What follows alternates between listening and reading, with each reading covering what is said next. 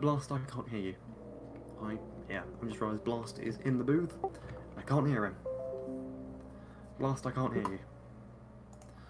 Let me just check my audio. No. Oh, hello. There we go. There's some reverb between our microphones. Yeah, that is because my audio setup is a set of banging studio monitors. There's going to be echo, I'm afraid. Sorry. Understandable. I'm having technical difficulties on my end. No worries. What's good? What's the issues? Well, I had a dual monitor set up until about 5 minutes ago. Oh, that is a predicament. I'm going to stick some card on either side of my microphone to hopefully deflect a little bit of the noise coming from my speakers.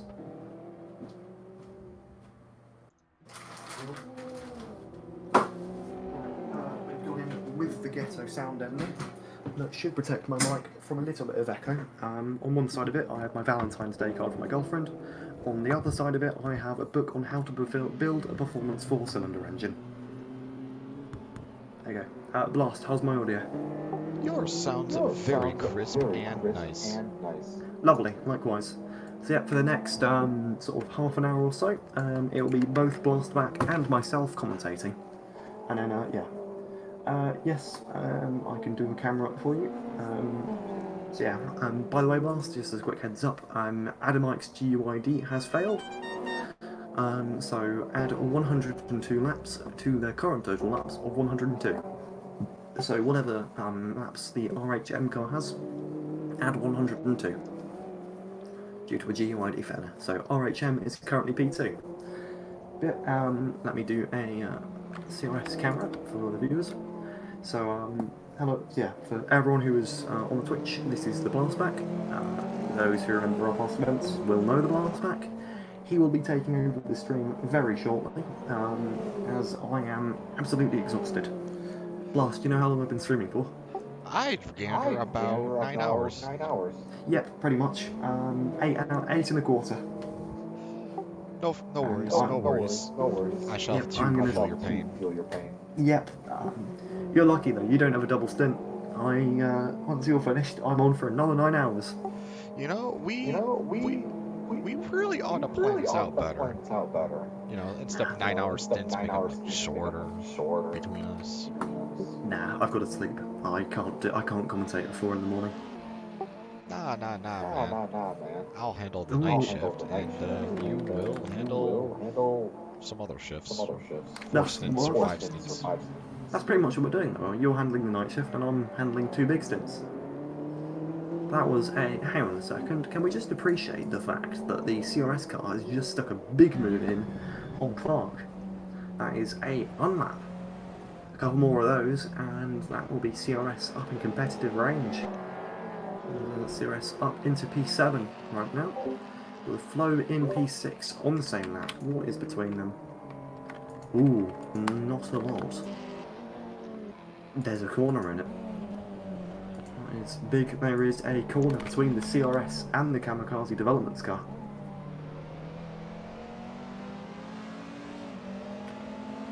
So that is really winding in now. So yeah, Blast, when I'm ready to sign off, which will probably be in 15 to 30 minutes, I'll throw your link in the chat and send everyone to your way.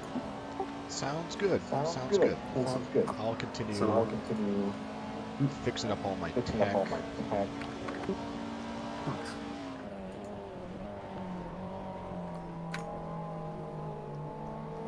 So we are currently on board with P6 Kamikaze Flow, followed by CRS H in the battle for P6 ongoing.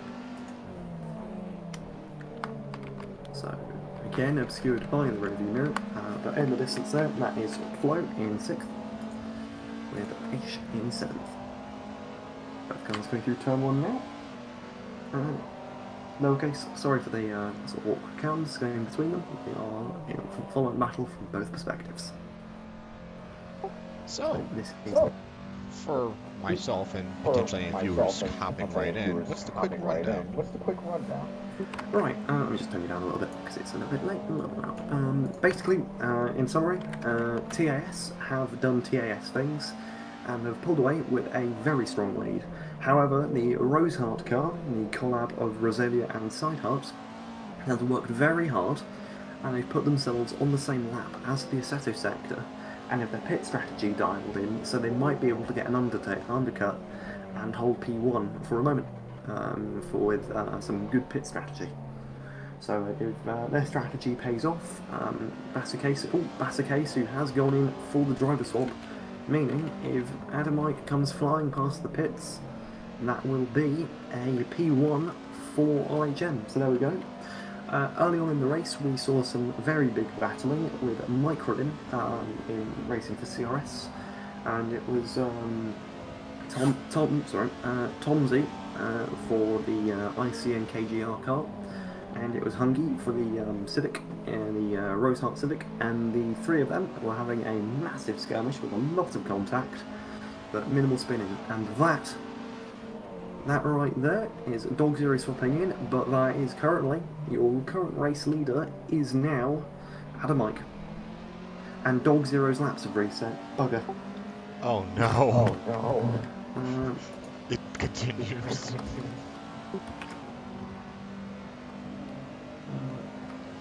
Let me just hit Eric. So P1 and P2's laps have reset. Brilliant. Yep, Dog Zero's laps have gone. So currently, Adamike is beating Dog Zero with Let me go get some pen and paper and write that down. There is. Batu came in at 207, so yeah, it's 208 laps. And, yeah, it's yeah. So we go. But yeah, once Dog Zero is out the pits, I believe, so that'll be put on 208, and that'll be 102. So once Basakasu, once Dog Zero and that's out, and once Adamike crosses the finish line again, that will be Adamike in P1. Okay, and Nick Wu is swapping in soon. Okay. By the way, sorry for the Microsoft PowerPoint stream again. So, hang on. Is Dog Zero pulling out? Dog Zero is pulled out, so hang on a moment. Adamike is not in the lead. Adamike is not in the lead. They are on the same lap, and there's only a few corners between them. But Dog Zero is ahead of Adamike still. Because Adamike is on 208 laps, and Dog Zero is on 208 laps.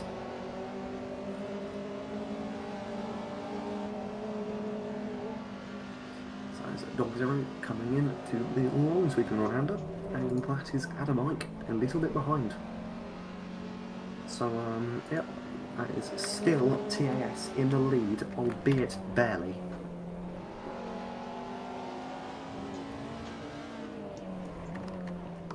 Also, yeah, Blast, am I good to transition to you now? And have you take the lead with your YouTube stream? Or are you still setting up? If you're still setting up, that'd be...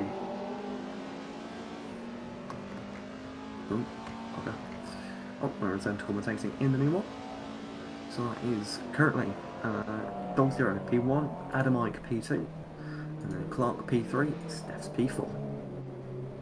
With Cyrike P5, SSSR up in P5 with the recent swaps, Kamikaze Development Group P6, CRS P7, SN P8, and TSR topping off with P9. The stream, just as heads up, the stream will be closing in a moment, and we will be handing the stream over to Blastback. Before we go off, I will be leaving the stream. Welcome out.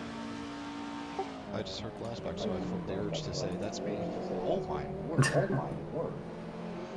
Striker taking your turn one way too hard, going sideways into it. Interesting. Yeah, Blast just...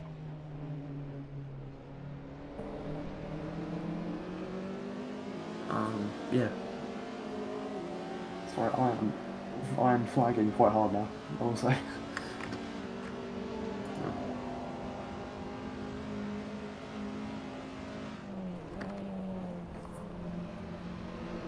Yeah, both top two cars are now scored as last by AC. Because, yeah, because Kunos, basically. I think Dog Zero's GUID is wrong because this was the exact same issue that happened for TAS. I think it was the exact same issue that happened to Roselia last time. I think those two people keep submitting their GUIDs wrong. Because it was the exact same people who were affected We previously. got some aggressive flashing between Striker and Stephs. Striker passing Stephs right now, going straight into corners 11 and 12. Nice. Wait, hang on. Cool. Blast, I'm going to hand the commentary over to you then, if that's cool. That is perfectly A-okay. Awesome. I'm going to whack it in the chat.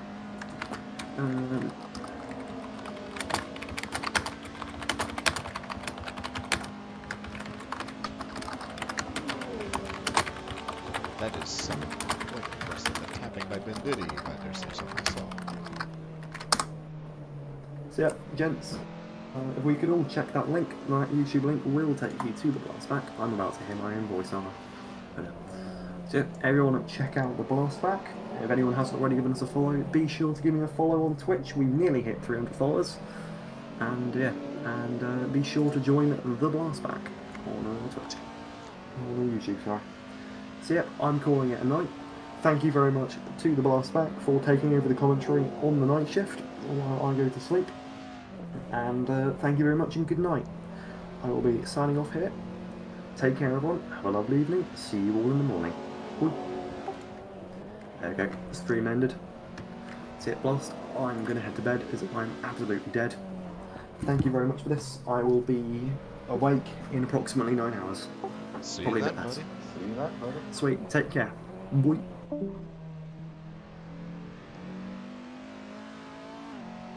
Well, since the battle between Stephs and Striker seems to be dying down now, let's go take a gander at some of the other contenders.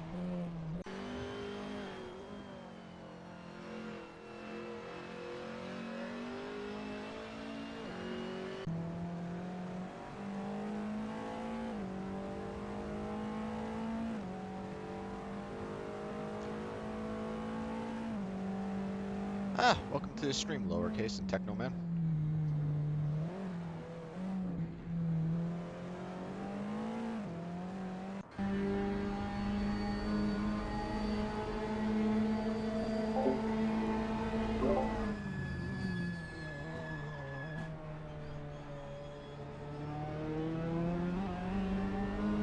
Welcome, Dan 9X. Welcome to the fantastic stream of the night shift for the 24 hours of Kamikaze. And oh my word, going wide right there, Mika.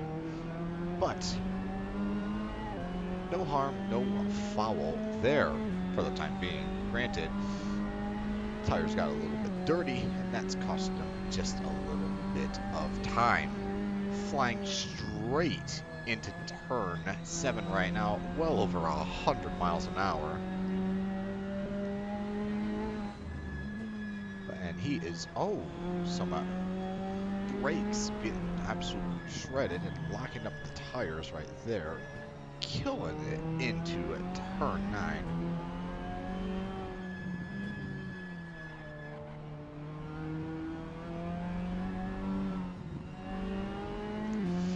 Got a little bit dicey on the exit there, and that costed him that gap right there. Entering turns 11 and 12 right here, attacking it very hard, absolutely mounting that sausage curve.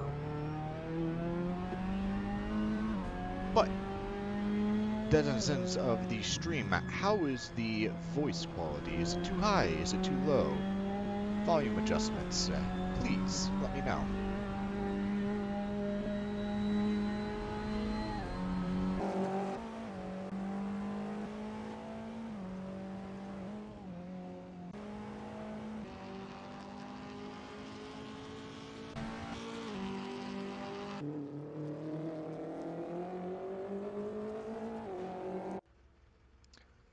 Striker has gone into pits. Yes, the grid right now there's some muckery going on with the GUID, so some laps got reset. That being said, some quick maths right here. Tass is in second place right now, and in first place we have... Oh. Did the laps get reset again? No, they did not. That's what's going on. But yes, Roselia Hart is in first place right now. And as you can see from the rest, going top down, Kamikaze is in third place. The ICN KGR Lizard Beats a Merger group in fourth place. Fifth place, Spain Speedstars in sixth place. Kamikaze once again, and CRS is in seventh.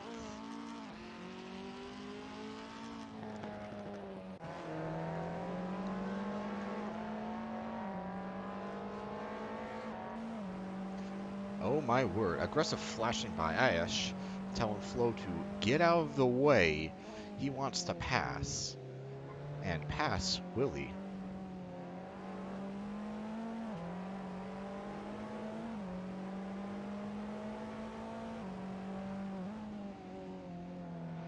Thank you for the clarification, fire truck.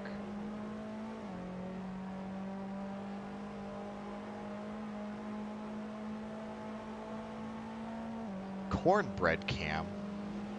Cornbread Cam? What in the world is Cornbread Cam? Please let me know.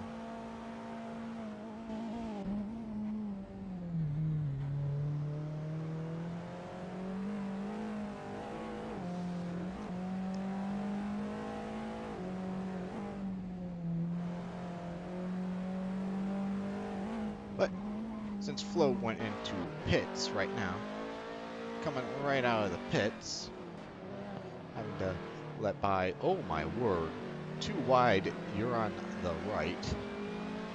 We got some nice, intense action going on right here.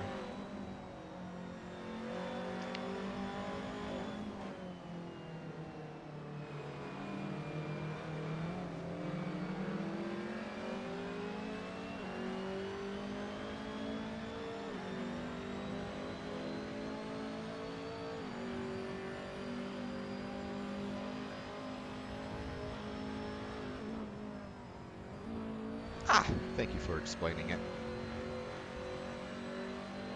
That is pretty slick, if I dare say so myself.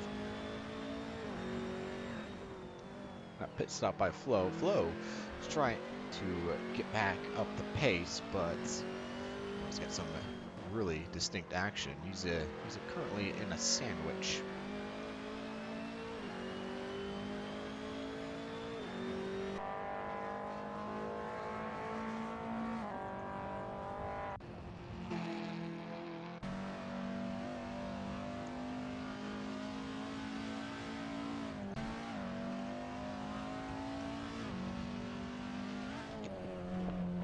Now, Fabster going quite hard into turn 14 right now. Flo not starting to become a figment in the background.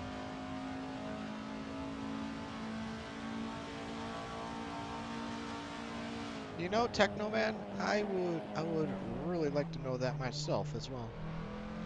I would really love to know that myself. Nothing happening on Mika's end.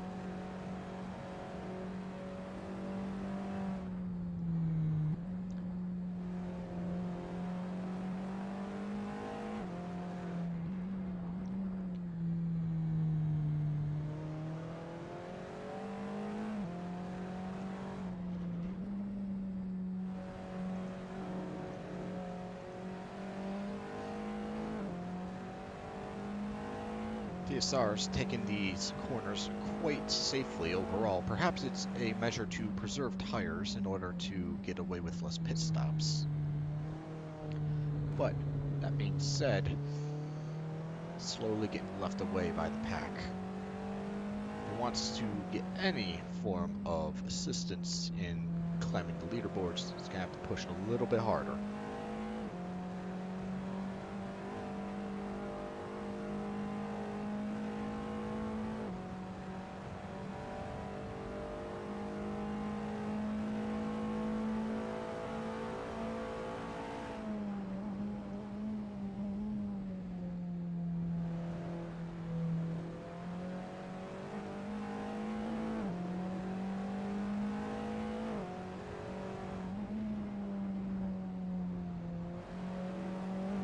But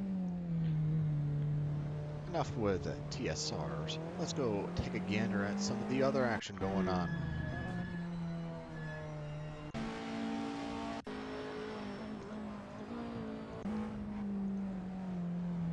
Nothing appears to be going on so far.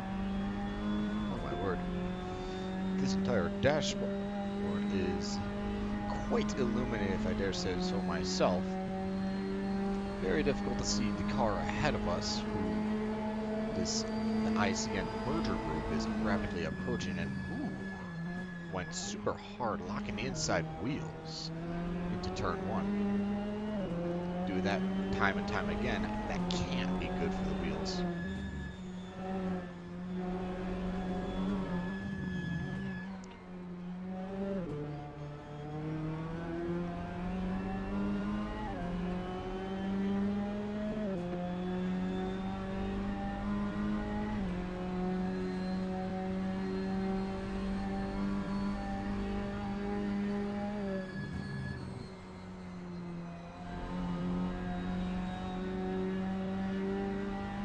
Ah, there you go, track. Is that what you are requesting?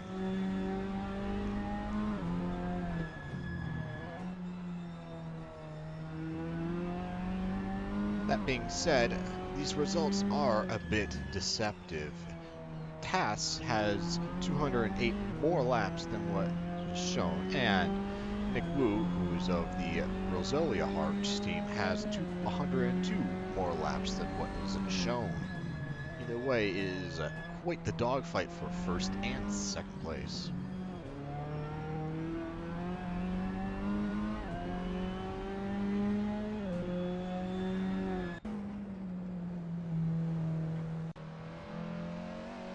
But as it stands right now, we got a little bit of action right now, but we'll just sit back, relax, and enjoy a nice beverage whilst we wait for the inevitable time where there's some passing.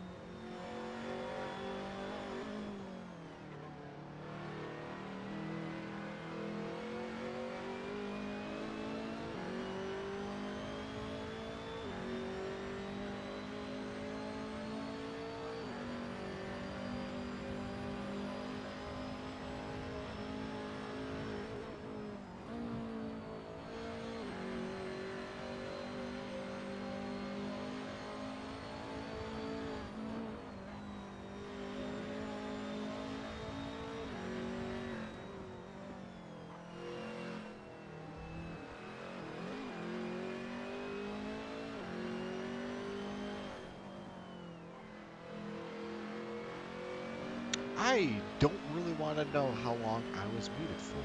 That is quite unfortunate. Thank you for bringing that up. The little toggle switch on this microphone is quite a bit loose, so it has a mind of its own.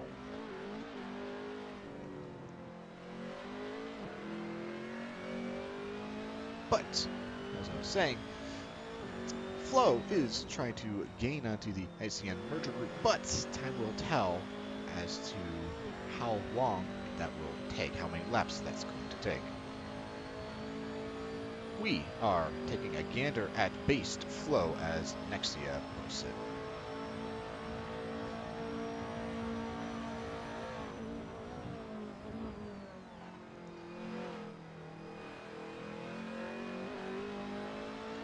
No, Tara, no.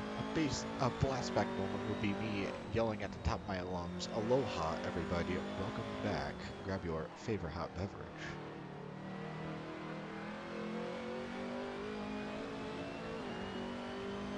But that's enough on the Flo cam. Let's go take a gander at some of the other contendants. Does it, Dorito? Does it? I will need to adjust that.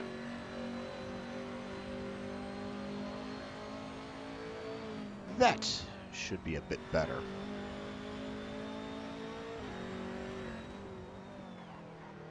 Anywho, carrying back onwards to the other contenders. Oh my word.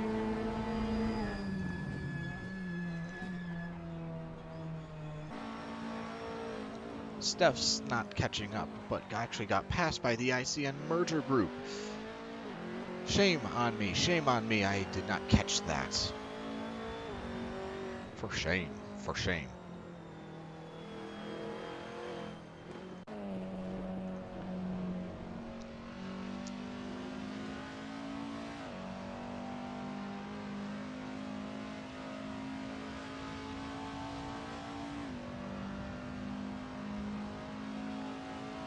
But nothing happening on the Roselia Heart Cam. Let's go take a gander at what Tass is doing. Trickling behind a little bit. Taking on turn 10 right now. Attacking it quite nicely overall, but Does not appear to be anyone around for quite some distance, so we'll keep going.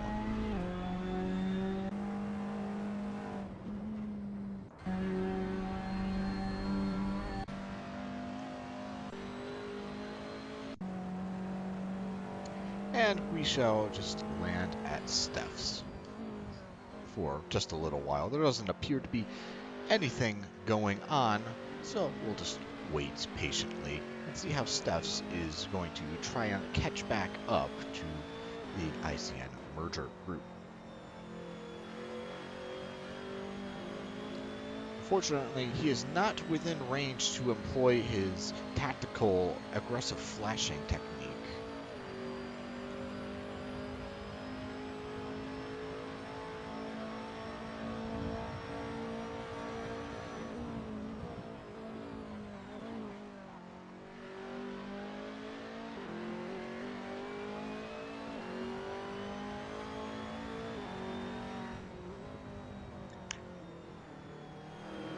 Flying straight into turn 3, not a care in the world. Trying to get the best exit possible, but unfortunately, running over the sausage curb like that may have just cost him more time than he gained.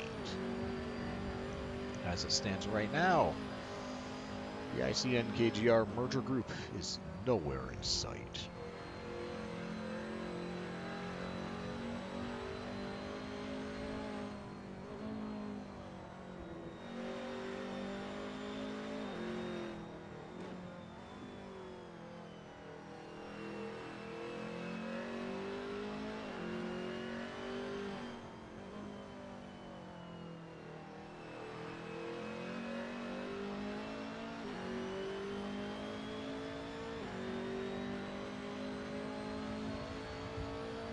But without further ado, let's go take a gander at some other contenders.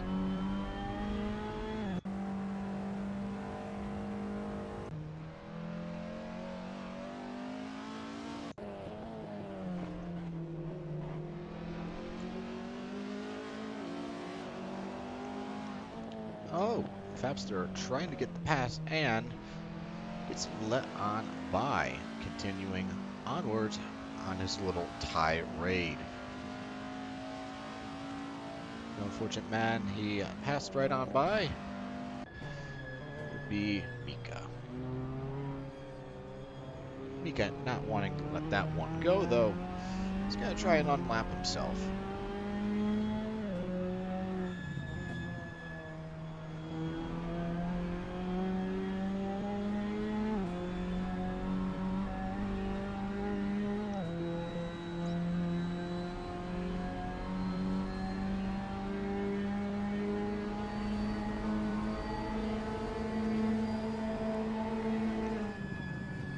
Both Fabster and Mika just dive straight into turn 1. Both of them getting a fantastic exit off of it.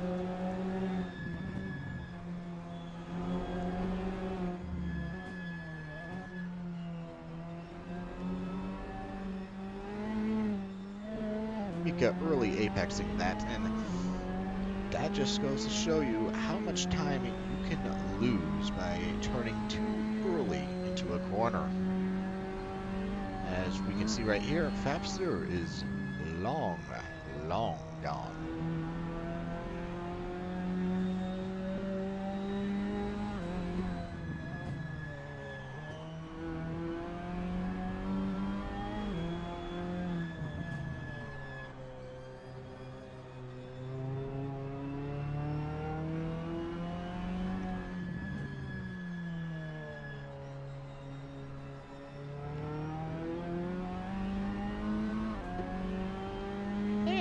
We got someone coming in behind Miku. Very difficult to tell with the wing in the way, but I'm sure if we just flounder around for a little bit, we'll discover who that certain someone is.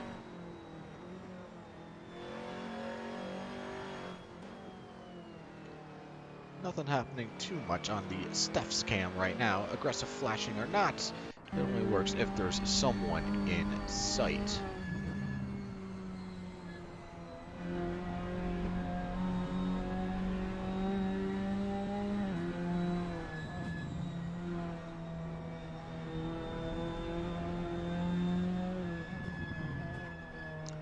the ICN merger group rapidly approaching another contestant.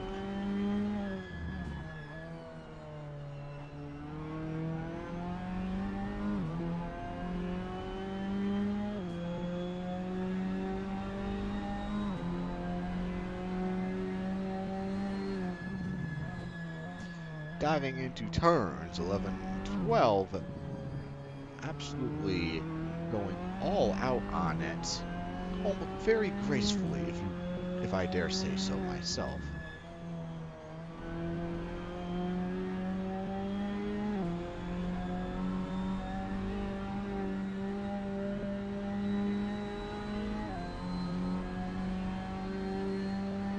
But that being said, I do remember in the last 24 hours of Kamikaze, ICN was also in a merger group. I believe it was with KGR. This time around, they've founded another member for their merger group, Lizard Beats. One has to wonder, though, by the time of the next 24 hours of Kamikaze, will there be a fourth one in this merger?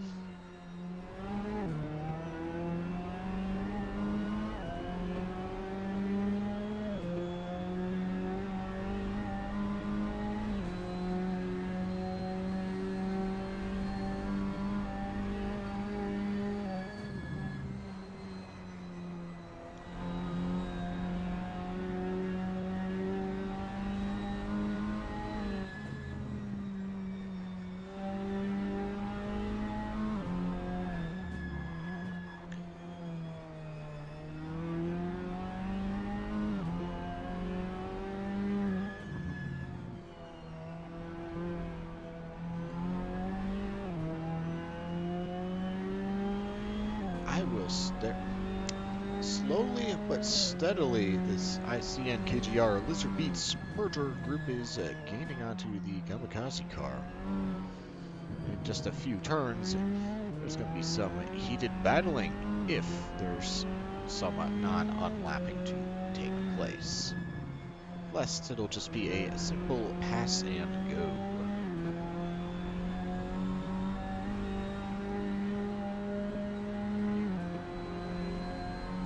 Going all out on turn 14 right now. Soon going to be pinging off to rev limiter in excess of 130 miles an hour.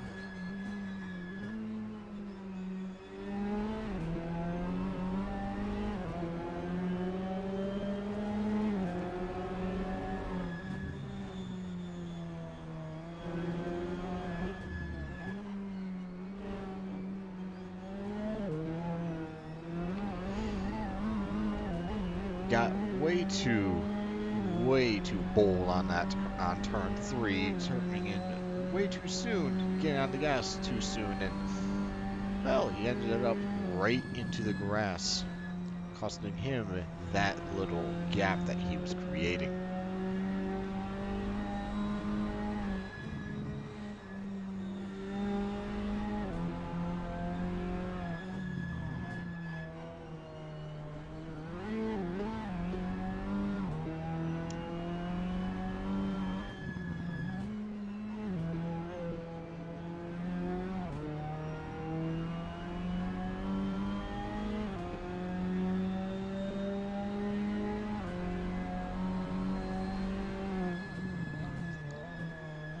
Turns 11 and 12 going very, very swimmingly so far, and already getting that distance shortened down bit by bit.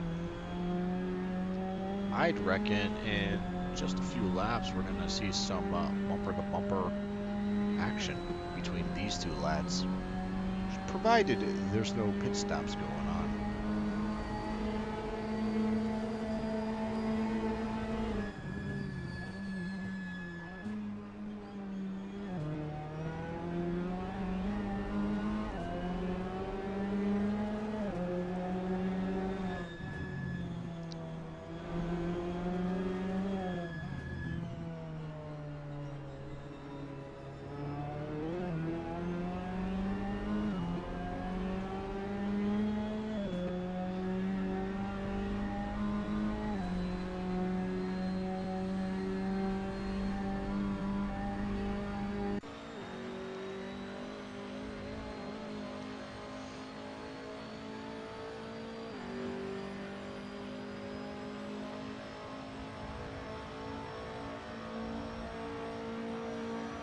Steph's flying straight into turn 1 right now. Looks like we got a little sandwich going on right here.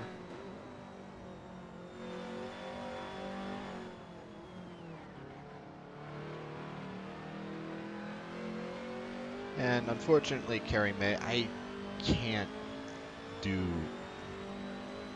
can't watch other cars in-game using the watch via chat box. That is a bit buggy for me. So unfortunately, this is the best I can do. Unfortunate, but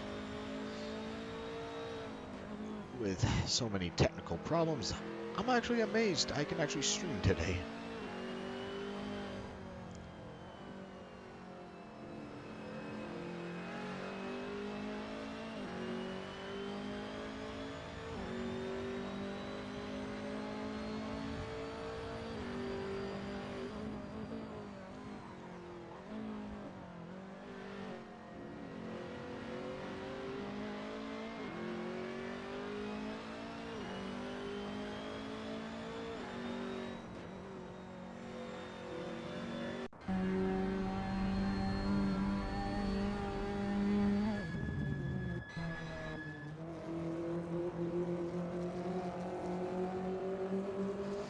You know, Raptor Jesus, that is a really good question. I need to do math.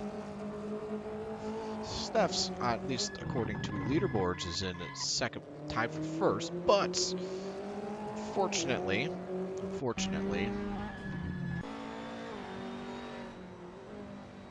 I need to open up a calculator because, unfortunately for me, I'm not exactly great at fast math. Fast, accurate math, that is.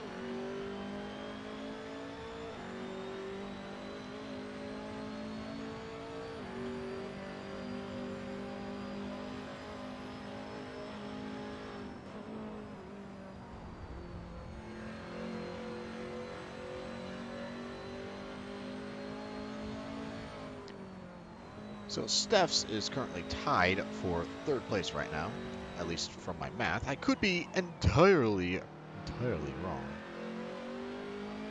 RMH is currently in first place. I have to go redo the math now. I'm second guessing myself. Oh my word.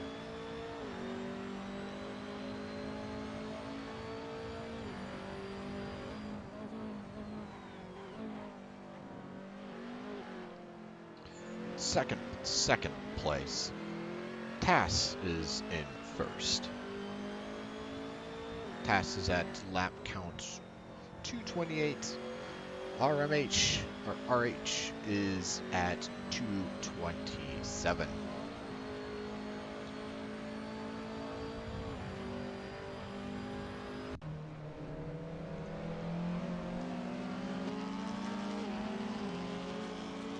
Mick gets let right on by. Good on him. DSR not having a good day.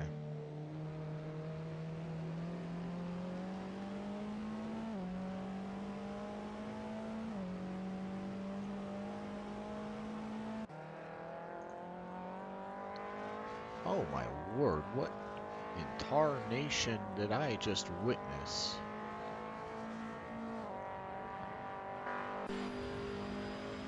Back onto the cornbread cam, as people have corrected me on. Steph's rapidly approaching these young lads.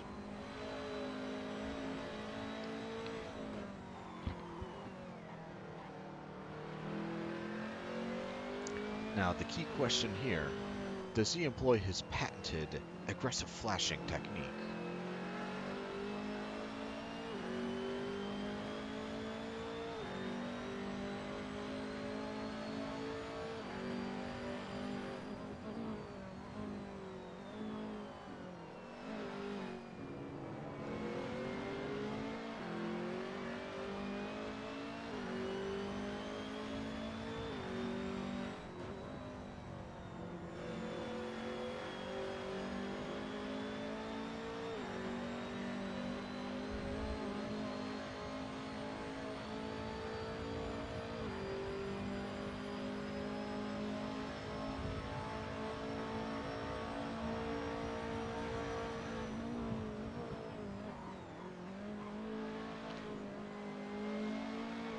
Oh man, corrected once again. Tisk tisk on my end. Tisk tisk.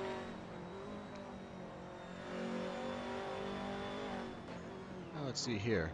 Does this laddie go super wide once again? And no. Both get a very nice exit.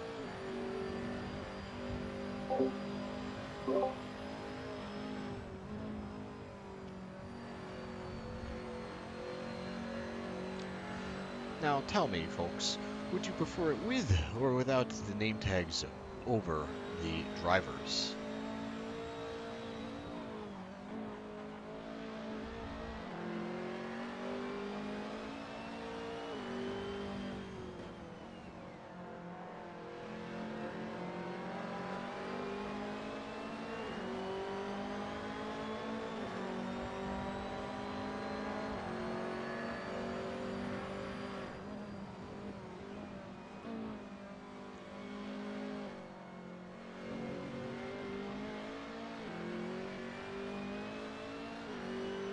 Alright, name tags shall remain as a staple from here on out.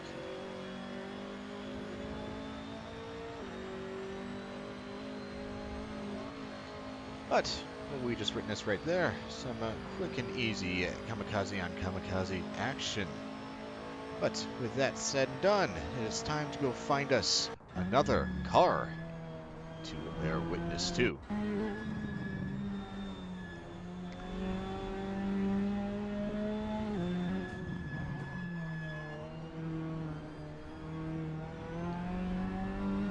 Looks like Tass is trying to unlap them some, get even further ahead. Now the real question here is who is the better team at ICN or Tass? Both of which created by the same person, if I'm not mistaken. At least the base team itself, not these groups that are racing in this event. That being said, Dog Zero going super wide on exits. Just trying to test and see if this car is rally capable. The answer may just surprise you.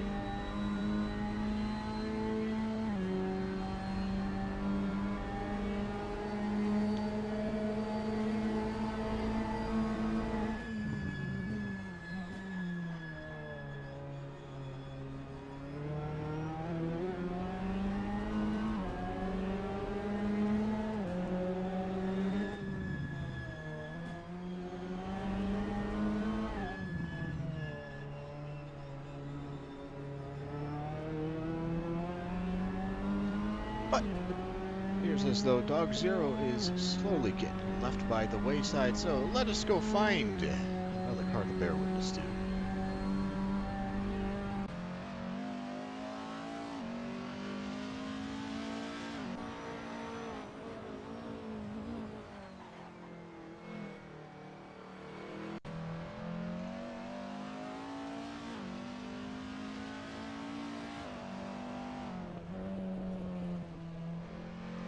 We'll just be on strike for a little bit. Doesn't appear to be much going on at the moment. All the cars seem to be spread out well enough.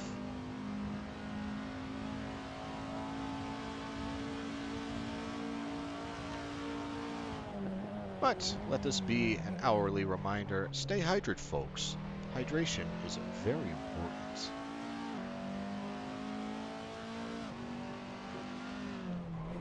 So go out and stretch, grab your favorite hot or cold beverage, and consume it very nicely.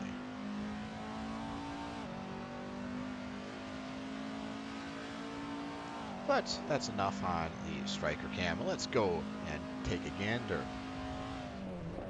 We got a driver swap for Kamikaze. Wago Dan, or Stephs, has left, and Raptor Jesus has taken over, still serving the penalty for the swap right now. We shall have to keep that in mind. That may impact their standings just a bit.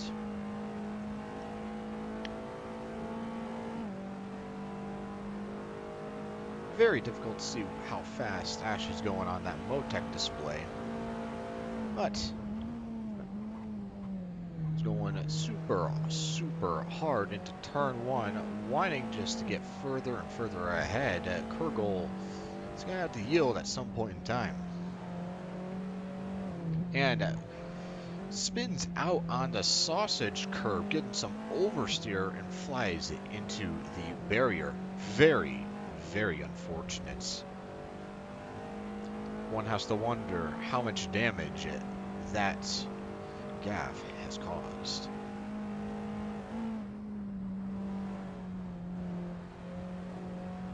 But as there's no one ahead of Ash, let's go take a gander at someone else.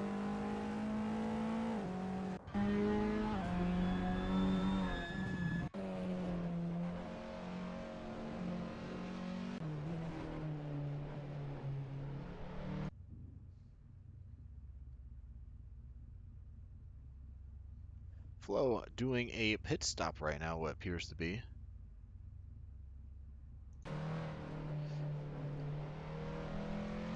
Yes, cornbread can be very, very terrifying. It all depends on how it's performed.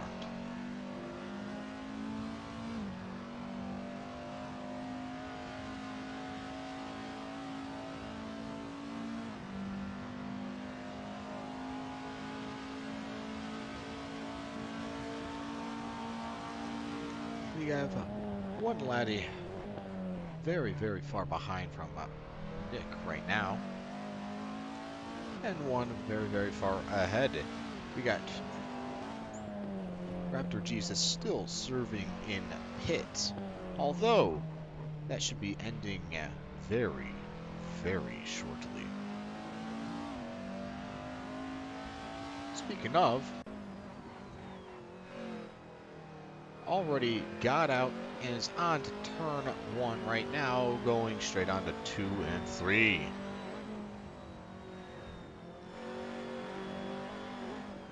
Trying to warm up the tires. Hand braking? What appears... No, not hand braking. But the rear end certainly came out on that corner on turn 3. I dare say the expression, a bowl in the china shop, is quite fitting for Raptor Jesus right now. It's going all over the place. Not in a disorganized manner, it's a controlled chaos, if I had to say so myself.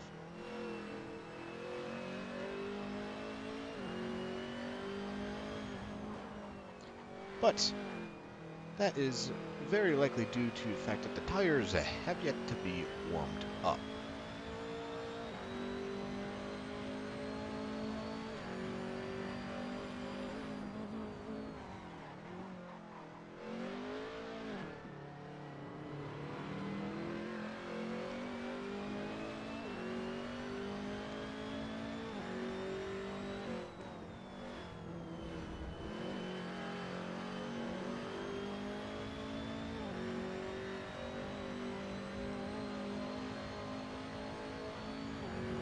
But while Raptor Jesus warms up his tires, let's go take a gander at someone else.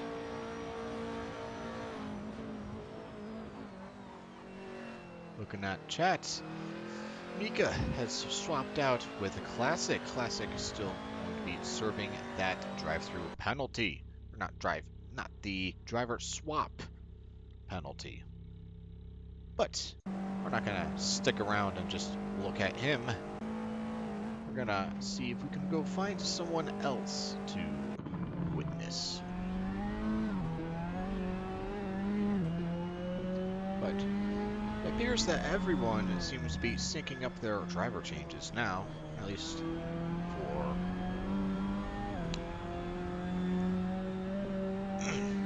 for Classic and for Raptor Jesus.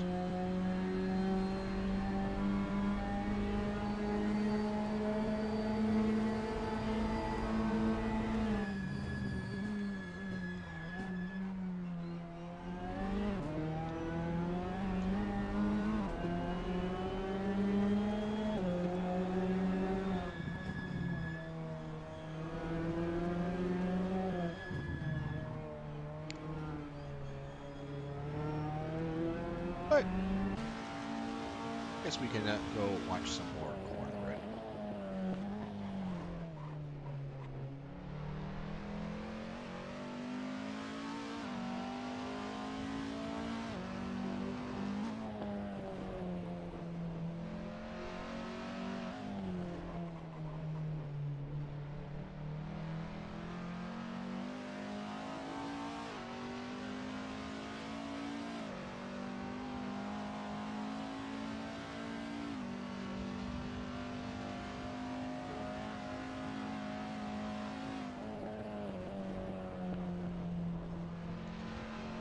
Alright, enough about that.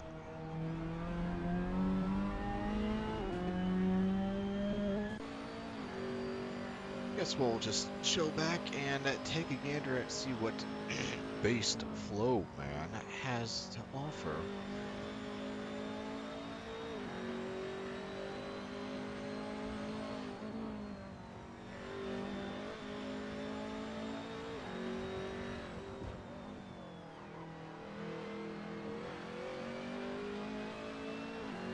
I will say the TSR boys are not having a very, very fun time in this endurance race. That being said, we still have a long night ahead of us, and that could easily get turned around. Just not having an improper driver lineup swap can just result in multiple laps not getting completed.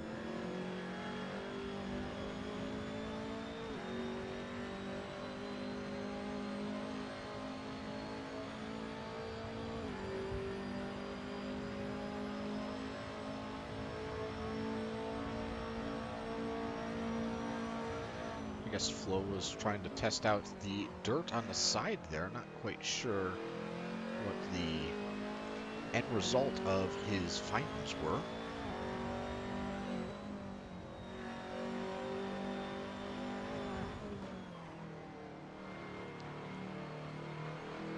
Getting a very late apex on that turn and absolutely punching it out of that corner.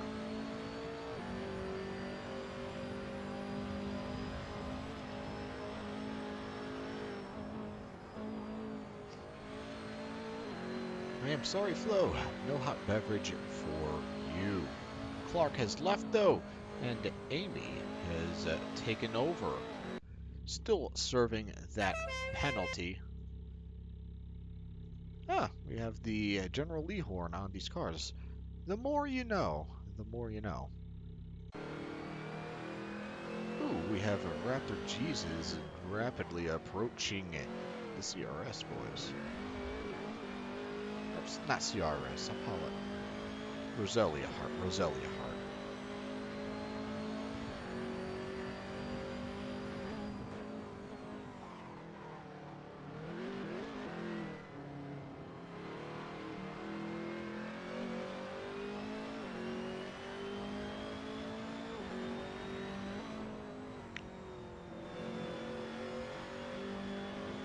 I guess it is very safe to assume that Raptor Jesus' wheels have warmed up now, as he's not flying all over the road and oversteering on the corners, entering them at least.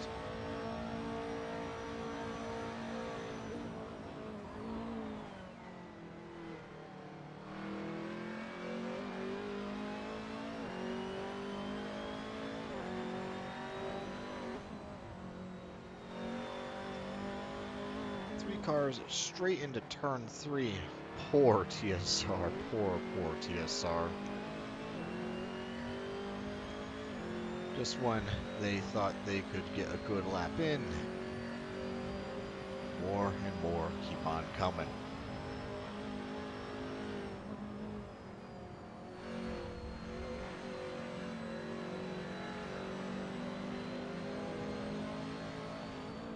Nice, clean passing right there. But there's still one target in front of Raptor Jesus, and that is the Roselia Heart car.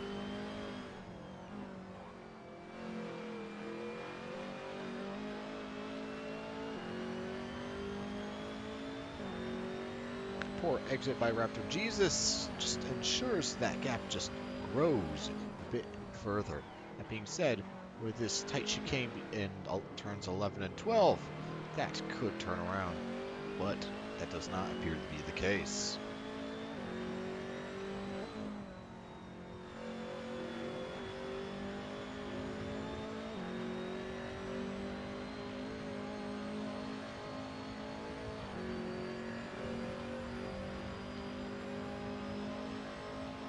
Instead of taking a look at Raptor Jesus' cam, let's take a look at Nick's cam.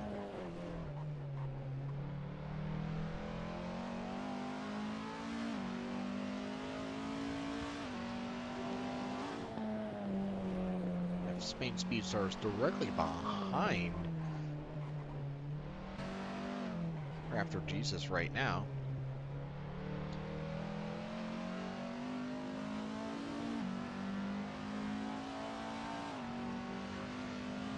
Now the only question is, will he be able to catch up, or will he get left in the dust?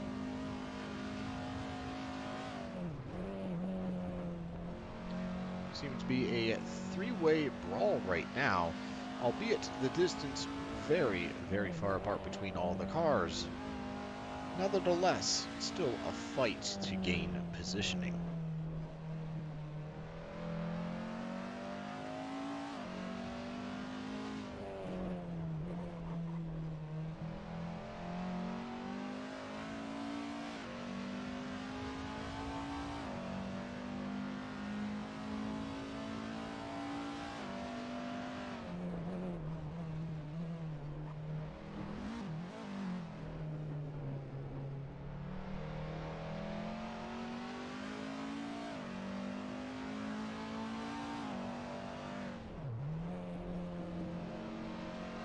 Striker taking it nice and easy into turn 14 going on right now, but unfortunately that costed him distance between him and Raptor Jesus.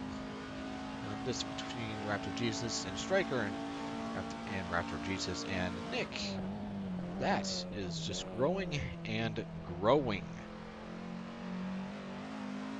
which is to say, I don't believe that there will be much action between them for a little while.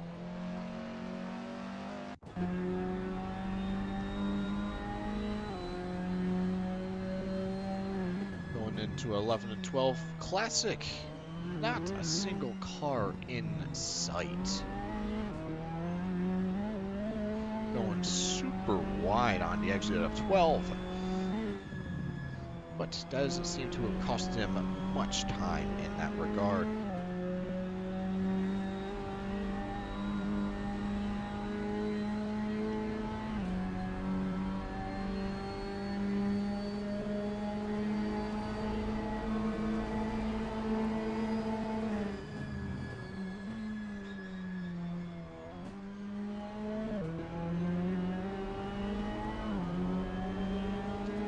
But that's enough of Classic. Let's go see how the other drivers are faring.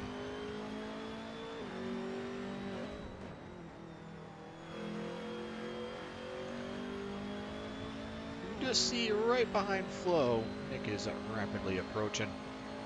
Just barely, just barely.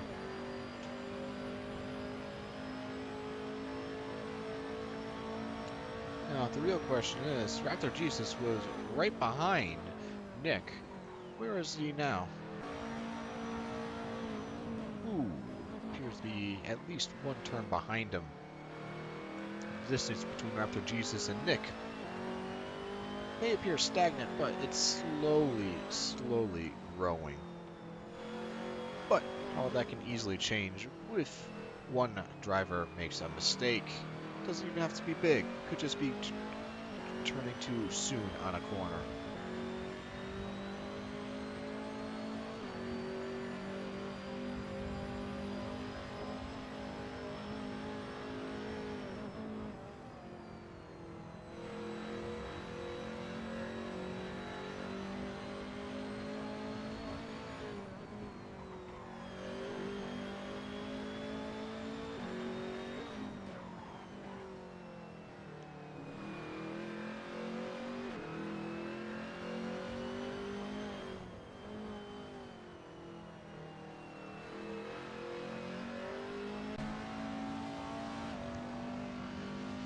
Nick rapidly approaching on Flo. Flo, I believe Flo has to yield as he's behind on laps.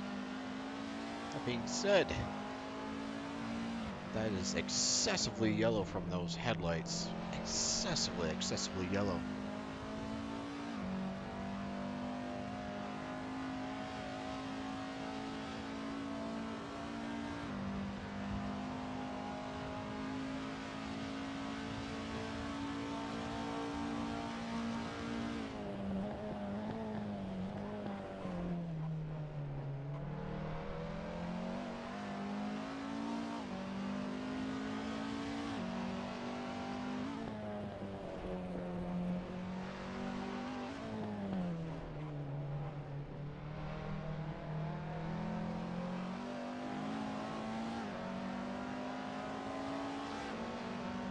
And Nick gets the pass on Flo. That being said, CRS, nothing really happening. Just no one in front, no one behind, just a casual drive.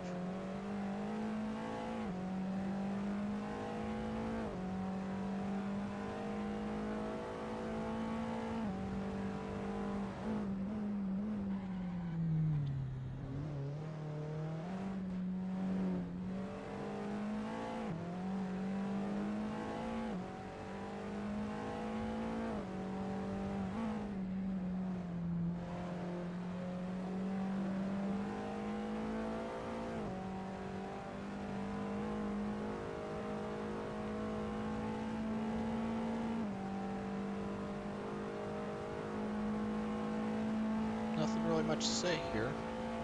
Ash seems to be going high flying straight into turn 1.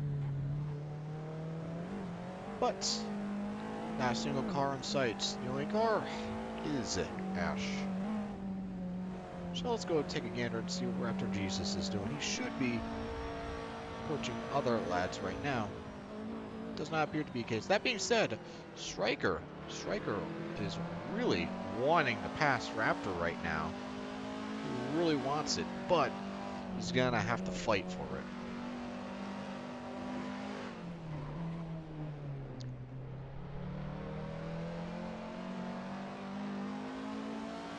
This right here, this is some real bumper-to-bumper action right now. Raptor and Striker not wanting to give up position to one another. Striker's got the speed, Raptor's got the better positioning.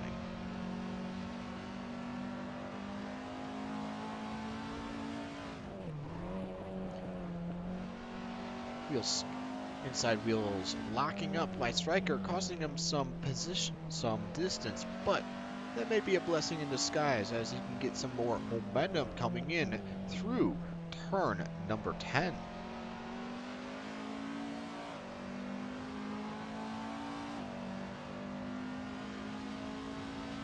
Does not appear to be the case, but we got turns 11 and 12 here respectfully. Raptor absolutely annihilates that sausage curve right there.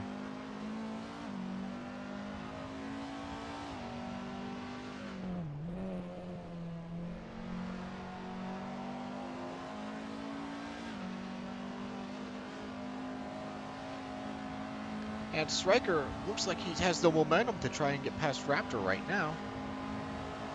And Striker trying to go for the pass, not getting full effect of the slipstream right now. Both of them braking very, very late. Striker just does not have a good... Oh, my word. Oh, the calamity. Raptor Jesus and Striker absolutely side to side right now. Not either of them wanting to give up the position, but Raptor concedes the positioning right now. But Raptor's not going to go down without a fight. He's trying to get past Striker, aggressively flashing at him. He wants that position back.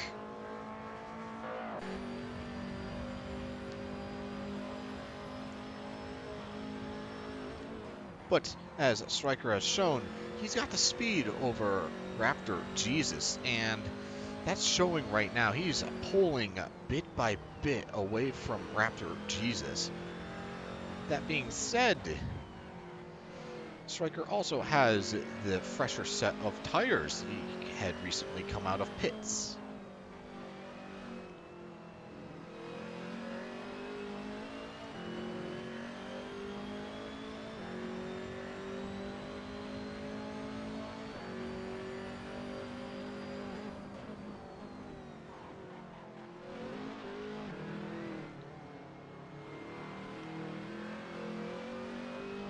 And the fate is sealed for Raptor Jesus. Unless he can turn this around, Striker is just going to get further and further away.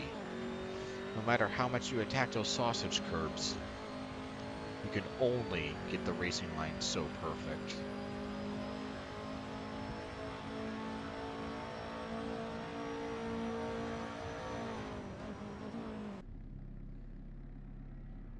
And here we have Ash just chilling out in pits, getting at some fresh fuel and tires. Always, always a good thing, if I dare say so myself.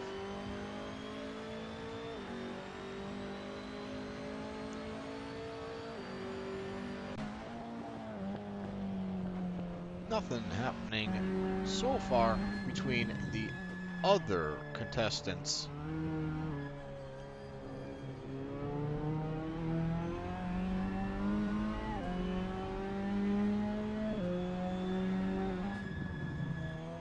That being said, it's been about half an hour since the last street off, so time to go calculate the current standings.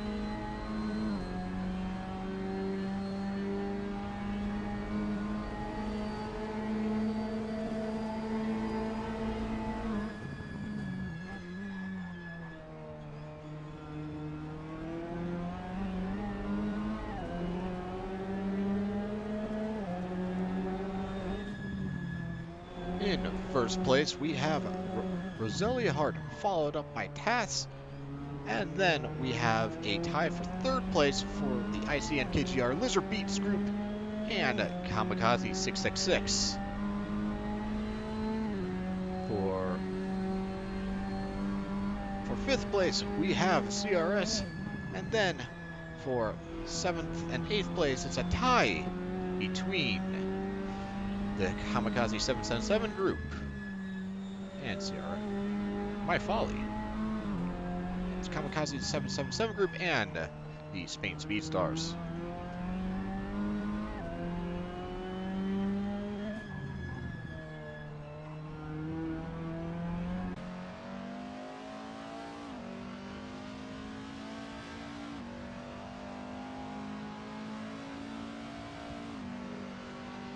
Raptor Jesus not in sight at all in the rear view of Striker's rear view mirror.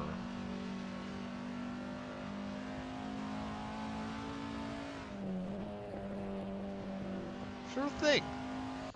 By popular request, some classic cam. Does not appear to be anyone in front or behind Classic, so he just gets to enjoy the beautiful night landscape all to himself. Though, yes, be careful. You can't exactly pull over on a live racetrack to do some stargazing, so unfortunately, you just gotta have to drive on.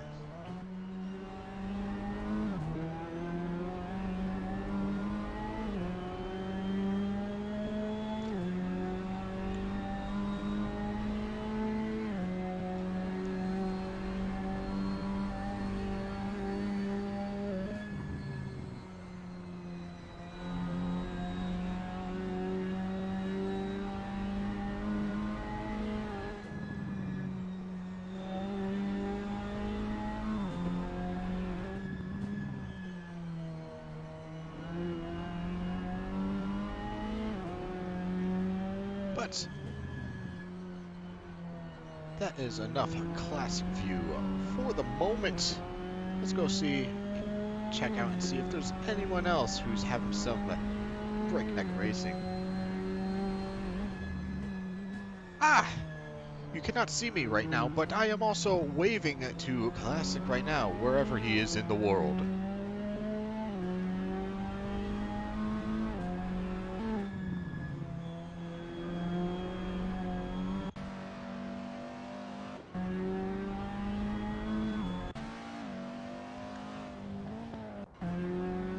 we'll just chill out in the ICN KGR Lizard Beats merger group car for a little while.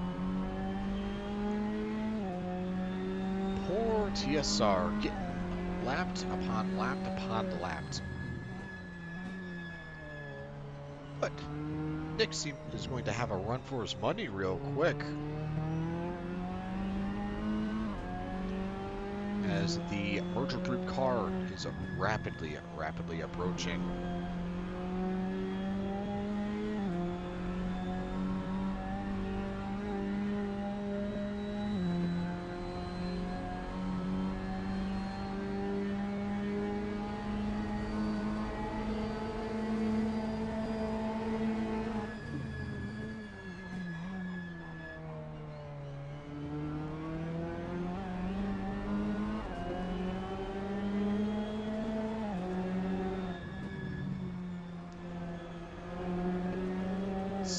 Very much a game of cat and mouse right now, and ooh, the ICN merger car goes a little wide on that corner, and it shows on this exit right now.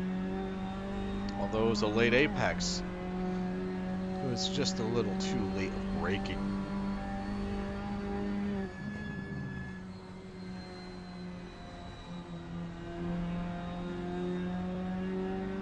Going very, very safe on turn number 7. Taking turns 8 and 9 very, very controlled. Now, the result of that turn 10 is a poor exit, and Nick gets further and further ahead.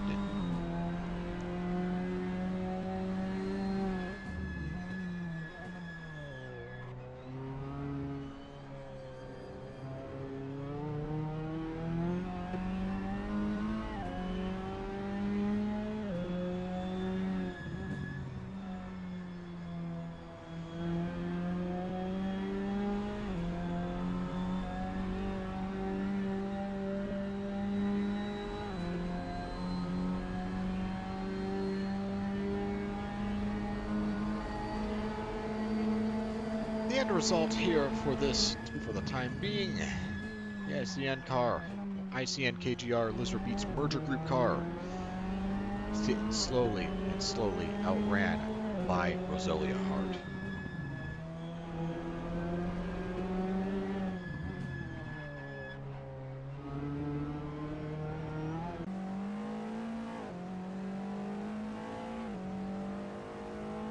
Back onto the ash cam. Nothing in sight. Not forward, not backward. The only thing that's missing, not enough cornbread. Not enough cornbread.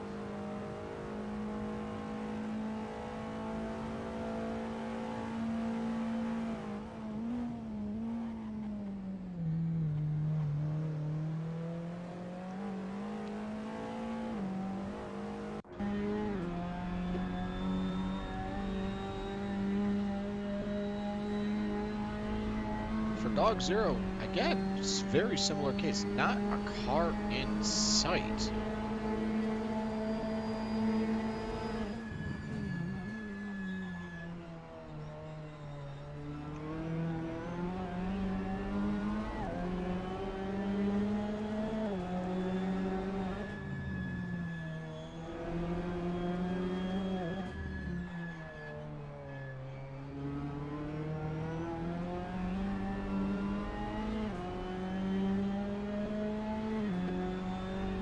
But enough on just witnessing what Tass is doing in a sea of no other competitors around him. Let's go take a gander at another car.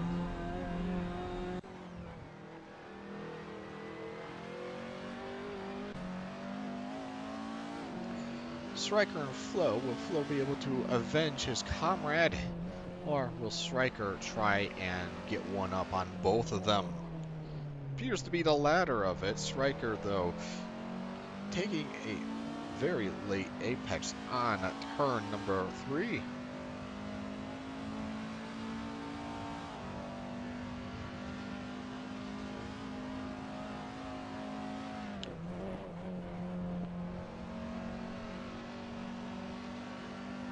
both of them flying into turn 7 very, very nicely. In turn 8 gets absolutely annihilated by the likes of both of them. Striker, though, slowly gaining in on Flo, but it is turn 10 here that's going to decide whether Striker gets to pass or whether he's going to have to deal with Flo for a while longer.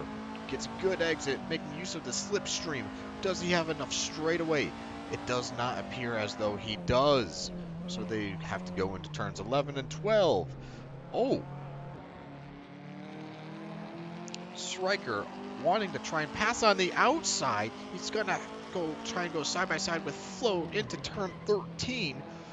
Both of them bumper to bumper, slight contact, nothing wrong with that though. Striker is gonna get the pass on Flo right now. What's Flo gonna do about it? What is Flo going to do about it? Is he going to let that stand?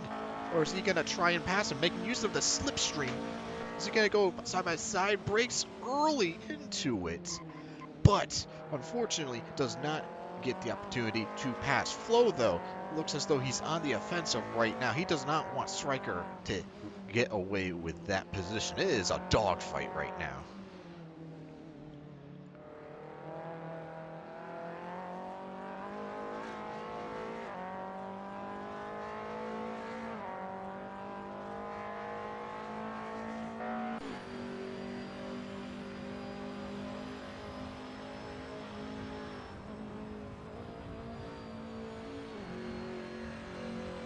Although the distance doesn't seem to be growing that much, the distance is growing.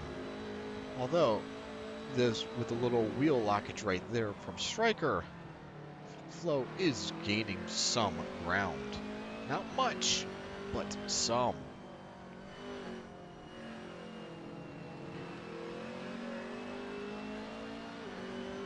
Striker getting yet another late apex on Flo. Flo just setting himself up for the chicane right here. Dives straight into the sausage barrier, the poor suspension on the car. It's taking an absolute beating right now. However, the winner for this battle between Striker and Flo, I believe that's going to have to come down to who has to make a pit first. Striker getting some ground off of Flo right now, but this is quite a hefty straightaway right now. Some absolute wheel lockage by Striker. If he keeps doing that, that's going to cost him quite a bit in the long run. All that wheel just getting locked and shredded from understeer.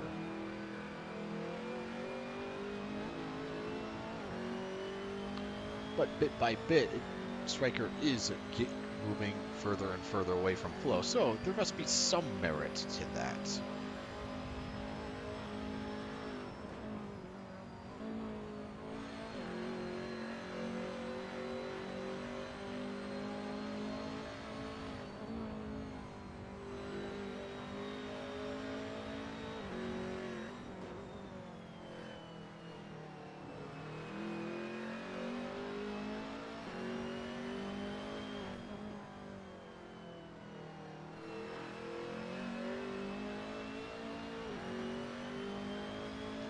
But that is enough for the Flo cam.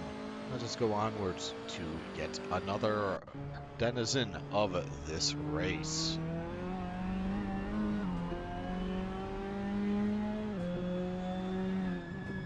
ICN car slowly, so you can just see Striker and Flo in the background in the mirror.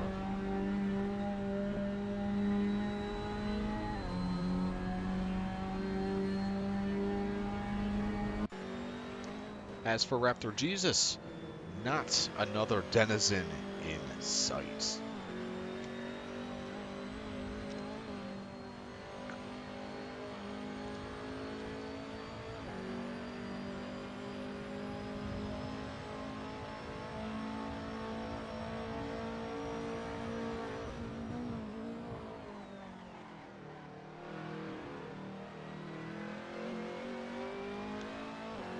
Now let's go see how the TSR boys are doing. Taking turn 3 very safely overall.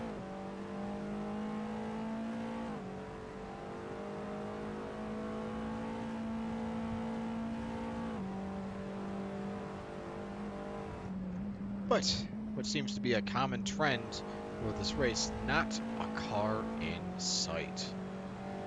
But that doesn't necessarily mean there won't be ever any cars.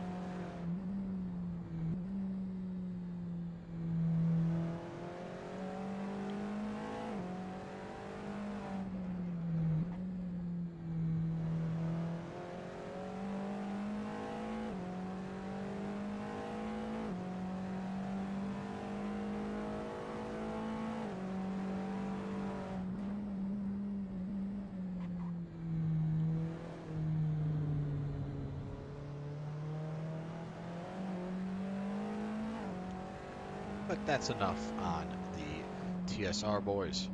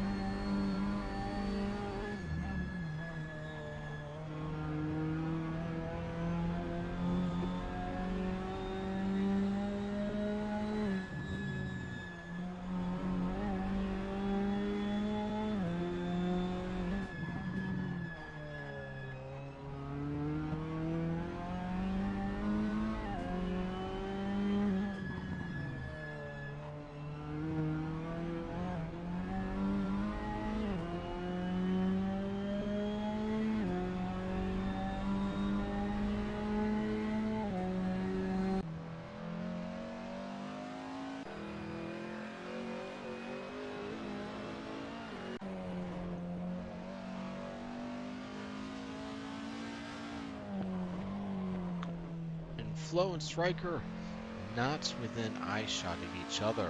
Not anymore.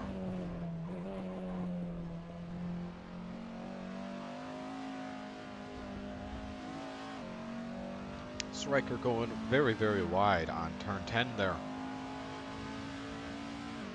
Get some wheels into the dirt right there. But taking turn 12 as nicely as usual.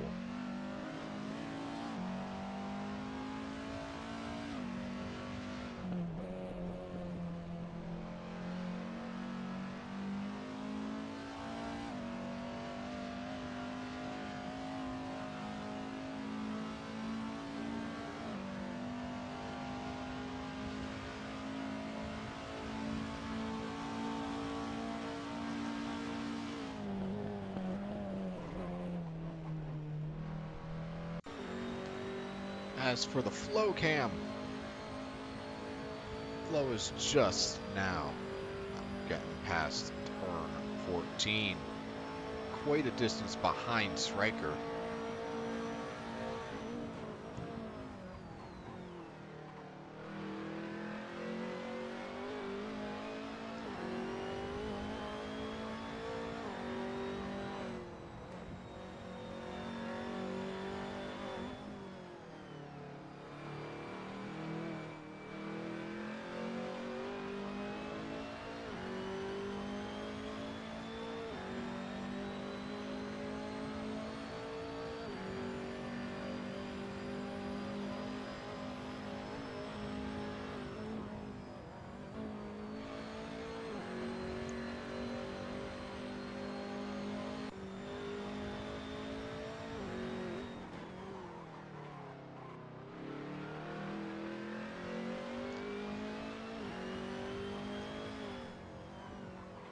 Raptor Jesus coming out of turn 10 now.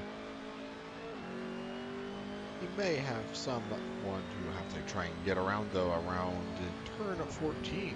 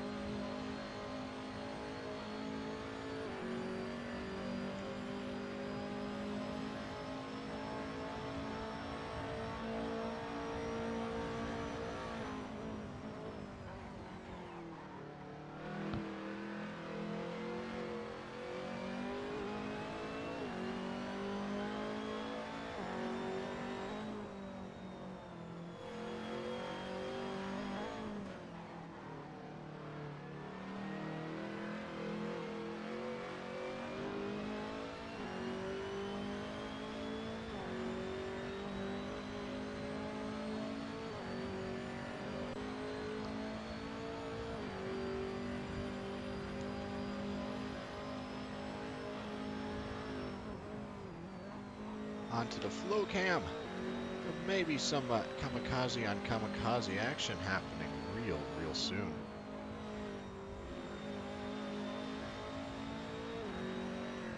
Raptor Jesus absolutely shredding those tires now.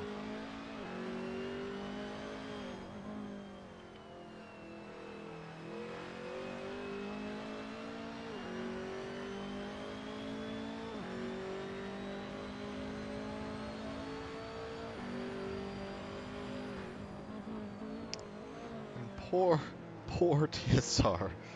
Poor TSR, constantly getting lapped by other people. It's just so difficult to get ahead when you have to constantly yield to other people.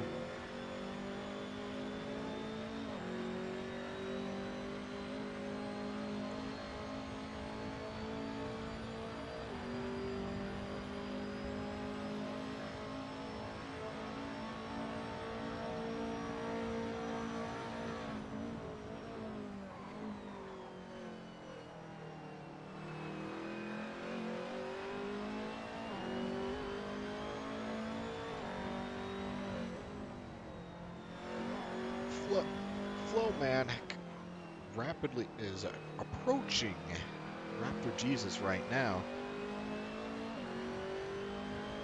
Very soon. I'd reckon around turn 10, there might be some aggressive headlight flashing.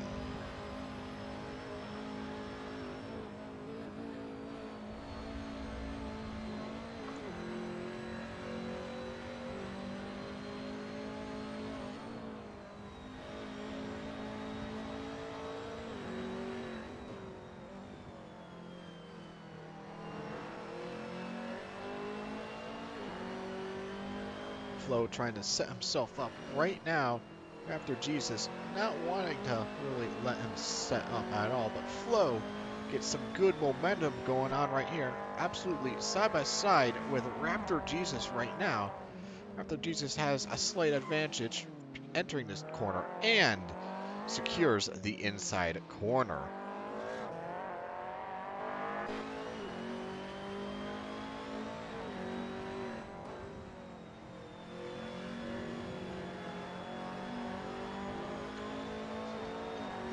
Flo absolutely rushing up behind Raptor Jesus and side by side, and Flo gets the pass. What a graceful pass.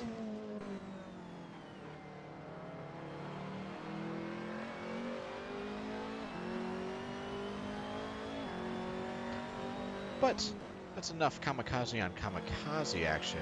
Let's go take a gander at someone else. Still no one within sight for Classic. Dog Zero getting some fuel and tires. Always a good choice. Regarding Nick, no one in sight at all. And these yellow headlights never cease to amaze me at how yellow everything is.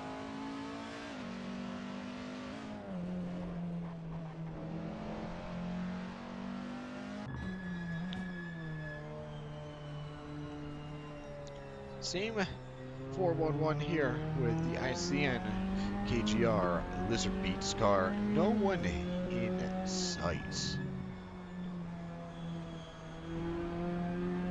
It's a vacant parking lot, and you got free reign to do whatever you will, please.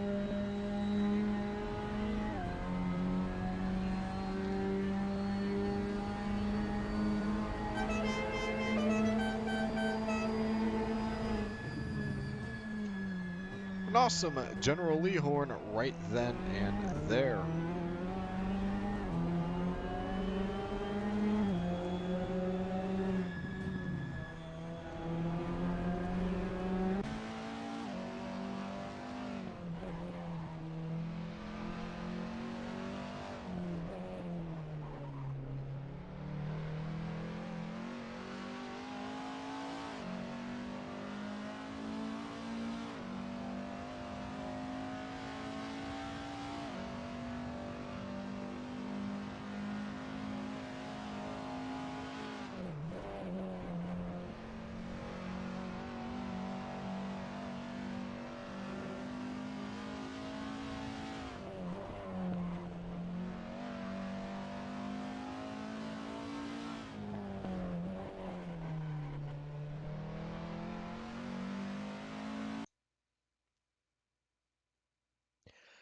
Oh no, Assetto Corsa has crashed.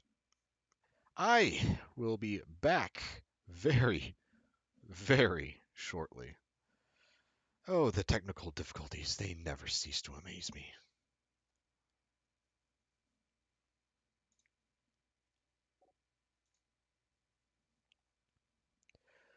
We will be back in just a moment.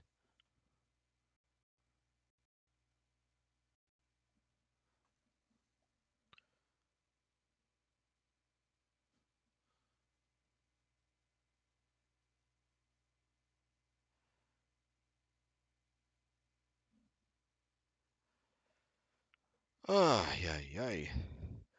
Well, whilst we wait to load back in, I don't believe anything should have happened. Everyone seems to have been a fair distance away. How is everyone doing this evening or morning, depending on what part of the world you are in?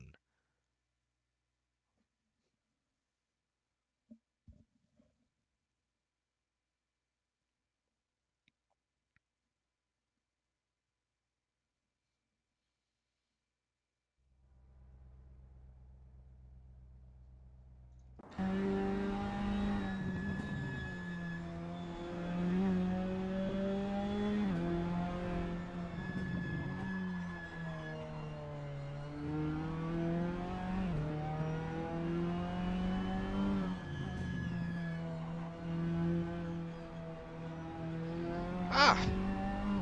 Wonderful, wonderful news. Wonderful news.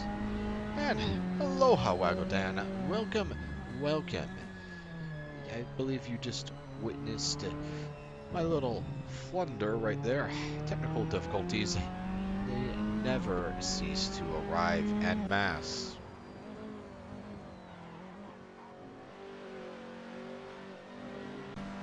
That being said, a quick look-see at everyone racing, and there does not appear to be much of any action. Classic right behind Nick right now. However, that should not have been much of anything. Classic a few laps behind Nick right now, and Nick appears to be slowly pulling ahead.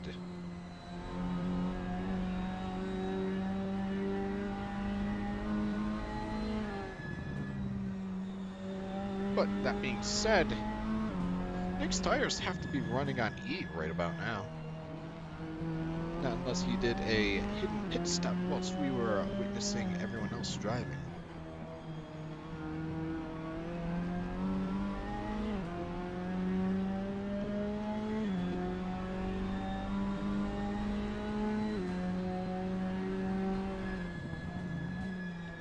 Classic looking to unlap himself, aggressively tailing Nick's bumper right now.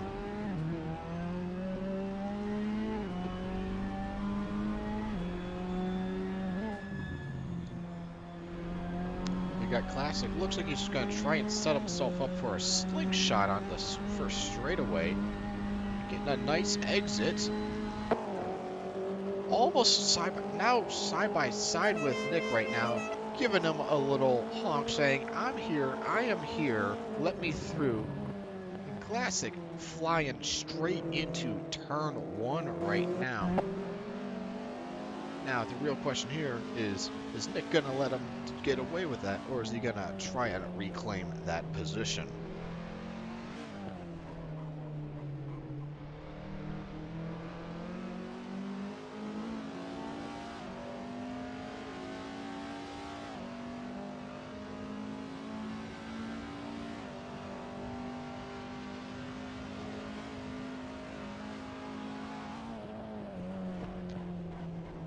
I believe the answer to that question is going to just let Classic get away with it.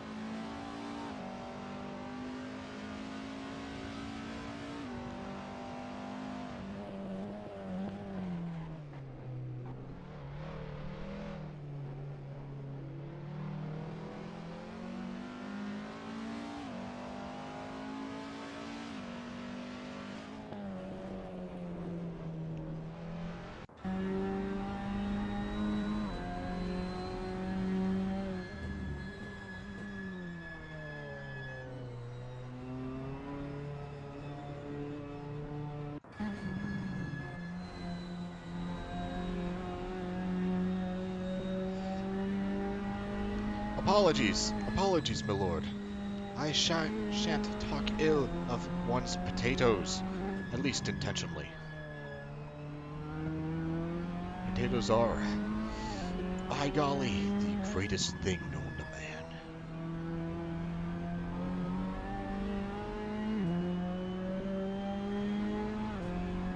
That being said, there does not appear to be that much action going on.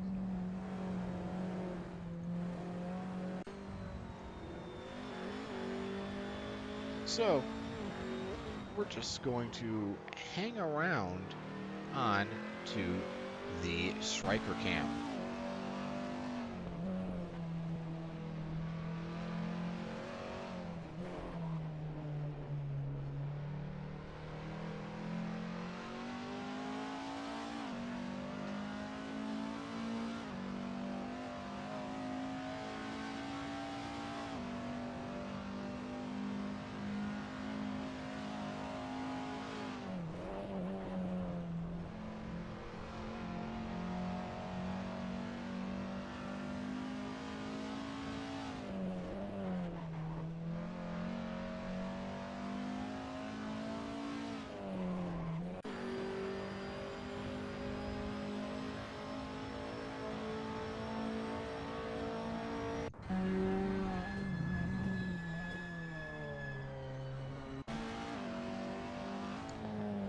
Or TSR not catching a break. But with that being said, since there is a small lull in the action, I will find this as a perfect opportunity and to use the restroom, and I will be right back.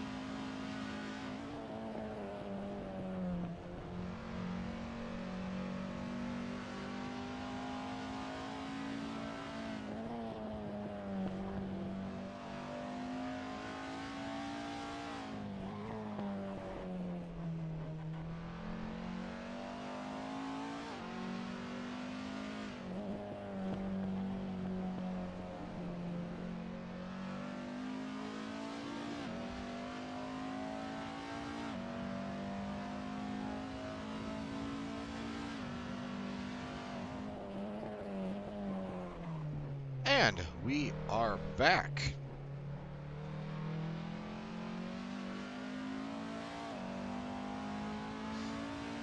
Yeah, I have to agree with you, is that how it's pronounced, Cowser? Either way, I have to agree with you, it's not very backlit at all. It's, the best way I could describe it would be akin to an old Game Boy Advance touch screen. Not touch screen, just normal screen.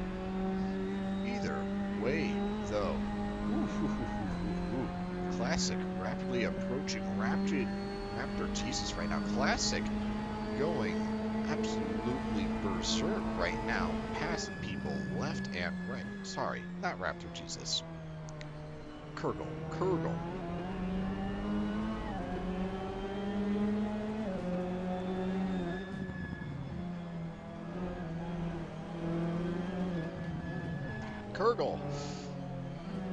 Reluctant, but lets him pass.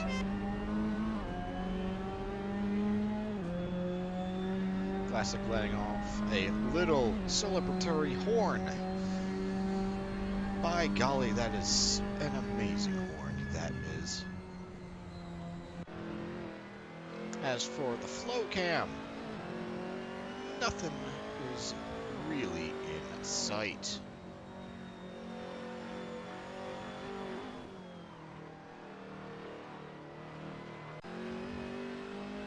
As for Raptor Jesus, quite the similar story. That's actually a very common trend with all of these lads. Not very much a single soul in sight. So instead, we're just going to go on to Lowercase, who has since swapped in whilst I was away, and we'll take a gander and see how well he is doing.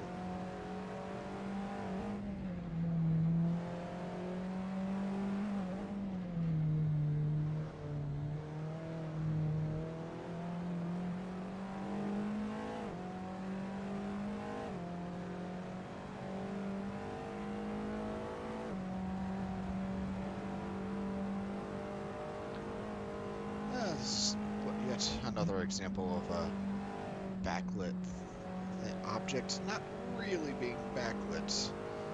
I think that's a 5 for the gear. I think. At least the LEDs on top show really well, because otherwise you can't really tell. But to be frank, the only thing you really need to know is what vaguely your RPM is at.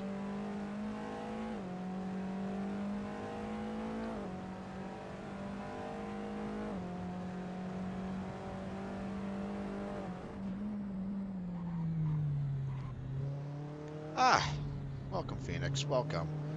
Well, I was actually about to do a verbal update for lap counts. As for updated lap counts for glitches, I do not know. I have not taken a gander at the little updated web page for lap counts. That being said, if it's based off of in-game lap counts, I'm afraid there isn't much one can do.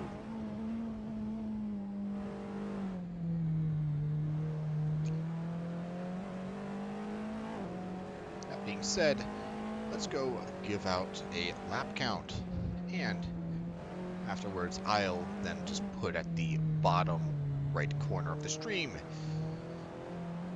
instances of teams whose glitched lap counts just reset their total, so that if one were to look on the manual website, they can manually do the math for themselves.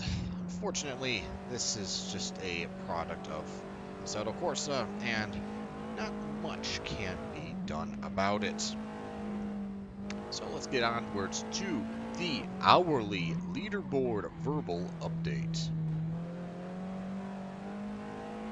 First up, let's go calculate the math for TAS. TAS might be at the bottom there, but in actuality, they have 267 laps for TAS. And if I'm not mistaken, that's going to put them into first place. Now let's go check out and see what Roselia Hart is at. Roselia Hart is at 266, placing them in second place. The laps you see on the screen right now are not glitched, aside from Nick Wu, who is of Roselia Hart, and TAS's Dog Zero. So, first place will be TAS, second place will be Roselia Hart, Followed that up by IC and KTR Lizard Beats in third.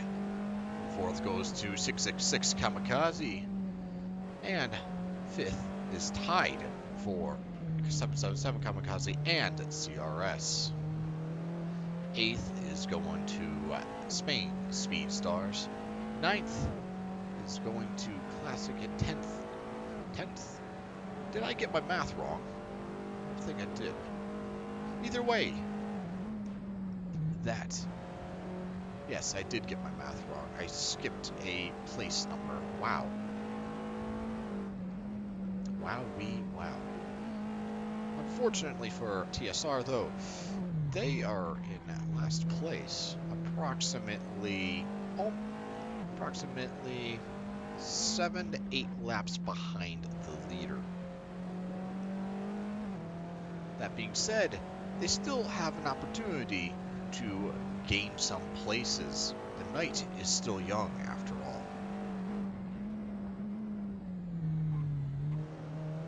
So let's go on to another camera whilst I make a little footnote at the bottom corner of the stream.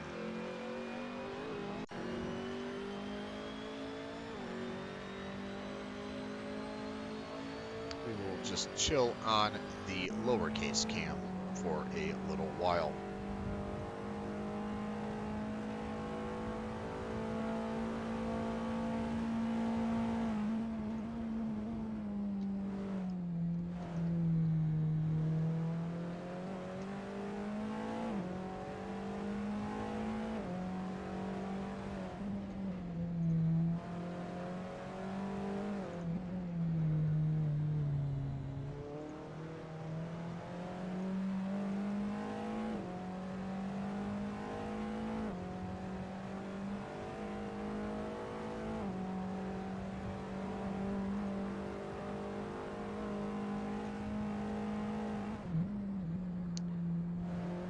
Yes, Stas is up on 208 laps, and Roselia Hart is up to 102 laps.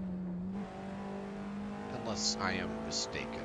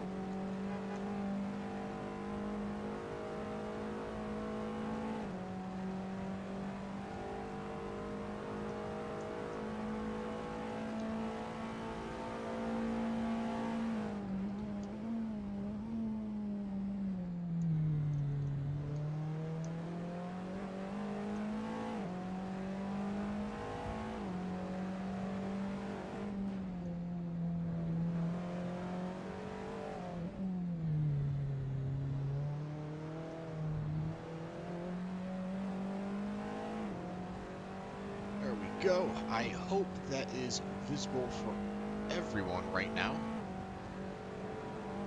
A little footnote just to make sure, in case you are deciding to look on and see the real-time lap count, you have to keep that in mind when you are looking at it.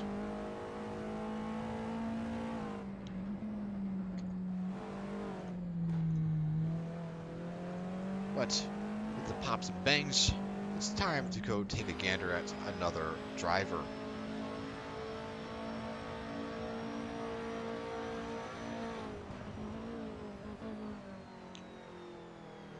Two or 7 laps or 2?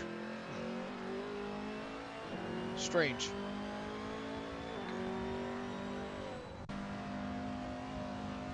My folly.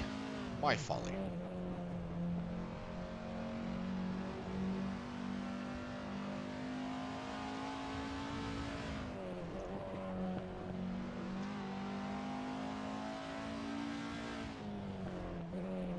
should that be the case, then Roselia Hart and Tass are a lot closer to one another than I have previously stated.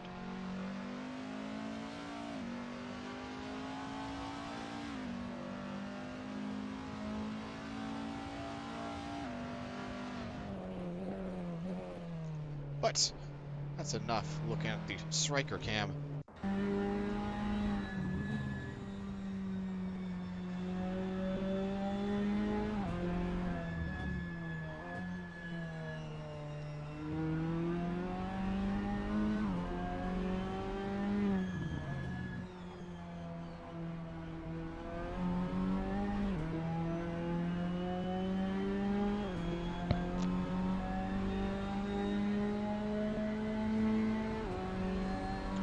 ICN is just chugging, absolutely chugging along through the corners 11 and 12.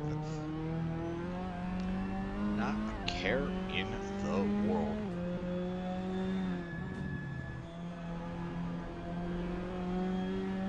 Unfortunately for TSR, it's just getting left in the dust.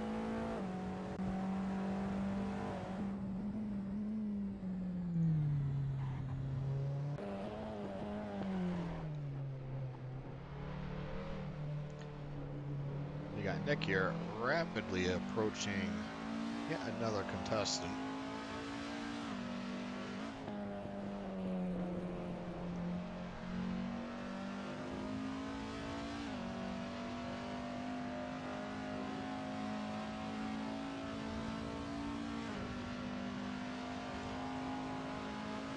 But with that all being said, 8 hours of the race, of the total race have transpired.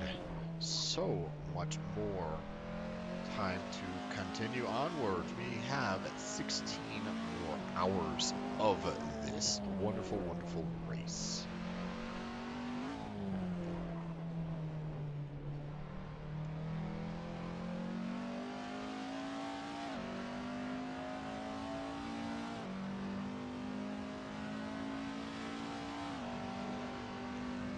Two 207 or 208?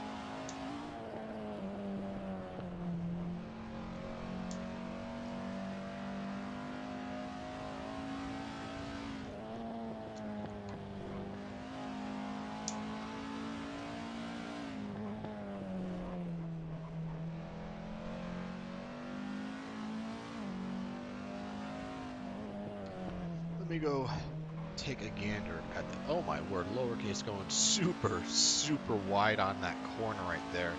Lets Nick pass right on by, but my golly, that's being a little too courteous if you ask me.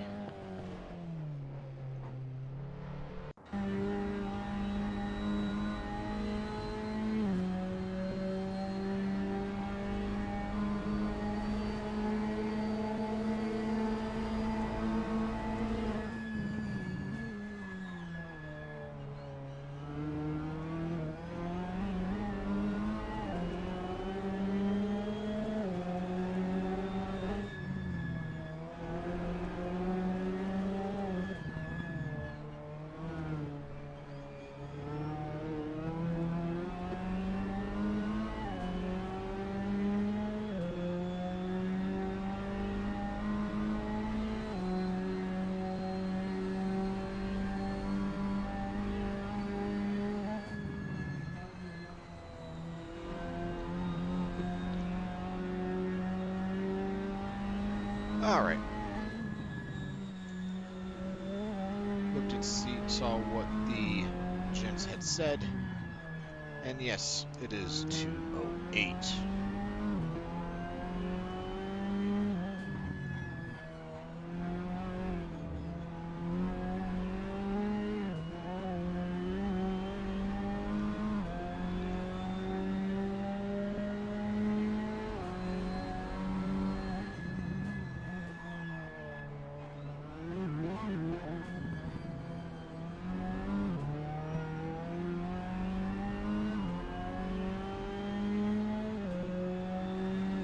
Ah, got it. Let me take this a moment right now as a nice hourly reminder to go grab your favorite hot or cold beverage. Stay hydrated, people. Hydration is important.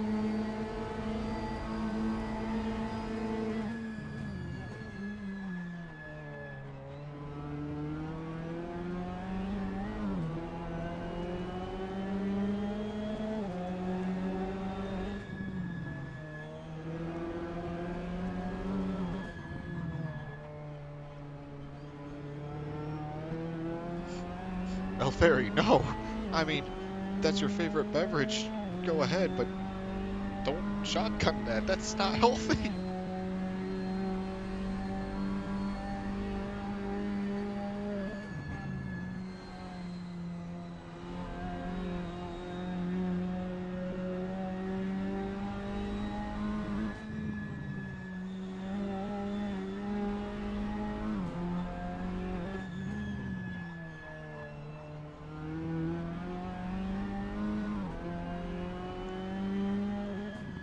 That's...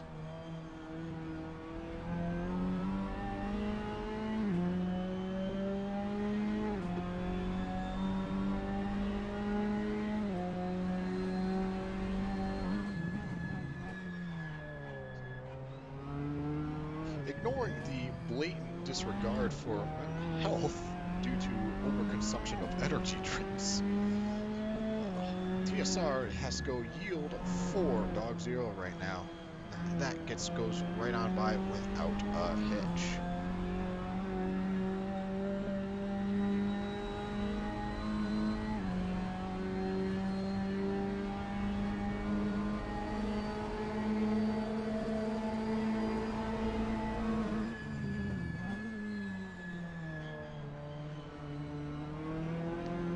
But that's enough dog zero cam. Let's go take a gander at some of the other denizens.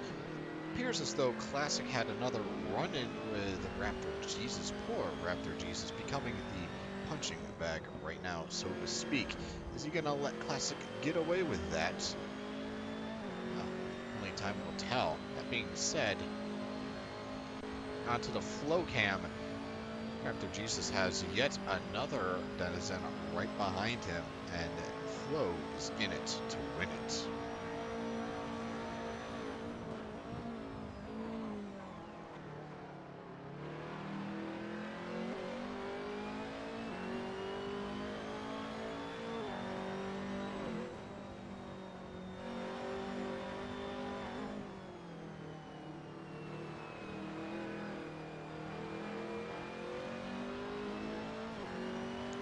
Flo slowly gaining onto Raptor Jesus right now.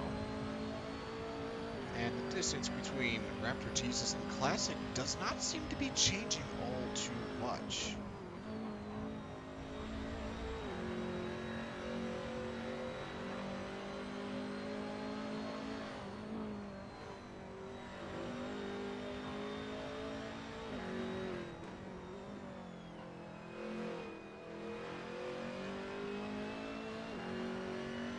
Pass goes without a hitch. And now, everything up ahead is Classic. Will Flo be able to catch up? Find out next time on... Oh wait, I can't say that, that's copyright. Besides, we'll find out real soon.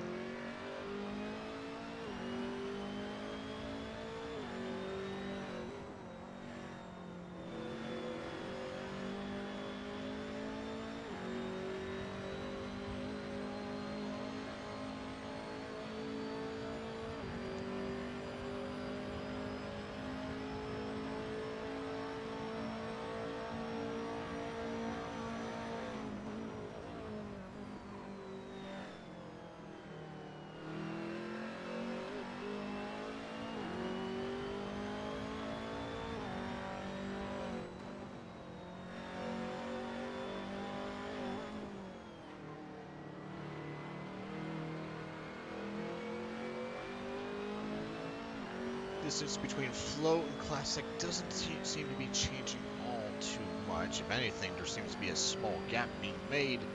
That being said, there's also a gap between Raptor Jesus and Flo being created. So, I'll just go on to another camera angle and take a gander at some of the other potential action happening.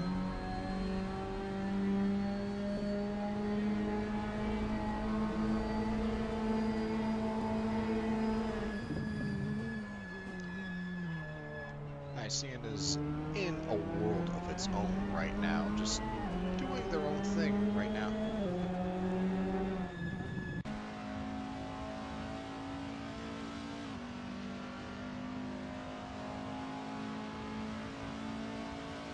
Actually, that seems to be a common trend amongst all of the denizens in this race, just in a world of their own.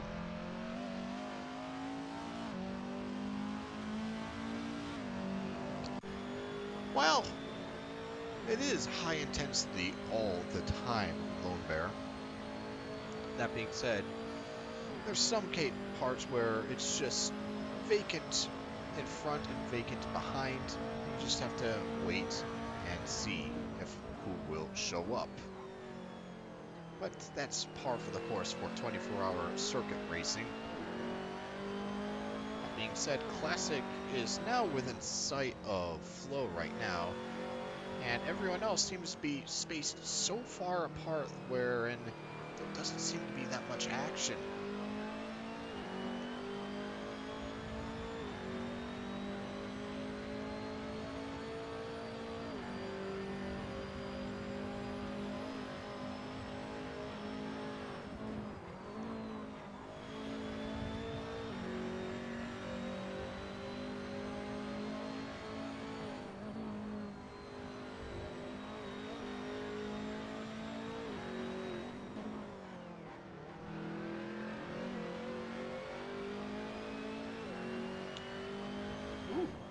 Now, that does sound very enticing, Martin. Very, very enticing.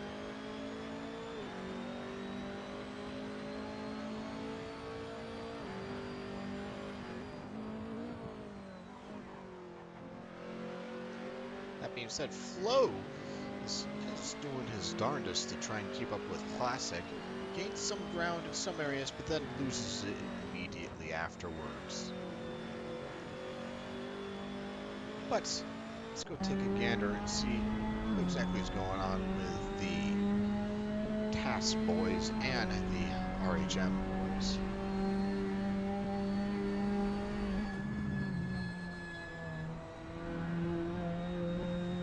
As it stands right now, doesn't really seem to be anything. No car in sight.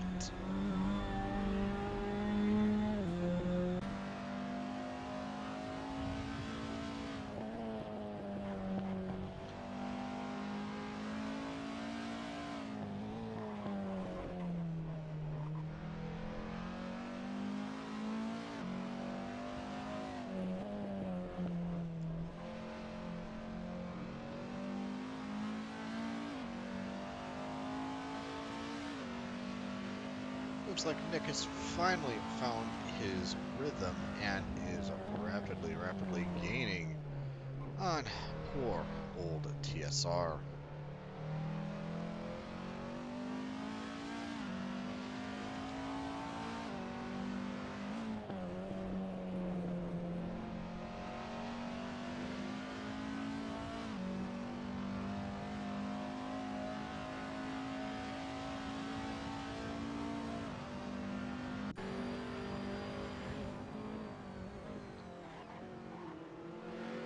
Between Classic and Flow, rhythm seems to be about the same.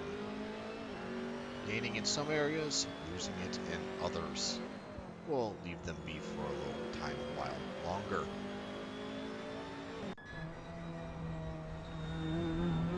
And the ICN TAS, ICN KGR Lizard Beach driver, going a little crazy, deciding to see how much off-road you can go in this thing.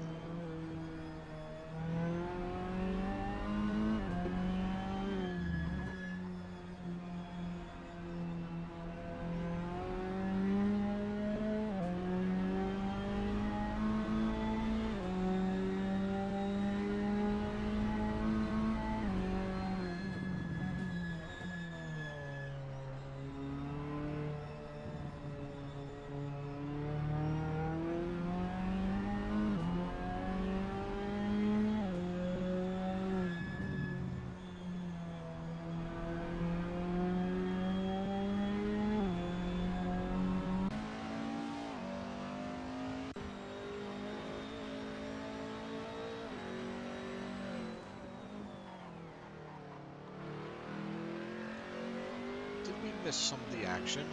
There's things I think we did. Ah, that's exactly what happened. Classic just needed to get some better tires on, and that allowed Flo to get right on by.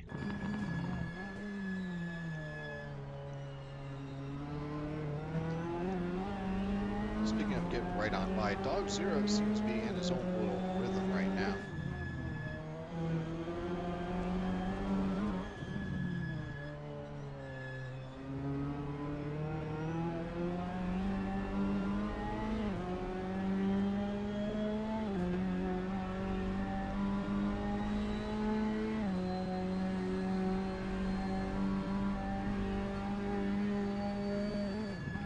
Well, let's go take a gander at the Striker cam.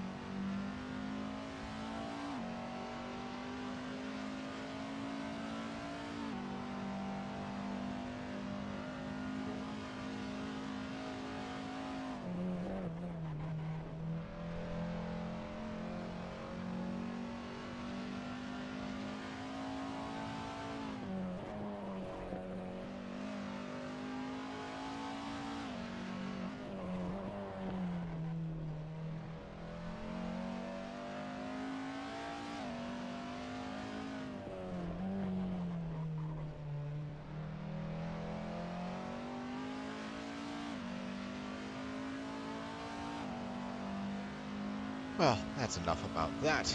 Let's go onwards to yet another driver.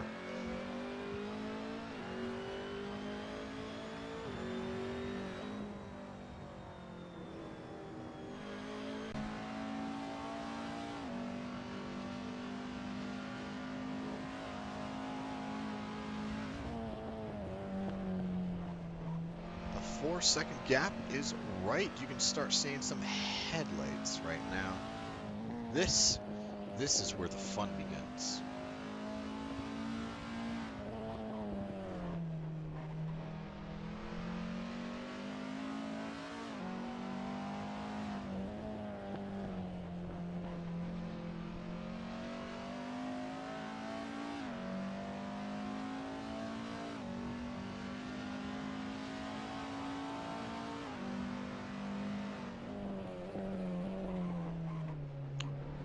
And here we have it, folks. One of the two fastest drivers on the server right now, consistent lap after lap, and they're going to be battling head-to-head real shortly.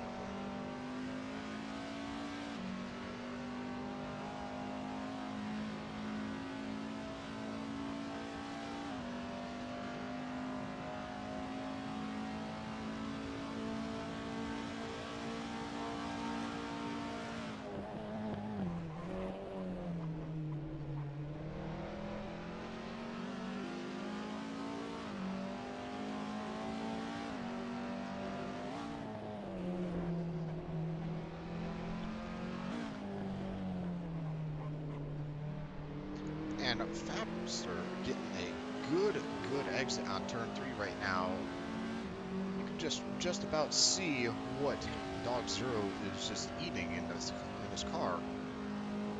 Well, assuming that he doesn't have a helmet on his head restraint system. But we ignored that technicality figure. And, oh my word. Let's get some third-person action in on this. Fabster really wants to get around Dog Zero. Dog Zero feeling the pressure right now. Dog does not want to give up his position at all. And some contact on the rear quarter panel. Fabster really wants to get around him no matter the cost, even if it means driving around the outside of him and trying to dive bomb onto the inside. Doesn't work out for him. He couldn't safely do it. Sausage curve messes up Dog Zero's exit. Fabster allows himself to get better and faster on the outside, passes him on the outside. Oh my word. Now, the real question here is, how does Dog respond to that? Does he go all out and try to reclaim his positioning? Or is he just out of luck and is going to have to deal with it?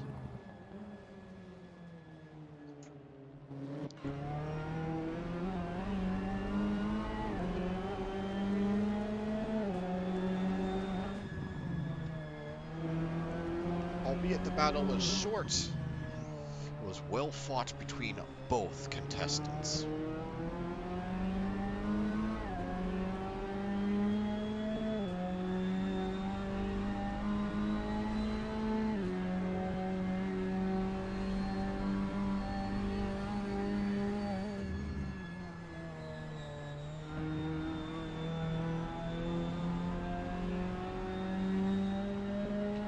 And I think the results speak for itself. Dog Zero is watching his hopes just drift away. But that's enough battling between Cass and RHM. Let's go check out a different battle, hopefully happening around here. Lowercase lets Classic pass right on by. Classic laying out a little victory horn right there, saying, thank you, I'll be on my way now.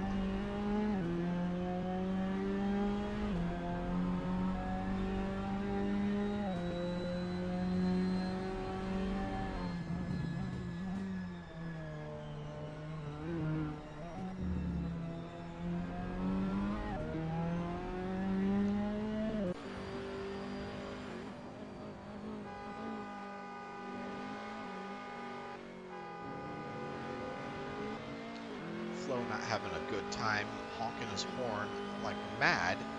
I am unsure what the significance of that is. Is he honking in celebration, or is his car just that destroyed? Not quite sure. I'm sure the horn will die eventually.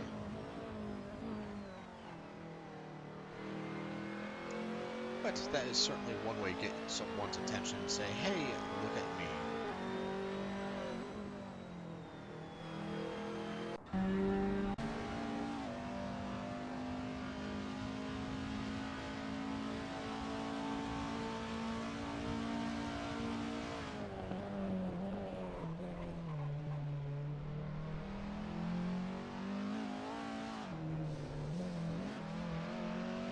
Striker going very wide on turn 1 right there, tasting a bit of the sand trap right there.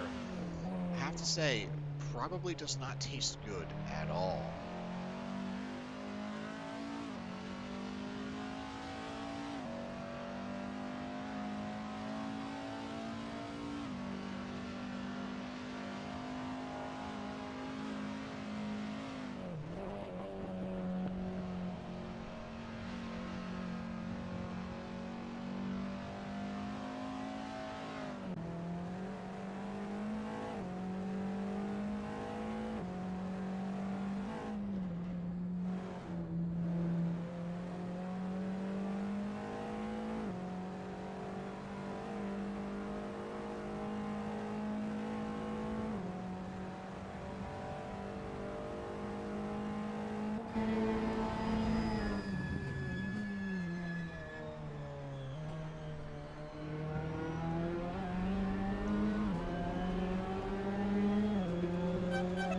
DSR boys getting past once again.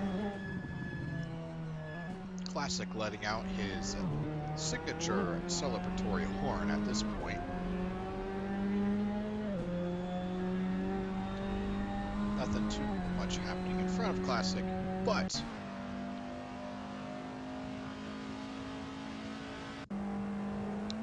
If not careful, lowercase is going to be right behind him to swoop in at a gaff of his.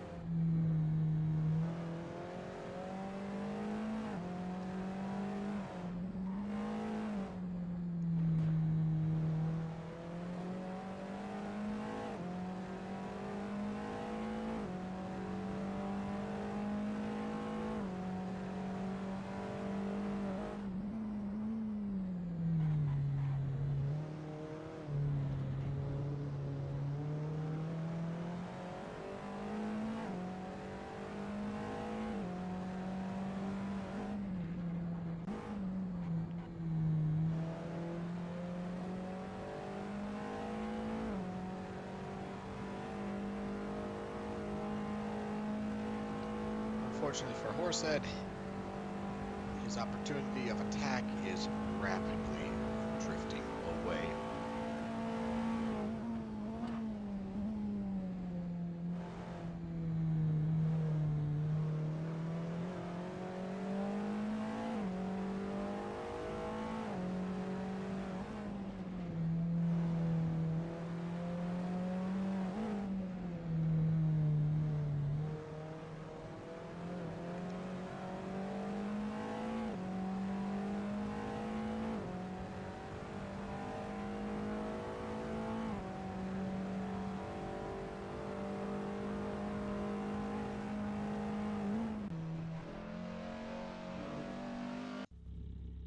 Dog Zero in the pits right now. Might as well get some more and more fuel into the car once you get your tires swapped out.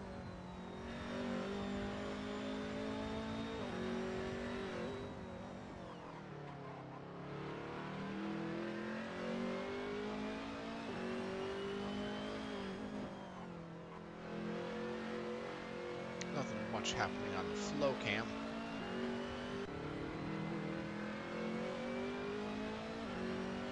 Jesus, though, looks as though he has a classic to deal with right now.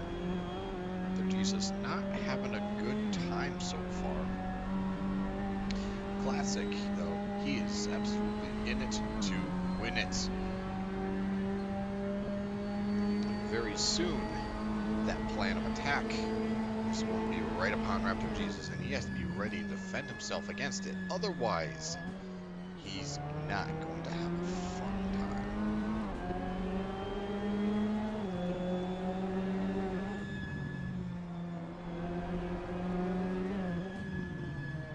Into turn 3, Raptor Jesus getting a little bit of oversteer mid-corner while looking very fancy. It also has the side effect of allowing Classic to get a little bit closer.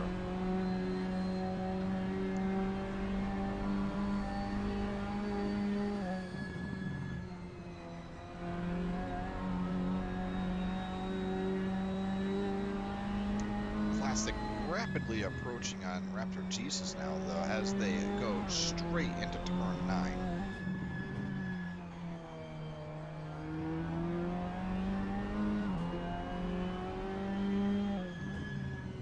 Classic, though, can't seem to find a good opportunity to have his momentum carrying him through. Although he may try to go for an attack at turn 14.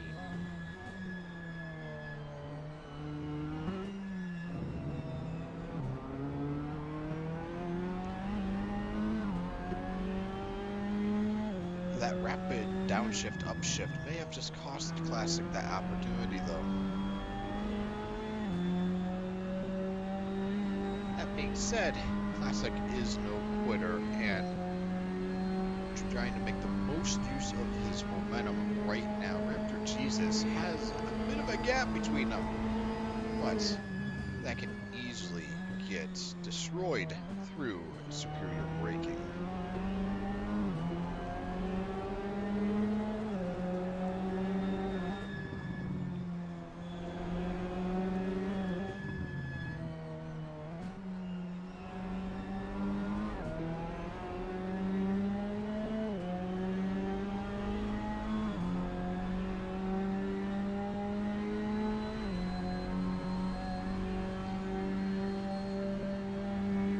give these two some room to dance for a little bit. Let's we go take a gander at what else is going around the track.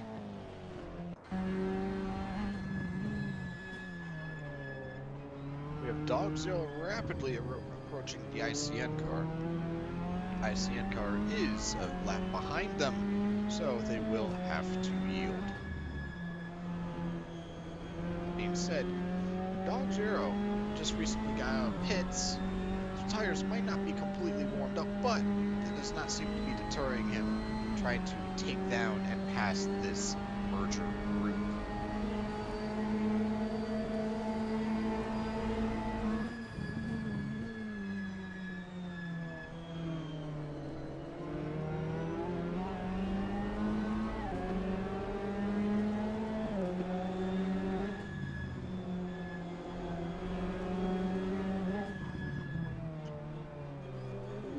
Not letting them pass right on that corner right there. They are gonna try and duke it out, appears to be.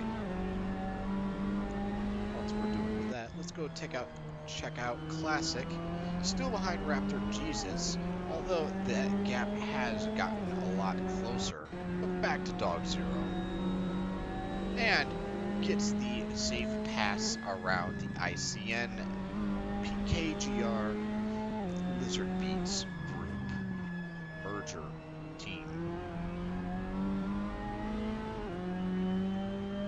But with that little battle done and over with, let's go back to Classic.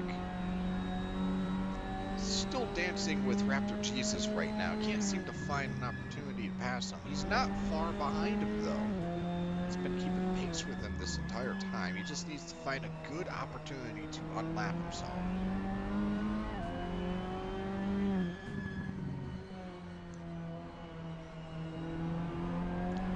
Gets a better exit, closes that gap just a little bit as they are rapidly approaching turns 11 and 12. It all hinges on how they tackle this corner. Almost barely missing contact right there. Closes the gap drastically. Now, Classic's right on Raptor Jesus' bumper right now. Gets a good exit, trying to make use of the slipstream effect right now. Taking a better line through the exit of that corner right there, but even with the help of the slipstream, there just is not enough straightaway to make full use of it. That being said, dive bombing straight into turn 1 right now. Raptor Jesus' bumper getting dangerously close to the point where you could just redo the paint job of it if you just lean out your window.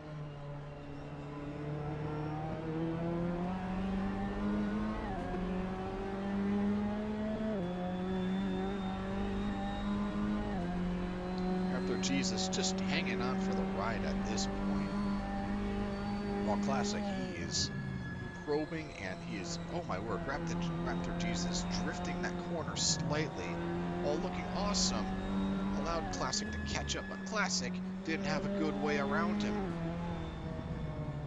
Classic going wide into the dirt right there, having to let off the gas, letting Raptor Jesus get further and further ahead.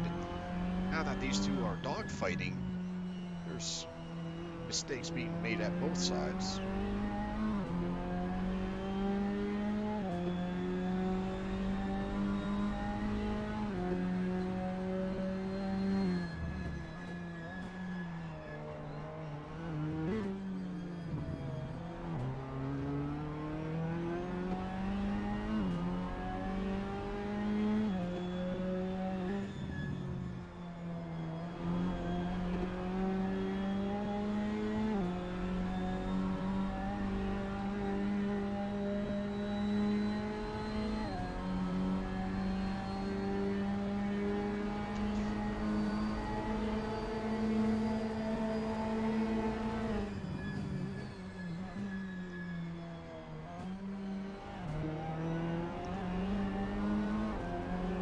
With them still duking it out like this, as it pains me much, so go Raptor Jesus taking a poor corner right there. Will this be the opportunity for Classic to get right on by? It might have been if he didn't hit the inside curb. Now Raptor Jesus just gets more and more breathing room. I almost don't want to take my eyes off this little battle. Raptor Jesus going wide on the corner. Classic trying to come up right next to Raptor Jesus' bumper.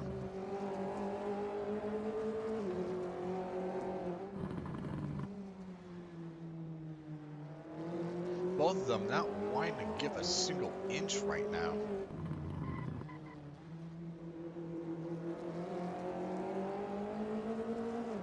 Classic has the speed, but Raptor Jesus is just taking just the right line so that Classic can't get around him.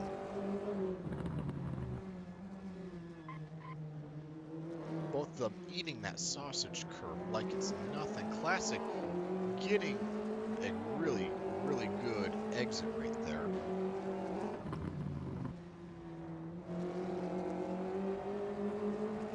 And Classic right here getting some good momentum, but has to let off the gas, otherwise he'd go wide. And so they go for another lap. But let's go take a gander at another denizen. Striker getting some fuel swapped around.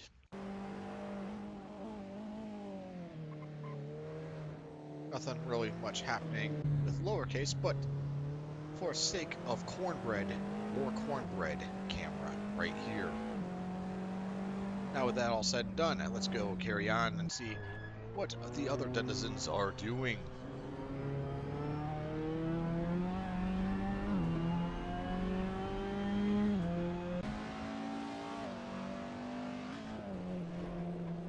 Now Fabster now wanting to get up and around the ICN KGR Lizard Beats merger team car, but isn't in a position to get around that.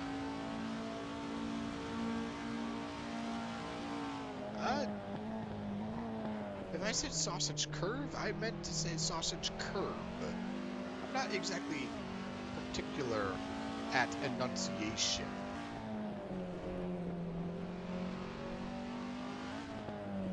My B's and V's tend to sound quite similar, I dare say. Gopnik, the AutoZam is on the back burner. But the AutoZam is back burner to talk anyway, because there isn't much happening here. Raptor Jesus is getting absolutely tailed by Classic right now. High beams on.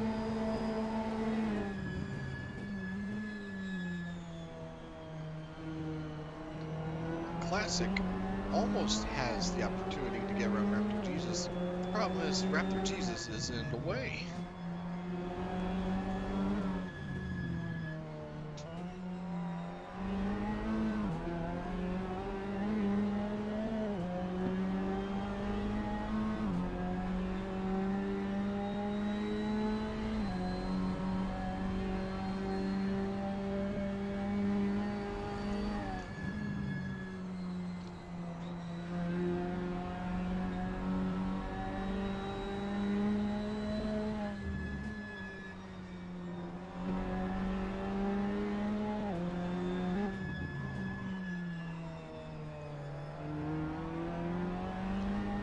An absolute stalemate between Classic and Raptor Jesus.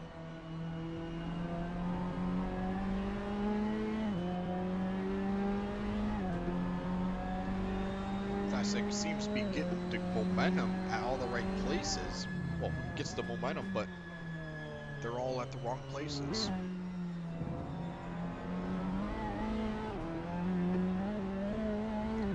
Right there, loses the momentum that he had right when it was most crucial.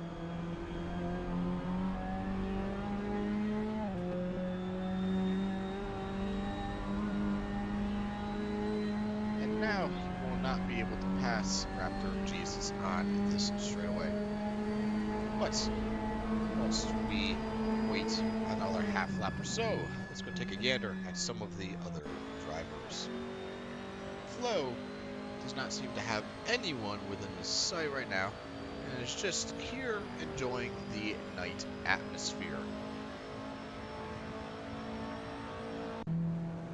Similar case with Corsa right now.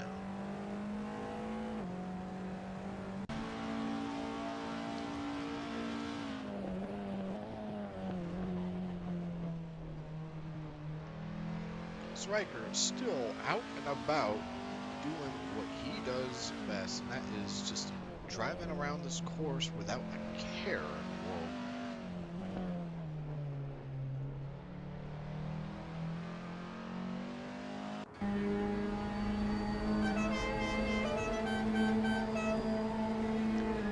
Yet another celebratory General Lee horn honking right there.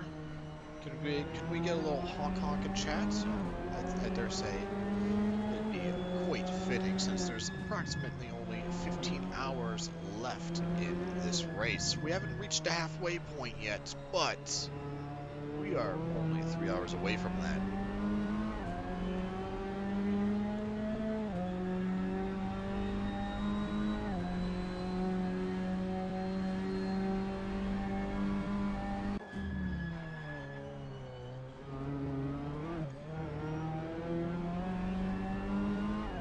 And we'll go back to the classic cam.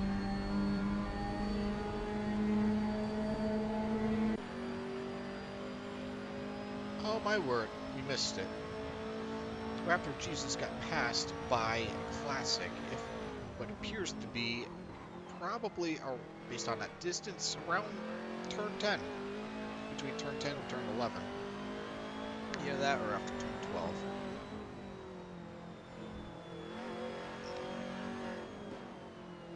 Thank you, Phoenix. Very cool for the honk.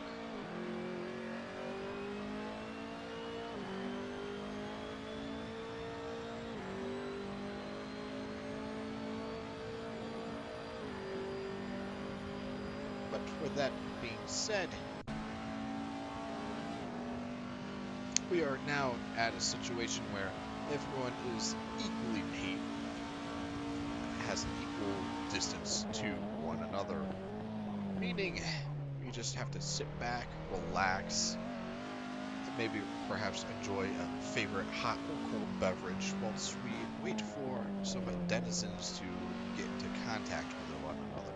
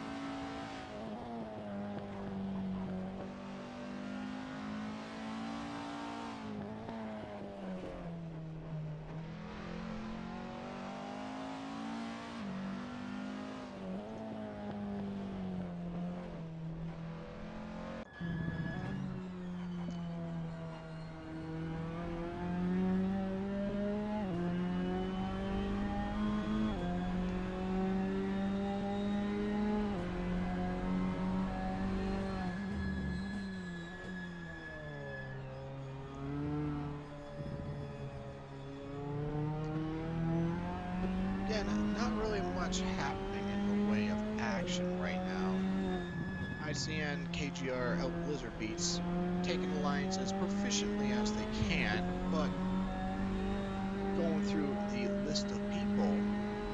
Oh, Flo has done a driver swap with Kimmy now. Kimmy still loading right in, so that will bite them in the short term, but hopefully for them it will not bite them in the long term.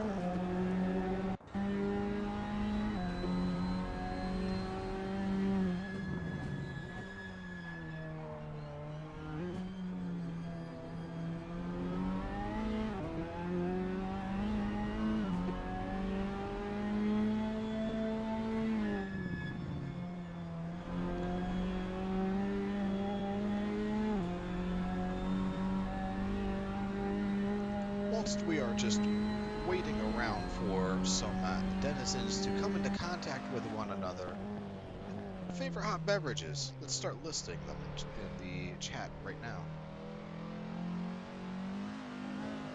Because after all, hot beverages is something that everyone can agree to enjoying at some point in time or another.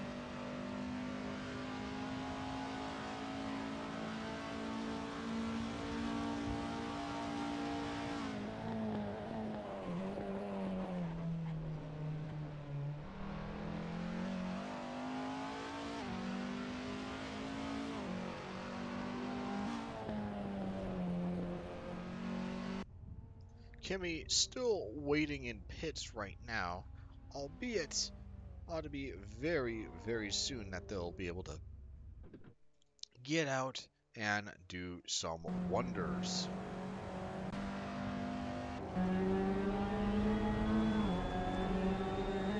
Dog Zero, though, on the attack right now, and poor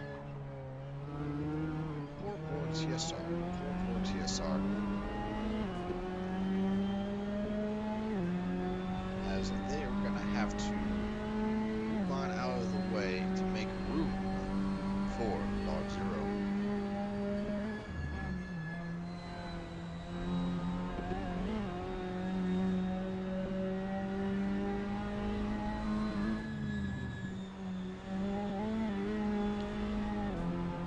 Oh my word, absolutely mounted that curb right there, Horsewood. Said, are they just side by side right now? Very close, but not quite. So Dog Zero does get the pass. And with it now being 9 p.m. Eastern Standard Time.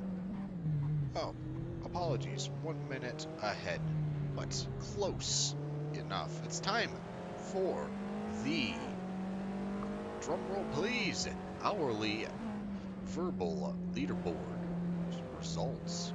First up, we'll start off with the positioning of the glitched rankers, and then we'll continue down normally. Starting off with TAS. TAS, 90 laps right now, but they actually had 208 in reserve. They're now at 298 laps right now. First place, or tied for first place. Very, very, very close. Following that up with is Roselia Hart. And they have a grand total of 297 laps, putting them into second place. Third place, that's going to go to ICN KGR Lizard Beats. Fourth is going to go to 666 Kamikaze. Then, fifth place, that's going to go to CRS. Sixth is going to Spain Speedstars, or 777 Kamikaze. They are on the same lap, anything could go. Not the same lap anymore. But then we have 8th place, that's going to SM. And then finally, we have TSR for 9th place. That is the hourly verbal leaderboard findings.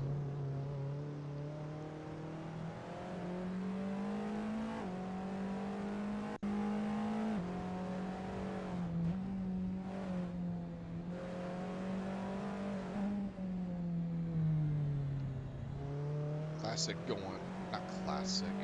Lowercase going very, very wide on turn 3 right there. Wasn't sure if he was trying to let someone pass on by, or if it was just a slight gaffe.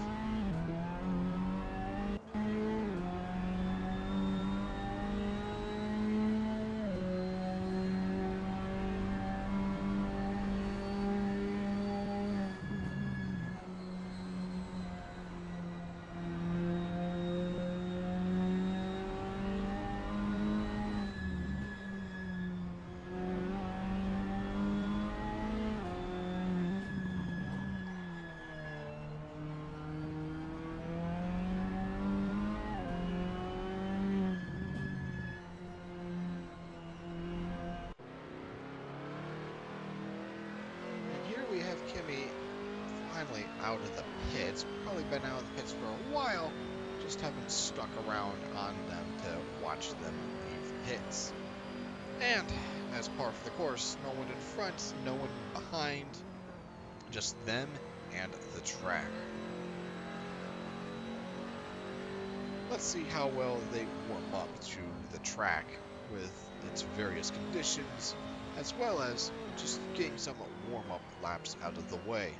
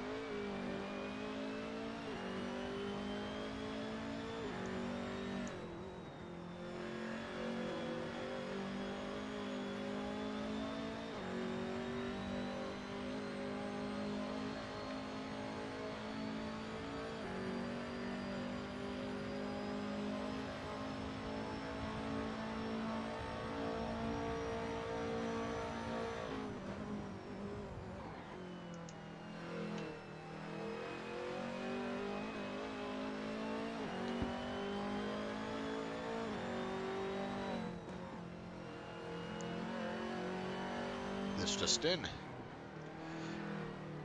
Due to how TAS's lap count has been calculated, RHM's lap count will also be recalculated, so is instead 103 laps.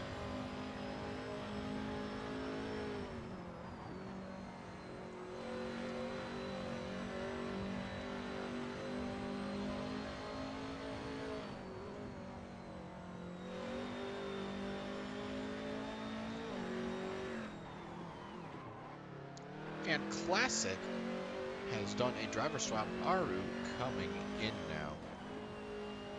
Classic was putting in some good gains there, but one has to wonder if this driver swap was timed well enough. Because after all, once you get into a rhythm, you can get into a little sweet spot where you can just zone out, keep on driving, and set down good lap times. Granted, once you get past that point, then that's where a driver swap seems enticing.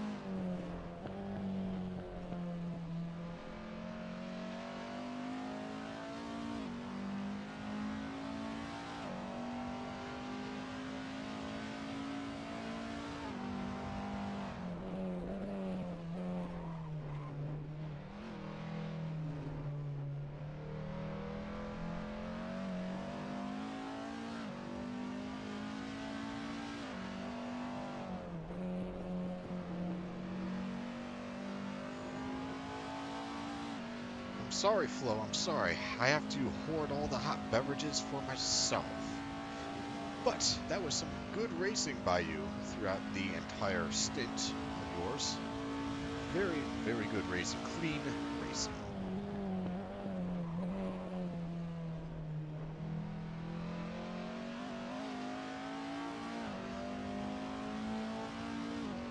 Wow, everyone here really be enjoying some very energized drinks for this race.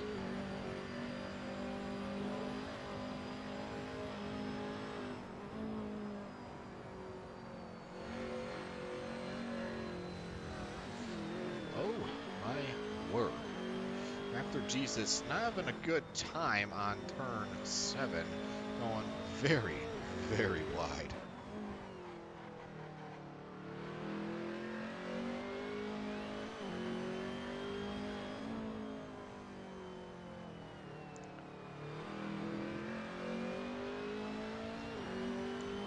Well, Flo, I'd say if it's a choice between napping or just staying awake, napping is probably better because you'll actually recover energy and feel a bit more refreshed, even if it's a short nap.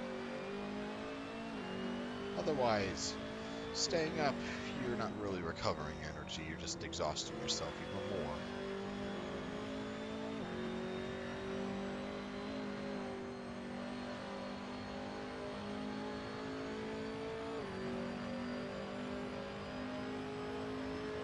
But that's enough on the Raptor Jesus camp. Let's go take a gander at what Aru is putting out now.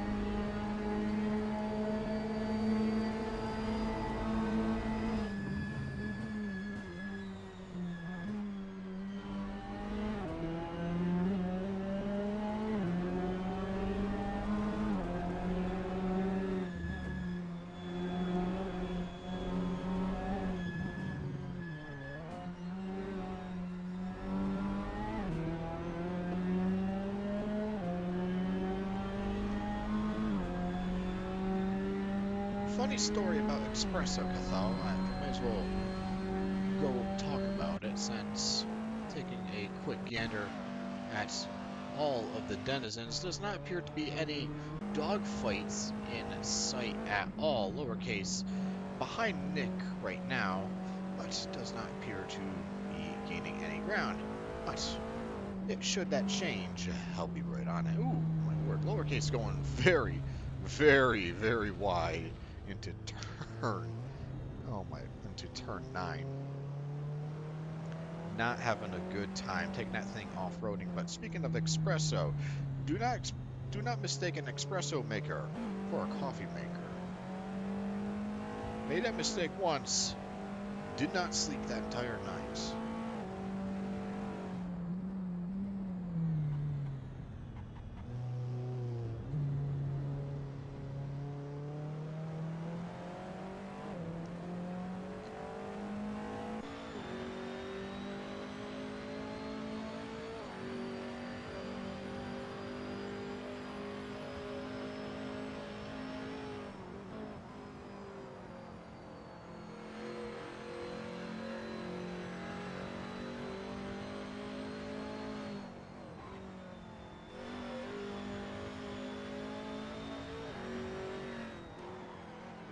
Espresso can be good, but as of now, I try to stay away from caffeine, so that my thinking is, as soon as caffeine does hit, it'll hit me hard. That way, I don't need that much caffeine in order to get a real good awakening. That's at least my thinking behind it.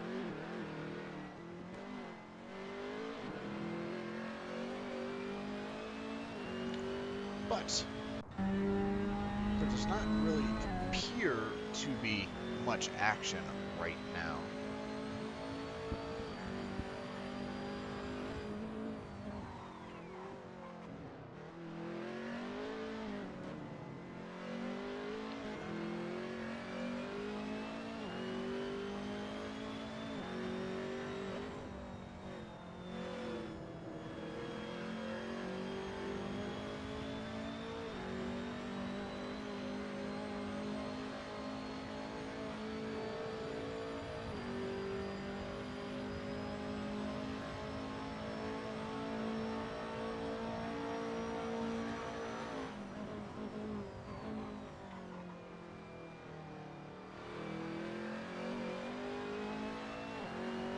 But that's enough Raptor Jesus cam. Let's go back onto a Striker cam right now.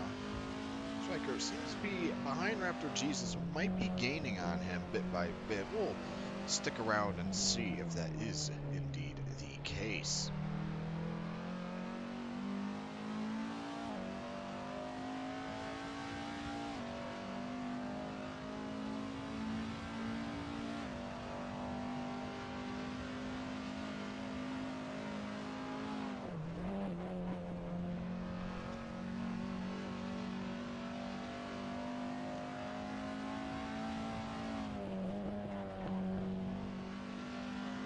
I have to say, after a solid watch, does not appear to be the case.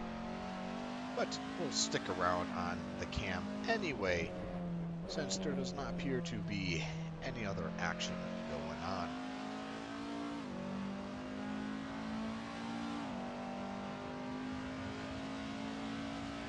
And since it is past 9 o'clock now, time for a nice hourly reminder. Stay hydrated, people. Grab your favorite hot or cold beverage. Anything will do. Just stay hydrated. It's important. It's not only healthy, but also can help keep you awake. That is all.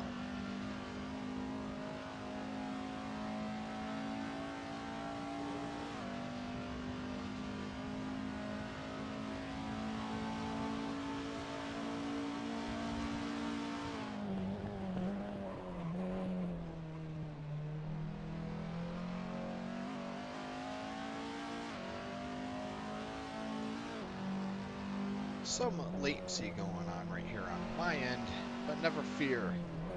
I don't believe there will be another crash on my end.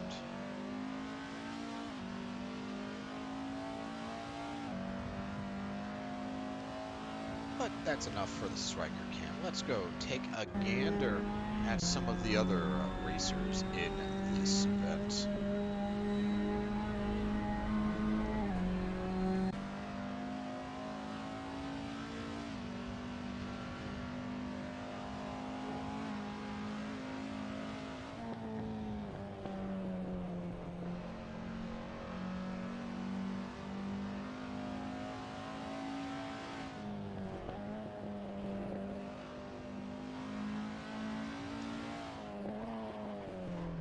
Napster rapidly approaching Aru right now.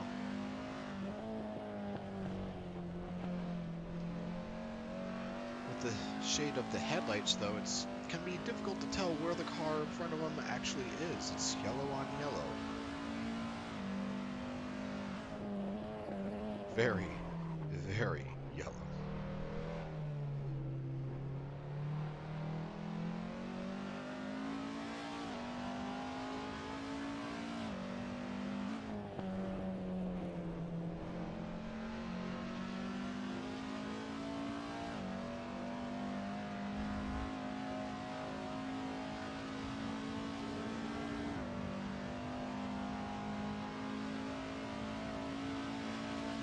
Said, Aru seems to be holding his pace well enough.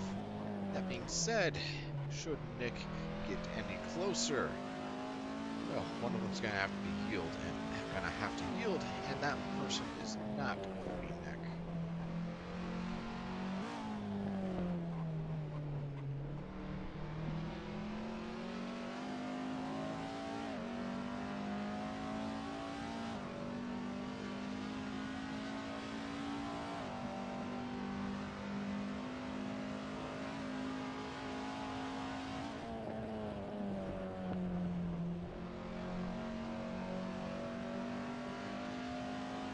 Nick finally getting close to earshot range of Aru right now. Perhaps there will be some aggressive flashing to let him know to pull over and get out of the way. Because after all, everyone loves aggressive flashing, right?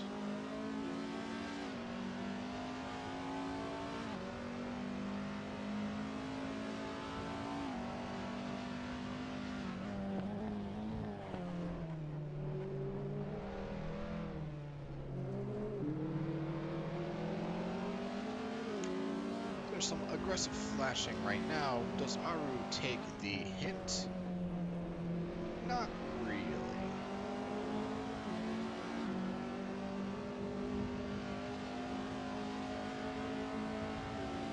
But Aru looks like he's not going into the pits right now. Not quite sure what Aru's doing.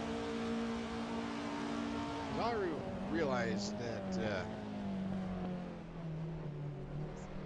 going out on the outside, clean pass, all is well. We went onwards to some other drivers in this, and Striker seems to have finally caught up to Raptor Jesus now. Let's go take a gander on this little dogfight right now. Striker seems to be going all out, wants to get another position up, trying to unlap himself and get even further ahead. Raptor Jesus not having a good time. Early apexing that corner, Striker flashing him, telling him, "Oi, get out of the way."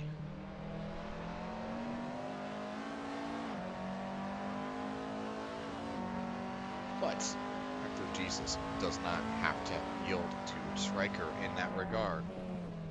Bumper to bumper racing right now. Raptor Jesus going wide on turn 12, or from turn 11 into turn 12, and Striker getting the pass on Raptor G. Now, the only question is he's not going to try and contest that. Instead, he's just going to go in for a pit stop. Driver change? Perhaps. Tire change? Definitely.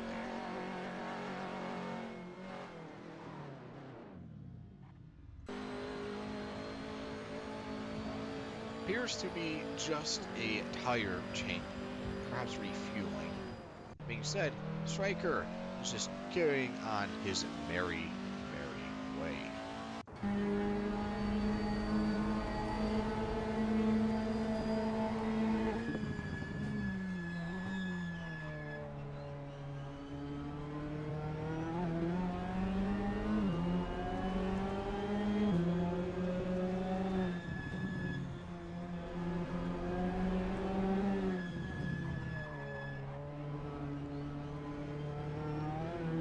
Okay, another update regarding the laps being counted. Both of them are going down one whole lap count. RHM going down to 102, TAS going down to 207 laps for glitched lap counter. Eventually, we'll figure this one out. How long that will take, who knows? The world may never know.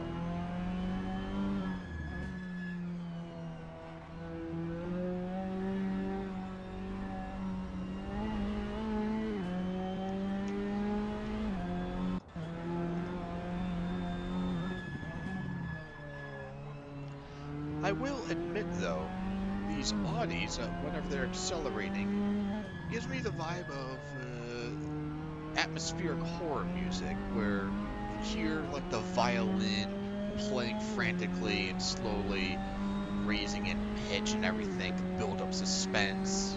That's the same vibe I get from hearing the transmission on these Audis.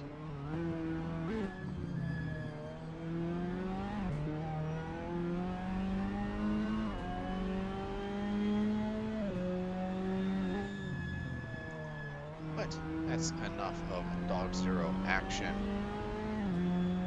How long, you ask? We have 14 hours and 48 minutes left until it is last licks.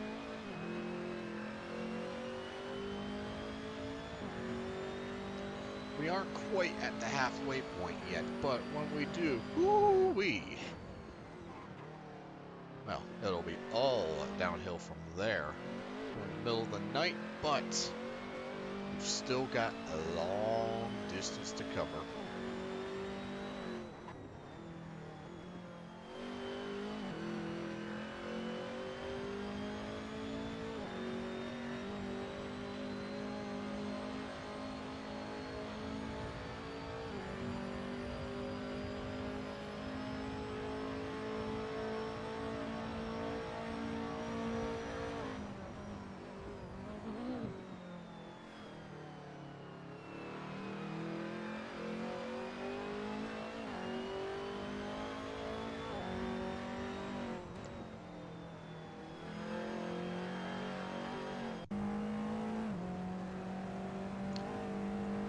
There doesn't seem to be much going on.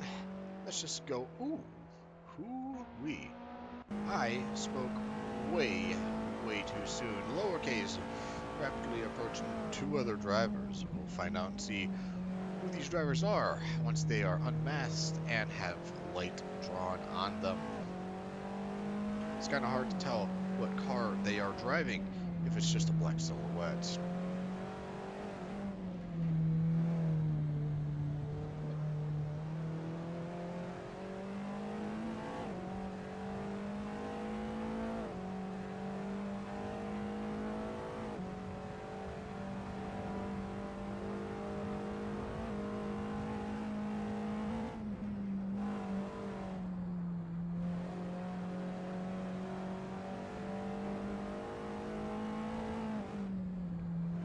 pace doesn't seem to be gaining on them, but there are most certainly two drivers in front of him, and we will find out who those drivers are.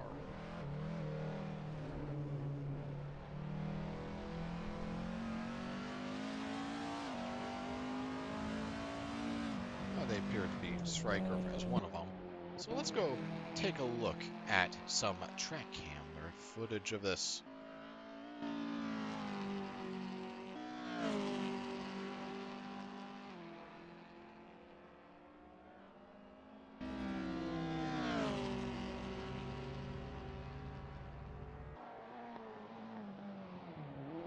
Striker absolutely going sideways into turn one. Not quite sure how well that's going to pan out for him, but it was stylish at least.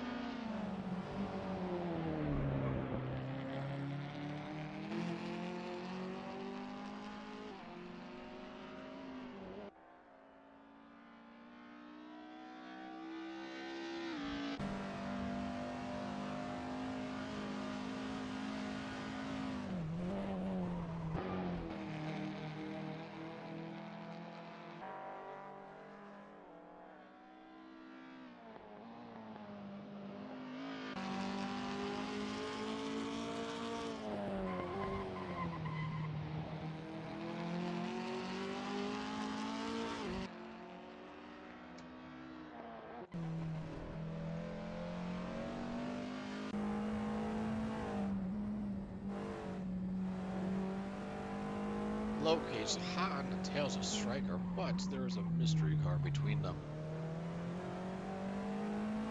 And Dog Zero going in for a driver change, and Marcus Landrix going in for the change. Both these people from 400R. Just a little tidbit of information there.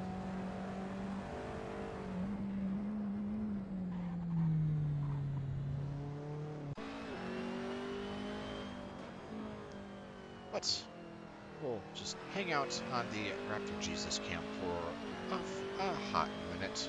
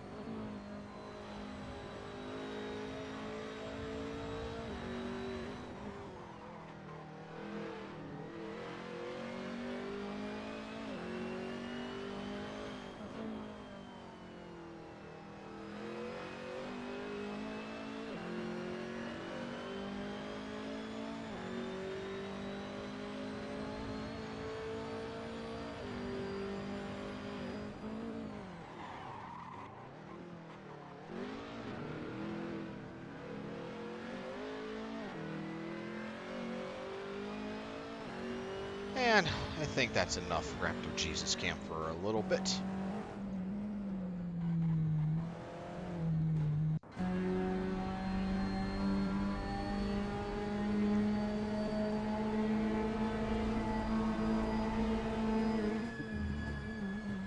But we have completed about 9 hours of the race, correct? about 9 hours of the race. And we still have a fair share left to go, but still, quite a bit has transpired. That being said, still a little more than 14 hours to go. These current leaderboard standings can drastically change within the blink of an eye. Let's go see how Marcus is taking to the course now. Now that he's actually out of pit lane.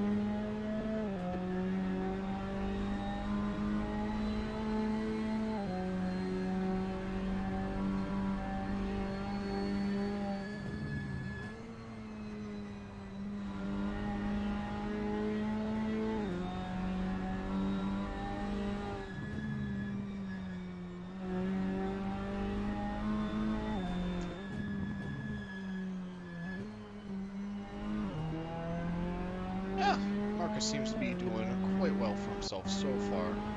Aru doesn't seem to have anyone in sight. Seems to be a very common trend with this race. Not a soul in sight.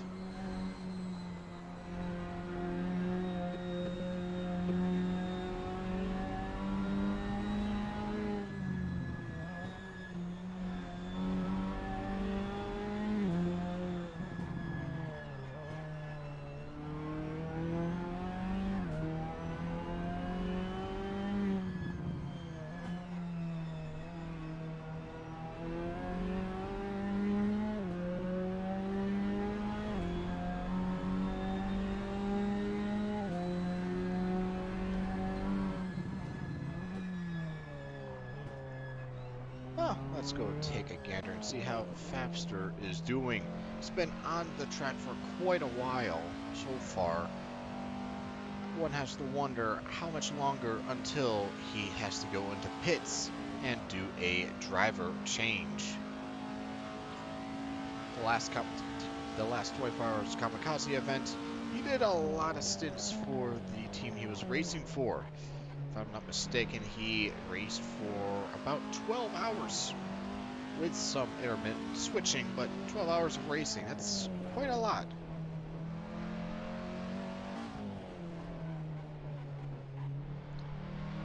A battle between Amy and Raptor Jesus, you say?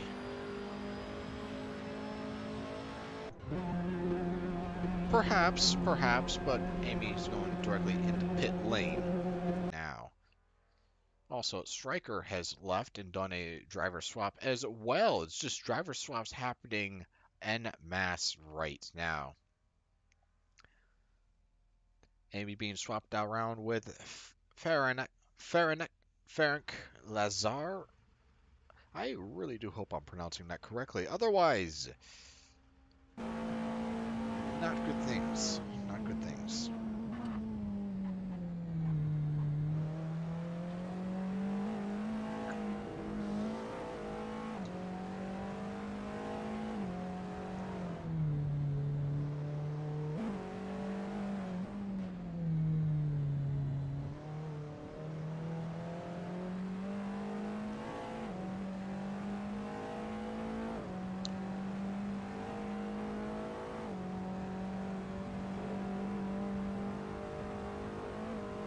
Let's see how Kimmy is doing, though. It's been a while since we've seen what they were doing.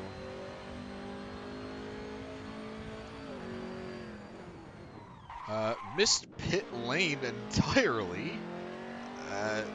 Well, they may not want to, but looks like they're doing another lap. I hope they have enough fuel. Otherwise, this is going to get interesting. Very, very interesting.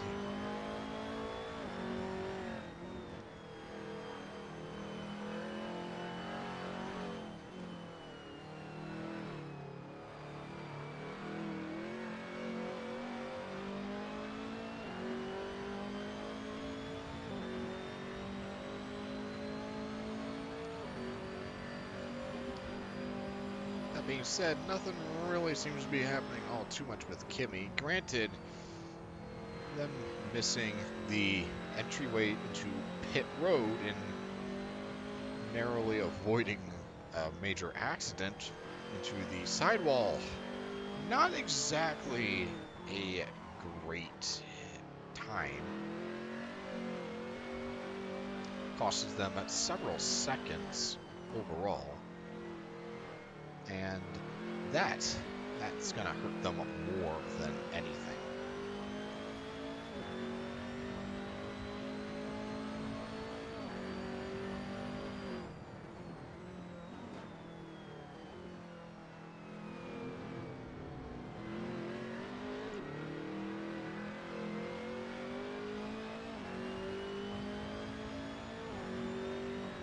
And Fapster has left, and in his place, Hungy has since taken his place.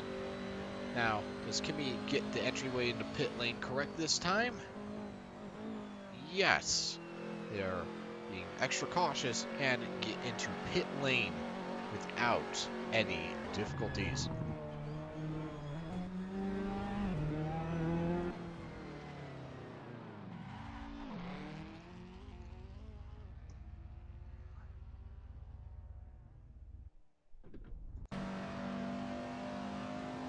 And Gisalzi here is a part of Spain Speedstars. Being said, he's not driving with any lights on.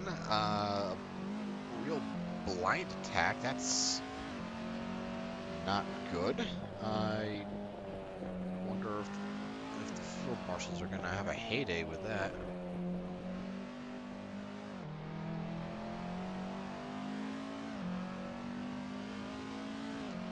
Granted, it doesn't seem to be having any difficulties seeing where the road is or isn't, so at the very least it's working out well enough for him.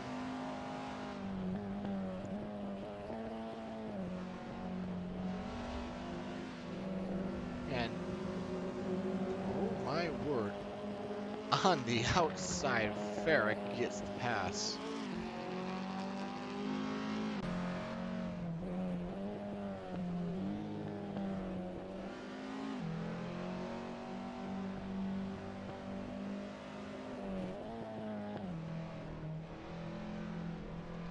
Well, Seb, you win some, you lose some, but I'm sure there's going to be more stints involved, and there's always time for a comeback. We still have 14 hours and 33 minutes. That is still more than enough time for anyone to make a comeback.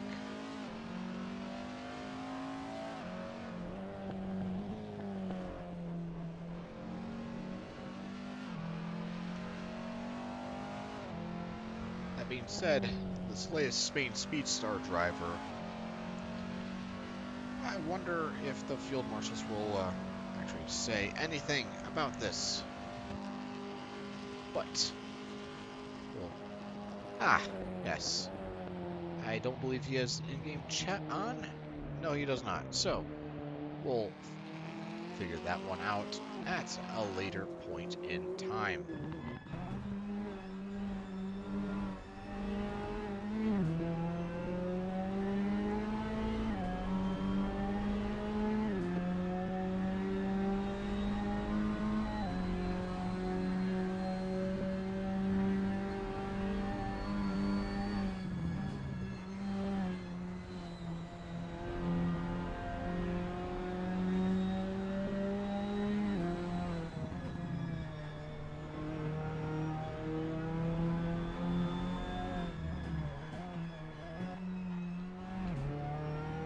Raptor Jesus now, though, gotten Kamikaze 666 back up into appears to be third place right now. I'll do a hourly leaderboard read-off in, well, about 20 minutes or so to confirm or deny this assumption.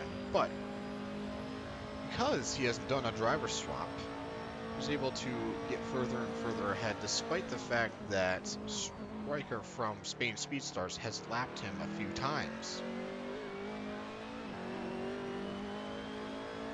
might be a bold play to say that you just don't do that as many driver swaps as possible, but should you be able to pull that off, that can save you quite a bit of time.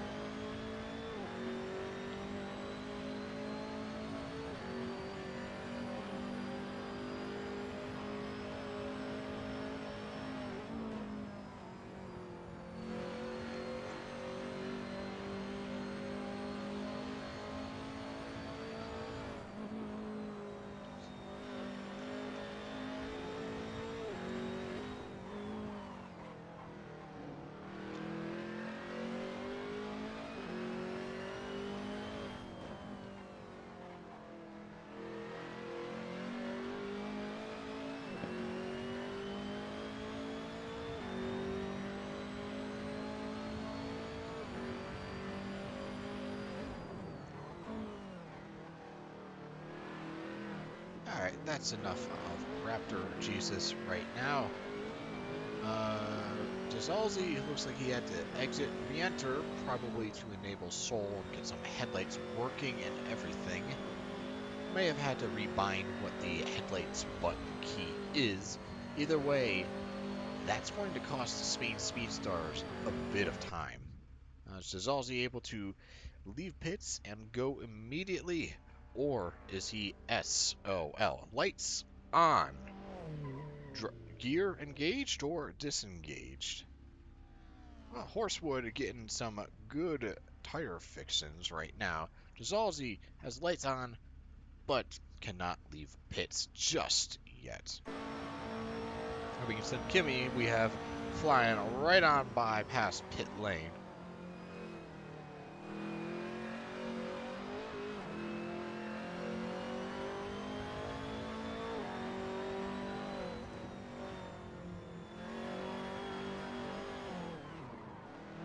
Going hard into turn 3 right now, locking the brakes and tires and all that jazz. Flying right down the straightaway and everything. Taking turns 5 and 6 like they are nothing, as they are nothing. And turn 7, super late, going excess way past 90 miles an hour. Going sweeping straight into turn 8. Keeping our pin all the way down the second straightaway and locking the tires once again into turn 9.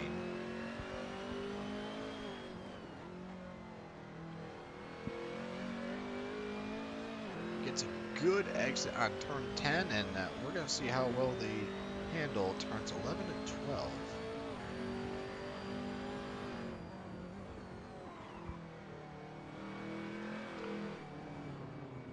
Aggressive, but also safe.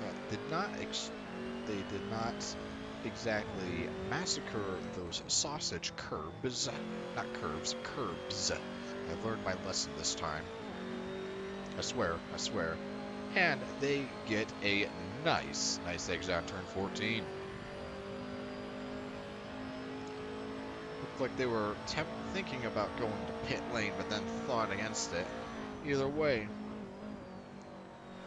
going hard into turn 1 once again. But let's go figure out and see. Dizalzi is finally out of there, but looks like Hunji Munji is behind him. No. But Hunji is just doing his own thing right now.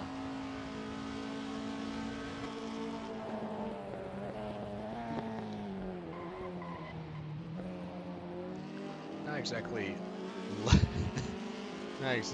letting Landon out, but eventually Landon does make it through after some aggressive persuasion.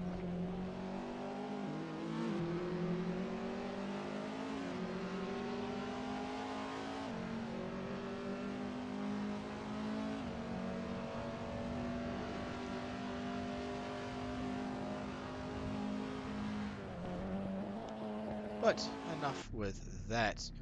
Horsewood is still just hanging around in pit lane. Not quite sure what's going on there. But Aru finally is going into pit lane, getting a tire swap. Looks like it. Looks like it. Alright. Looks like it was just tires, not much fuel, carrying on with their life. Lowercase attacked the sausage curbs pretty hard, but not enough where he actually went airborne. It went a little off-road in there, but not much harm, no foul play.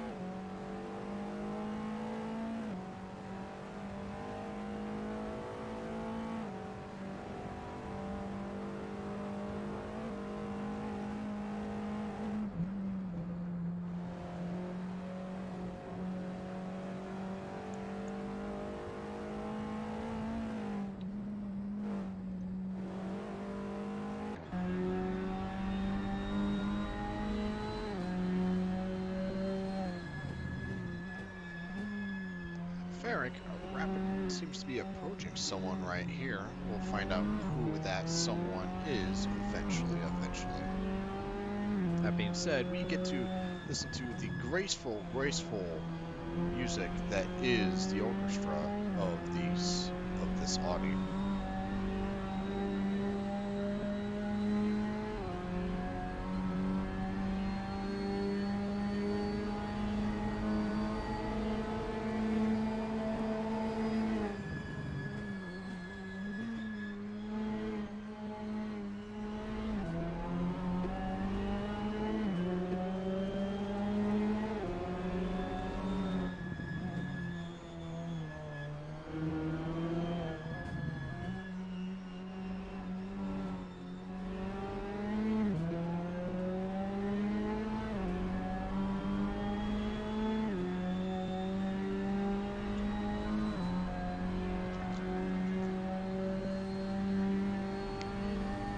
But once we go take a gander and see what everyone is doing, how is everyone doing this evening? How are they holding up with this race? It's been about 9 hours now since the beginning of the race. How's everyone holding up?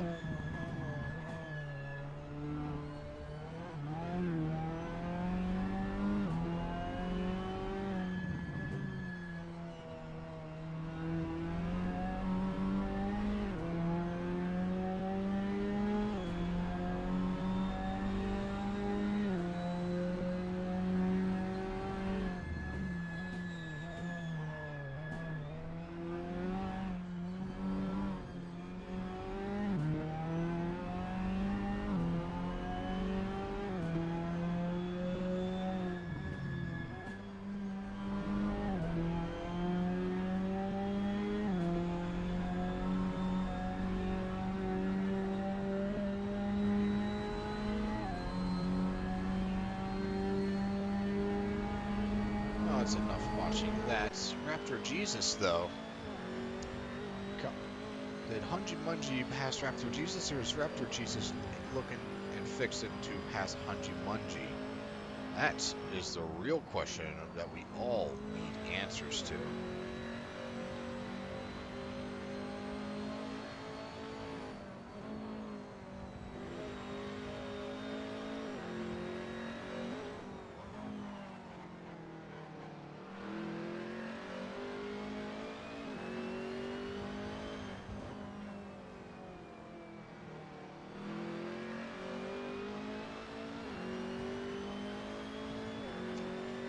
And Hungy Mungy seems to be pulling bit by bit away from Raptor Jesus.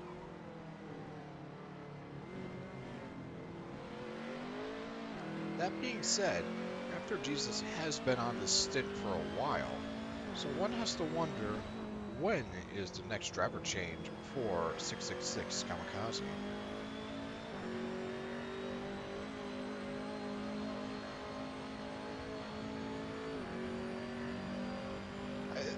Yeah, it definitely looks like that, Phoenix, but it's kind of hard to tell whether he is trying to unlap himself or if I just missed him getting lapped and he's now trying to fight for it back.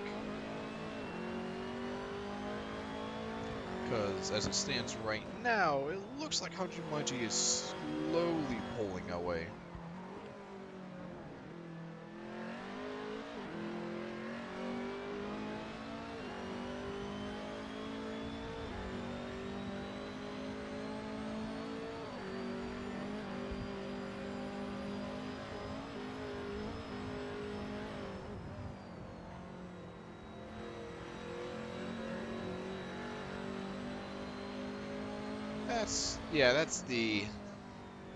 That's what I thought happened. But well, after Jesus still hanging on to him, even though Hajumaji is pulling away bit by bit. Well, should Raptor get the incentive, he will be able to bring this back around.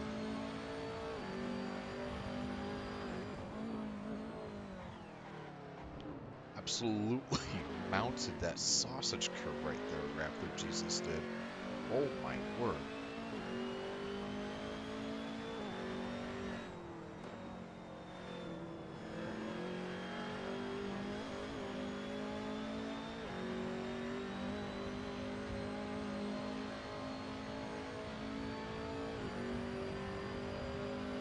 But one has to wonder when Raptor Jesus is going to go in for his, 666's Kamikaze's driver change, because if memory serves me correct, Fabster swapped in not that long after Raptor Jesus had swapped in.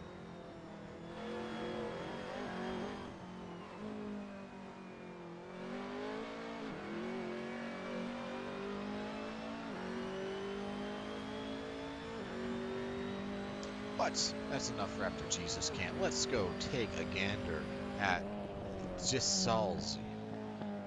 I really do hope I'm pronouncing that correctly. I really, really do.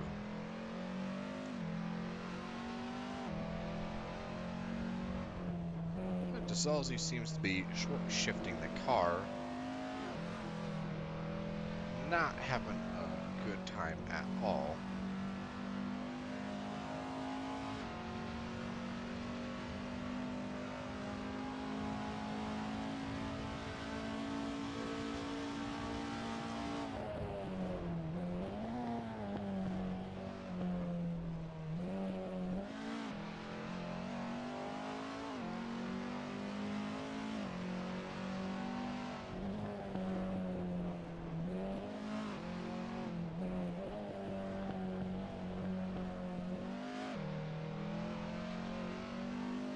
But that's enough on the Gisalzi cam. Let's go take a gander at what Kimi is doing. Kimi rapidly approaching Farrak Bazaar.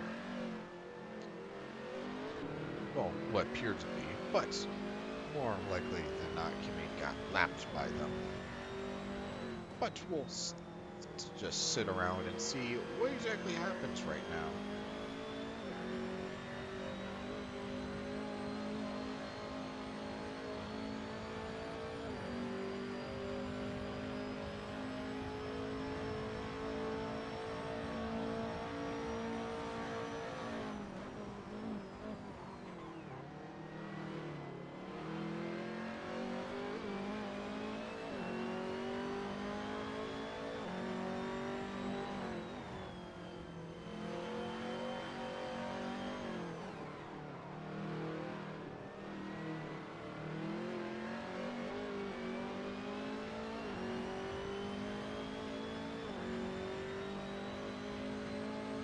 Thank you for the clarification, Phoenix.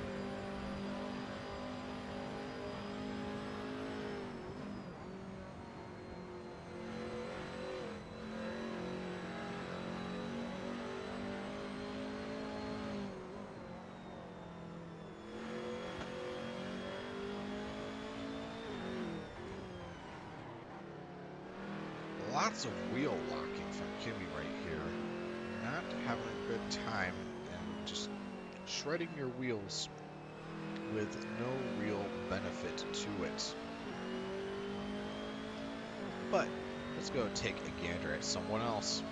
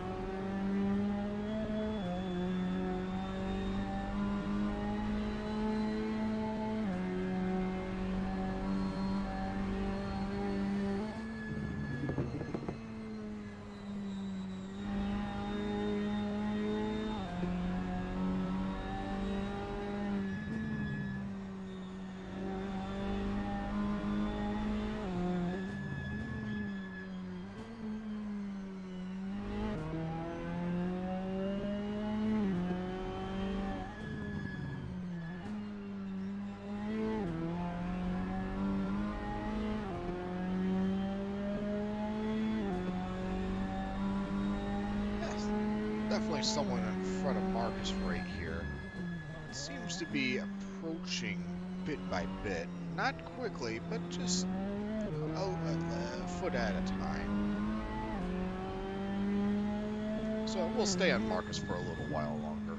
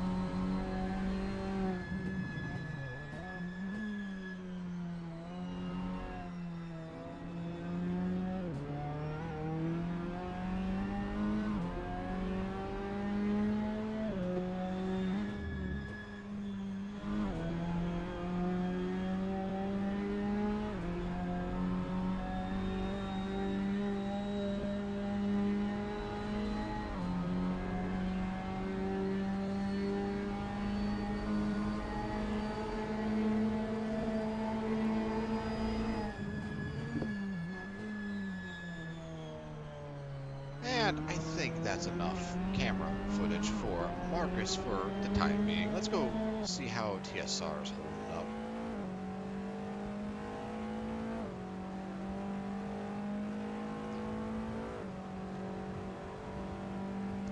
Kimmy right behind. Oh my word, Horsewood. Poor Horsewood.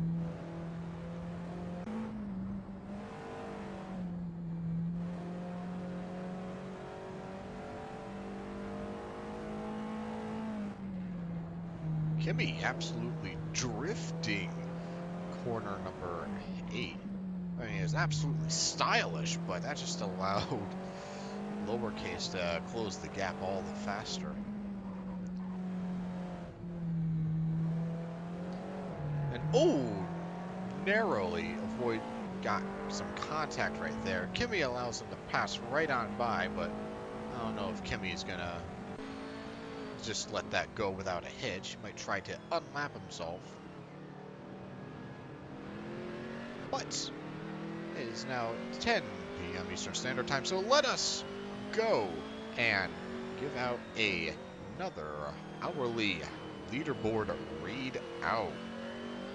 This time with hopefully the actual correct glitch team lap count numbers. Hopefully. Otherwise, we're going to have a bad time.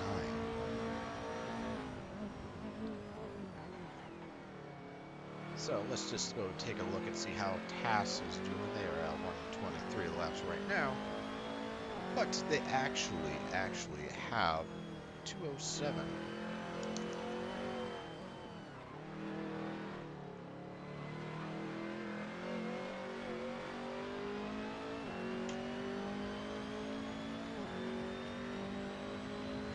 That puts them at 330 laps so far this race. And Raptor Jesus finally said enough is enough, and now Whist is taking the reins. Lowercase also bounced out, and now Ted Hugh is taking over as well. Mungie Mungie of RHM currently has 229, but they actually have 103 that they just had completed, meaning they are now in first place. No, it's not 103, 102 laps. They are in first place with 331 laps. Let me just double confirm that, Landon.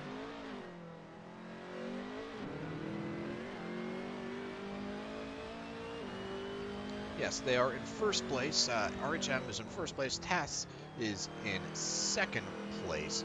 Third place is ICN KGR Lizard Beats. Fourth is 666 Kamikaze. So far, although that could change, because if I'm honest, no, they are out of pits now. Okay. And in fifth place, we have CRS. Fifth place is CRS. Sixth place, we got 777 Kamikaze. Eighth place, we have, oh my word, I am. Seventh place is Spain Speedstars. Eighth place is USM. And ninth place is TSR. I really do need to improve my reading comprehension. Perhaps start employing the usage of caffeine.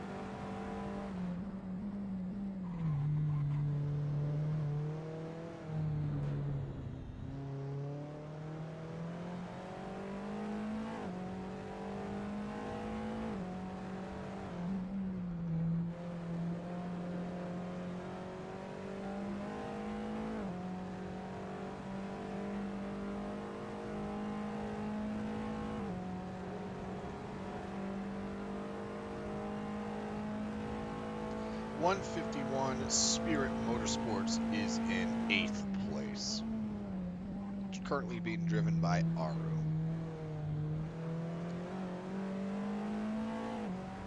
We'll go take a gander and see how Aru's doing so far. No car in front, no car in behind. But yeah, I'll do a reread of it because I botched up the actual numbers. First place, we have Roselia Hart. Second place, we have Tass. Third place, we have ICNKGR Lizard Beach. Fourth place, we got 666 Kamikaze. Fifth place, we have... oh my word, hiccups. Oh my word. Not fun time.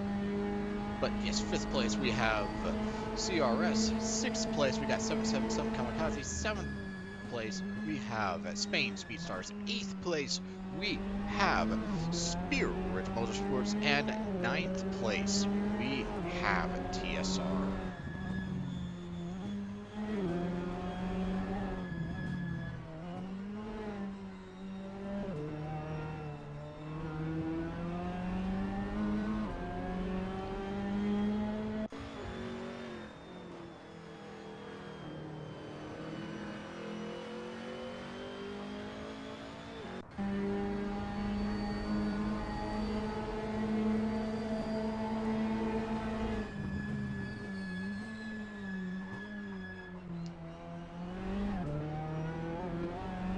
Nothing much happening with Marcus right now. Same thing with Kimmy. There's no one in front, no one in behind. But let's go check out and see how the Spain Speedstars driver is doing.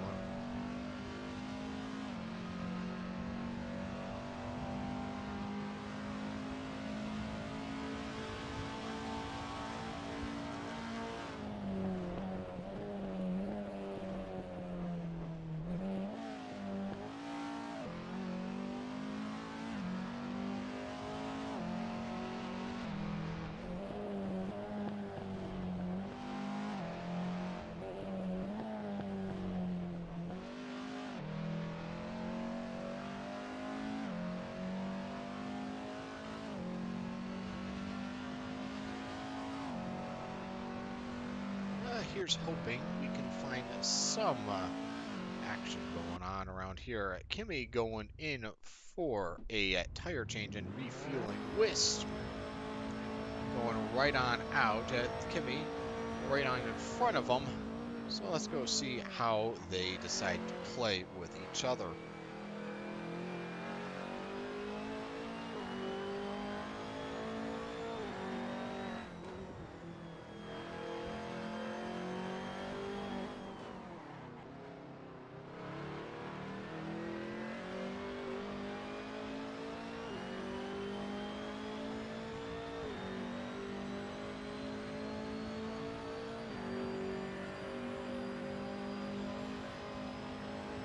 So far, the pacing seems equal right now, although we'll find out real soon after the end of this lap whether or not the pacing has remained the same or if the distance has opened or closed.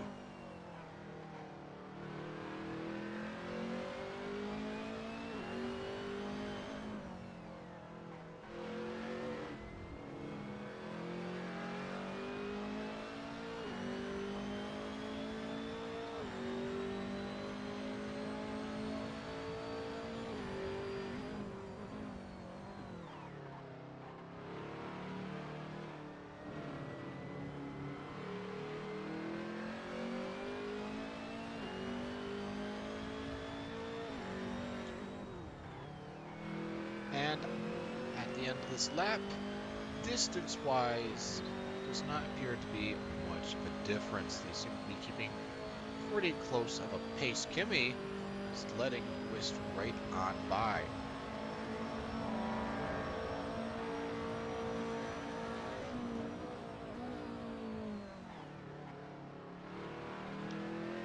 And Spirit Motorsports Aru has swapped out. Twin Cam coming in. DSR is now 7 laps behind 8th place.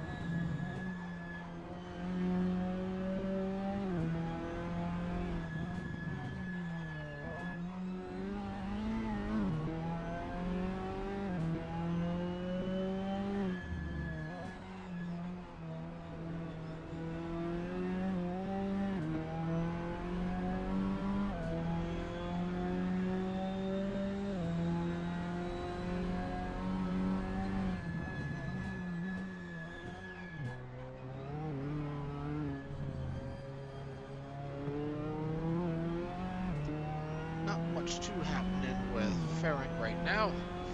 Although, like I keep saying before, it's a common trend with these 24-hour races.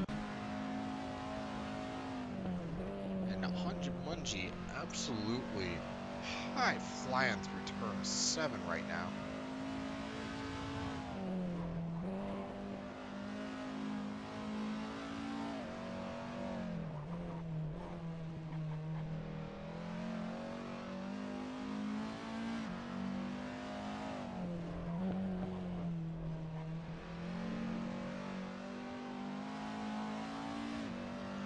And looking at the headlights in the distance, we may have someone to pass real soon. Since Hunji Munji is the leader in this race, there's no one for him to battle with, unless the people in front of him decide to ignore a blue flag, in which case, well, we don't talk about that.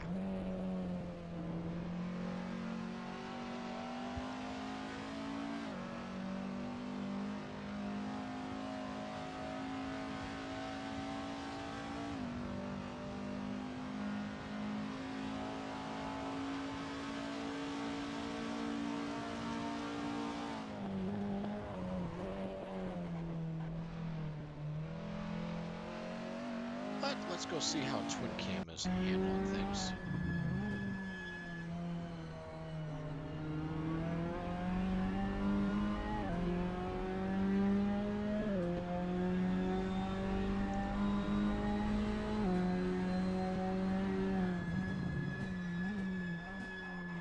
Swinging wide into turn 11, cutting it close on turn 12. Going very, very easy out on turn 12.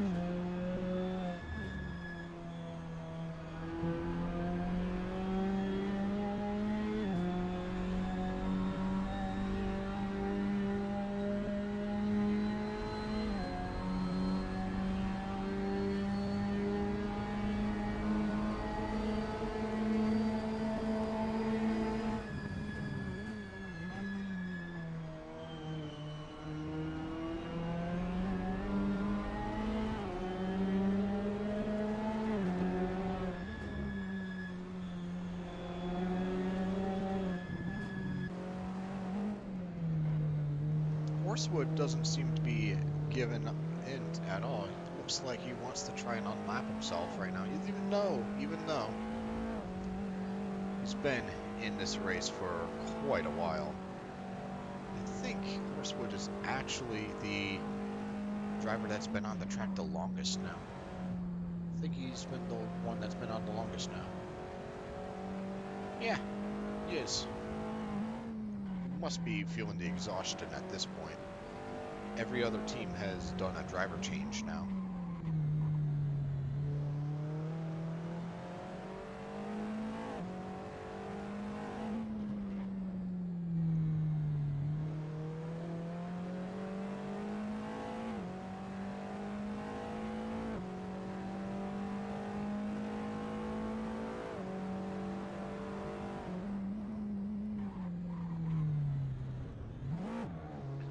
Oh my word. would absolutely destroyed those sausage curbs. And is now getting pulled away from. But let's go to see how Whist is handling things at turn number 3.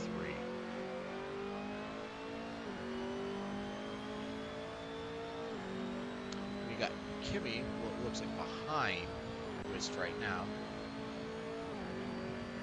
A fair distance away, Kimmy not wanting to give any more distance than he really has to.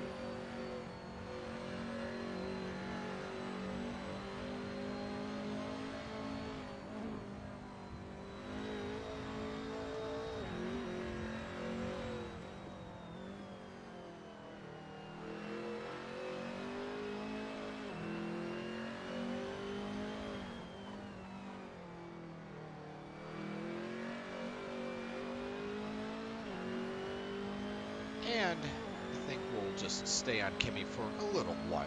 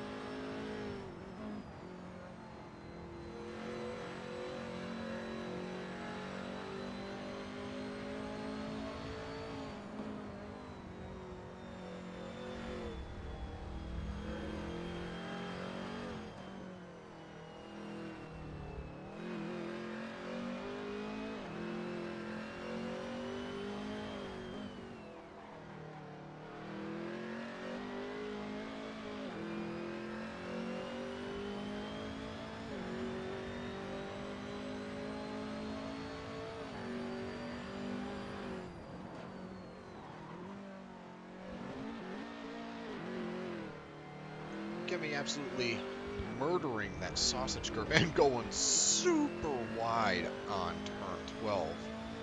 Not quite sure if there was any more room before the barrier. But, alas, that is enough of Kimmy. Let us go onwards and take a gander at the other drivers.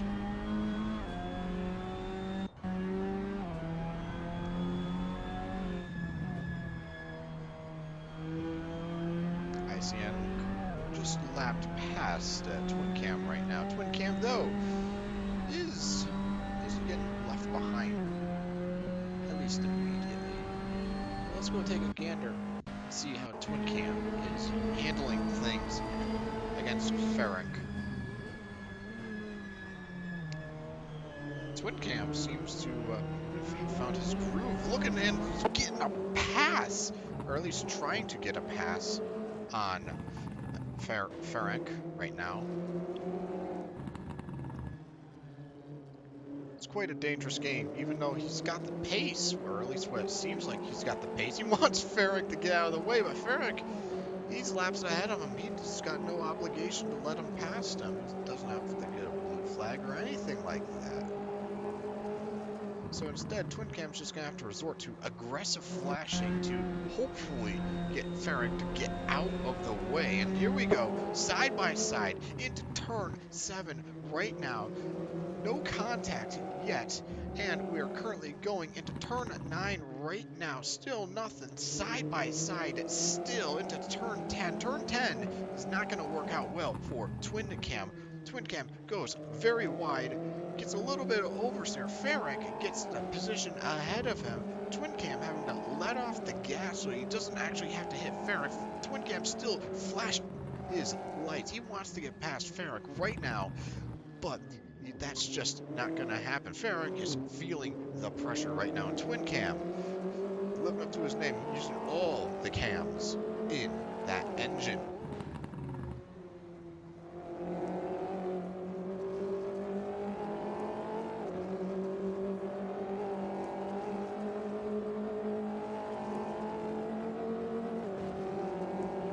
Ferric looks like he's going into the pit lane. Twin Cam getting a lap up now.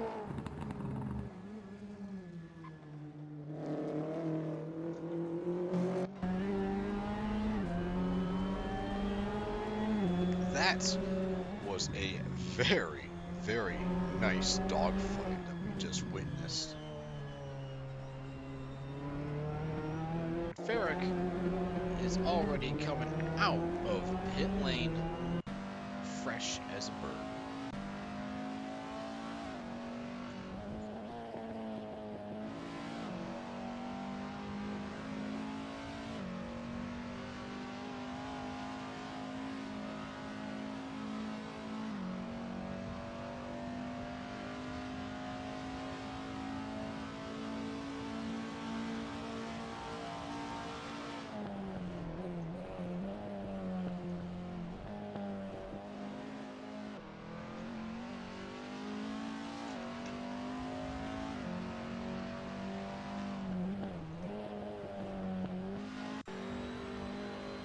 On the Wist Cam, we aren't seeing much of anything.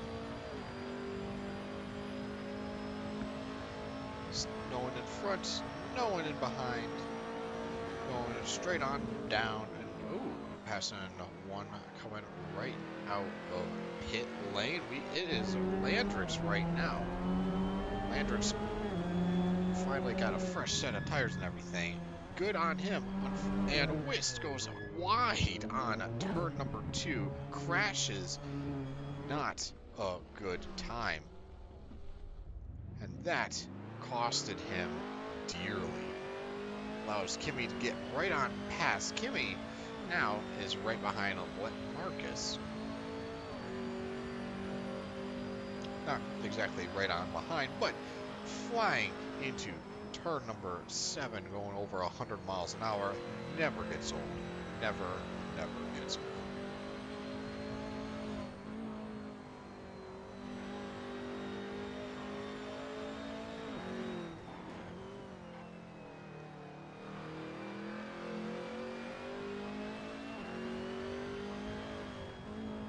But we'll see how Wist recovers from that gaffe.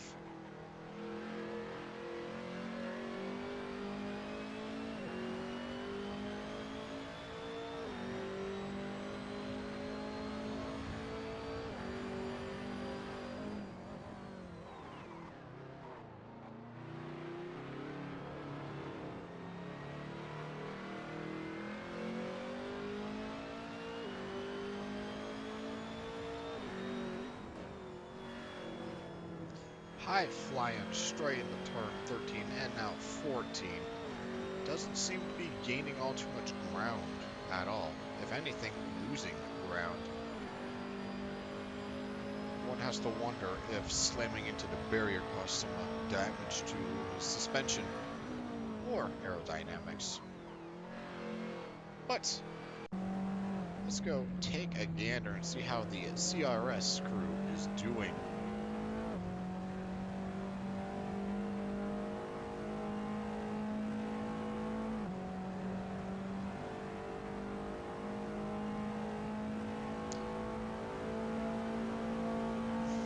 Aggressive flashing by CRS, not quite sure whom that is intended for.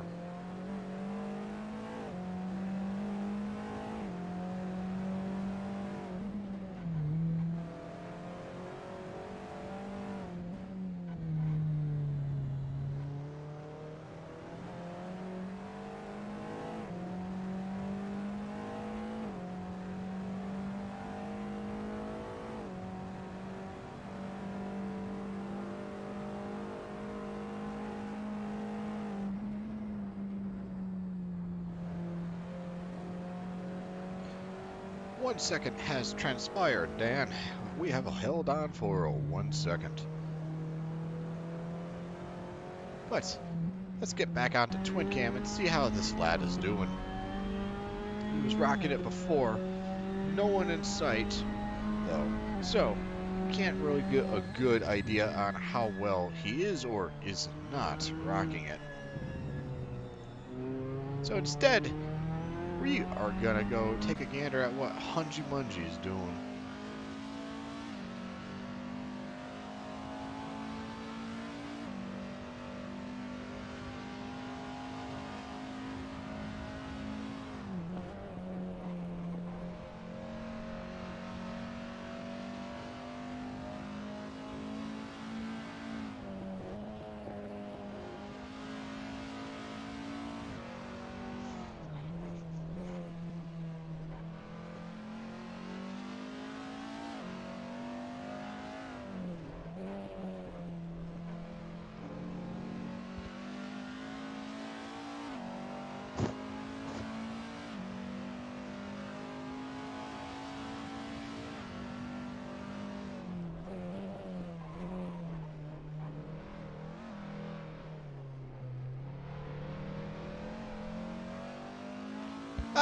Welcome Valkyrie to the stream. This is the 24 hours of Kamikaze, as the name implies. It's 24 hours. Currently, there's 13 hours and 44 minutes remaining in this event. Currently, there are 9 teams. And Hunji Munji, as we are watching right now, is absolutely high-flying. Not a care in the world, looking to smash records and everything. Because after all, once you're in the lead, you only get further ahead.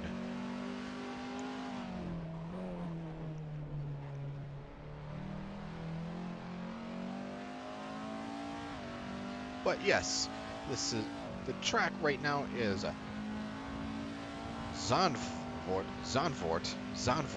Yes, I hope I pronounced that correctly. I really hope I pronounced that correctly. But yes, there's 9 teams on here, and as you can see at the bottom right, there's some lap counters for the teams. The GUIDs for some drivers weren't correct, so therefore it reset the lap count. Not a fun time. Not a fun time.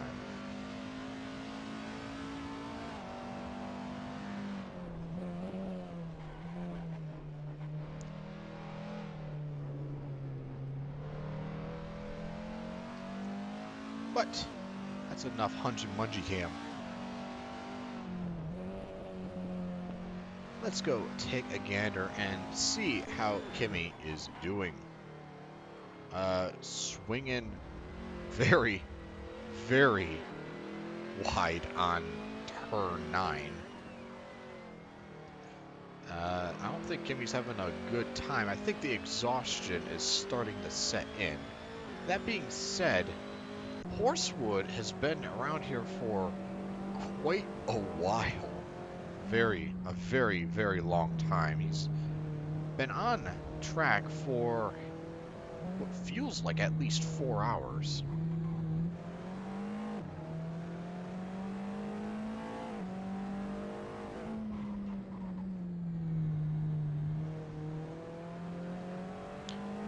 Oh yeah, Valk, this ought to be a real fun time, and I'm here all night. At least until 4 a.m. Eastern Standard Time, which Venditti will then redo the stream. And oh my word, Horsewood absolutely drifting turn number 11. What in the world? I think we've only seen 4% of his power. This man, he's a force to be reckoned with.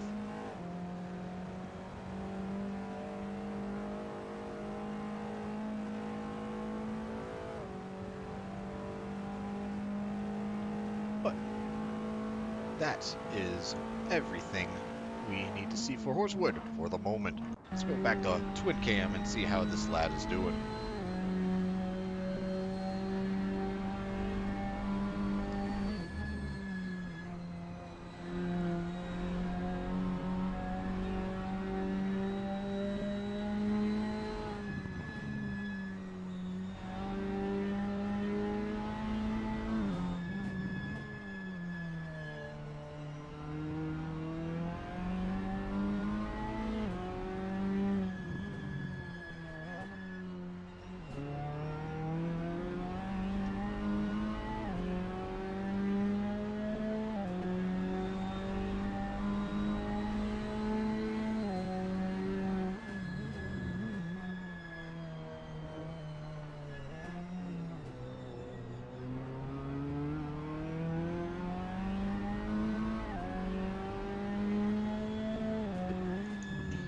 But that's enough of the twin cam. Let's get onwards to see how the CRS crew is doing.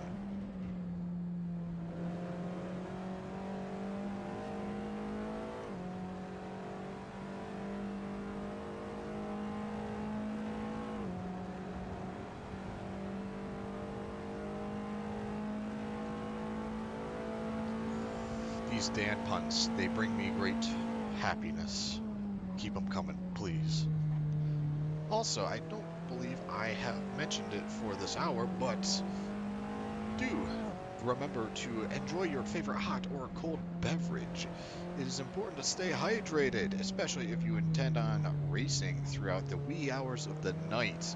Hydration is important. It helps keep you awake and is healthy. That is all.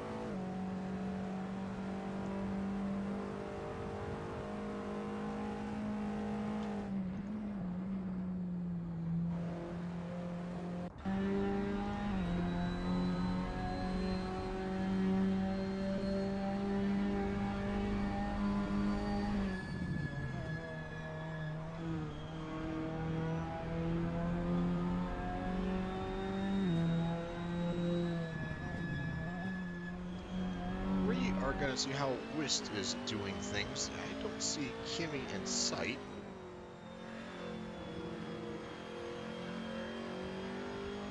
So where is Kimmy? Kimmy is behind. Okay. So Wist was able to get around Kimmy once again, and Kimmy going wide on some of these corners.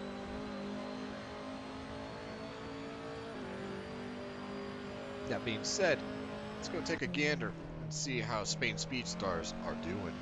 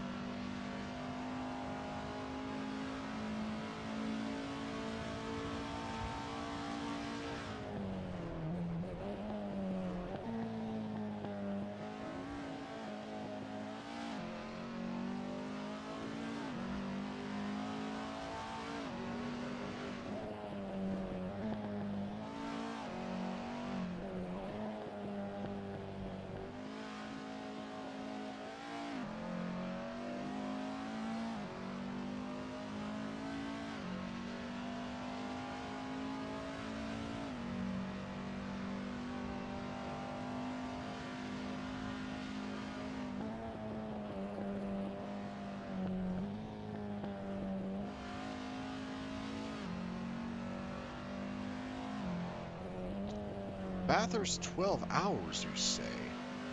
Now that sounds pretty good. Not, although, that being said, I think it's a little 12 hours short of being perfect, if you ask me. Just 12 hours short, if you ask me. That being said, let's go take a gander and see how Ferenc is doing in this race. Rapidly leaving at turn 14 right now, and we'll go see how everyone is doing.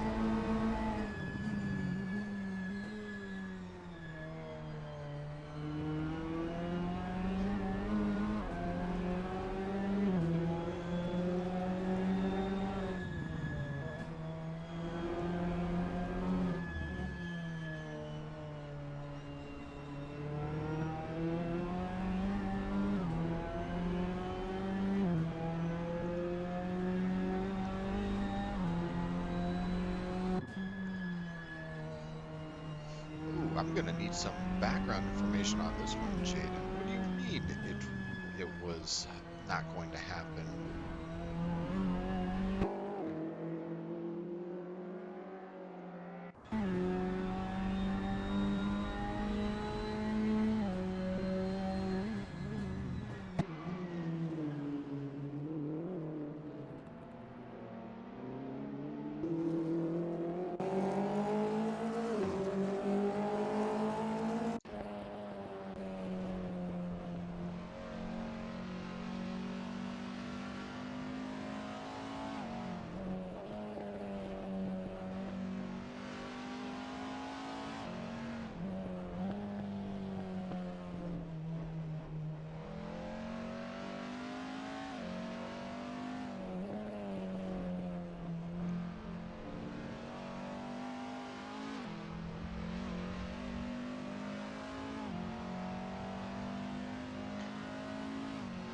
Yes, can we get an F in chat for the Spain Speed Stars? They were off to a absolutely splendid start, but they've just been dropping position from position from position. If I recall correctly, at some point in time they were in 4th place, and now they are in 7th. That being said, Twin Cam is making some good gains, and he might be able to overtake the Spain Speed Stars.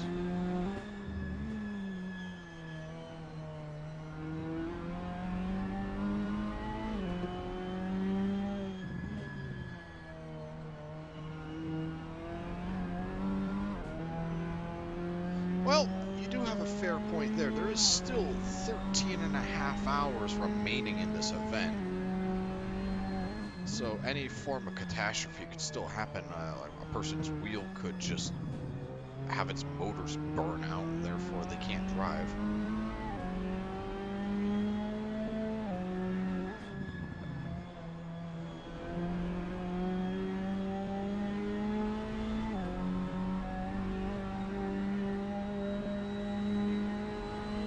Oh my word, Twin Cam is absolutely putting out some good paces. Let's go see how well lap-wise they are doing.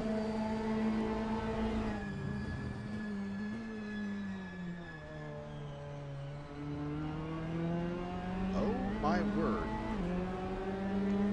Twin Cam is putting out laps that are faster than... The only person that's having a faster lap time than Twin Cam is Marcus. Twin Cam is gaining, looks like, about 5 seconds each lap. That is quite impressive.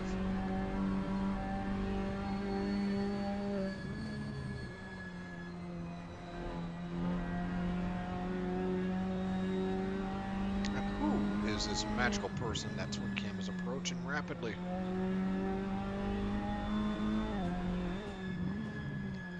Oh my word, whoever that person is, they are leaving quite a bit of rubber on the road.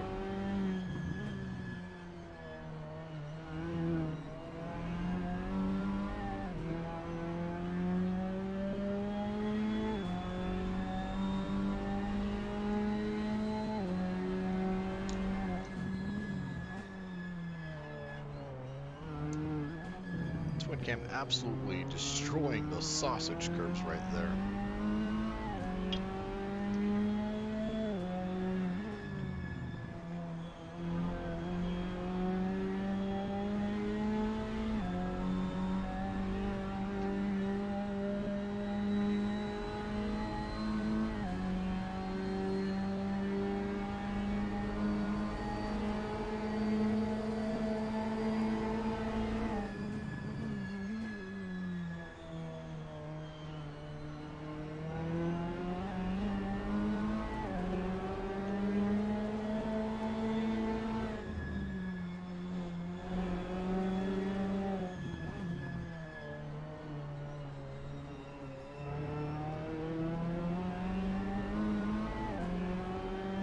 But that's enough watching Twin Cam for this moment in time. Let's go and take a gander and see how Whist is doing. Taking it nice and gently through turn 8.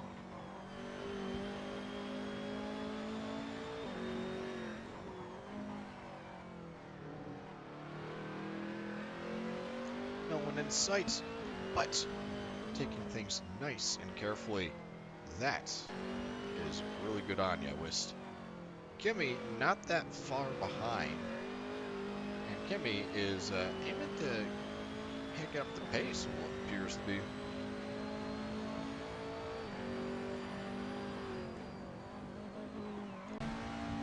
Mungie is absolutely high flying. Oh my word. Straight into turn 7.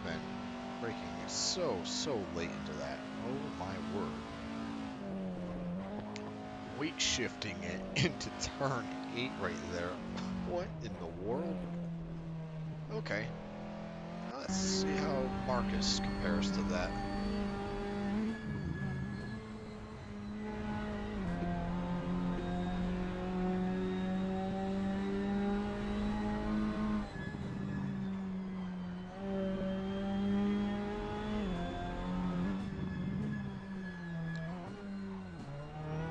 lot more controlled compared to Hunji. A lot more controlled.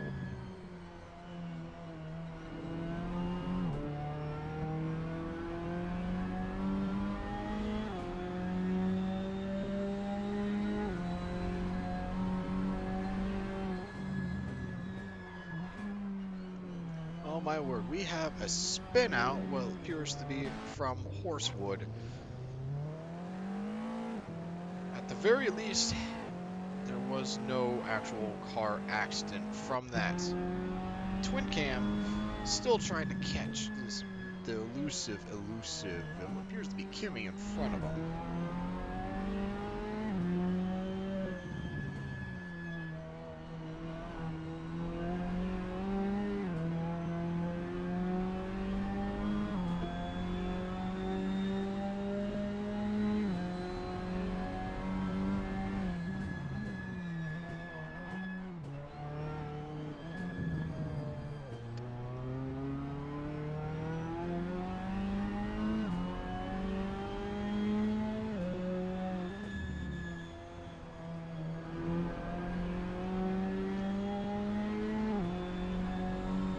Twin Cam's very, very surprising so far.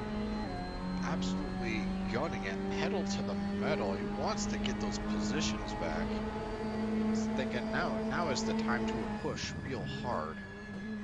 Well, he's all fresh in the mind and everything. All the other drivers are a little bit exhausted. Now that would be the perfect opportunity to try and exploit that. But it's going to take a little while for him to try and do that. So, whilst we wait and see how or if he is able to pull that off, let's go take a gander and see how, say, Ferenc is doing. The entire inside is lit up like a Christmas tree, but ignoring that, pretty calm and organized throughout the whole turning right there. No cars in front, no cars in the rear. Let's go see if we can get a bigger picture of what's going on.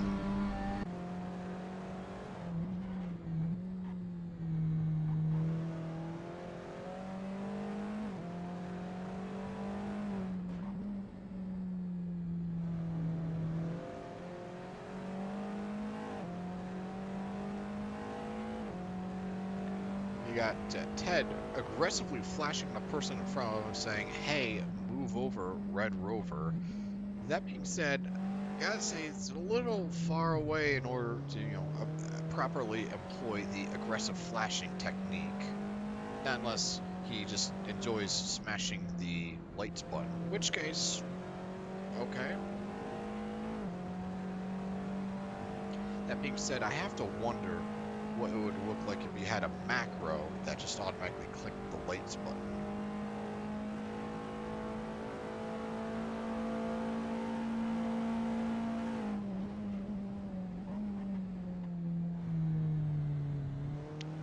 But that's enough watching Ted right now. He is slowly gaining on the car in front of him, bit by bit. And Marcus is just clean straight. Oh, I spoke way too soon. He's got a lad in front of him as well. But it's about that time where Twin Cam should be approaching. Oh. Did my eyes deceive me, or did Twin Cam actually pass Kimmy? No. No, Kimmy's still in front of him.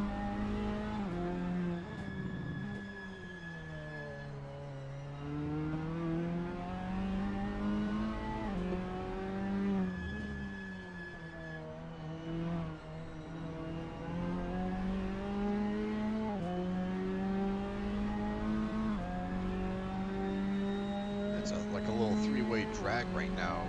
You got Wist in front, Kimmy right behind, and followed by Twin Cam. All of them wanting to each unlap themselves.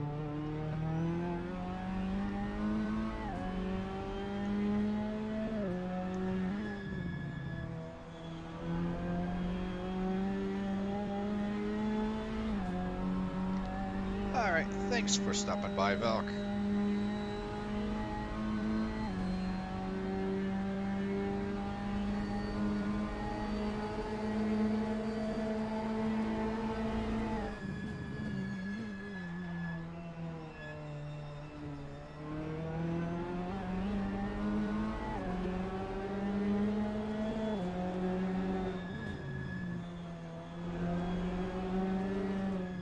And Twin Cam is really gaining on Kimi. Kimi going a little wide on turn 3 right now, and that shows. That shows real hard. Twin Cam gaining a lot of ground on Kimi right now. Soon, if this keeps up, there's going to be a dogfight between Kimi and Twin Cam. Kimi absolutely attacking the inside right there, costing him a little bit of speed. Twin Cam getting a slingshot right now. Twin Cam wanting to get that inside. Aggressive honking and passes Kimi on the outside, setting himself up for turn 10 and keeps the pass. The celebratory General Lee horn is just too much for anyone to handle.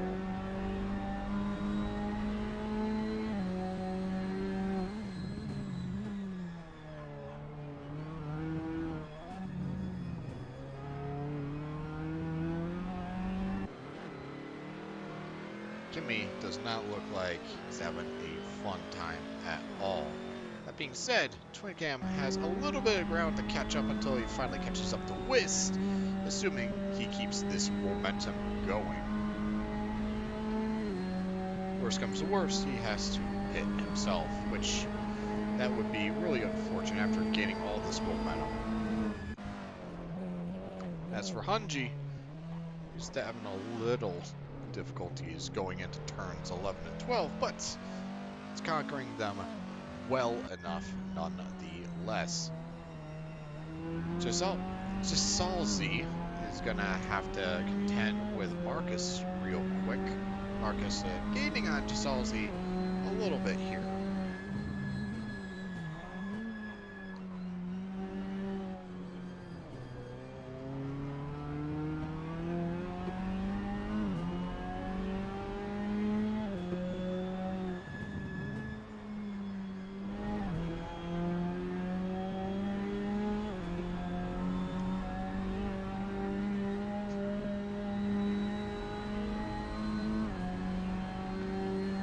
As for Ted, he is rapidly approaching Kimi right now. Kimi's gonna have to let him right on by eventually. But as for Twin Cam is catching right up to Whist. Whist is in the danger zone right now. If he can't deal with the pressure, he's not gonna have a fun time at all.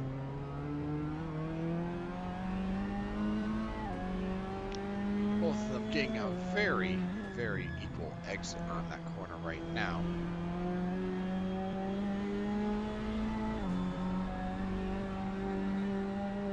And Twin Cam looks like Whist is going in for the pits, which gives Twin Cam the perfect opportunity to go right on by and continue.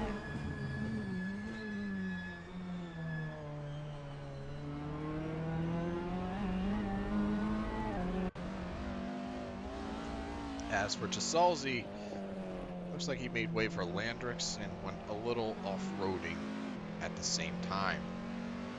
There seems to be half a track distance between Gisalzi and Twin Cam, and that's a fair bit of distance to try and cover. Still possible to unlap yourself that way. It all depends on how fast you can try and unlap yourself. That being said, if Gisalzi pits, that's going to help Twin Cam significantly. But enough about Twin Cam, let's talk about Farrak. Doesn't seem to be much going on. Attacking turn 7 super hard.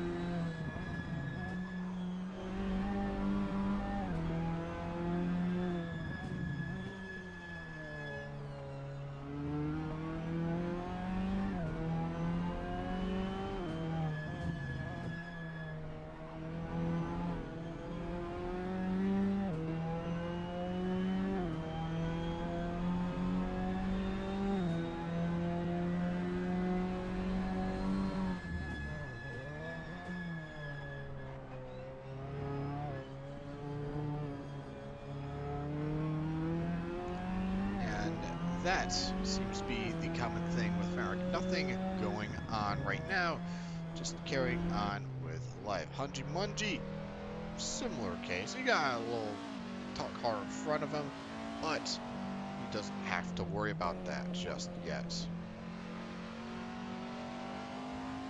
As for Whist, that pit stop doesn't seem to have affected Whist that much.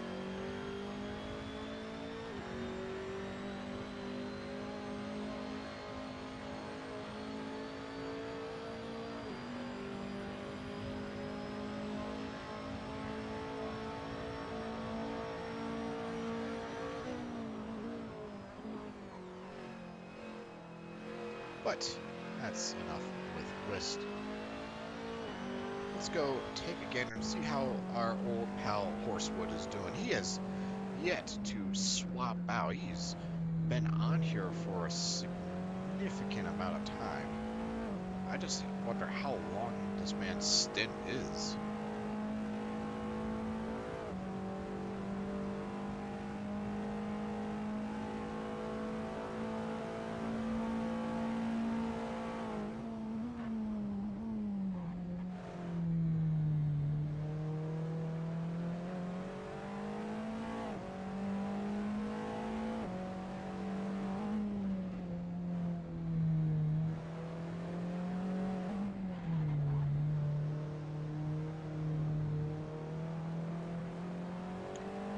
Horsewood seems to be taking the corners very calmly now. No one in front, no one in behind.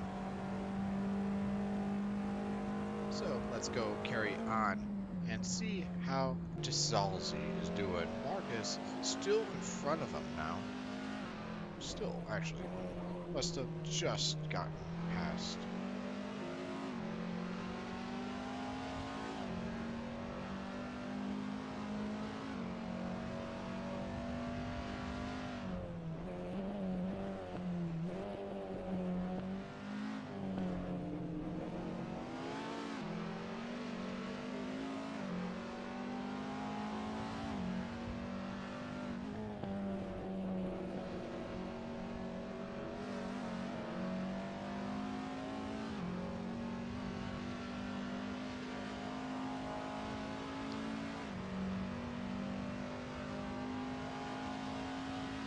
Let's go take a gander and see how Ted is doing. Ted looks like he's trying to unlap himself from Farrick. Wants Farrick to get out of the way. Farrick has just does not care. He's saying, no, I stay.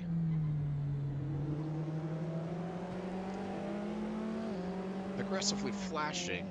It's not gonna work on him. It's not gonna work on him. You're gonna have to pass him the hard way.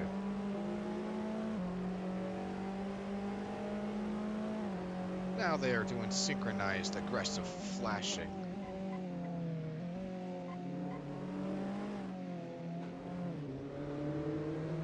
Bumper to bumper right now. Now Farrick is doing the aggressive flashing.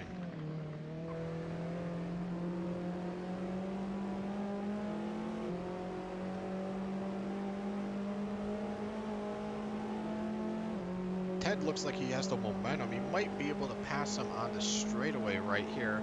Aggressively flashing, letting him know, hey, I'm here. He's gonna break his brakes later and gets the inside, securing the pass.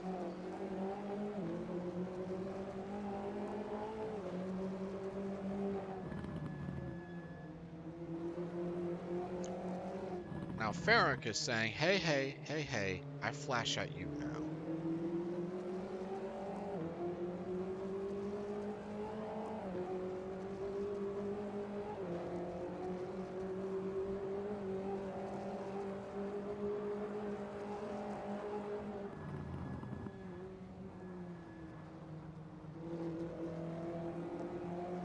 But unfortunately for him,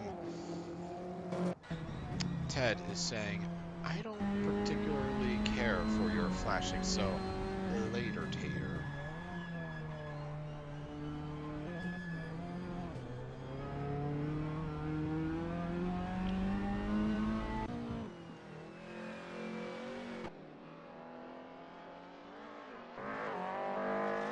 Kimmy absolutely destroyed that sausage curb. Those poor sausage curbs. At the end of this race, they'll just be pancakes.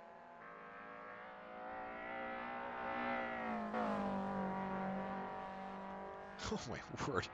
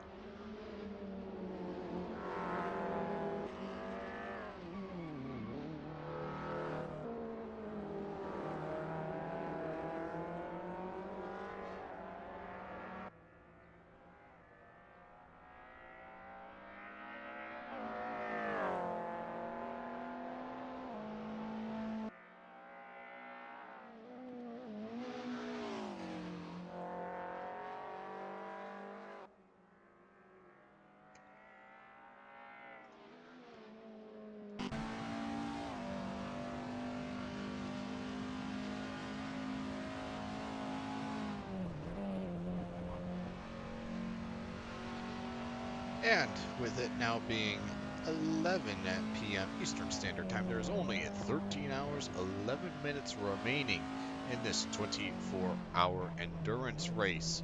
Still nighttime, gonna be a nighttime for a while to come, I dare say. But that goes without say. Here is your hourly reminder to consume a beverage. Hot or cold, staying hydrated is important and can help keep you awake. That is all.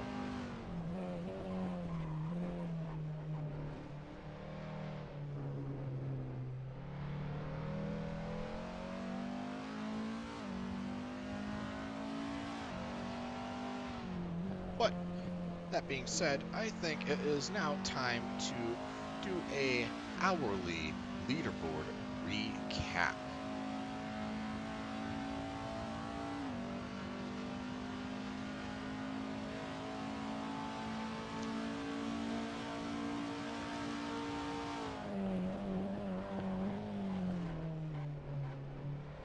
So, RHM has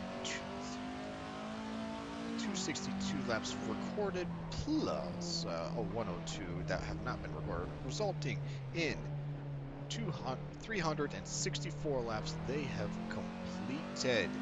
Following close behind should be Tats, who should have 358 laps. 358? No, 359 now. Oh. I did my math incorrect. Math, it's funny how that works. One digit, they have 362 laps, so RHM still in first place, TAS still in second place, ICN third, fourth is 666 Kamikaze, ICN KGR Lizard Beats is third place, 666 Kamikaze is fourth, CRS is fifth place. In sixth place, we got 777 Kamikaze. In eighth place, in eighth place, we have we got SM in eighth place. In ninth place, we have TSR.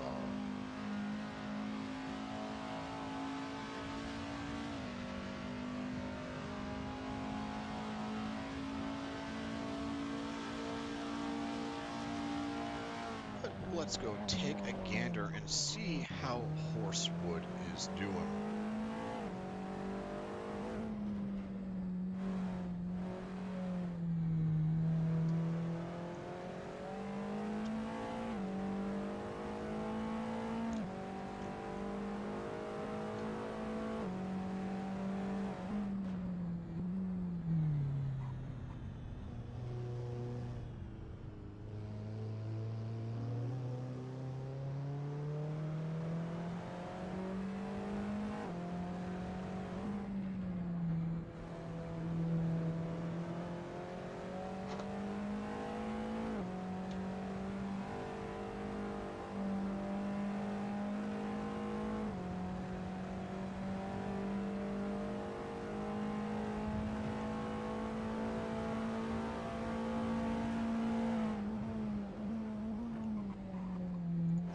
That's enough of a horsewood cam.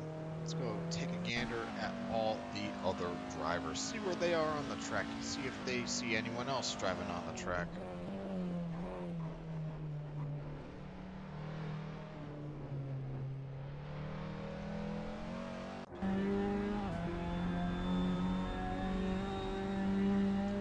Looks like Marcus is rapidly approaching one denizen.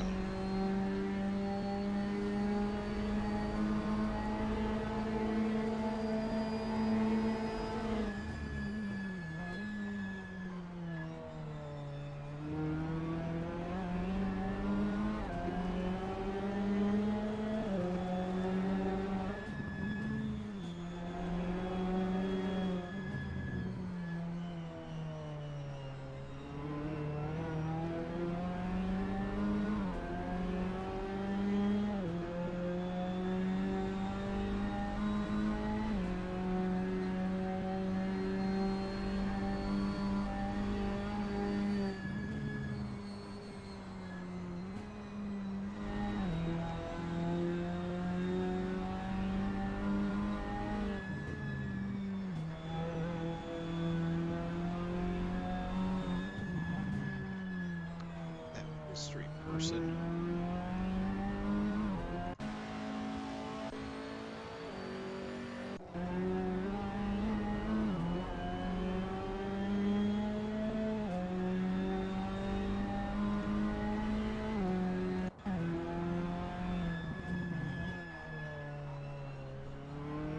Wish seems to be right behind Farrak. Is Wish gaining ground or losing ground?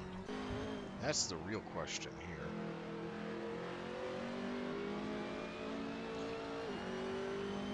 Looks like Whist may be losing ground.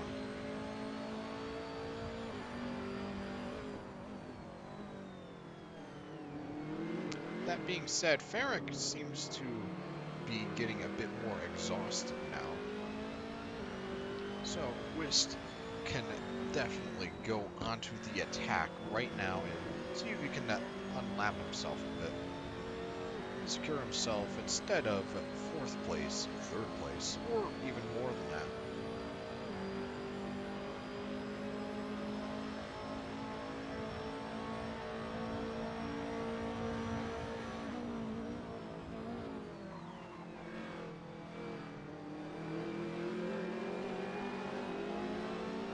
Whist getting a good exit on turn 1. Let's go see how they tackle turn 3 real quick.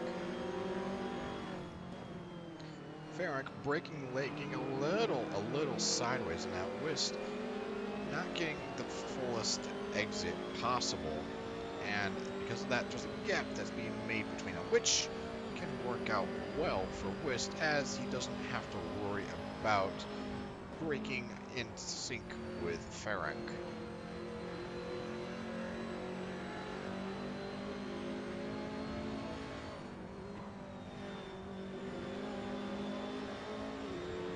Was gaining some ground right here. Not that much gap between them, but there's a bit of a gap right here where Whist doesn't have to brake. He can get the momentum and pass Farrak on the straightaway. Does not seem to be the case though.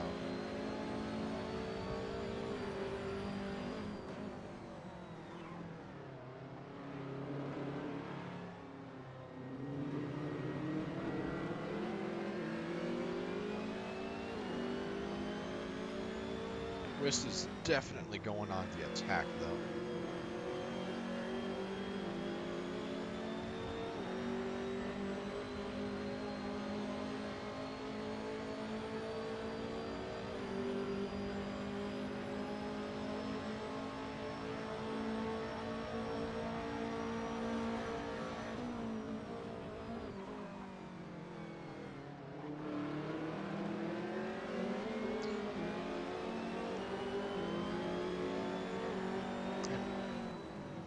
It is absolutely bumper-to-bumper action right now.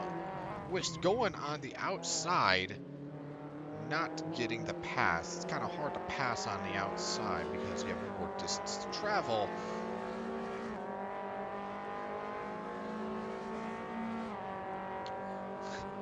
And going a little bit airborne right there, scraping the bottom on the ground. Oh my word. But Whist gaining some ground on Ferenc right now.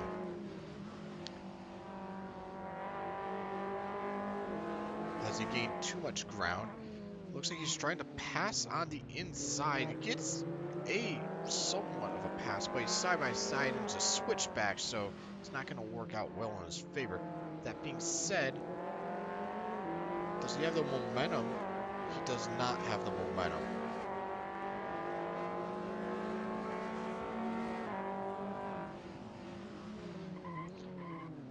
But dive bombs into turn 11, some rough housing and bumps and jumps and taps, not really jumps in that regard, but side by side through turn 12, contact between Whist and Ferenc at turn 13 right there. Oh my word. Ferenc got shoved to the wayside, and Ferenc going into pit saying, I've had enough. Might as well just refuel, get some better tires on, maybe even do a driver swap.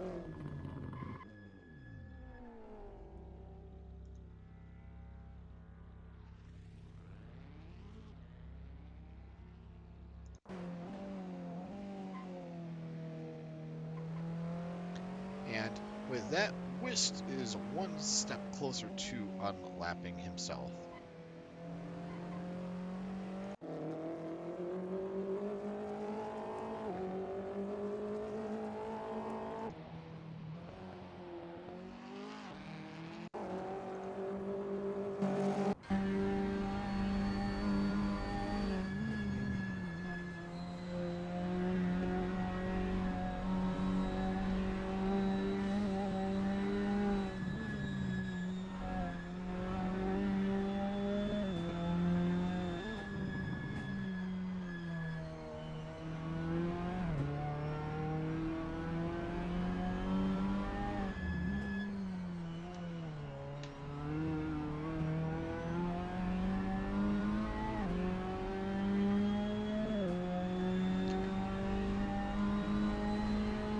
And Horsewood has finally had enough and went in for a driver change. The mad lad, he had committed so much to that stint. A round of applause for that mad lad. And now we got Porcupine taking over for TSR.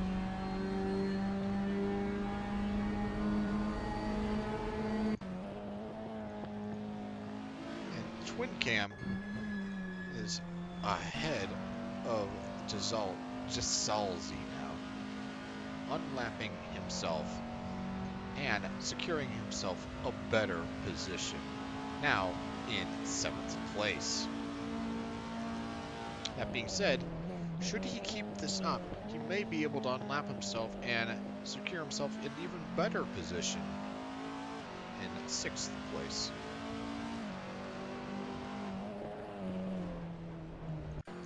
But we'll have to see how that works.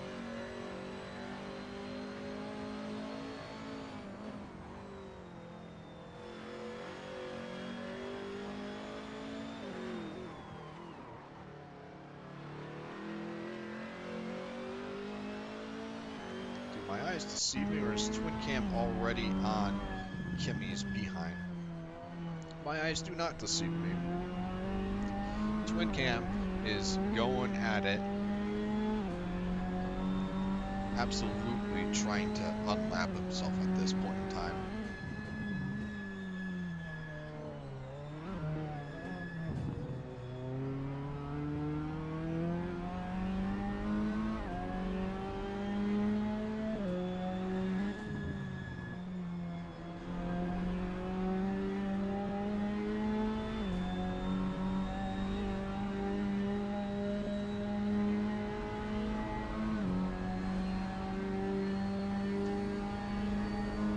Less than 13 hours remain for this endurance race, and we're seeing it right now, a comeback from, well, being committed by Twin Cam right now.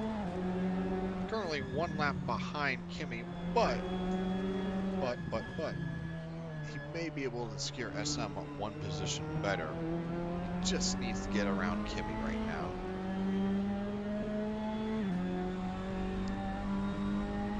And should Kimi go in for a pit stop or driver change, that would just secure that position. Twin Cam got on not that long ago. I'm very invested in this battle, but before we fully commit, oh my word, Kimi swinging super wide, and Twin Cam gets the pass on Kimi.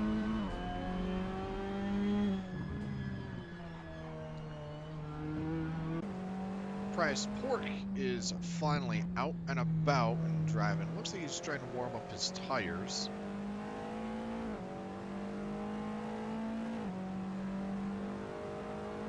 So we'll let him be.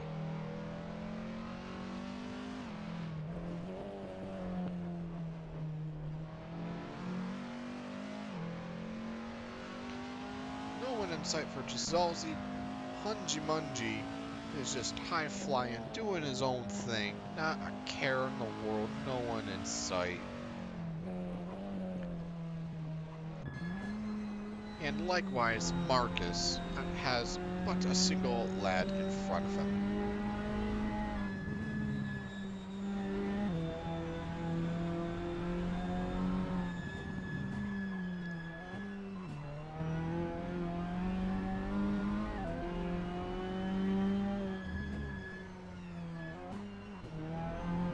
Welcome to the stream, Silver. Glad you could make it. This right here is the 24 hours of Kamikaze. I'm doing the night stint, and I'm going to be here until 4 a.m. Eastern Standard Time. This right here is taking place on Zandvoort using a custom car pack. This is taking place on the game Assetto Corsa.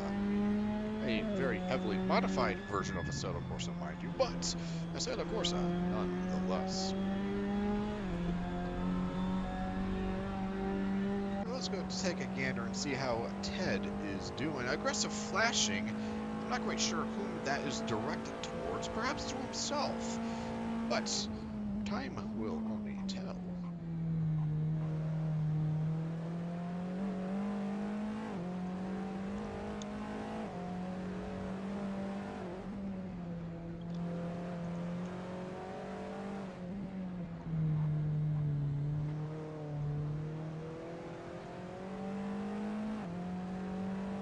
But, seeing as there's no one in sight for Ted, let's go take a gander and see how Farrick is doing.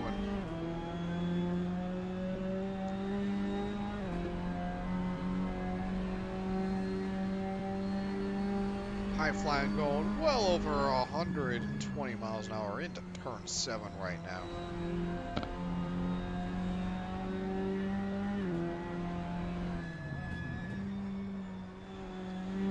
Gracefully taking corners 8 and 9, and we're gonna go take a gander at this gent. Farrick is going to have to get around.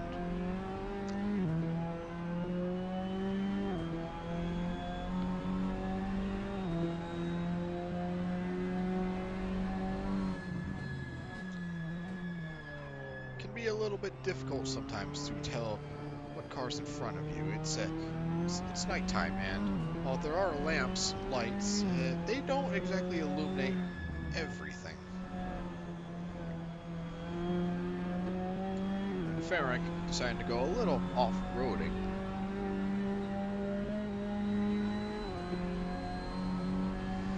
Oh my gosh.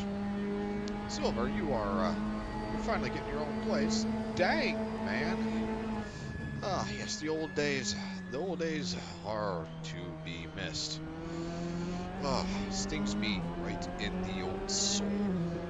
Stings me real hard. Definitely gonna have to plan something where we actually get and do stuff together, man.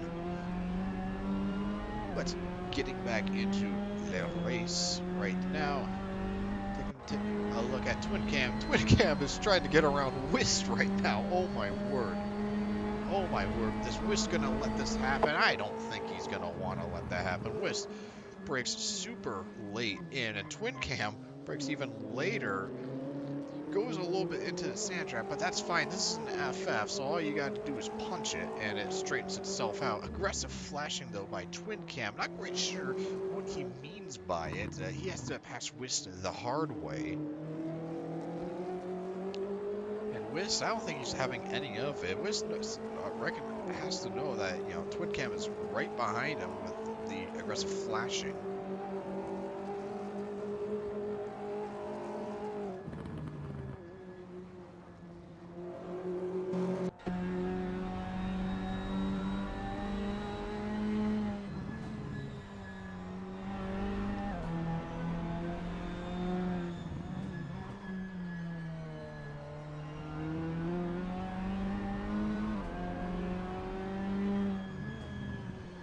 Oh dang, Silver.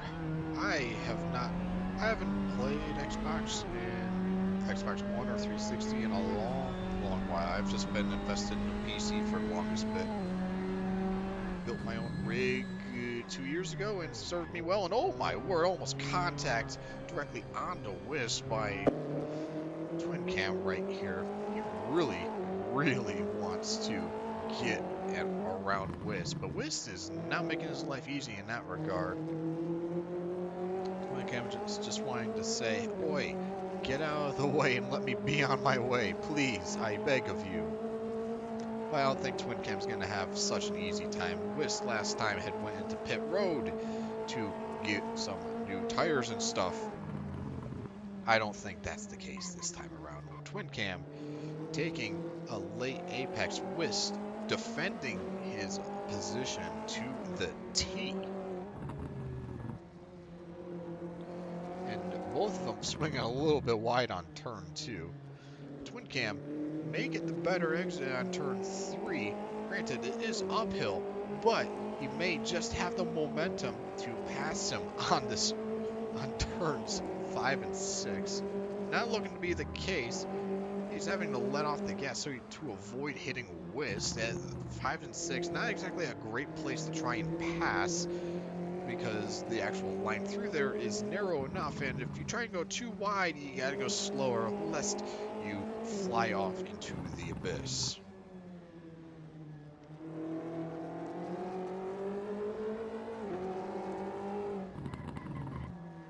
Twin Cam looks like he may, he does not get the momentum that he needs to get around Whist. He's just too close, and he has to brake so that to avoid hitting Whist. Otherwise, he may have the momentum to pass him on these straightaways. Twin Cam, though, applying aggressive amounts of pressure on Whist right now. Whist is just defending his line. Both of them are just hemorrhaging seconds on their lap time now. But Twin Cam looks like he may have gotten the momentum that he really wanted. Unfortunately, he's on the outside. Whist and Twin Cam going head to head, bumper to bumper right now, smashing into one another. Twin Cam on the outside doesn't get the pass. It's kind of hard to get the pass on the outside. Twin Cam aggressively flashing, just begging, pleading with him, please let me get on by, let me be on my way. Whist having none of that. Maybe he'll respond to the General Lee horn.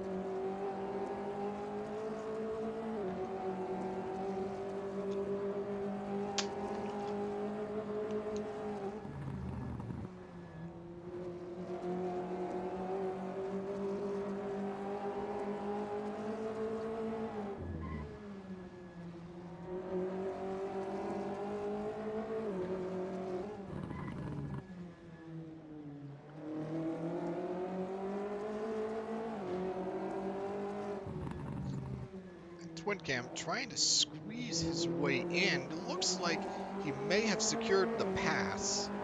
It's going to be narrow going in, but he gets the pass. Oh my word. Twin Cam got the pass on Whist, and now he gets to carry on with his life.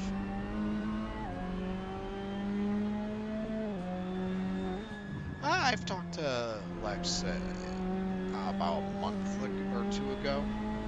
Been meaning to get in touch with everyone from our little Xbox group, but, well, that'll be when I wake up from my stint, and I don't even know when I'm waking up after this. I'm going to bed at like 5 a.m.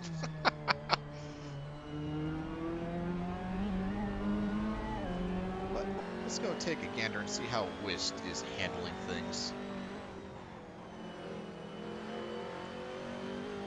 Slowly getting left behind, but we've spent enough time on them. Let's go take a gander and see what else is happening.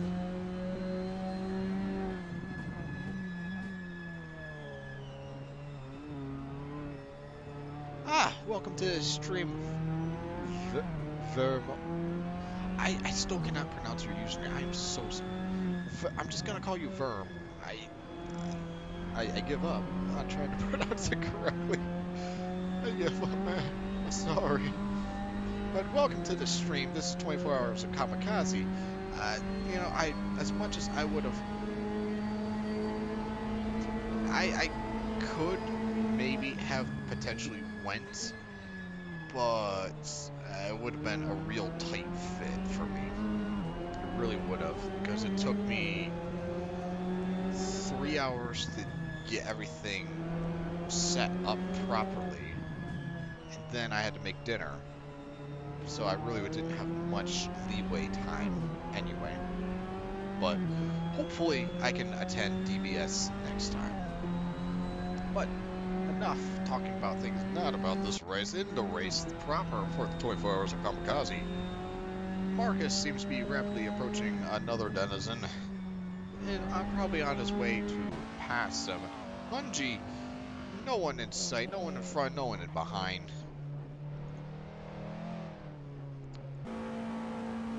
Christ Pork seems to be putting in some good work, trying to unlap himself.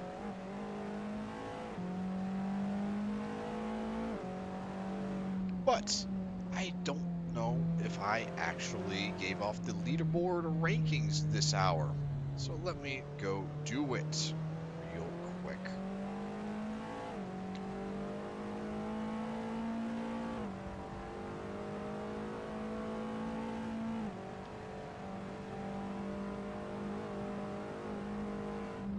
In first place, very likely, I'd have to see how Tass is doing, but in first place, I'm assuming with 378 laps is Roselia Hart. In second place, I'm assuming, I still have to calculate it, is Tass with a grand total of 367. 367. Did I perform a gaffe there? No, I did not. Right. Roselia Hart RM, or RHM, is in first. Tass is in second. ICN is in third. Kamikaze 666 is, well, looking to be tied. It could be in the danger zone. Is in third place. Ted is in fourth. Fifth is, well, Ted from... Achoo. Oh my word. Oh my word.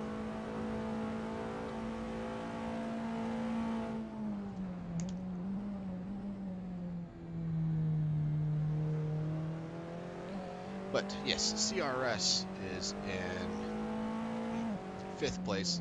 777 Kamikaze is in sixth. SM, seventh. Spain Speedstars is in eighth, and in ninth is TSR.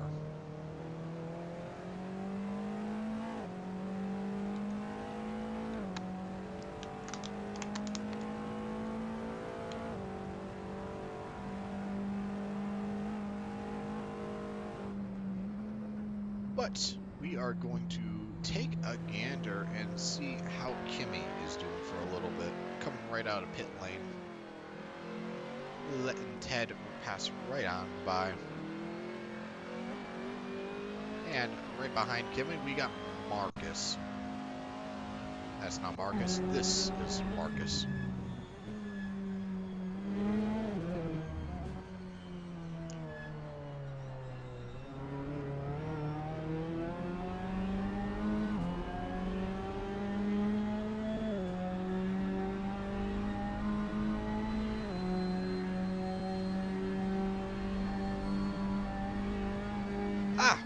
Welcome, cats.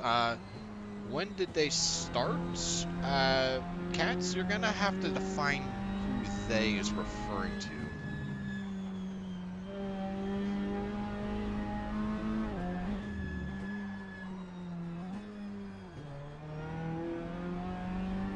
Because I don't exactly know whom you're referring to by they. That being said, let's see how the underdog twin cam is doing.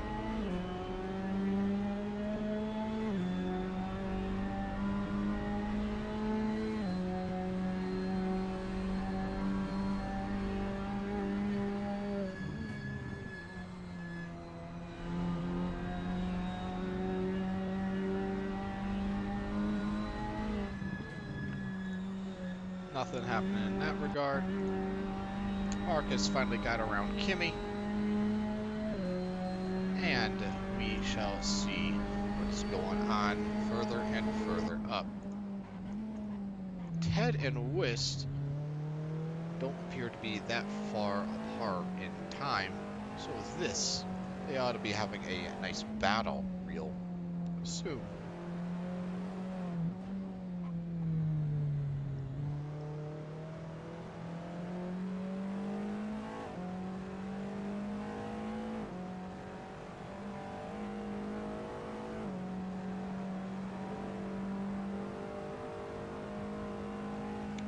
And it appears that it is slowly starting to turn to daytime.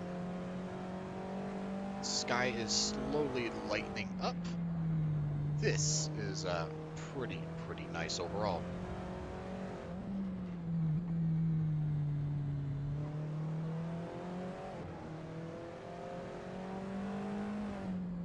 The long night of solace is now over. Come dusk, come dawn, this race shall continue on.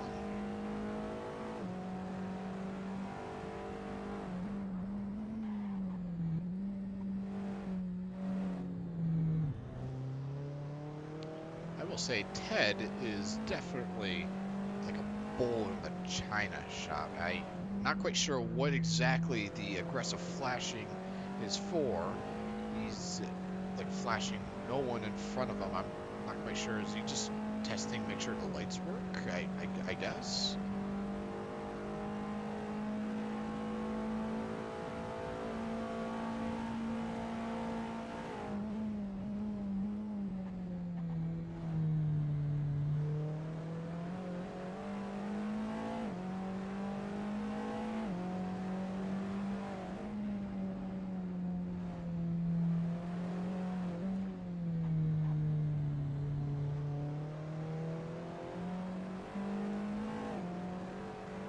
But that's enough of Ted. Whist is at turns 11 and 12. Ted was at turn 7, from 6 to 7. Still, a little bit of a distance, but if Ted keeps going at that pace, they will meet each other in no time at all. Also, if Whist decides to go and pit, that Ted is going to go right on by past Whist now. Not unless Whist can somehow do a pit stop in less than 10 seconds. It might, not quite, but it'll be cutting it a little bit close.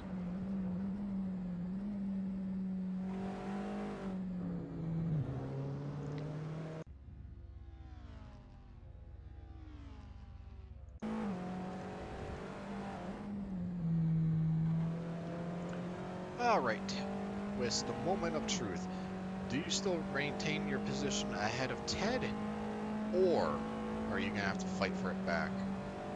Aggressive flashing by Ted.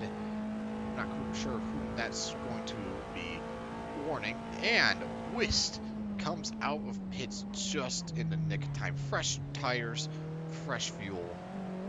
All he has to do now is just maintain the pace or even push harder than before. Granted, he does need to warm up those tires, but Ted here is at a bit of a disadvantage now.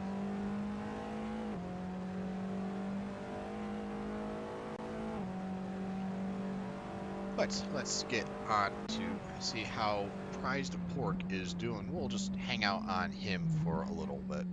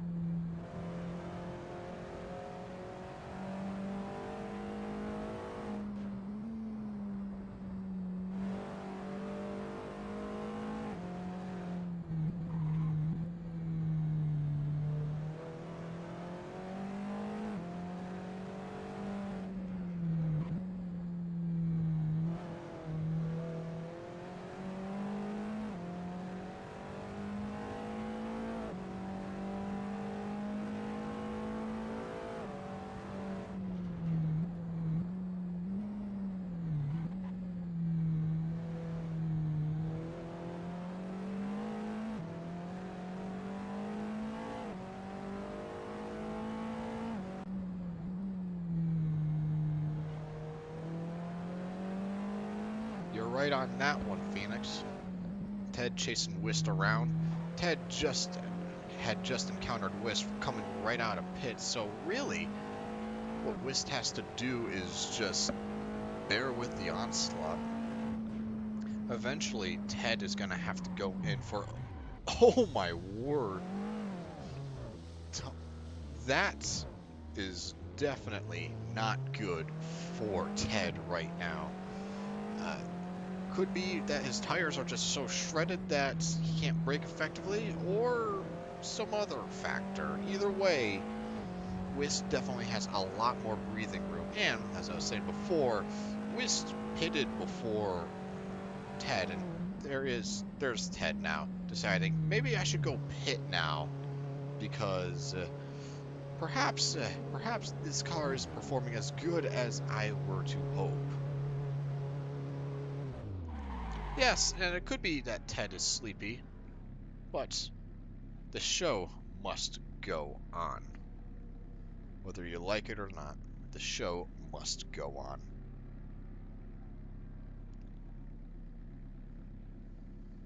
But we're not going to chill out in the pits whilst Ted is doing other stuff. Twin Cam still doing good. As you can look over to the horizon, the sun is starting to peer through the clouds.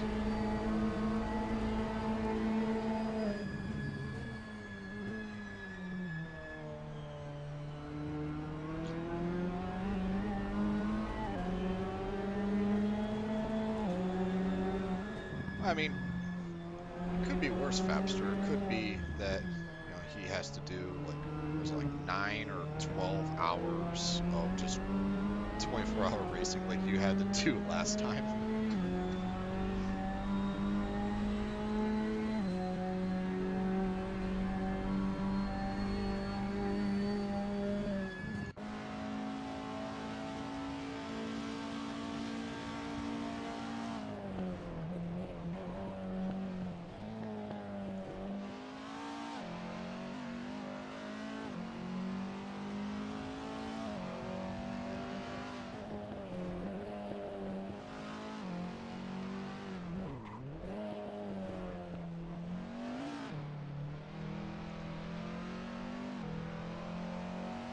I do have to wonder, though, it's been a little while since all of these lads have joined on, except for Twin Cam and Prize Pork. Or Pork Pie, Pork Pie. I keep calling him Prize Pork, I don't know why. It's been a while since they all have joined on. I have to wonder when the next driver change is going to happen. That being said, let's go take a gander at what Hunchy Munchy is doing.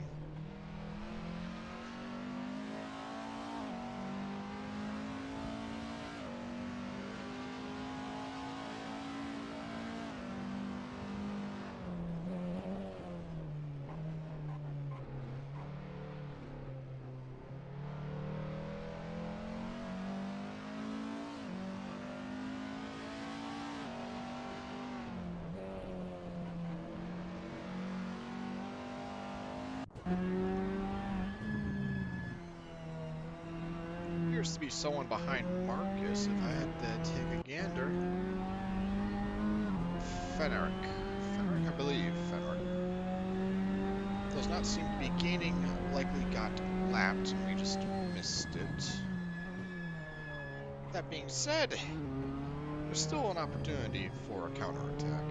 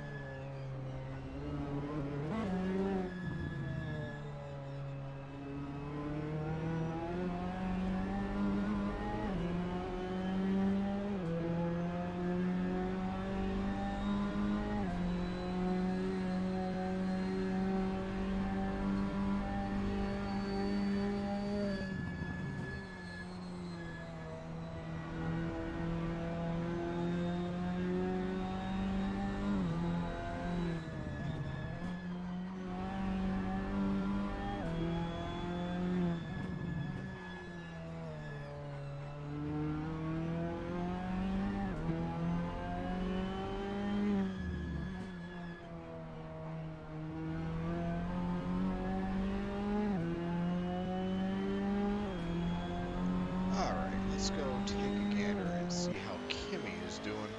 It's been a little bit since we've seen what Lad was doing.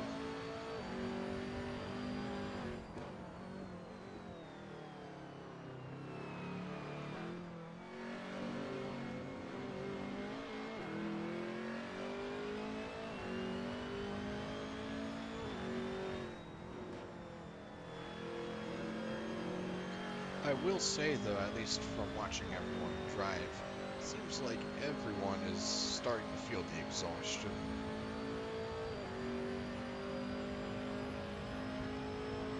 And with 12 hours and 30 minutes left until the end of the race, this is as good of a time as any as to really push hard into a counterattack.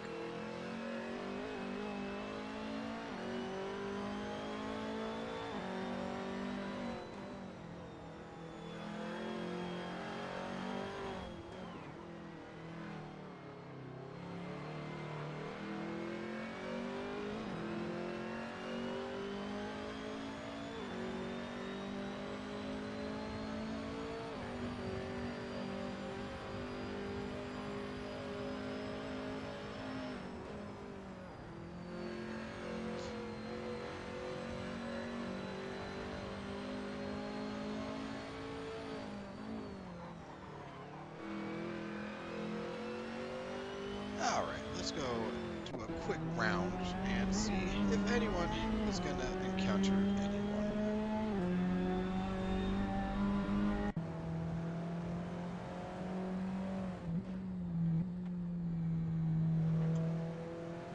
Ted definitely needing to gain back some ground that you lost. As Whist is just doing his own thing, just going full out.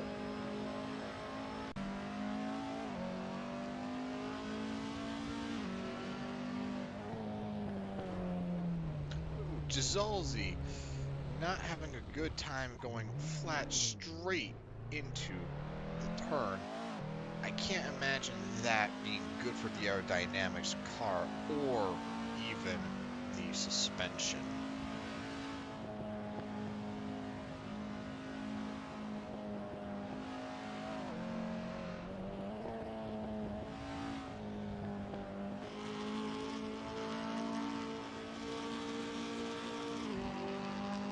Does not appear as though the suspension was damaged, just rattled him a little bit.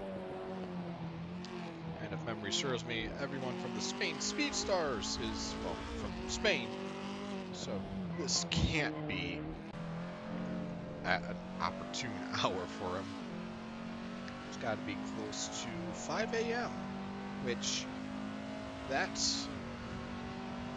yeah, I would be very tired at 5 a.m. if I had a normal sleep schedule. But enough about that. Let's go see how Pork Pie does.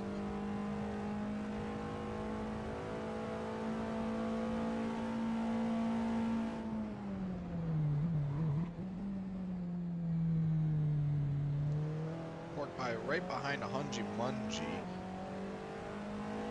Perhaps he can actually gain on Hunji. Perhaps, perhaps.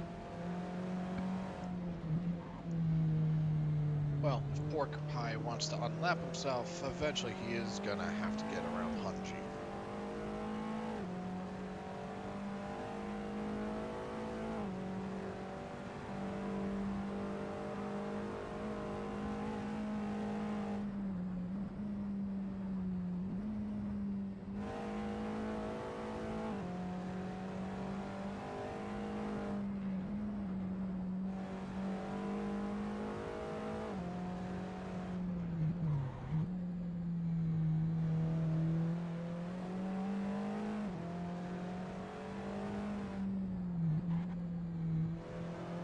Alright, let's go take a gander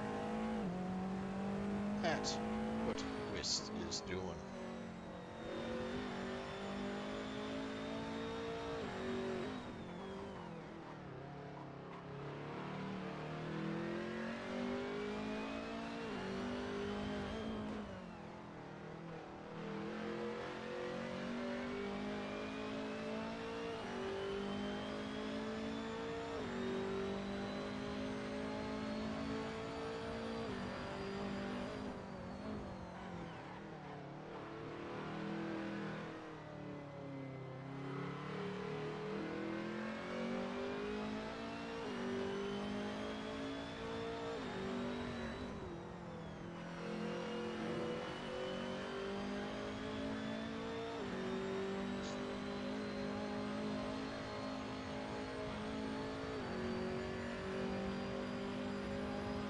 And let's go take a gander at what Marcus is up against.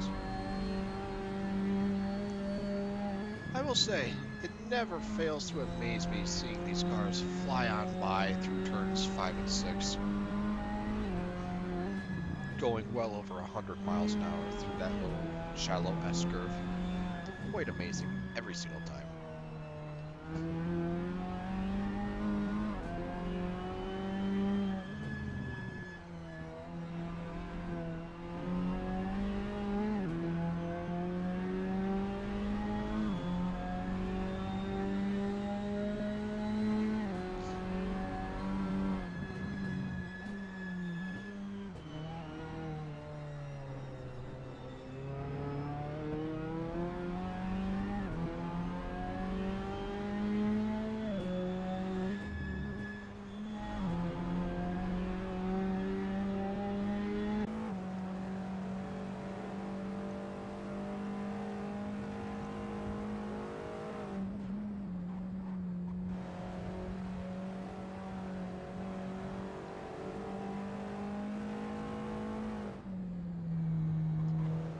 And that gap that was made between Ted and Wist is rapidly diminishing. Kimmy right here going wide on turn 9 right there.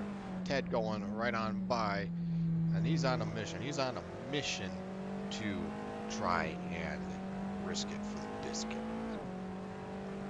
Not sure what this aggressive flashing is for. Some people do celebratory General Lee horn honking. I guess his little thing is aggressive flashing.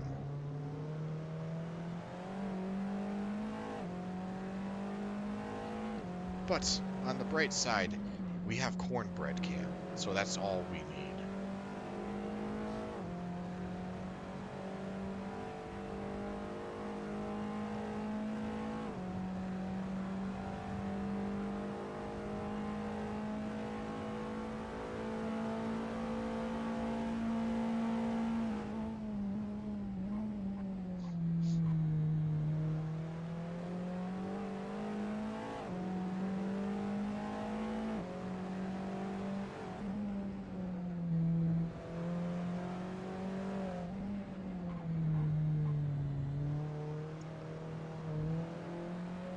But that's enough, Ted. Let's go take a gander at what that twin cam is doing.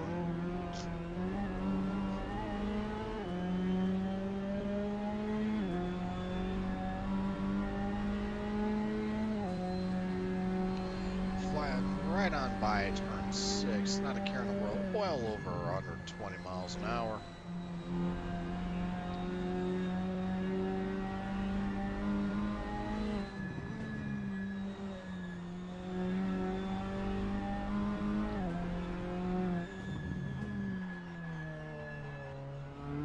But with 12 hours and 20 minutes remaining, how is everyone feeling so far?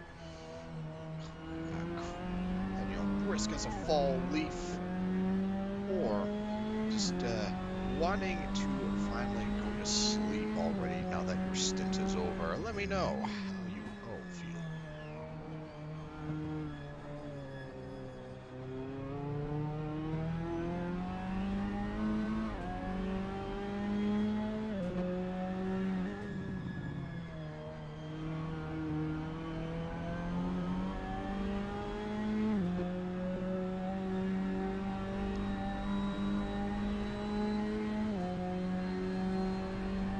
With it becoming rapidly daytime, I do hope that I don't have to change my post-processing filter, lest everything looks nuclear white.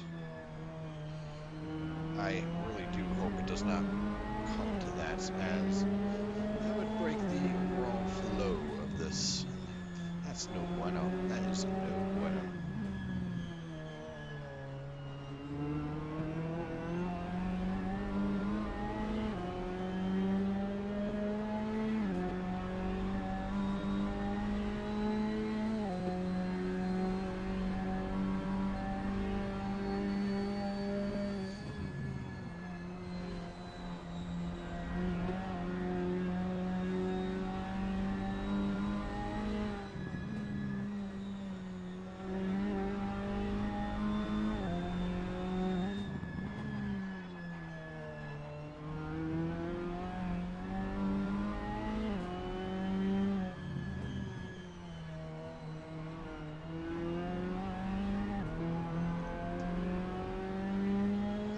Let's go see how Ted is doing now that he's closing up this gap bit by bit.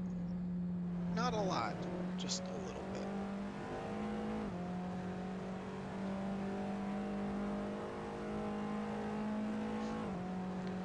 With the fresh set of tires on, it looks like he also got a fresh mindset as well. He's attacking these corners like there is no tomorrow.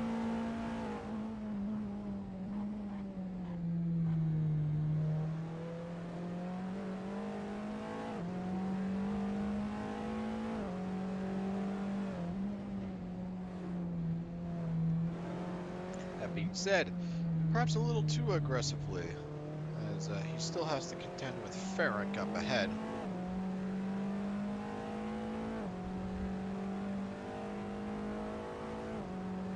But pretty soon, headlights are no longer going to be necessary, meaning the age-old tactic of aggressive flashing would become less and less effective.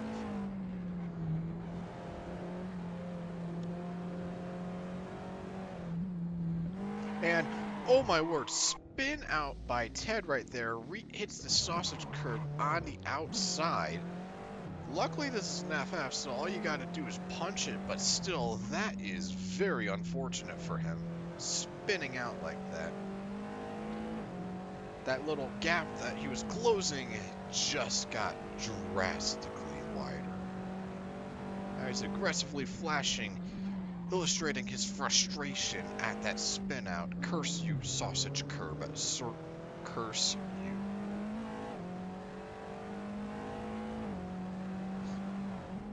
Through the power of cornbread, though, perhaps he can yet prevail.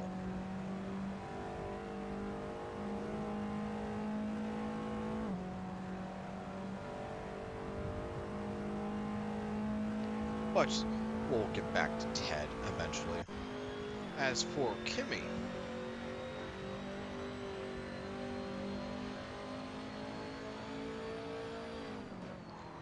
going in for a pit stop, doesn't miss it this time, which is very, very good.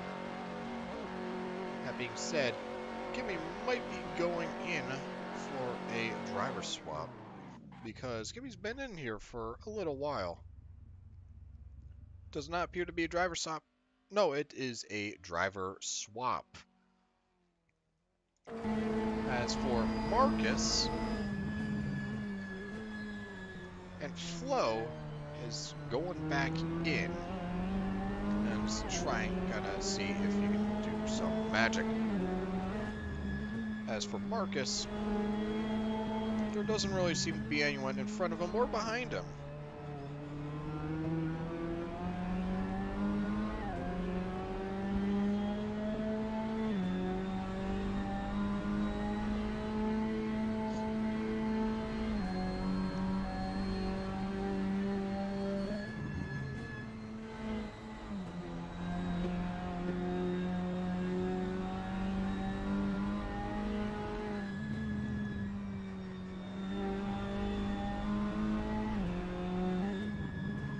But let's see how Hungy Mungy is doing. Again, no one in front of him, no one behind him. Flo has yet to connect. Finally does connect into the server. Still has to wait for the driver swap penalty. So whilst they're waiting, we'll take a gander and see how Whist is doing.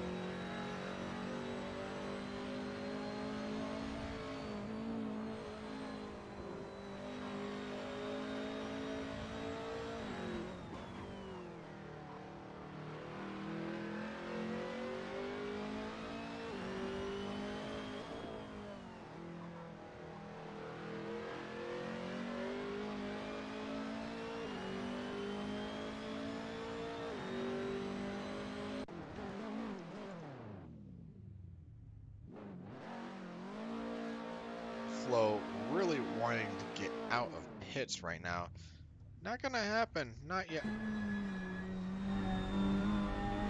As for Twin Cam, doesn't really seem to be anyone in front of him, but this is definitely the opportune moment to try and, well,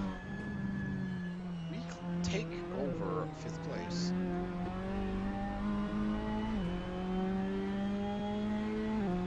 And seems like Flo is having some technical difficulties. Fortunately for him, if he's not quick enough and to figure that one out, and he is off.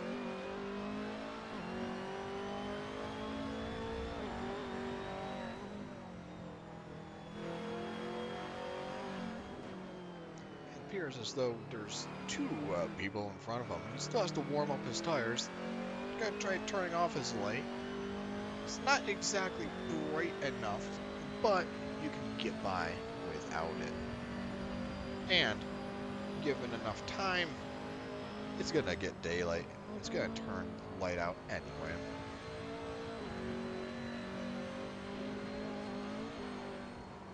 Flo going a little too bonkers on that turn 7 right there.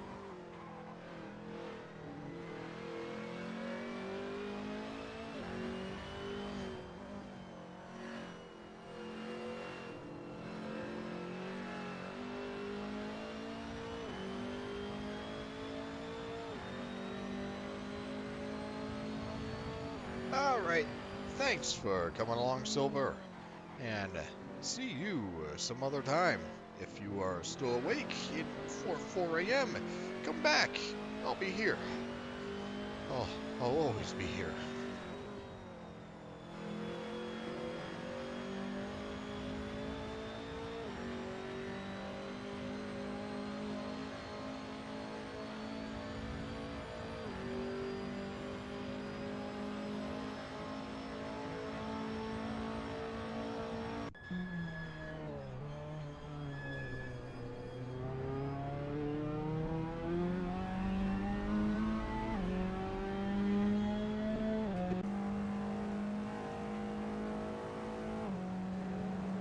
There's still a 30-second time difference between Ted and Whist, but Ted definitely seems to have the pace to try and close that.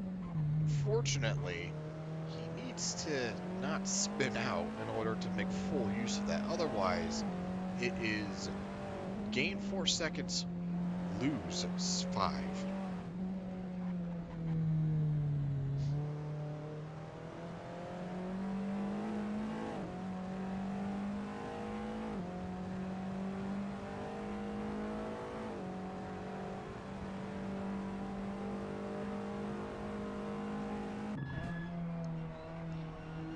Ferrick is right behind Whist right now. Not quite sure if it was past or if he's just catching up. Either way, Flo is directly behind him at some point in time. So let's go take a gander and see what Flo is seeing.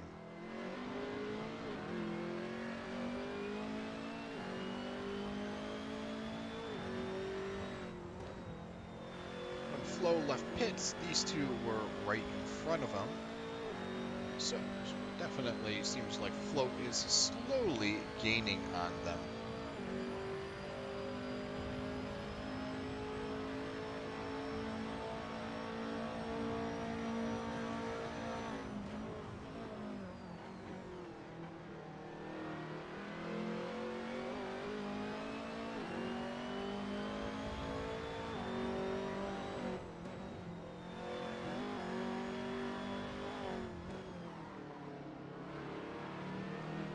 Flo getting a little bit oversteer or understeer. Some tire locking going on in corner number 3. Lights still off. It's now just dawn. Still waiting for the sun to rise up, but that may take another half hour.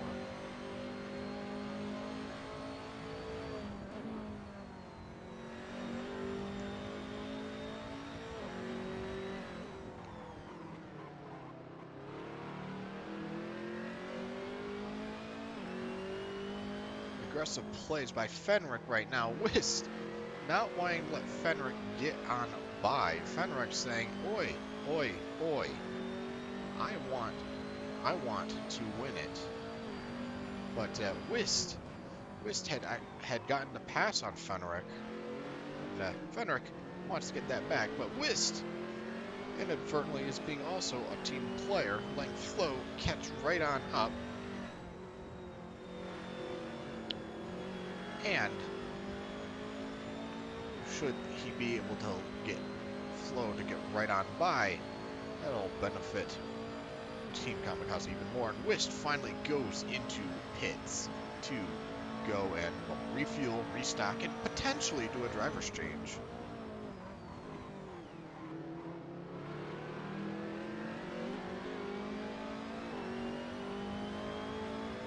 Does not seem to be a driver change. So, we have Fenric, man, I keep pronouncing that incorrectly, versus Flo right now. Flo want to get right on by, but Ferenc seems to have a little bit better of a pace.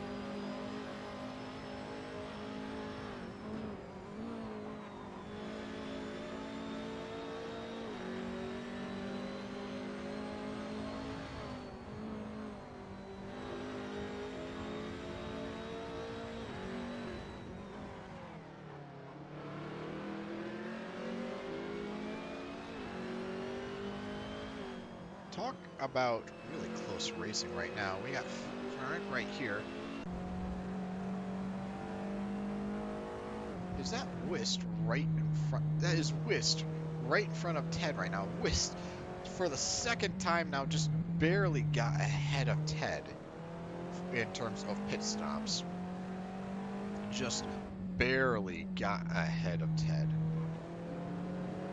That being said, Ted's tires not exactly doing so hot now compared to Whist's. So we got two battles going on right now. Battle between Flo and Ferenc, which Spain's speed stars unlapped themselves from them, but Spain's speed stars, I can only imagine Gisalzi getting quite a bit tired. That being said, Twin Cam definitely doing some good for his team. He's gotten them up to 6th place now. And Ted still right on behind Whist right now. Both of them want to keep this position. It is a battle right now, and Ted, he needs to keep his concentration if he wants to get past Whist. Whist has consistent lines from what we've seen so far. But Ted has the raw speed.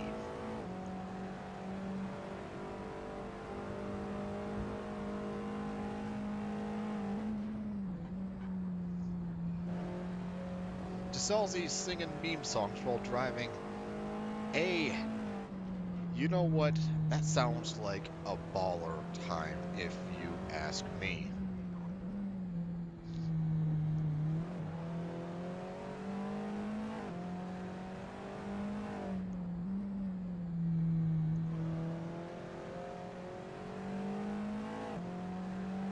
Let's go see how Flo is doing. Flo still directly behind Ferenc right now. Does he actually have the momentum to get on by? He does not have the momentum. It's going to be close. It's going to be close to side-by-side, but he's on the outside.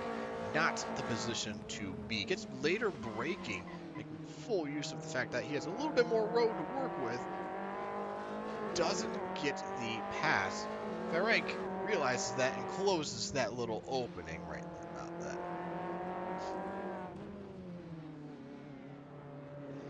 I mean, Striker, what can you do about it? I'd say enable him. Just be an enabler. Let him sing more meme songs.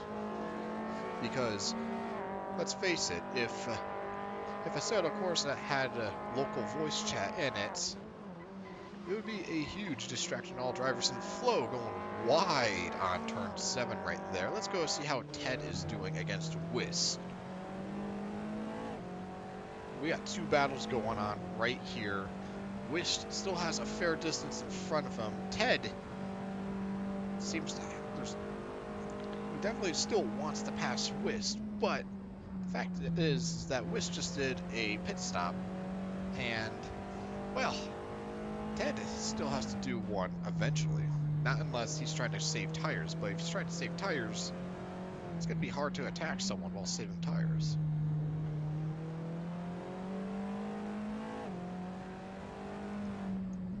So, let's go back on the Flo.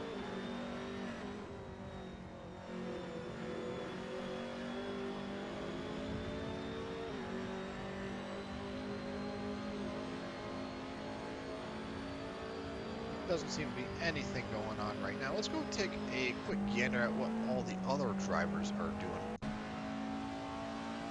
If there's any other battles going on, let's not get tunnel vision. Let's get the wide range of what is going on and seems to be, though, that Ted and Whist are the only battles going on right now. Ted and Whist and Flo versus Ferenc. Potential battles, I should say. So we're going to stay on Flo right now, as they are flying through turns 5 and 6, straight into 7, well over 120 miles an hour.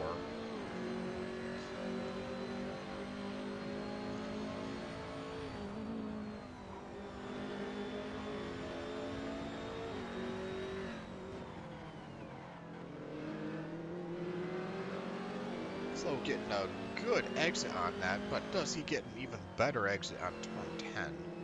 That will decide a lot. The answer is no. Quick glance at Ted and Whist. Distance is still the same, will remain on Flo and Ferenc, as the distance between them is drastically closer. Not quite sure when Ferenc and Flo both did their pit stops. Ferenc going wide into the sand trap right there. Doesn't seem to hurt him at all. But it looks like Ferenc is going in for a pit stop? No. He's just swinging inside.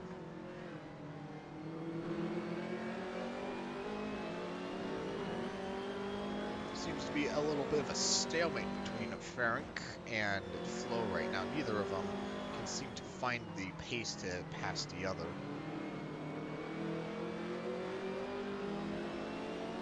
As for Ted and Whist, is Whist ahead or did he get past? It appears like he got past. Whist went and did a driver swap. Oh, wow. He had just done a pit stop. I would have thought he'd hang around for a while longer. Instead, that gives Ted free reign to gain some laps on him.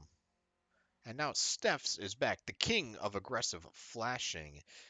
Ted, you better watch out, as if Steph's is behind you, you will not see the end of the aggressive flashing. But with that done, let's get back on the flow.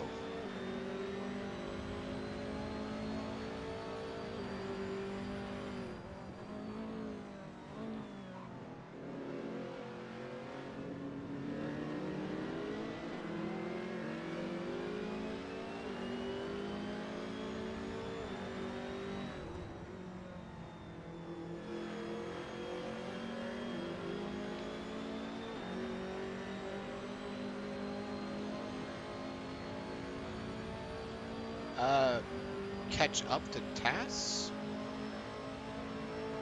Well, it is that time where I do the hourly leaderboard read-off, so let's go see if Tass has passed Roselia Hart in laps or not, because those two were contenders for the lead.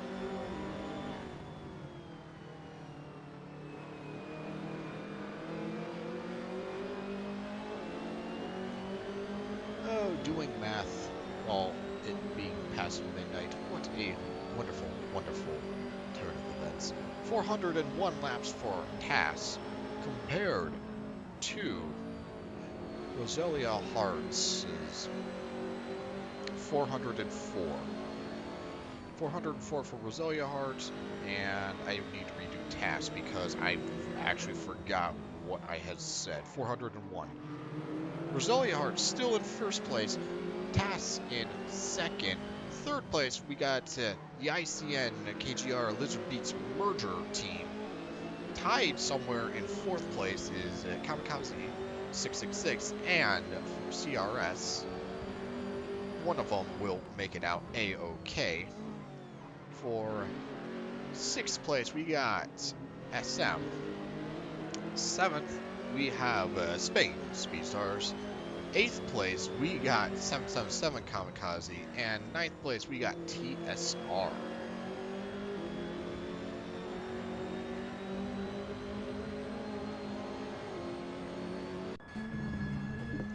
And you are absolutely correct, Martin. The racing is very, very spaced out.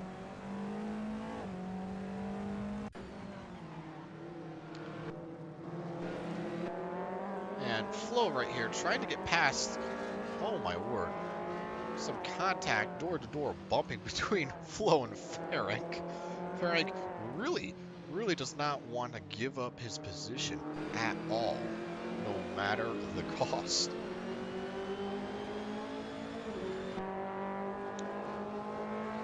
Flo definitely seems to have the advantage now, though, but Ferenc just refuses to give in. Although, I'm not sure if it's just a server, but Ferenc's car definitely seems to have a hydraulic lift kit installed on it, and it's going off constantly. Going up and down, up and down, up and down, up and down. Suspension works. Good amount of travel.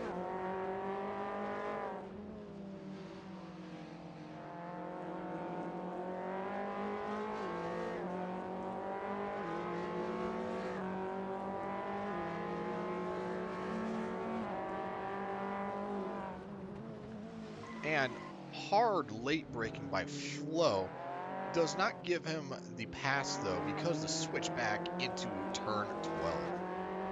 That being said, Flo is absolutely on Ferenc's bumper. If he can secure the inside here, does not.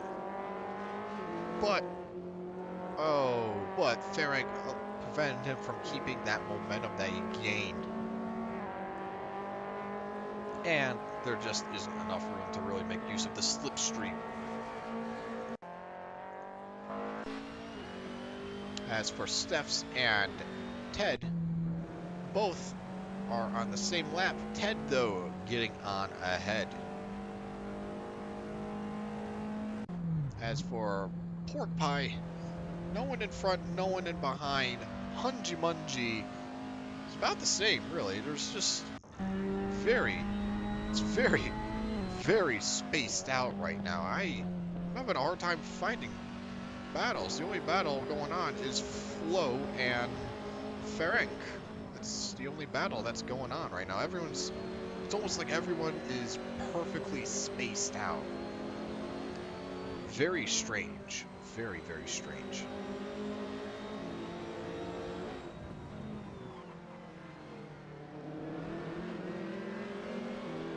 But it is that time of the hour again.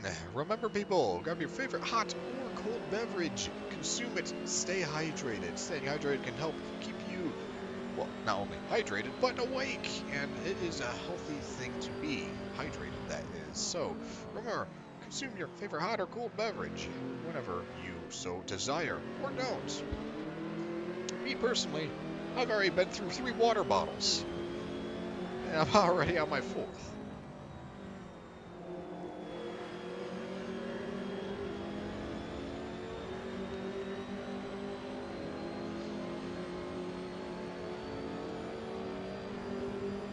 But here we have it.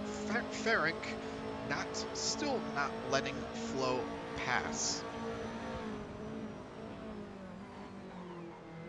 That being said, Flo gets the inside right here. Still side by side, doesn't really pan out in a positive manner for Flo.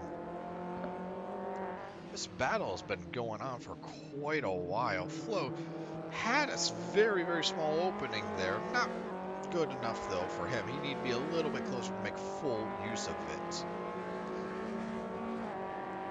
And absolutely bumper to bumper for lap after lap between Flo and Ferenc. Flo just wants to get past him at this point. But you see, he's not employing the aggressive flashing technique. It's patented by Steph's in the last 24 hours of Kamikaze racing. It has a guaranteed 50% chance of letting you pass right on by another opponent. It's a 50-50 chance because you either pass them or you don't.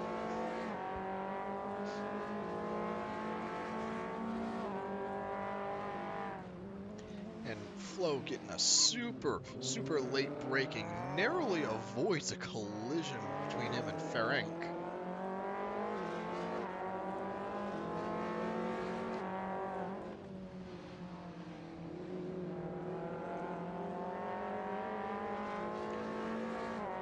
was just watching the same thing time and time again.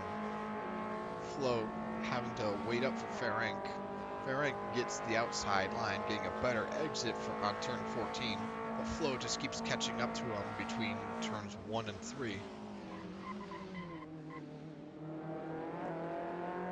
Eventually, though, one of them will have to pit, and that will be the end of this battle. And Flo going very wide doesn't seem to affect the course of battle, though. But we'll go take a gander and see how everyone else is doing. Ted finally going in for a pit. Is he saying, okay, enough is enough, I need to sleep? Or is it going to be just tires and go? Tires and go, oh my word. And that pit stop was just enough for Steps to get right on by ahead of Ted. As for Twin Cam, he's still vibing around somewhere, and the battle between Flo and Ferenc is still going on.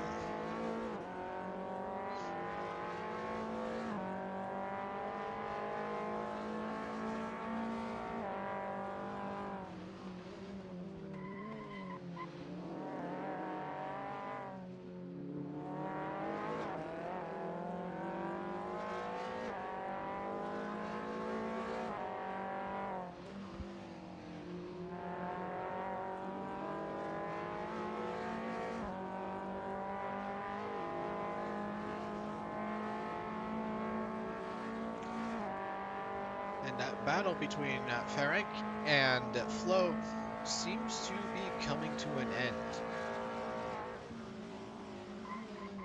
Or maybe not. Perhaps I am just speaking way, way too early. Granted, there is another lad in front of them, and that may just cause a bit of a difference. Gisalzi is in front of them. Both of them have a blue flag allowing them to pass him. We'll have to see how this impacts their battle.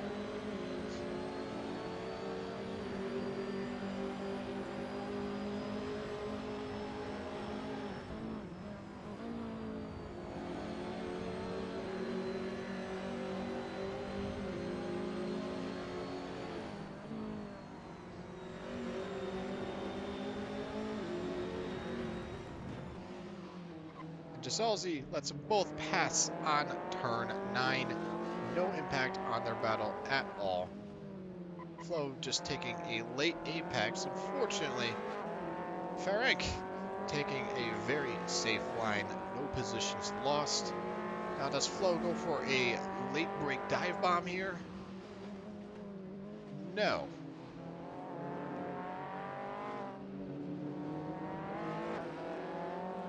With a bit of a gap right here, Flo can definitely build momentum on this corner right here. And build momentum he is.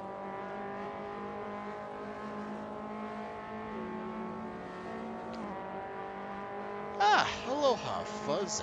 Welcome to the stream. Welcome, welcome.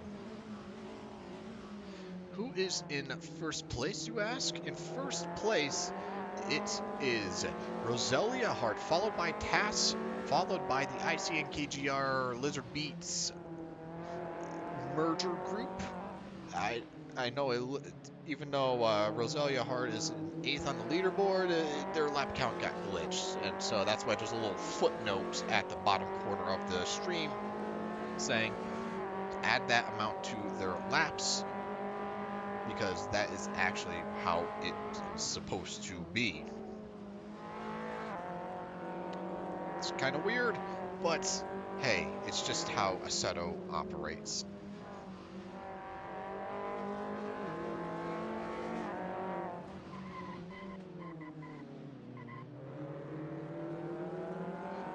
You said Flo going side by side with Ferenc right now.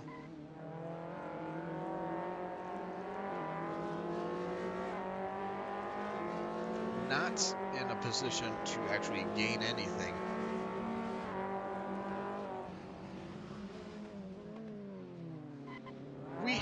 11 hours and 47 minutes remaining in the race. We are past the halfway point.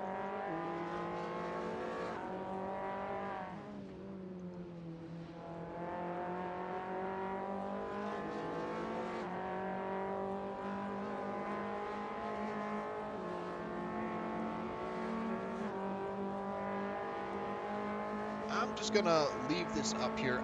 I am gonna go take 15 minutes to go and consume lunch, eat a consume lunch, eat a beverage. Oh my word, I need caffeine. And do other amenities. I'll be back in 15 minutes. I hope you all have an awesome venture, or get up, stretch your legs, do other stuff. I'll leave the leaderboard up on here and just let it go on this.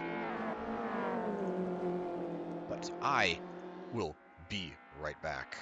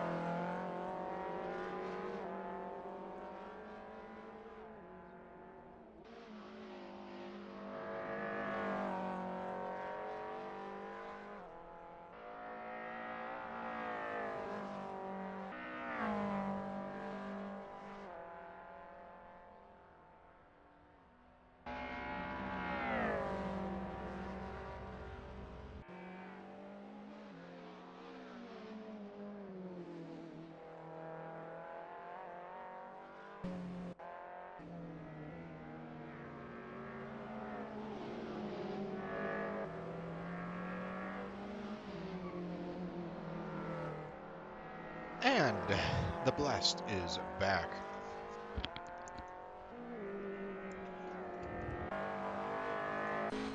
Here's this though. Flo finally got around Ferenc.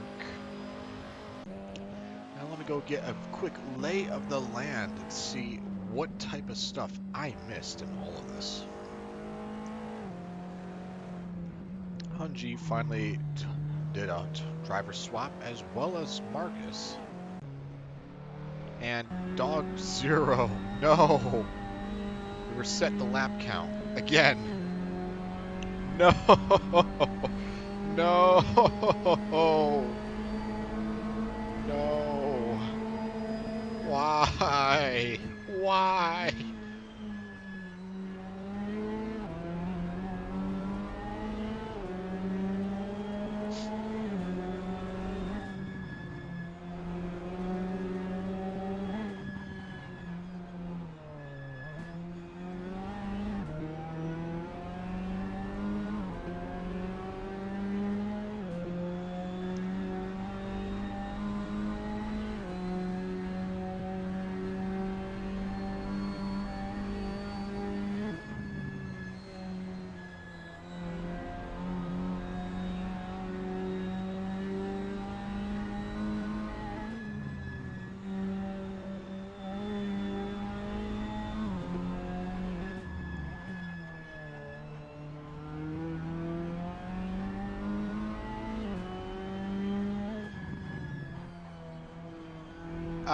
So I guess, I hate to ask y'all, but could y'all actually just rewind back into the stream and just see what Marcus's lap count was before Dog joined? That way I can at least write it down and recalculate it. I know he was in second place, I just don't know how far in second. No, in second place? Yeah, it was in second.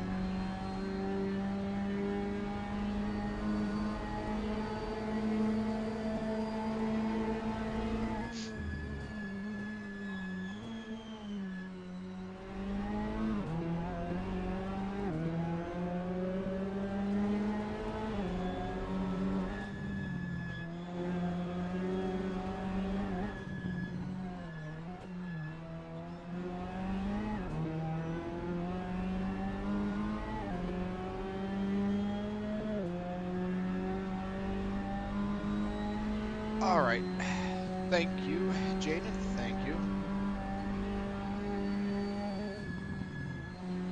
I now have to go complete some simple math right now. I know, it sucks. Okay, so it was 207 before plus 205, that should be 214. I really hope my math is not wrong. Let me go update the glitch lap counter real quick. 412. And there we go.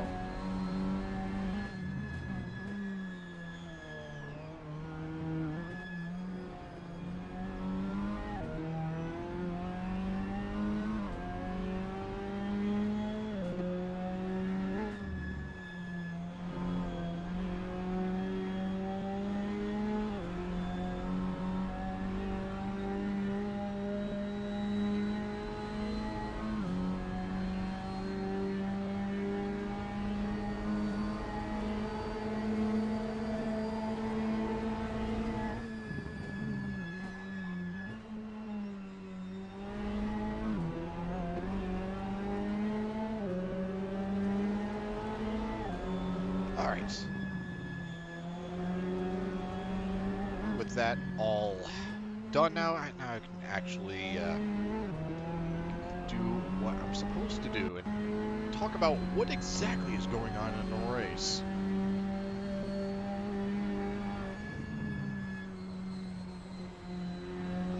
Welcome to the stream, Haru. Welcome to this fantastic stream.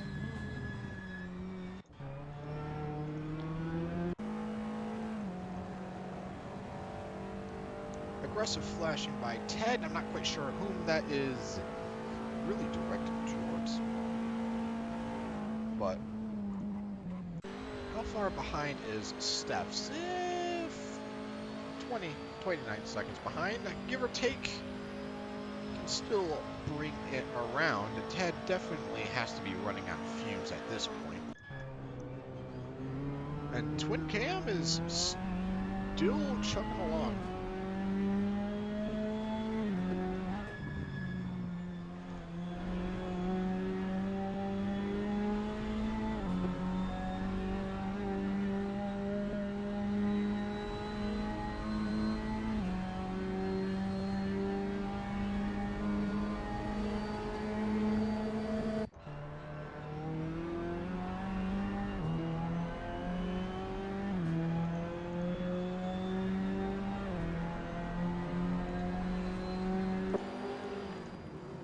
And Flo is still on the bumper of Ferenc. Oh my word. Flo really wants to get on by, but unless Ferenc decides to pit or something, I think Flo's gonna have a hard time. Unless Ferenc just goes wide, Flo can pass right on the inside. Finally, Flo can get right on by, and Ferenc, I guess, decides now is the time to go into the pits. Get a tire change, and actually, Ferenc's been on here for quite a while. Might be a driver change. About that time, actually. And it is a driver change. Ted flying right on by. And Bork Boy is taking the reins for ICN KGR Lizard Beats team. Just gonna... And the lap count got borked by Bork. Right? Am I not going crazy, or am I going crazy? I am not going crazy. Okay. So that was like 417 last time I looked at that at the leaderboard. It was either 416 or 417. I'm leaning more towards 417 because they were a lap ahead. I'm just gonna put that as a little asterisk right for the time being. This is starting to get a little out of hand now, I'm not gonna lie.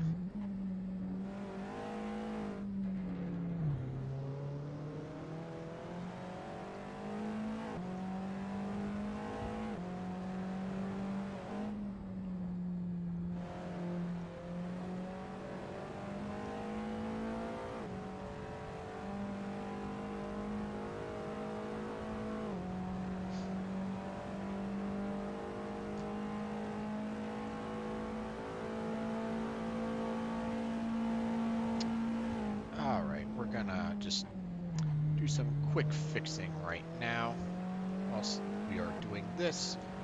Just enjoy some Giralzi driving.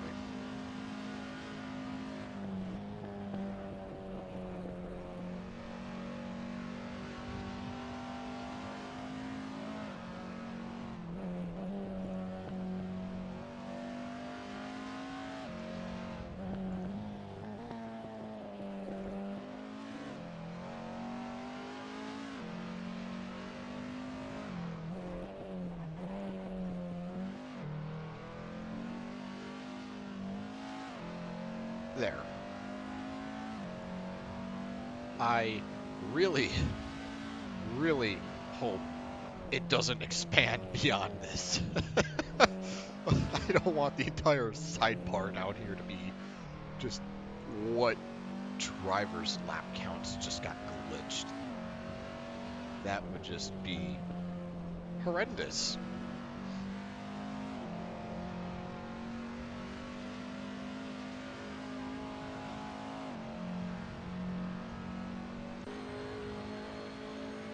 Being said, let's actually go take a gander and look around and see if there's any other action going on.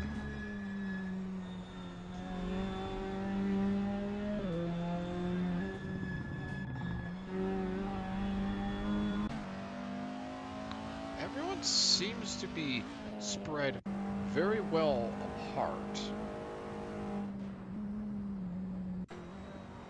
So we're just gonna stay on steps for a little bit whilst everyone else tries to congeal together into a specific turn.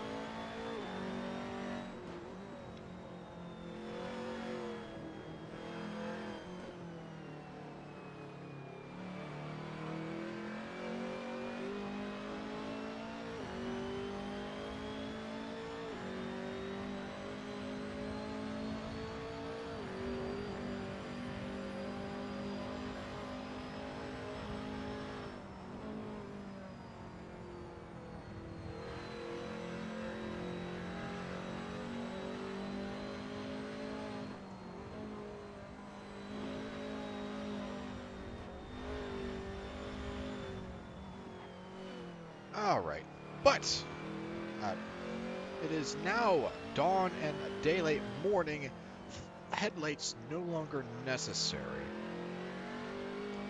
I expect there to be a lot faster lap times now that you can fully see the road and it is fully warmed up from all the night racing.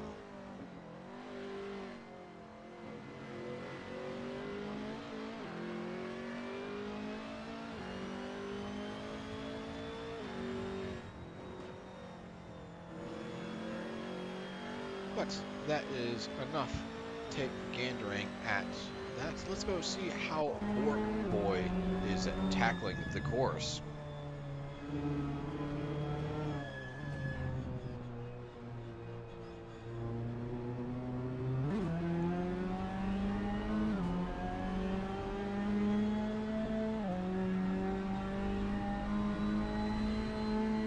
A wooden chair is based. I mean, whenever I drive Assetto, that's what I do, use wooden chair. But, well, right now I just got a random car seat that I'm sitting in, which is very comfy for long periods of talking to myself and potentially other people online. But the real question here is what kind of wooden chair are we talking here, right?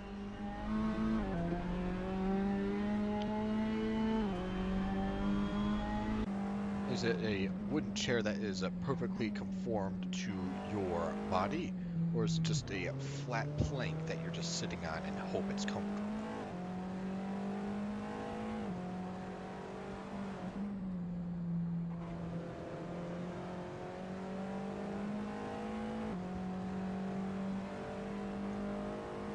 I mean, the car seat thing, I just went to the junkyard and got one for like 25 bucks. It was really cheap.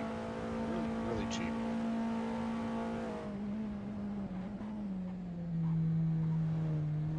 That being said, looks like we got Ted here trying to make a move on Gisalzi, trying to move right on by. Oh yeah, no, like the chair that I used to drive in Assetto, it's, I borrowed it from an old kitchen set. It's just, I can't use my car seat because it's too low, so, I mean, I'd effectively be like a very small child trying to drive. I can barely press the pedals and can't look over the steering wheel. But, oh, I can relate to that on a whole different level. I just have a random stool in my room because there's no room to store it elsewhere. So it makes for a nice shelf. That being said, Gisalzi is finally going to let Ted pass right on by. Oh, nope. And there we go. Gisalzi finally letting him pass right on by. Steph's far enough behind.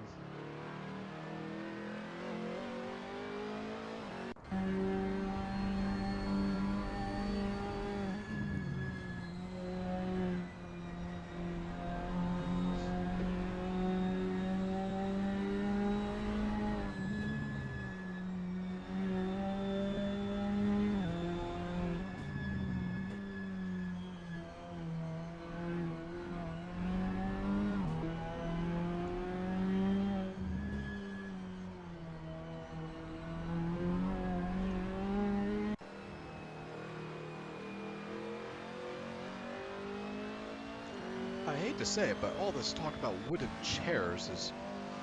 Ooh, we may have something going on right here. Never mind. Is Jazalzi still hanging with Ted right here? Jazalzi may be able to do something. Maybe perhaps even retake his position.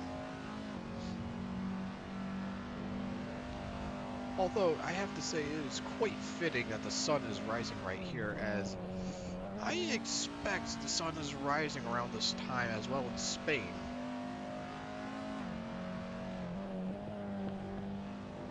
Since it is, if I'm not mistaken, about 6 a.m. over there.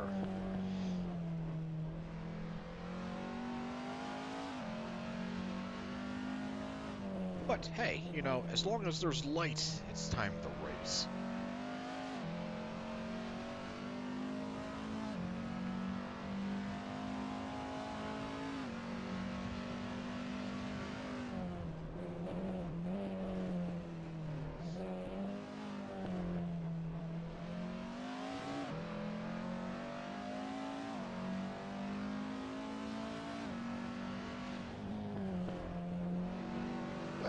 Looks like Jazalzi is having a hard time making a move.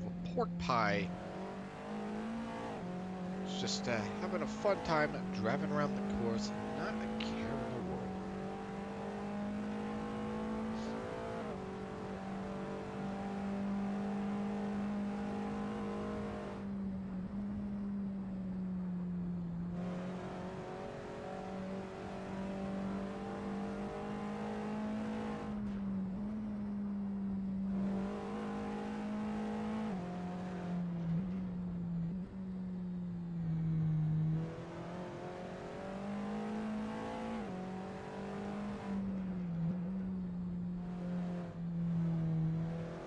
Alright, let's go take a gander and see how Fapster is handling things on his end.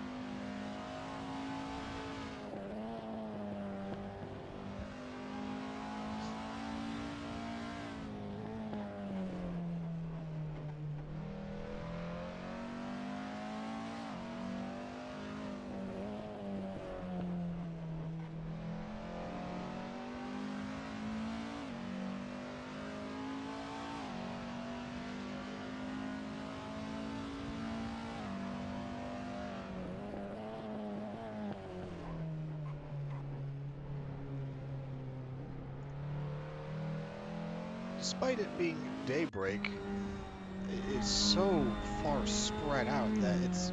Oh my word. What in tarnation? Twin Cam not having a good time there. Looks like he went very, very, very wide on turn numero 9. I'm not even going to try and speak Spanish.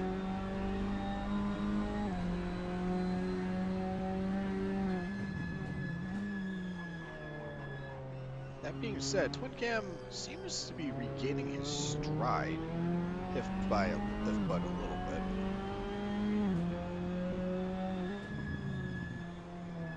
Dog Zero, though, flying out of there like a bull in a china shop.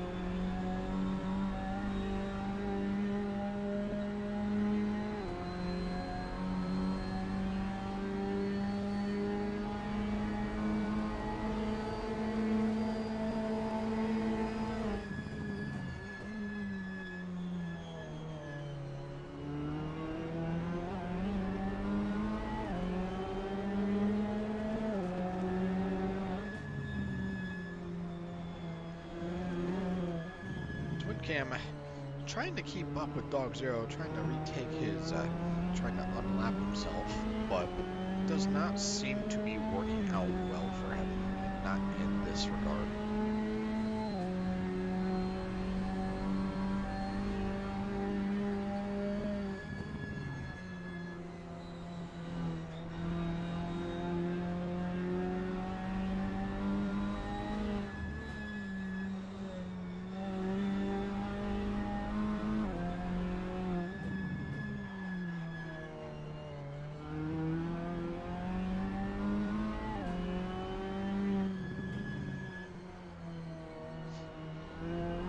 And Dog Zero pulling away from Twin Cam. Let's go take a gander and see what Flo is doing.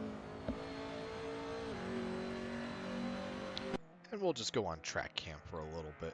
Spice things up and mix things up a little bit, you know. As we see his tire clipping through the fender. We don't talk about that.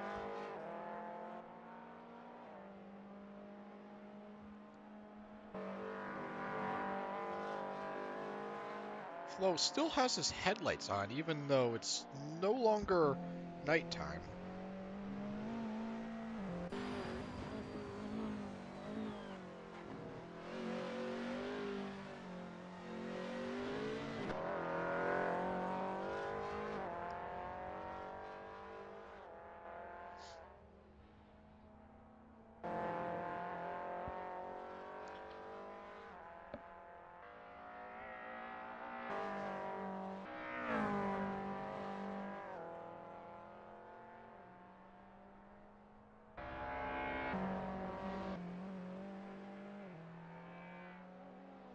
Alright, and that's enough track cam footage from that. We got the highlights reel totally made. Totally. That being said, there's only about 11 hours and 11 minutes left in the race. That is that's a blessed number if you ask me. 11 hours, 11 minutes, 1-1-1-1.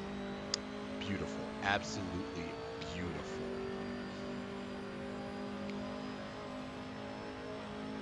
That being said, even though there's only 11 hours left, there still is enough time for the leaderboards to swap around. There still is enough time.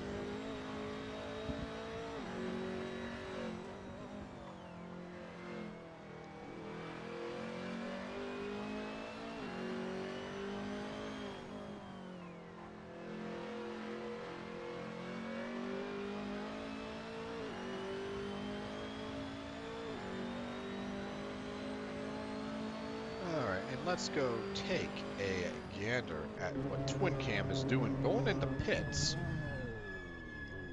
Is this a driver change? Or is this just normal swap tires and go? Looks like it's just a normal swap tires and go. Cool. Alright. Let's continue on and see what Fapster is doing.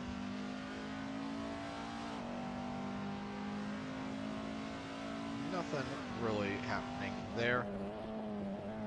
No one in front, no one in behind. Oh, Twin Cam did leave. Just making a mental note, 221 laps. I really hope this is not destroyed again. Just do 421. I really do hope I don't have to amend the glitched team counter list. Oh, thank the heavens. Thank the heavens. Let's go take a gander and see what Gisalzi is doing.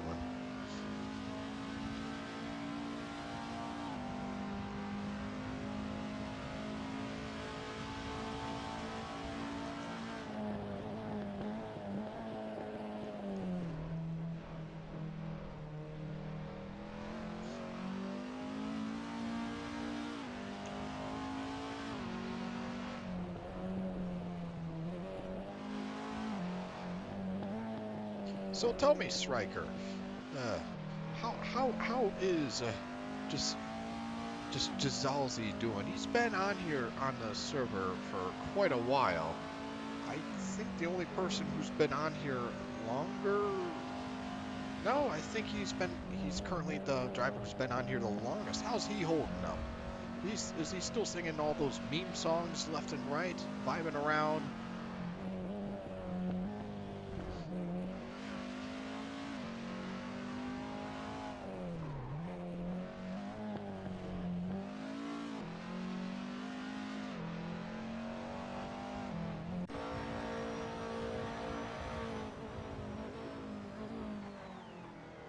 In the overall lead right now, I think it is still Rosalia Hearts. I think it's still that. It's 1:04 a.m. I should probably do the hourly updated leaderboard anyway. So, yeah, Phoenix, yeah. I think it's still them, but let me just start doing the math on all of this. Because, well, quite frankly, this is kind of getting a little silly right now.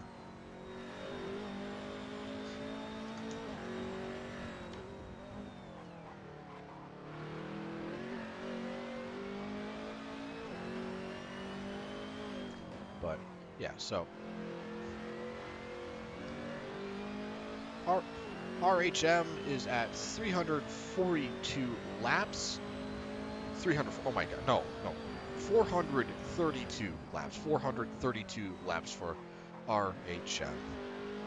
And if that should be them in first place, but I could be mistaken. TAS is borked, but they are at 430 laps, so TAS should be in second place. The ICN Lizard Beats merger is at 427, which is tied for, really, it's tied for third between, well, I say tied, but everyone is on the same lap count, and by the same lap count, that's CRS and 666 Kamikaze. So that is for 7th place, that would mean 777 Kamikaze is in 7th. 8th place is SM. Wow, I really got my positionings done, just messed up. But those were some solid laps out there, Twin Cam. Solid lap times overall. So, when's your next stint, yeah? Oh, man. I can relate so hard on that. But, yes, so, first place is RHM, second place is TAS, third place is ICN, maybe. Also, possibly third place, or fourth place would be CRS, fifth place is 666 Kamikaze, seventh place is 777 Kamikaze, eighth place. Am I really? Oh my word, I can't math. I cannot math.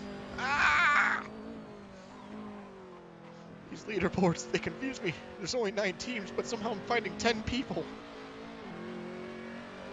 Oh. Doit. So, yes. 5th place is 666 Kamikaze. 7th place is 777 Kamikaze. 8th place is SM. Wait, what? Ah! I give up. I give up on leaderboards. I give up.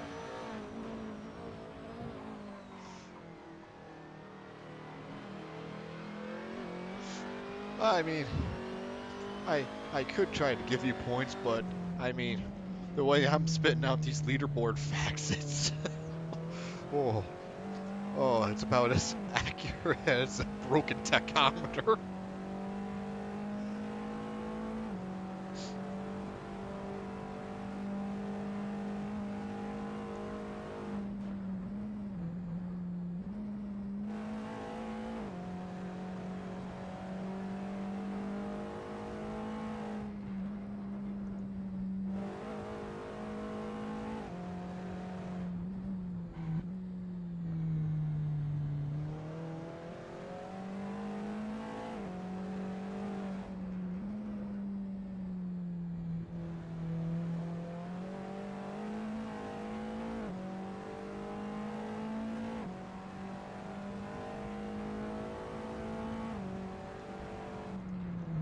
Anywho, ignoring my blunder of trying to speak whatever the leaderboards are, at this point, I having a hard time figuring out that for myself.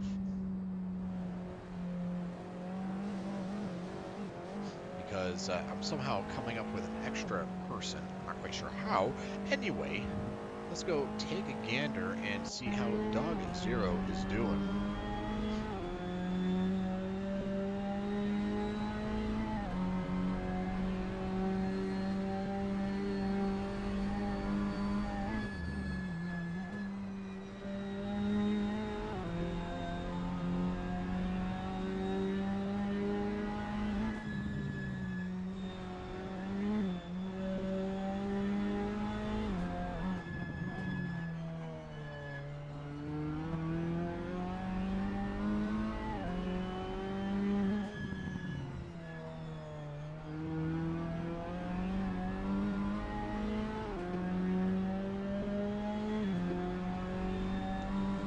Nothing too much happening with the task group.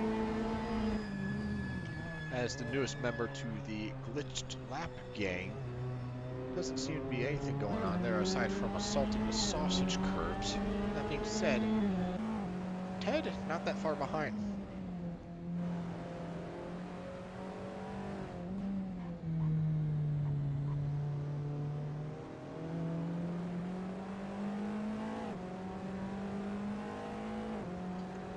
Granted, I don't know actually if I don't know actually if Ted is actually behind lap count wise, or was actually ahead lap count wise of Porkboy or the ICN KGR Lizard Beats group. So I don't know if he actually has blue flag or not. They were kind of on the same lap before, so I'm gonna assume they're on the same lap right now. So it's just a battle between both of them. They're gonna... Oh, no, Porkboy's just gonna let him pass. And that is that.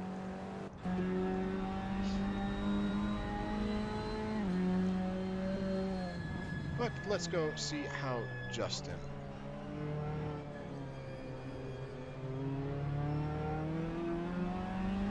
Ah!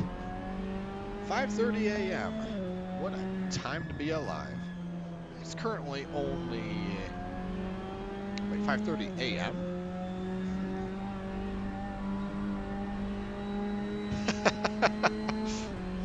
Don't worry. Don't worry. The longer this race goes on, the more dead feeling you'll feel inside. It's only 1:15 a.m. over here, but I still got another 3 hours on my little commentating stint before I can safely resign to going to sleep.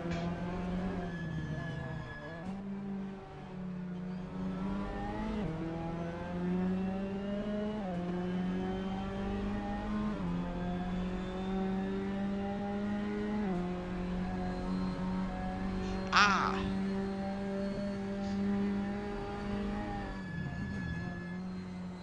Gotcha. Gotcha. My folly. My folly.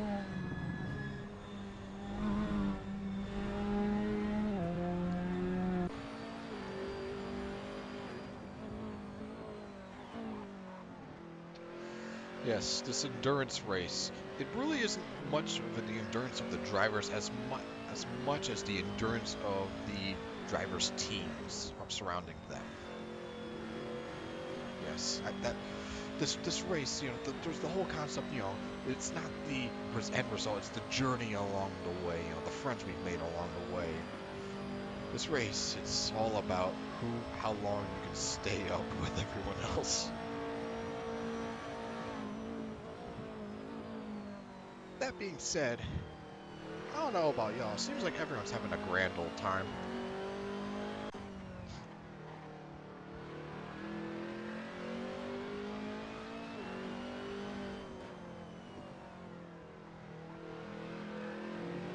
But, yes. Oh. I mean, I've been in that boat before, Striker. It's not exactly fun, but I mean, once you get past the 24-hour mark, things just kinda getting a little loopy, I'll say. I do remember once I accidentally stayed up for 2 days straight. Accidentally. Never again. Is that a pun I see, Dan?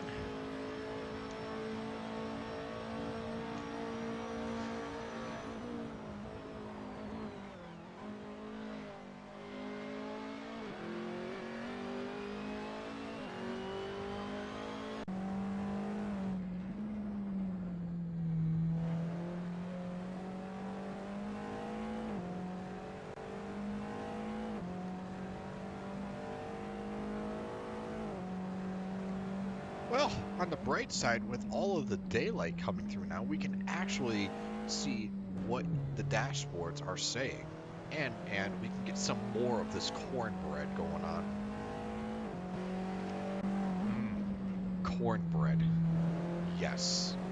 That is what we need in life. Just cornbread. But enough about cornbread. Let's go take a gander and see what pork pie is doing.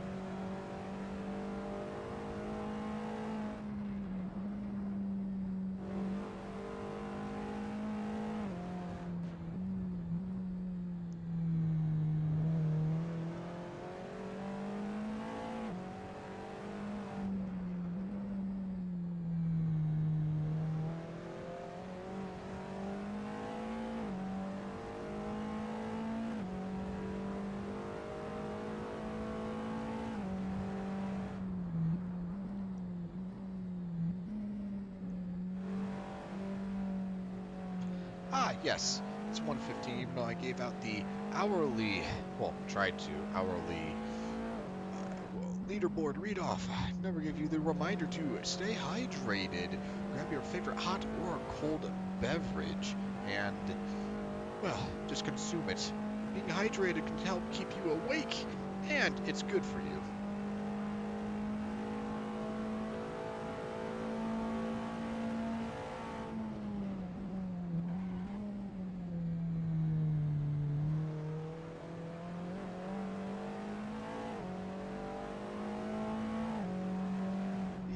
Yes, staying up for 18 hours straight will do that for you. Whenever you do these type of events, you definitely need to plan out your sleep schedule to maximize your hours awake. Otherwise, you're gonna be a little loopy for a little bit.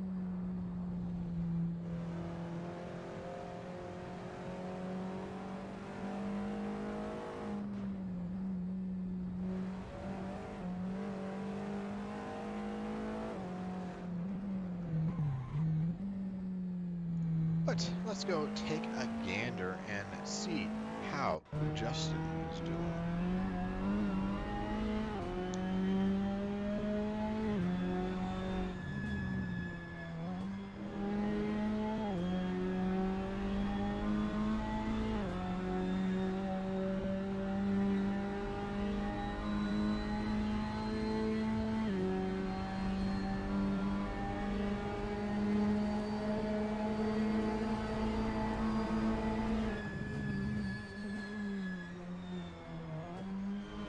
Engine blown. Wait, hold up. Striker, explain.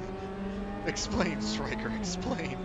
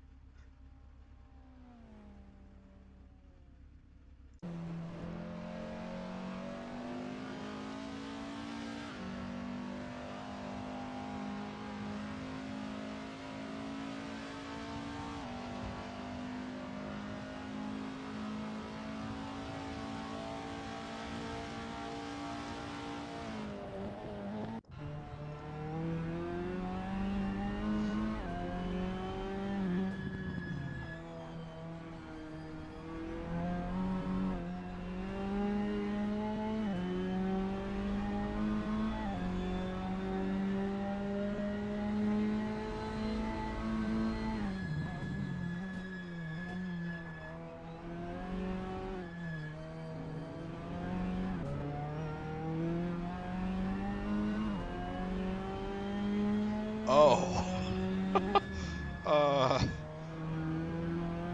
Yeah, I don't think your car is doing so hot, Striker. I hate to say it, but you might have to Flintstone it for the rest of the event. And oh my word, Dog Zero coming into pits super hot right here. Getting a tire change and among other things.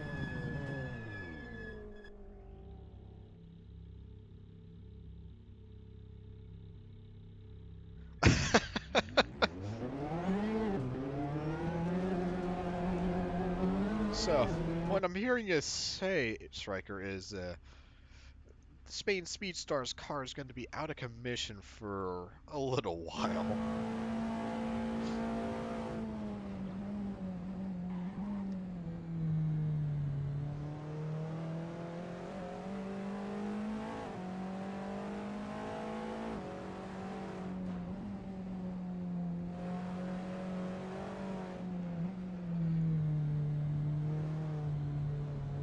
Actually, I don't even know. Huh. I have to wonder if that's even covered in the rules. I'd have to look and see if blowing your engine up results in a DNF. Or if it's you just have to wait a long time to get it repaired. I don't know. I'll have to look at that. That would be really unfortunate. Ah, that's quite a while. I guess. Yeah, you Giselle might as well just get a hot beverage and enjoy himself.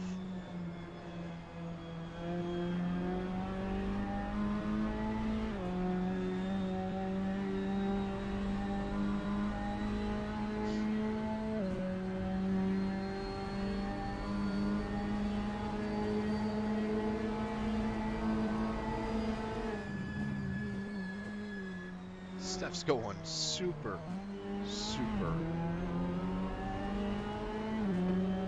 hard into turn one. Justin trying to catch up and hopefully pass right on by.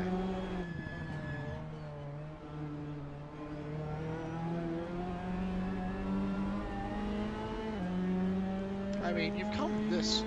Spain Speedstars has come this far, Striker.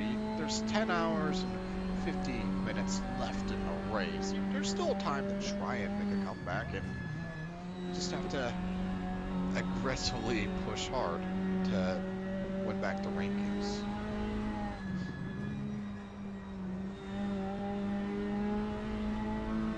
That being said, Justin definitely trying to go on the attack right now against Steph's.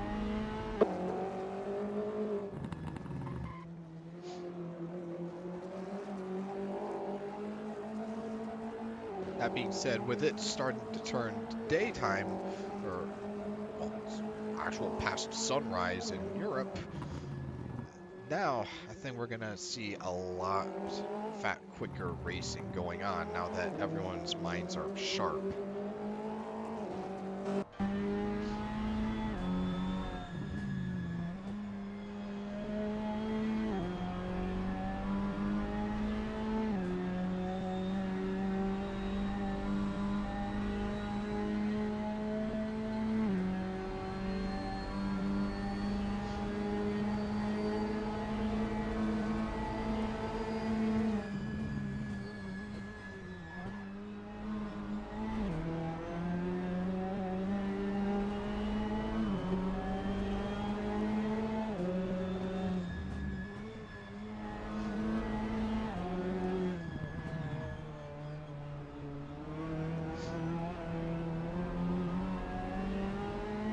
Not much gain or loss between Steph's and Justin right now.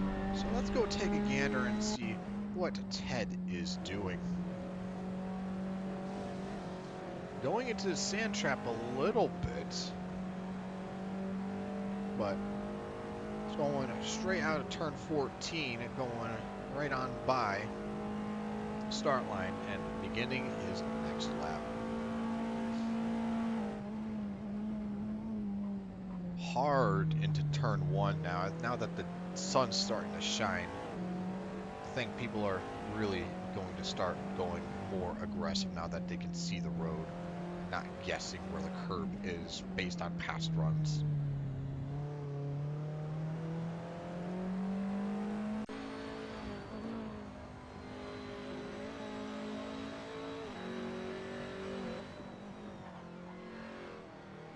I will say though, after seeing what the track looks like at night and in daytime, it feels very, very different when you look at it at night.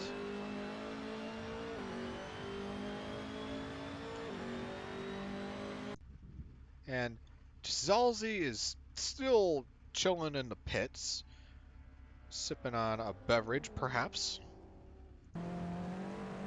Maybe even singing some meme songs. Who knows? Who knows?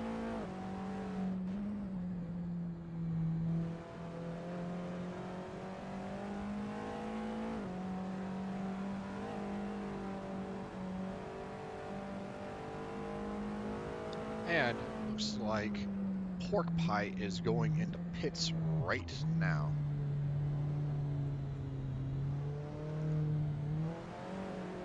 I wonder, is it going to be a driver swap or just tire swap?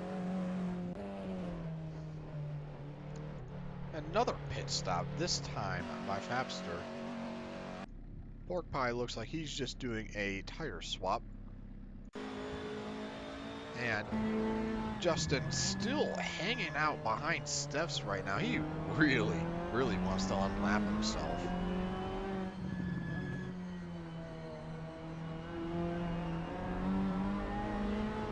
But Steph's, he's just saying, no, no, no, no. Even though I do not have nighttime around me, I shall aggressively flash you until you cease your advances.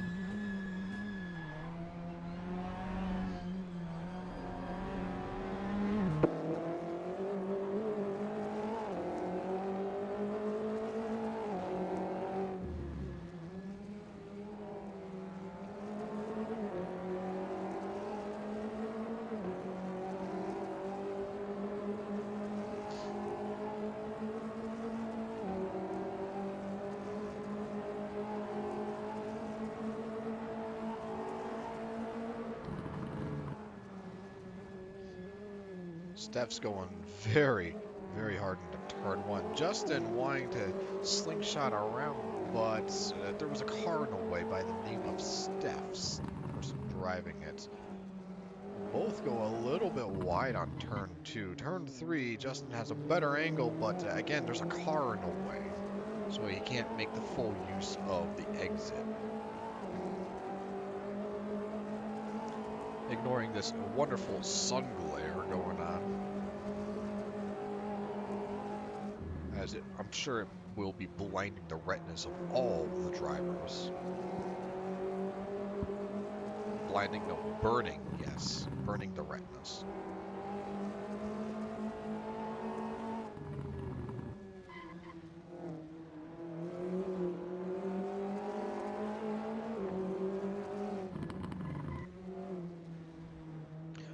Justin almost going off the road there, trying to cut in past Steph's. Bit of a gap between the two of them now. This might give Justin enough room to use momentum and slingshot around Steph's after the chicane. Not looking to be the case. Justin going very, very wide into the dirt. Striker. Oh no. Oh no, don't jinx yourself and blow up another motor.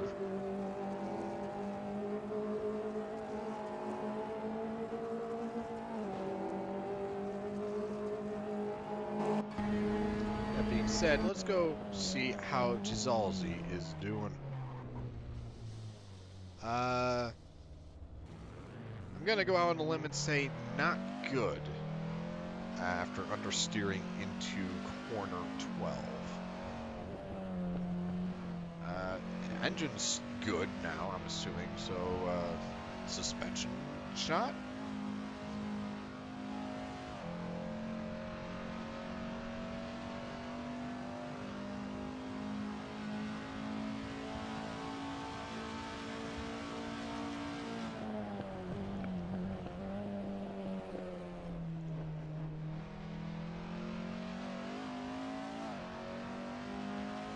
that blown engine definitely seems to have cost Spain Speedstars a bit of unlaps, as TSR now is only 2 laps away from being able to take over their position. That being said, let's go take a gander and see what exactly Justin is doing.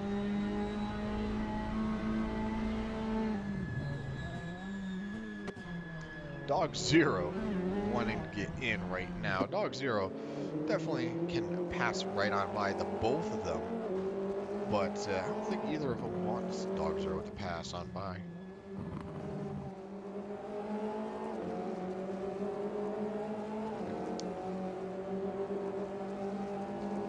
Dog Zero and Justin trading bumpers and bumpers, sharing the lane. I'm not quite sure if that's really the best course of action. What is the course of action that they've chosen? Justin braking very, very early, making sure that Dog Zero doesn't exactly mess with, well, they don't mess with each other.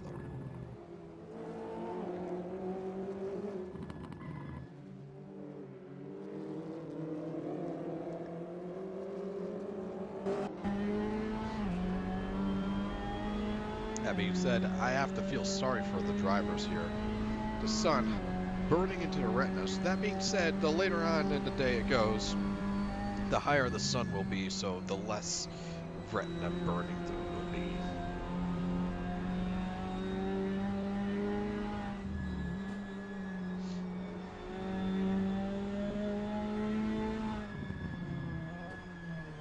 Steph's really locking up those inner tires there. And Dog Zero, he's... oh my word, Steph's oversteered a little bit. Not sure if that was from contact from Dog Zero or if it was just locking the tires. Hard to tell. I'm sure race officials will figure that one out. I'm going to go on a limb and say it was just oversteer. Being said, ooh, Justin understeering, but narrowly avoids understeering into corner 12. That being said, definitely kills his exit, so he's going to have to try again this lap to catch up to Steph's and pass by.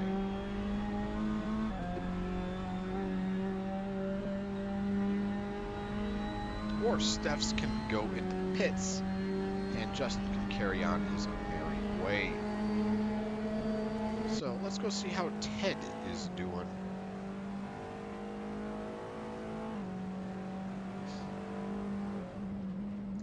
Going into turns 11 and 12, not a care in the world. Aggressive, hard, and fast.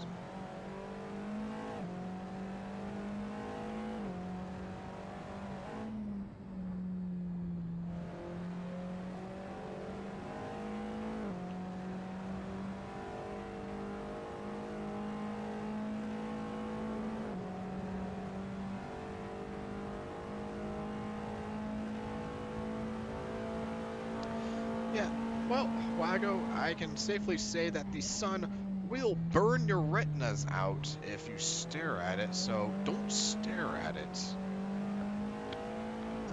And just hope that you just don't have to race in the stint because, well, depending on your post-processing filters, you may or may not be able to see anything in the general direction of the sun.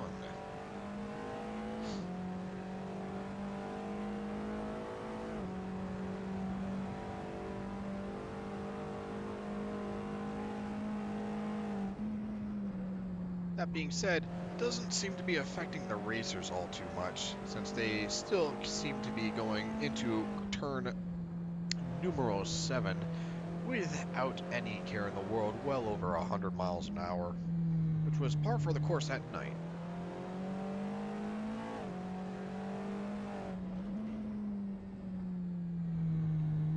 But that's enough viewing Ted. Let's go take a gander and see how the ICN KGR Lizard Meats car is doing.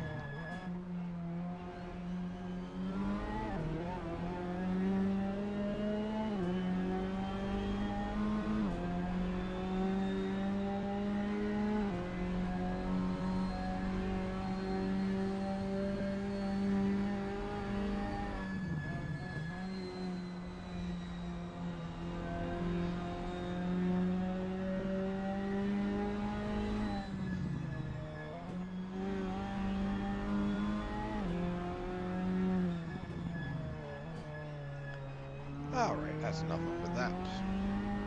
Let's go take a gander and see just how Flo is doing.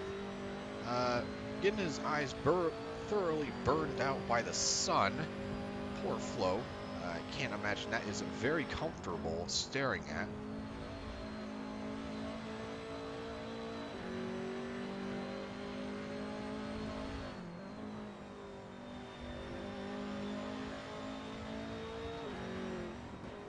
That being said, I'm having a hard time recognizing this track now that I can actually see what it looks like at daytime. So used to seeing the track at night for so long. Now that it's actually in broad daylight, it feels entirely different, even though it's literally the same track.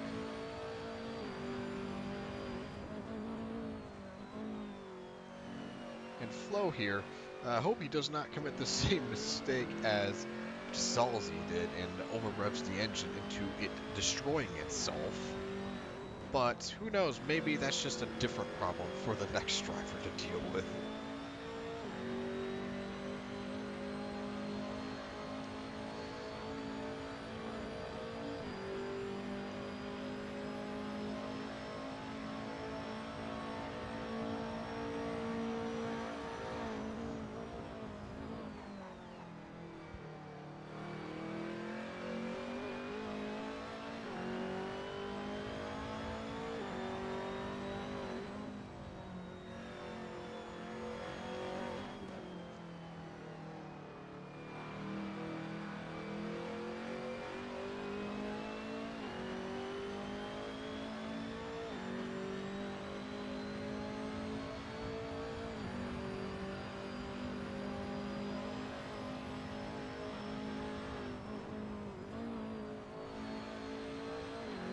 Alright, let's go see where everyone is on the track right now.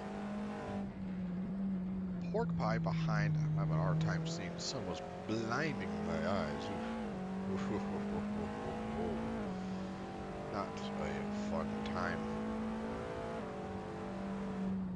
But, nevertheless. Looks like Pork is behind.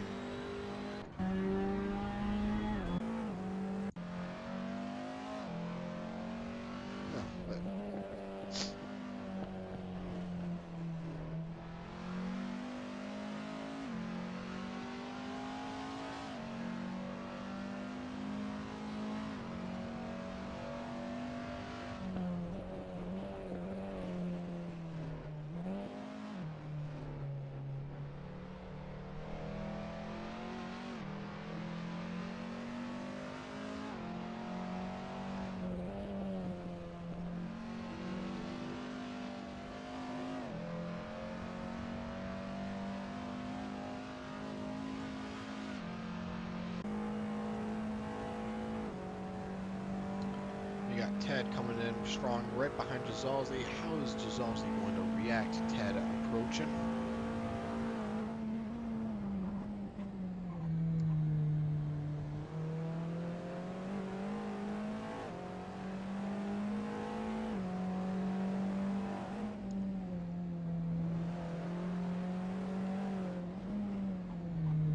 Not much of a care in the world, going super wide on turn 3, letting him pass right on by. Jazalzi, Steph's employing the tactical aggressive flashing, letting him know that he's coming right on by. No accidents, passing safely on turn 5. What a beautiful thing to witness. Steph's hot on the tails, though, of Ted right now. This is a battle worth watching. Both are battling for 4th place. Potentially even 3rd.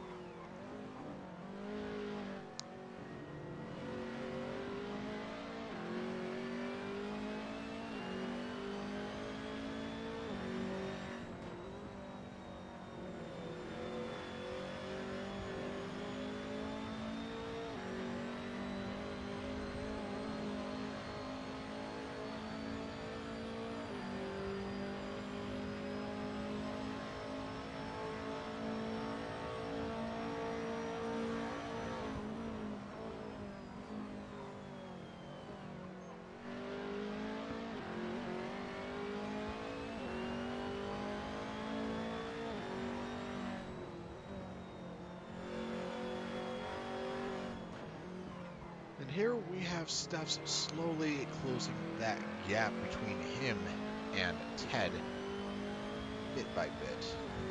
There's some give, there's some take. Overall, that gap is closing just a little bit.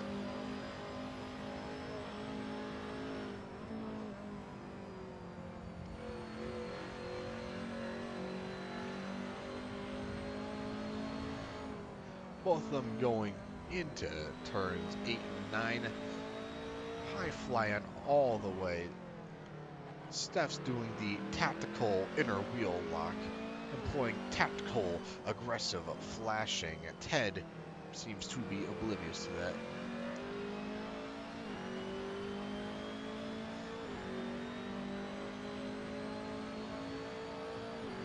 Oh, I see what you're trying to do there, Striker. Blow up the engine so that it leaks oil all over the track, making everyone else spin out and destroy their cars. That way, when they're in the pits trying to fix theirs up, you can get some quick laps out. I see how. That's some 400 IQ plays right there.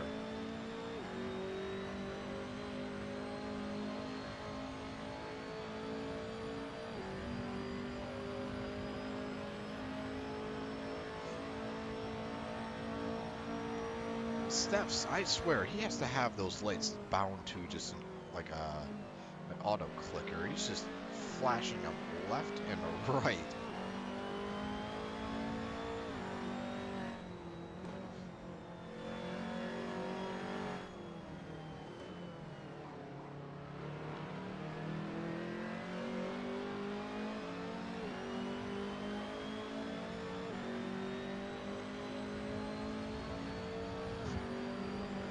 He doesn't want to do a driver swap. Oh my, how long has he been driving for Striker? That's got to be at least a 4-hour stint, at least. Oh my word. And Steph's right here, right on the tail of Ted, going into turn 5 in contact. Ted getting punted by a little bit by Steph's. Steph's getting punted off by Ted. Oh my word. They're just destroying each other. This is just a demolition derby just waiting to happen. Steph's going super, super hard into 11. And Ted is just trying to escape the oncoming onslaught. Steph's not letting up with the aggressive flashing.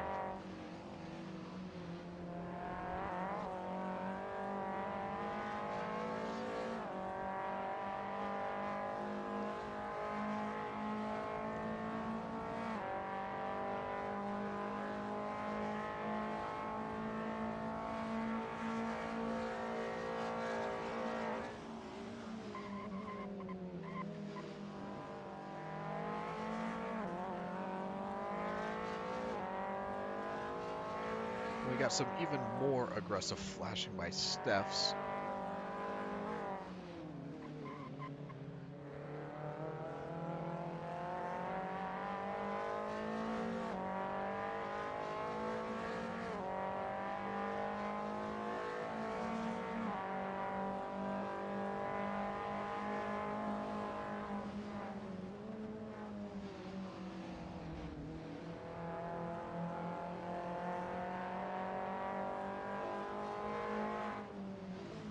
Still neck and neck between Ted and Steph's. Been watching this for a few laps. I don't want to take my eyes off of this. This is just a battle for 4th place in the making.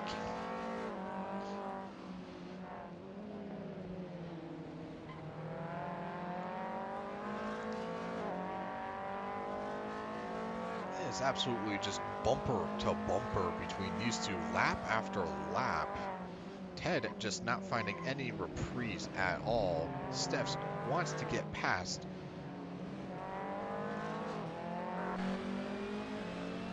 Behind all of them is just Fapster, who's just wanting to get around both of these people. More contact between Steph's and Ted right now. Fapster is just along for the ride.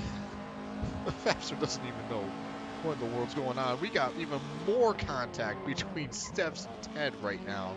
Oh my word. And oh my gosh. Oh, the calamity. Oh, the calamity. Steph's and Ted just absolutely punting each other into oblivion, destroying their cars and everything.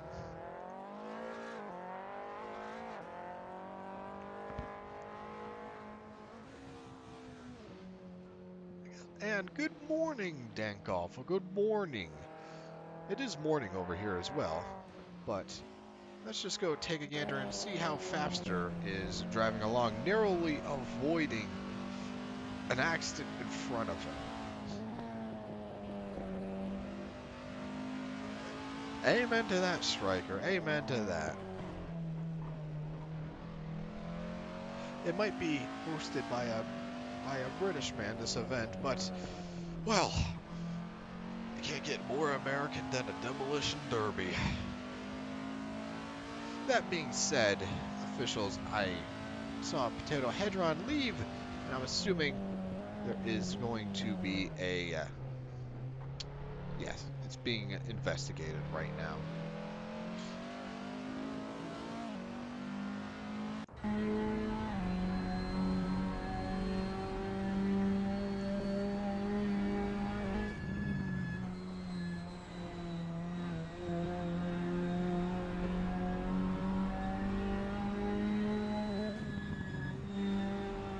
I would not know anything about that, drunken.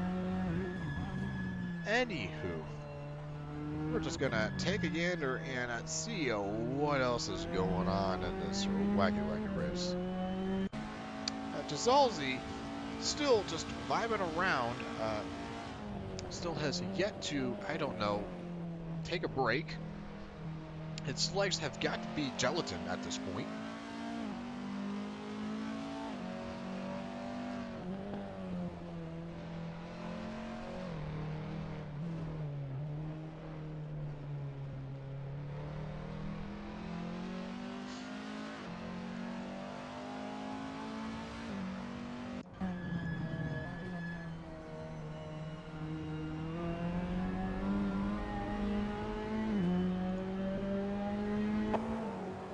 Pork Pie right on the bumper of Justin right now. Pork Pie really trying to unlap himself right now. We gotta see this little battle going on right here. Justin just trying to get away. Pork Pie, he's been around for a little while. Not as long as Jazalzi, but pretty long in this race. And I think at this point he's just fed up and he just wants to get back positions.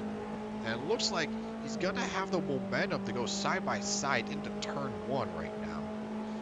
Which, if he can do that, break well, he'll be able to secure the pass. Ooh, goes a little wide, almost hits Justin right now.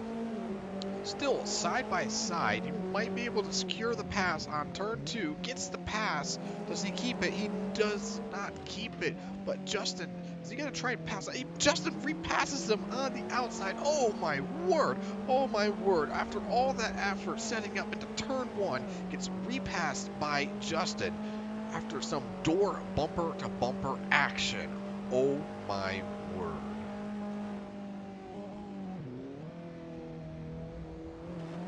But let's go check in on Steph's, what's going on. It looks like he's just chilling around in the pits lane.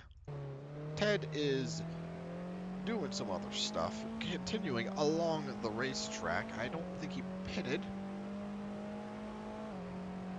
Meaning that whatever damage he has incurred is still there with him.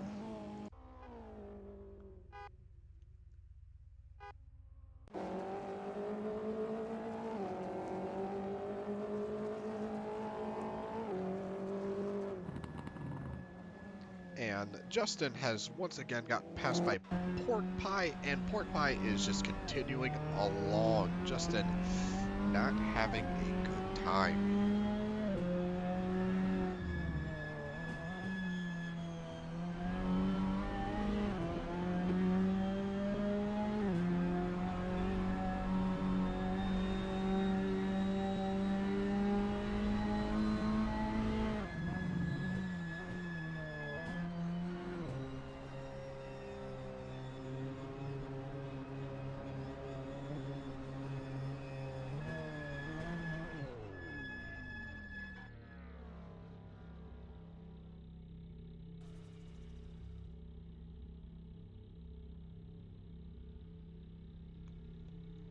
But we aren't going to stick around and watch Justin continue with his refill. Looks like Steph's is finally able to get out of pits, as coming in right behind Jazalzi.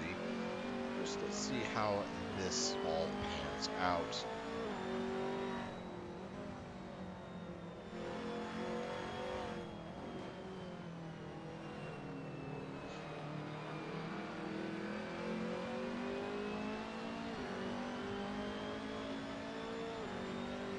But I will have to give props to where it's due. Jazalzi started his stint pitch black night, and now it's effectively like 9-10 a.m. in game. It's quite the long stint, if you ask me.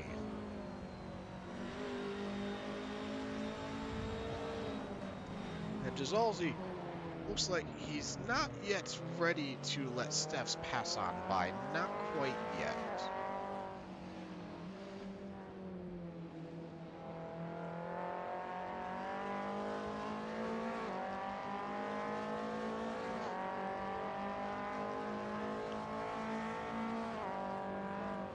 And there we go. Jazalzi deciding to let Steph's right on by.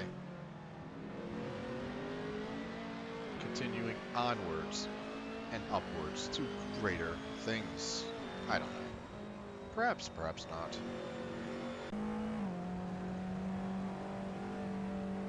But looks as though we have Steph's and Ted back to back once again. Steph's put out of the race for 2 laps, while Ted was able to continue onwards.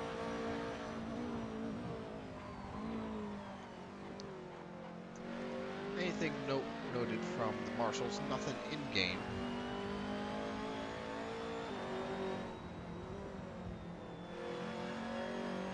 So now we have a battle between Ted and Steph's right now. Part 2.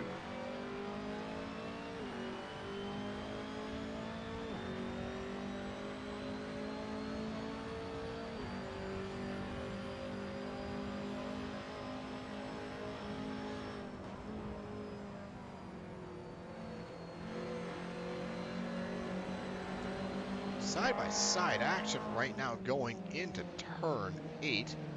Slight contact. Steph's continuing onwards into turn 9. No problem whatsoever. Ted not wanting to let that position go, but doesn't get the right corner exit. Steph's pulls on ahead. Could be that Ted's car is still damaged from the accident.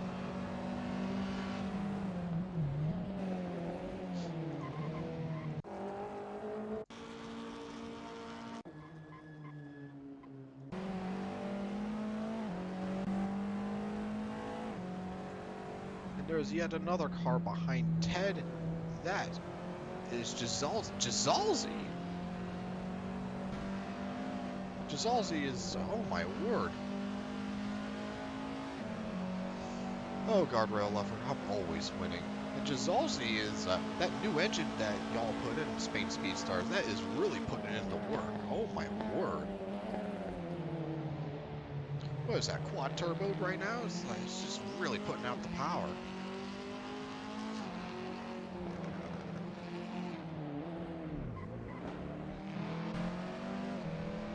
Jazalzi really putting on the pressure right now against Ted. Jazalzi really wants to unlap himself now.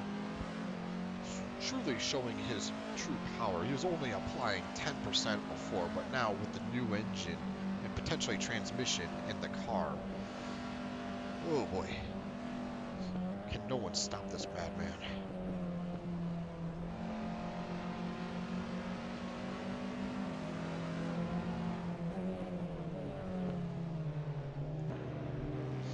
And we get a pass on turn number 8, but Jazalzi lets Ted pass right on by again.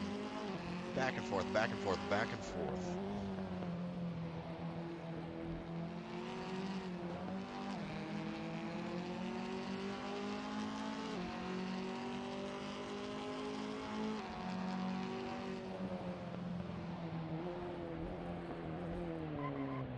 and Ted understeering straight into turn number 12, not having a good time, chilling out in the sandbox right now.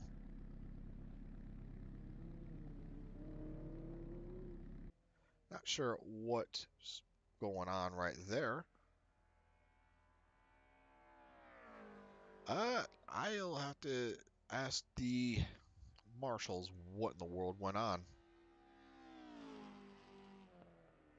Either way, let's just continue onwards with what is going on.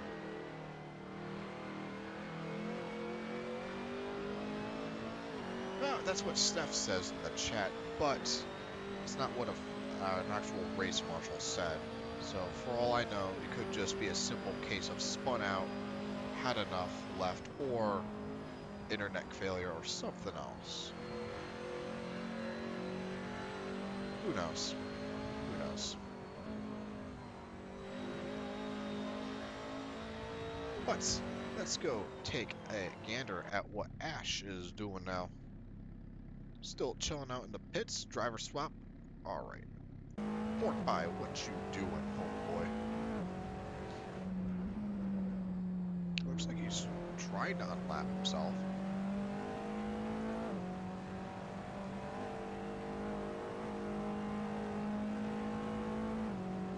I'll say the standings right now are a lot closer clumped together.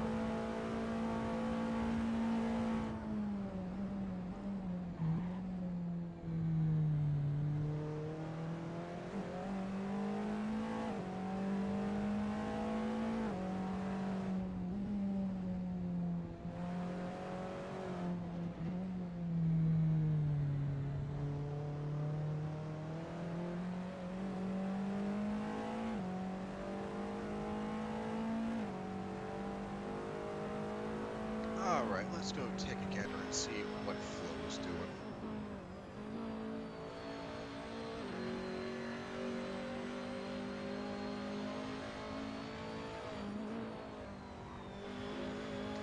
Flo going really hard into turns 8 and 9 right now. He might be gaining on Fapster, actually.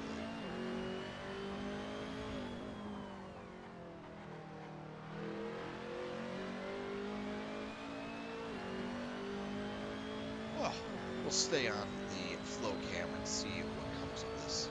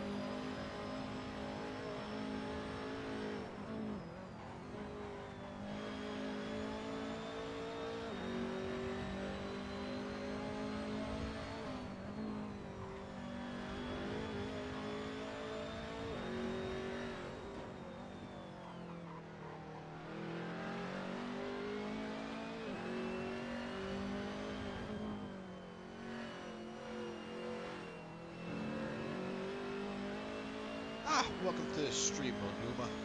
Welcome to the stream.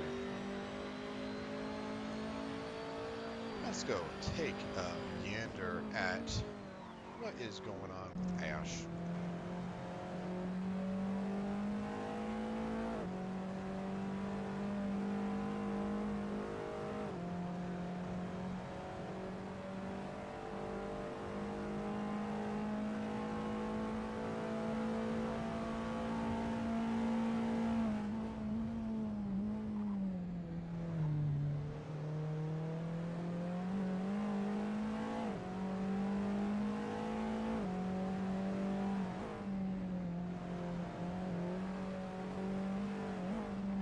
But it is now 2 a.m. Eastern Standard Time, so now it's time for yet another hourly leaderboard update, or at least try to. It's kind of getting a little convoluted now, but we're going to try and walk through this one, alright? We're going to try and walk through this one.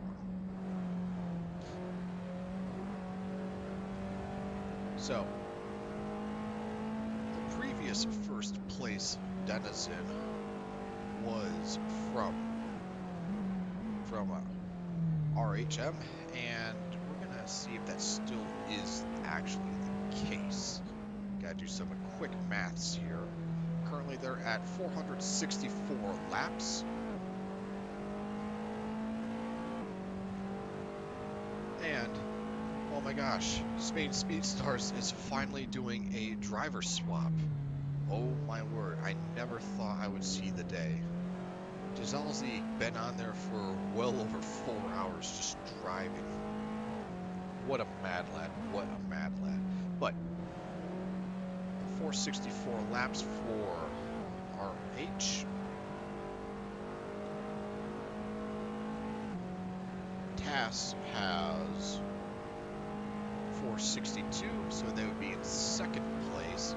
ICN has 42 on the clock, so they're at 459, so they're in third place. In fourth place would be 666 Kamikaze, and fifth would be CRS, sixth would be 777 Kamikaze, eighth would be SM, ninth would be Spain Speedstars, and 10th would be TSR. And oh no, I don't remember seeing Apex Meister join before. I really hope it doesn't bork the numbers. Oh, I really hope it doesn't.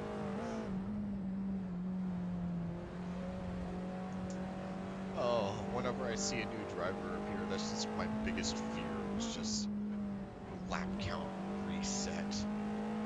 But, alright. But that is enough about the leaderboard update hourly. Let's get back onto who is driving.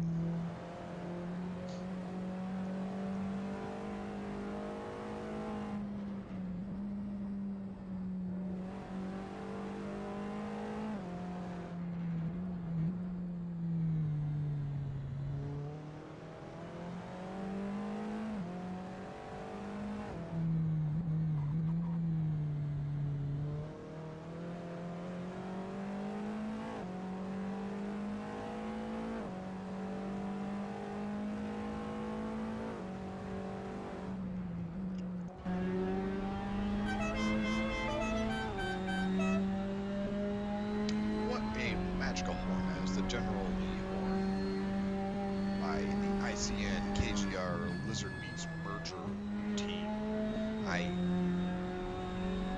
That is such a, this is the most ostentatious crossover ever.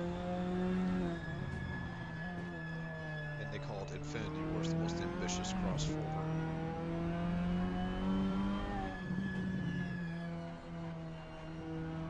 But we're gonna go take a gander and see how Flo is doing for a little bit. Right behind Nick. Did he get past, or is he actually catching up? We'll find out soon enough.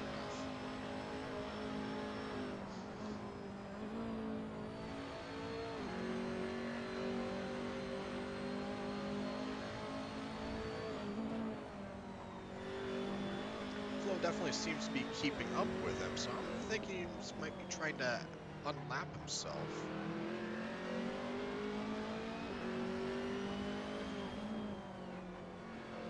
So we'll stick around and see how this plays out.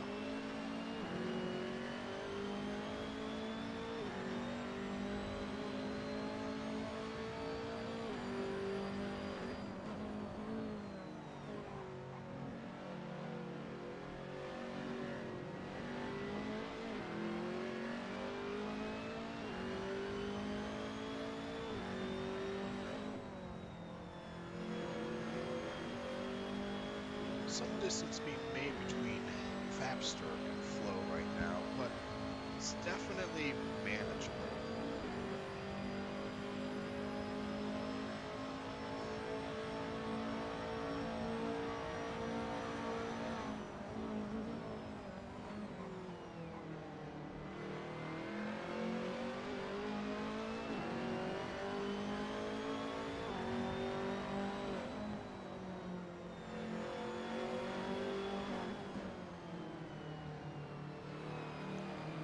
late apex by Flo keeps pace with Nick going straight into turns 5 and 6.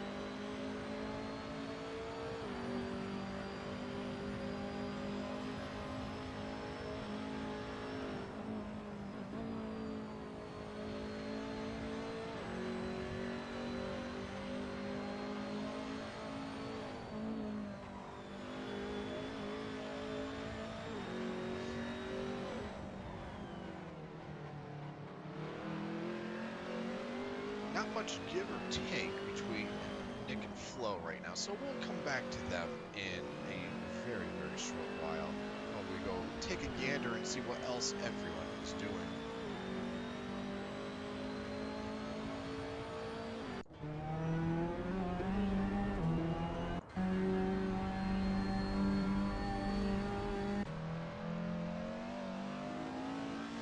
Fapster still getting chased by Flo right now, although the distance between them seems to be growing just a little bit. Apex Meister finally loaded in, still waiting to get the go-ahead. Oh, finally can leave the pits now.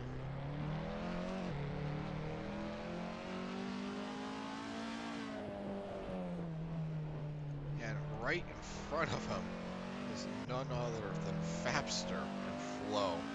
Talk about a little three-way brawl going on right now. We'll see how this works out. Flo in the back,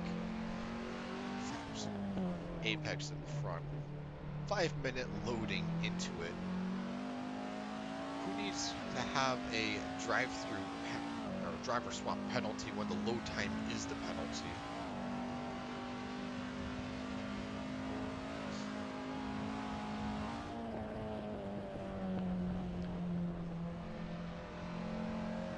Said fresh set of tires really does wonders. Fapster's not gaining on Apex that quickly at all. Flo is really trying to exploit any weakness he's finding in Fapster right now. Going super wide on the outside, might be trying to find a way to get past. Not finding it right now. Apex Meister still chilling in front of him, doing a warm-up lap.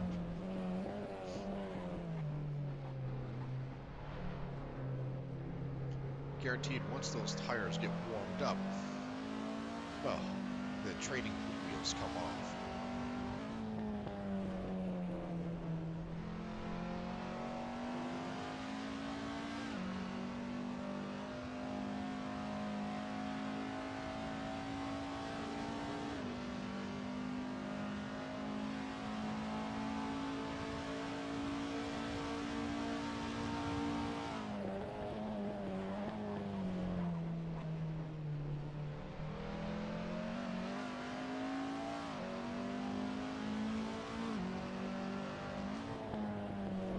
Back to them soon enough, and oh my word, just missed it.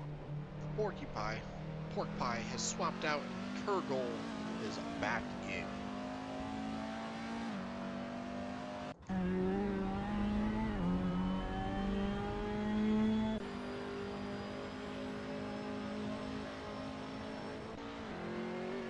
Nothing seems to be happening with the other racers right now, so we're just gonna stay on Fapster right now in the middle of this three-way brawl. Fapster wanting to get ahead past Apex Meister, just needs the opportunity to do it, but also Flo really wants to get past Fapster right now.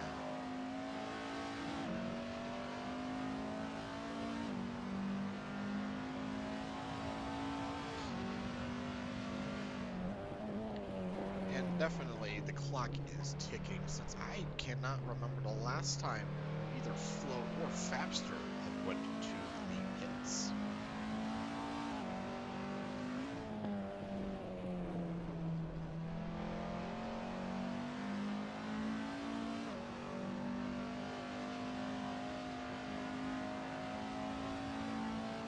Speaking of pits, speak of the devil, Fapster goes into the pits now for I'm assuming just a tire swap. No driver change. So we're going back onto the flow cam. And we're going to see how Apex Meister deals with flow.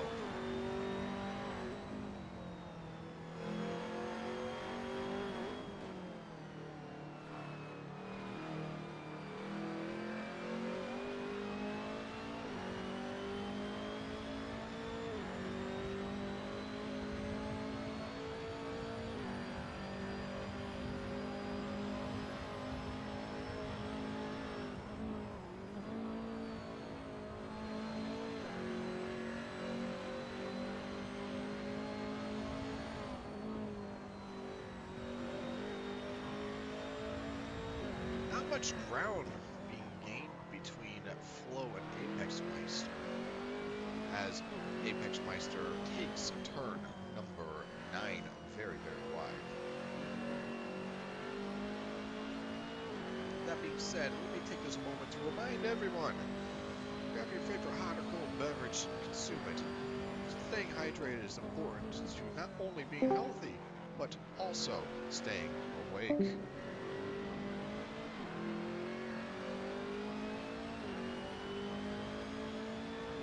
That is all.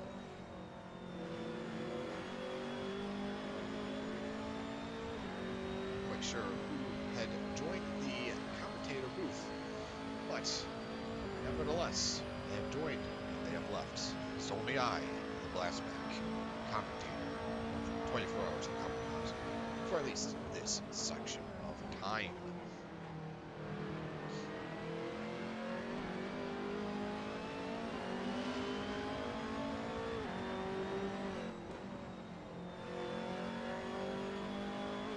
Said, Flow passes right on by past Apex Meister. Apex, it's going off-roading just a little bit. I don't think these things were exactly meant to go off-roading, but I'm sure they share some similarities between I see, Wago. I see. I get it. You wanted to, be a commentator. Yes. I understand.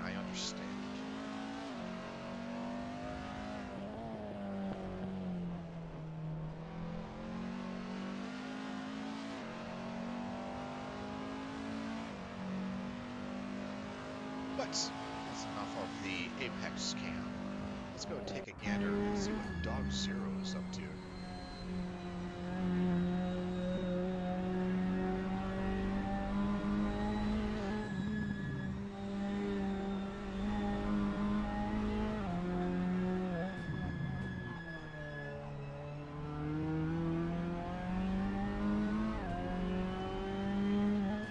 Swinging high, flying straight in the turn 10. Dog Zero seems to be right on pace, right at home.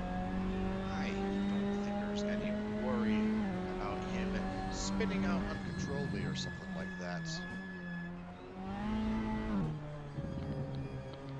It might just be because I moved my microphone away in order to drink beverage and other things.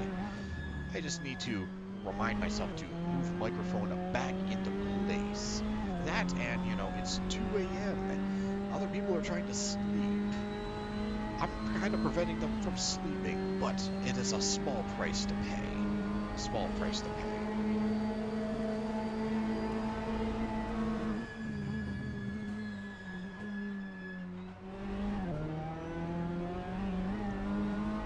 But that's enough Dog Zero cam. Let's go take a gander and see what Steph's is doing. If I'm not mistaken, I think everyone is spread very, very far out throughout this race, so we can just take our fan favorite pick. Yes, let's just vote right now and see who we shall watch for the next few laps, as everyone else seems to be very, very spread apart and not within range of each other.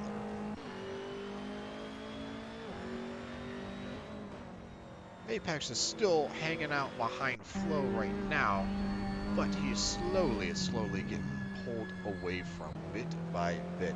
Kurgle is hanging out behind Nick. Probably just got recently passed. Nick flying right on by. Kurgle is just enjoying the sun. Last time he was on the server, it was pitch black. So I'm sure the sunlight is a nice change in pace for him.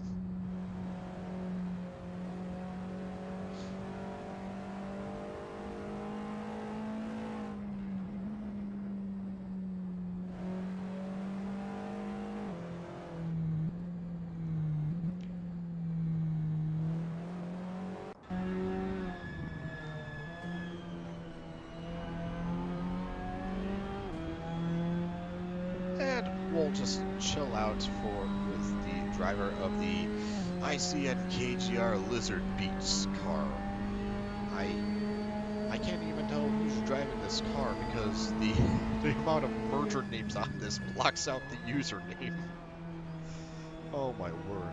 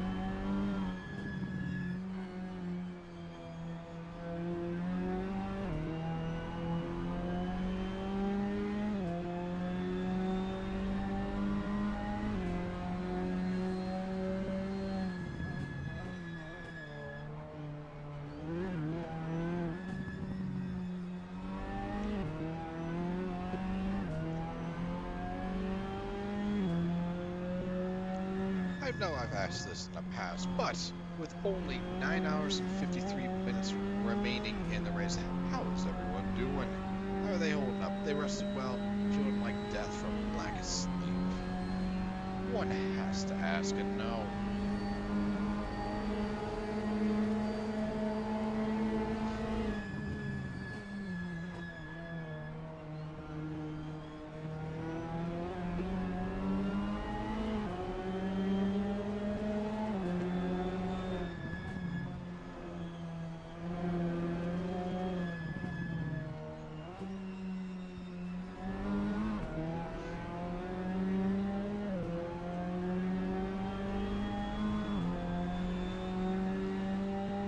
Alright, we've seen enough of ICN KGR Lizard Beats. But what if, just hear me out, we took a gander and saw what Dog Zero was doing?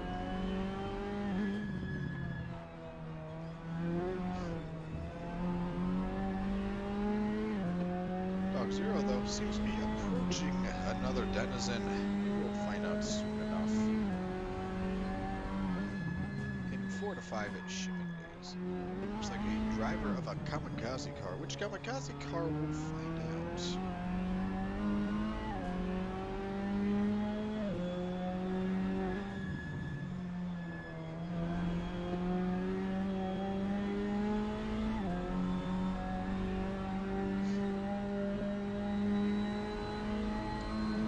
Perhaps not, as they are going into the pits. That Steph's going in the pits right now.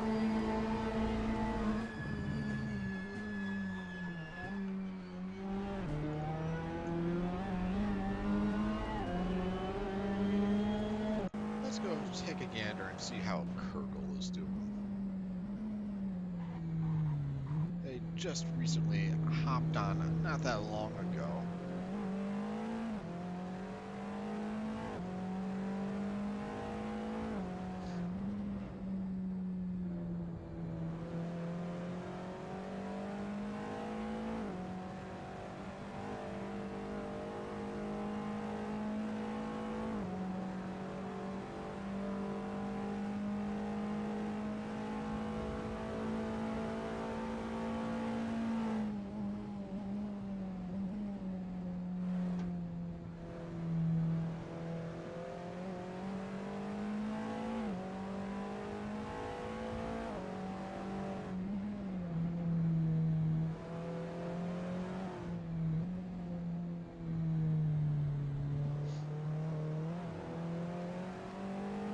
nothing too much with Colonel, not a driver in sight.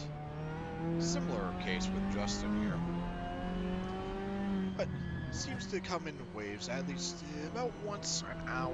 There'll be some nice battling between some drivers on the server, but only once an hour. Otherwise, everyone just gets separated apart, and there just isn't much in the way of, well, at Flo going in for a pit stop right here. Ash taking turn number 8, 9 right there. High flying into 10, trying to make up some time. Steps going on the attack right now, going after the ICN KGR Lizard Beats car.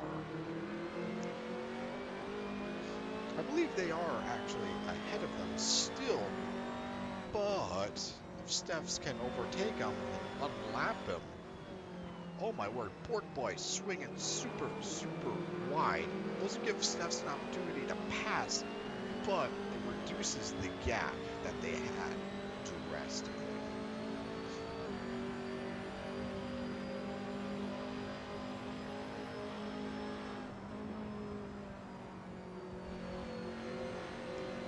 Steph's going super hard into turn 7 and 8.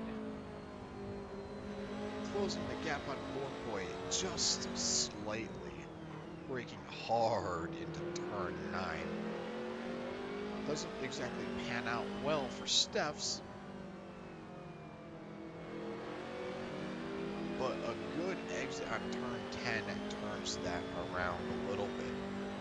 Into turns 11 and 12, the gap can close drastically.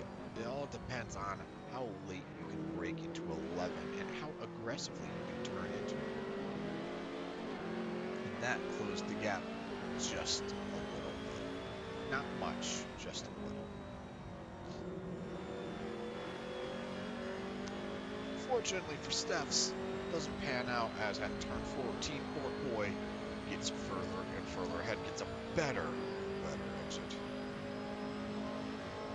Whilst we wait around for what happens here, let's go take a quick gander at what all the other drivers are doing at this moment in time.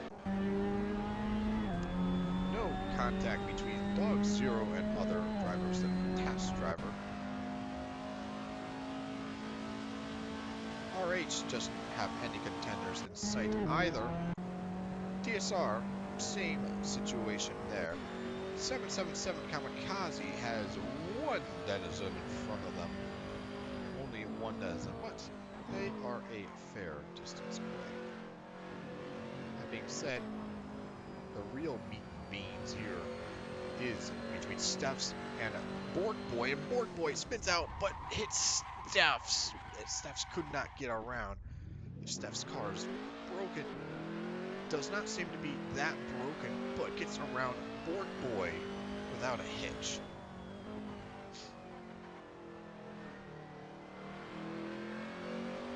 Now the real question is how bad that messed up the car.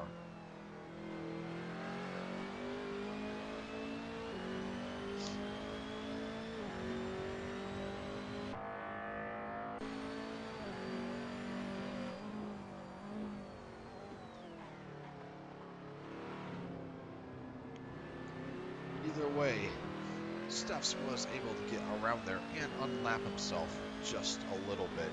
The real question, though, is at what cost? I will say, though, Steph this stint is not having a good time.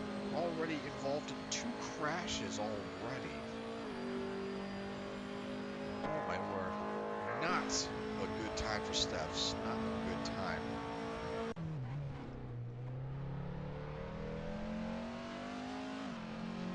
Apex Meister does not appear to be having anyone in front of him. Dog Zero is just going super hard in turn 7.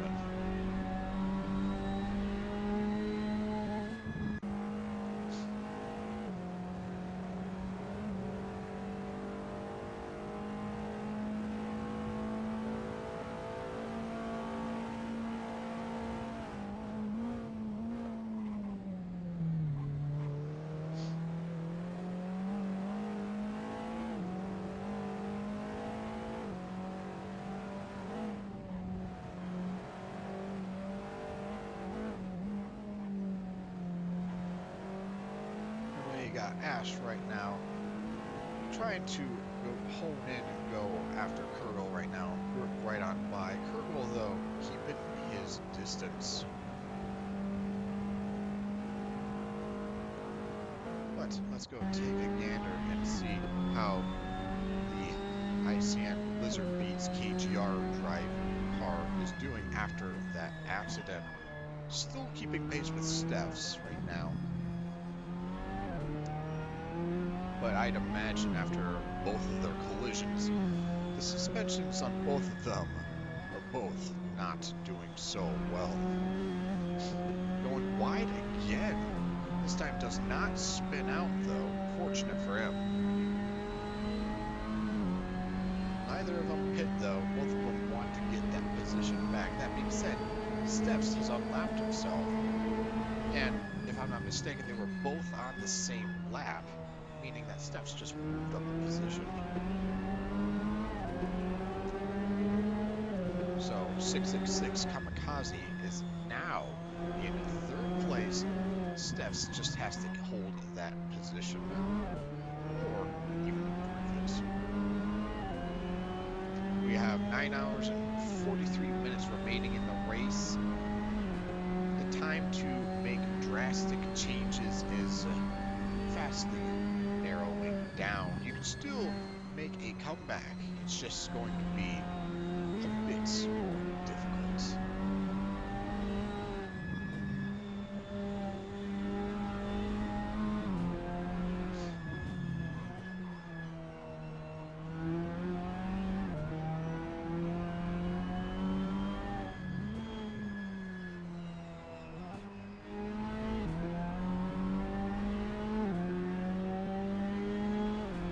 But that's enough watching them race. Let's go take a gander and see how Dog Zero is doing.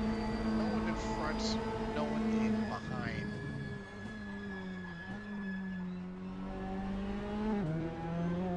Seems to be a common thing, trend with Dog Zero. Just no one anywhere. It's just an empty track for him. Seems to be a really common trend. As for Fapster, yeah, he's hot on the tails. Oh, I believe he's Apex Meister. No, is Justin.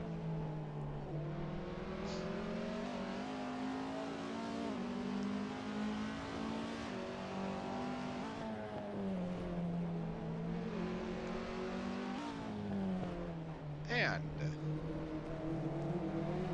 they let him pass. No, he does not let him pass right on by. It's turns 4 through 6.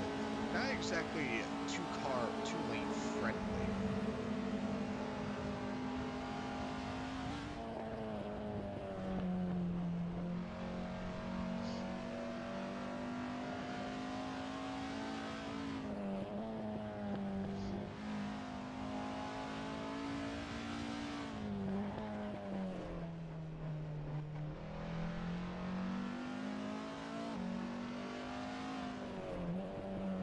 Justin falls by the wayside. Let's go carry on to another driver, shall we? Apex, hard to tell what that car is by the shadow. Is that Flo?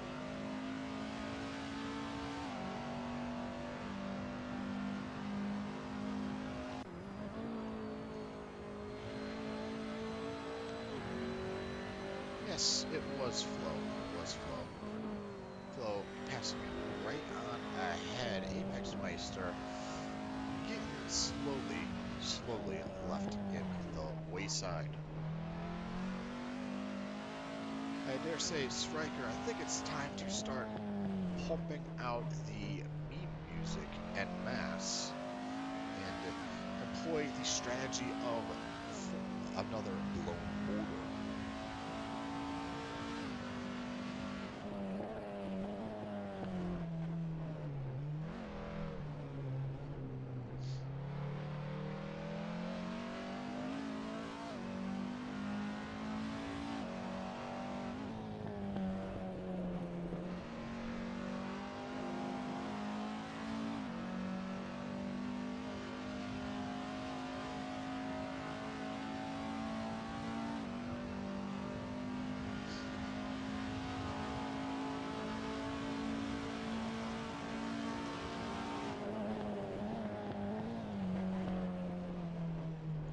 Ah, calm music for not breaking motors.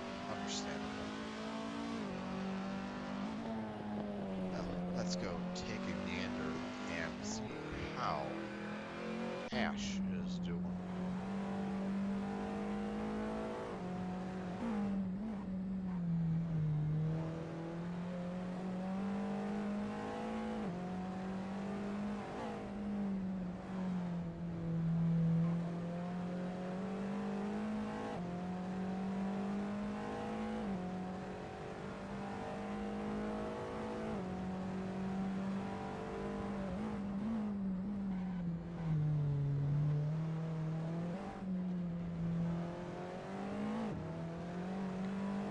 Wait, practice for the race only one time, or practice at only one point in time, like in one time zone?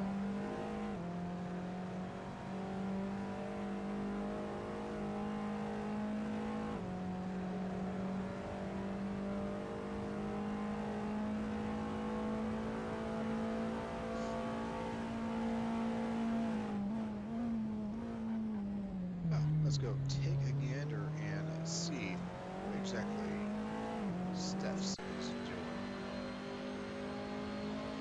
Pork Boy is still trailing in behind him. Really wants to get that position back. But I don't think he's going to get that, not without the assistance of a pit stop.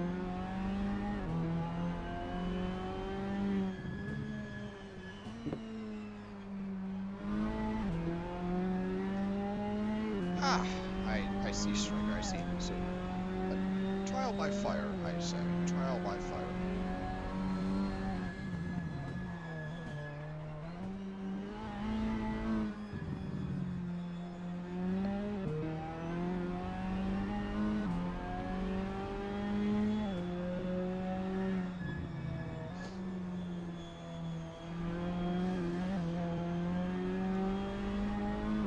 Swinging wide on turn number 13, costing him some exit speed going into first straightaway.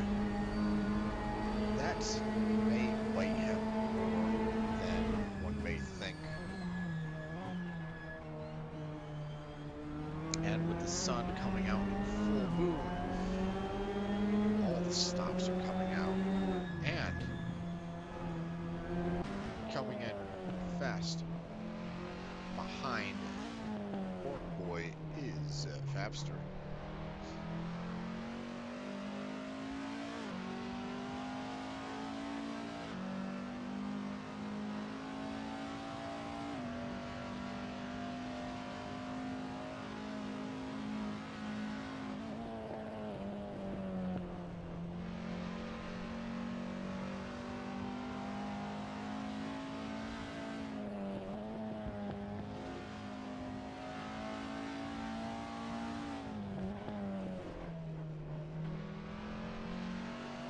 Boy has some people to contend with real soon. He really wants to retake his position, but with Fabster breathing out his neck real soon, he may be hard pressed to do that in the near future.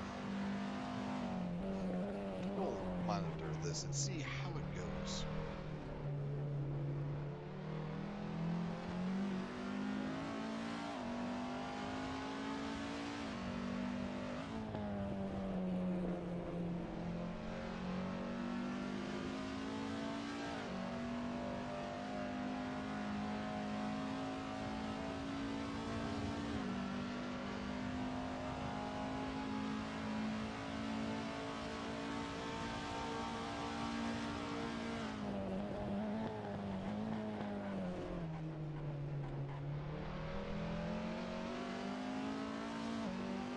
Said, Fabster seems to be having a little bit of a hard time catching up to Pork Boy.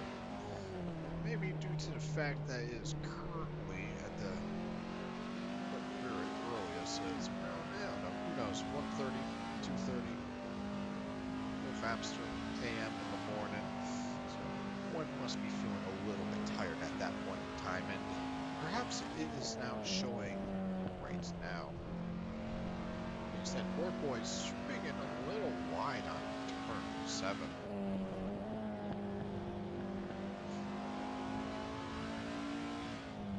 Not much ground being gained between Fabster and Boy.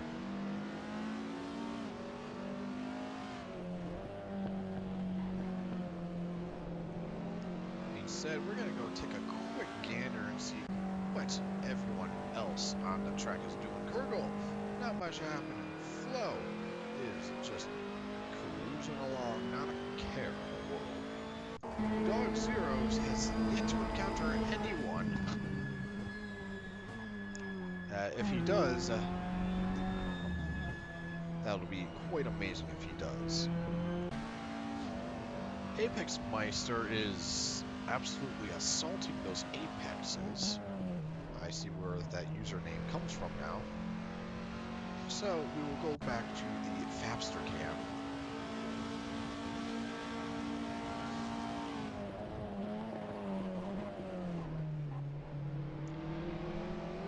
Absolutely dives into turn 1, closing that gap between him and Boy.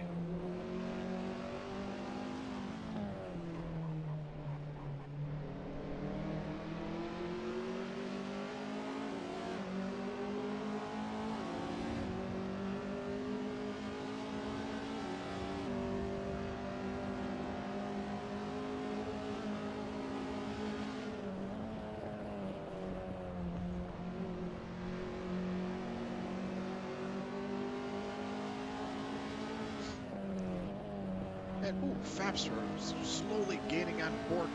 Boy is going to have to yield at some point in time, and it looks like that time is right now. Let's go on to Boy and see what is going on. Boy not yielding, actually. There we go. There we go. And he goes very wide into a sand trap on turn. Oh my word, on turn 10.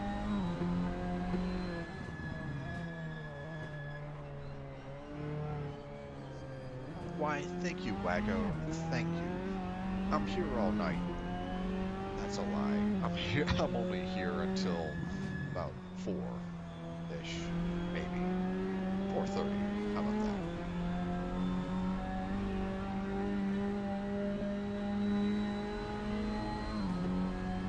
That being said, flying into the sand trap really costing Boy some time. Now Steph's he's going to have to do something about Fabster. Eventually, he's going to have to let him pass right on by. However, at what point in time he will do that, the world may never know.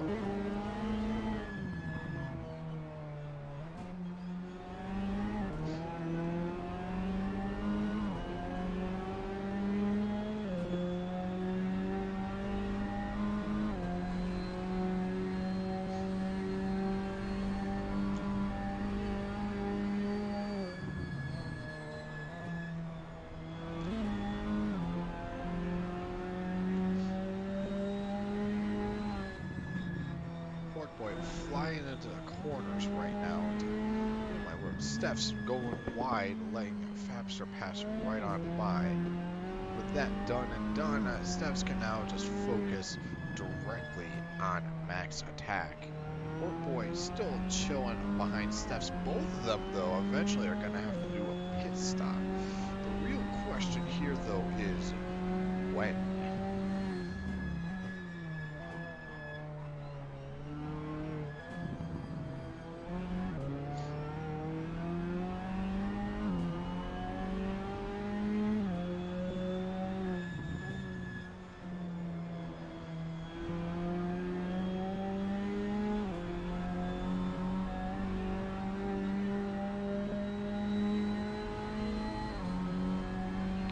Neither of them are checking out the pit lane for this lap. But, speaking of checking out, we're going to be checking out some other drivers in this race.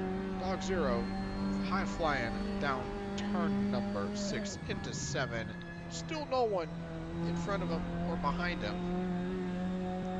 At this point, I'm just amazed he's been through this much of the race and not encountered anyone.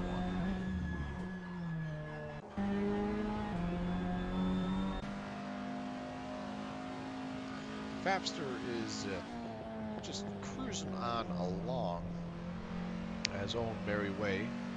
He's conquering turn 7, going into turn 8 real quick here. But let's carry on and check out what Apex Meister is doing.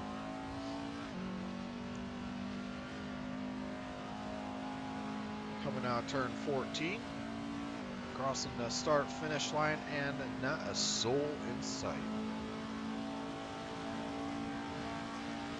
Ignoring the souls found in the pit lane.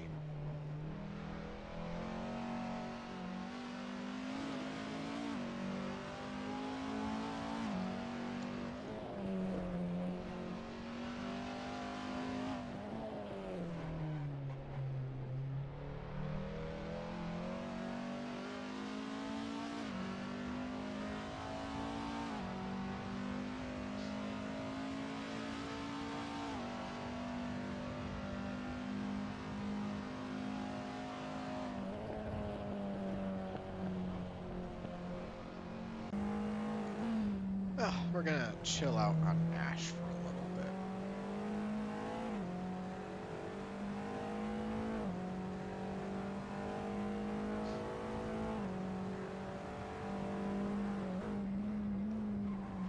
Flying straight into turn 11 and 12.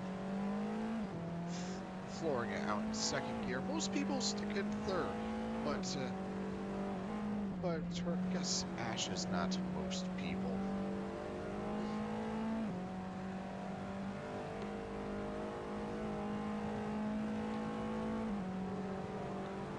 I guess with enough cornbread, anything is possible.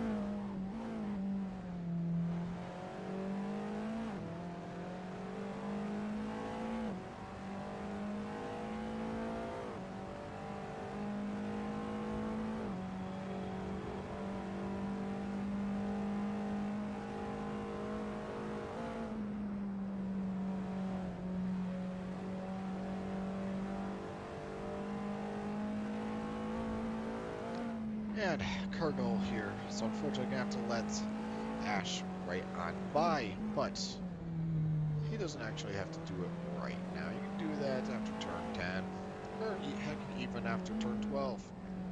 It all depends on how quickly Ash can get to him.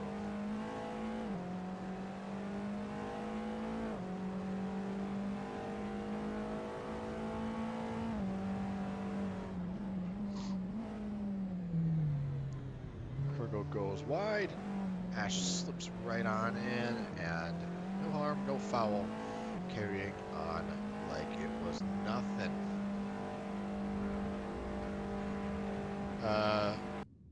Well then, Kurgol has unfortunately disconnected randomly. That's unfortunate.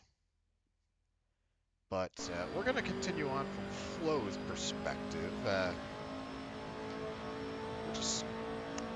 His people needed him, and Kurgol has since disappeared from this plane of existence.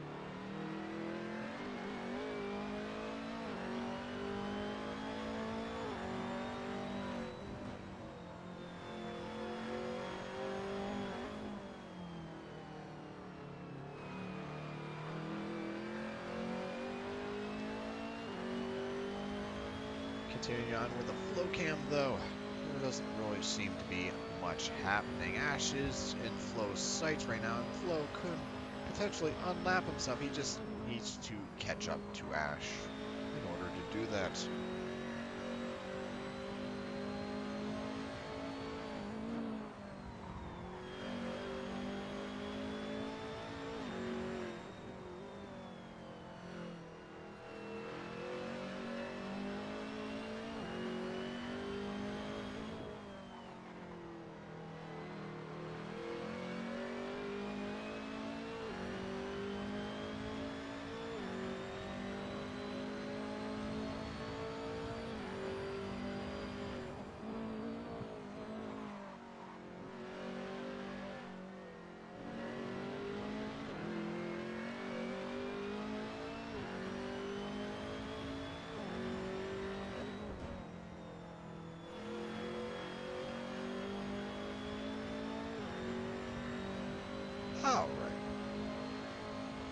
that's enough for the flow cam for the time being. Let's go take a gander. Kurgle here asking the real questions, whether or not he needs to wait 2 minutes or he can continue on. Since there was no driver change, the lap that he lost would probably suffice as penalty enough, and he's continuing onwards. We got Apex Meister rapidly approaching from the rear. Kurgle's gonna have to pick up the pace, otherwise Apex Meister might be doing some shenanigans against him. By shenanigans, I mean asking him politely to let him pass on by. But until we get to that point, let's go take a gander and see what Dog Zero sees. And that is a pit change. Tires and fuel or driver swap? It looks like it's just tires and fuel. Eventually, one would need to get tires and fuel, but one has to wonder, will Dog Zero actually encounter someone?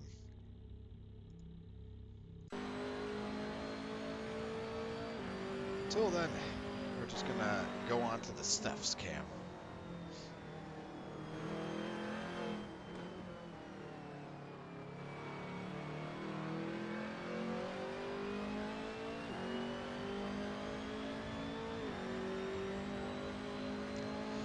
He's still being chased by Bork Boy. Bork Boy not letting up at all. Definitely a dogfight for third place. Definitely a dogfight.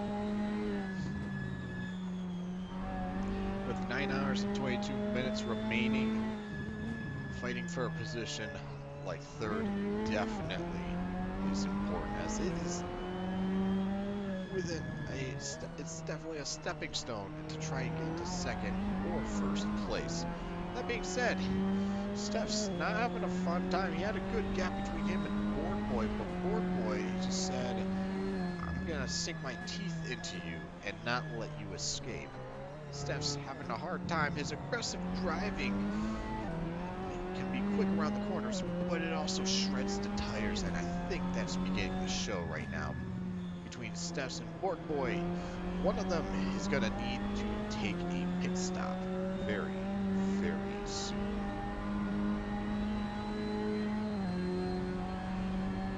Neither of them wants to let the other do a pit stop though.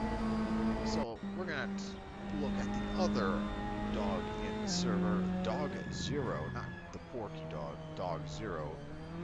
And that was very, very zany right there. But instead, we're just going to see how Kurgle is tagging along behind Dog Zero.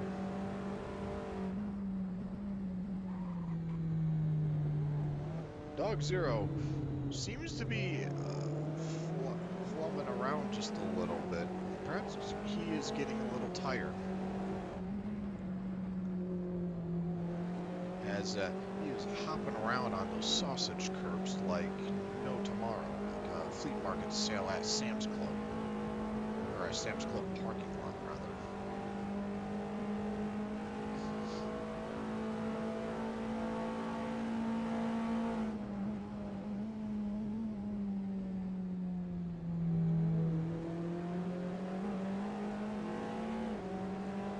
Kurgle is definitely keeping pace with Dog Zero right now.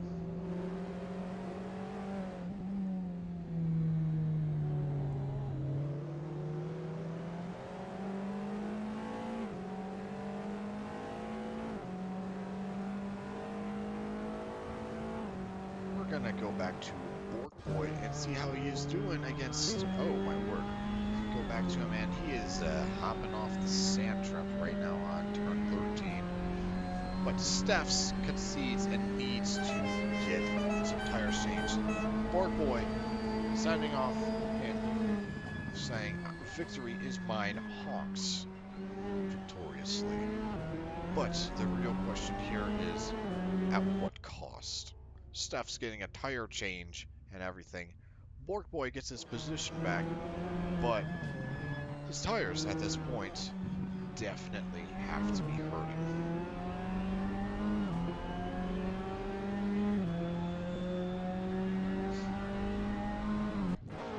Steph's is out and about. Bork Boy only getting up to turn 7, about half a track length away from Steph's. So let's go take a gander and see how Apex Meister is doing. Apex right behind Ash. Ash probably getting right on by.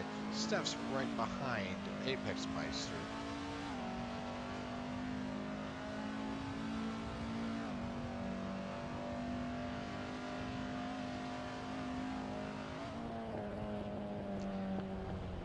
And let's just try and get some cinematic shots of this.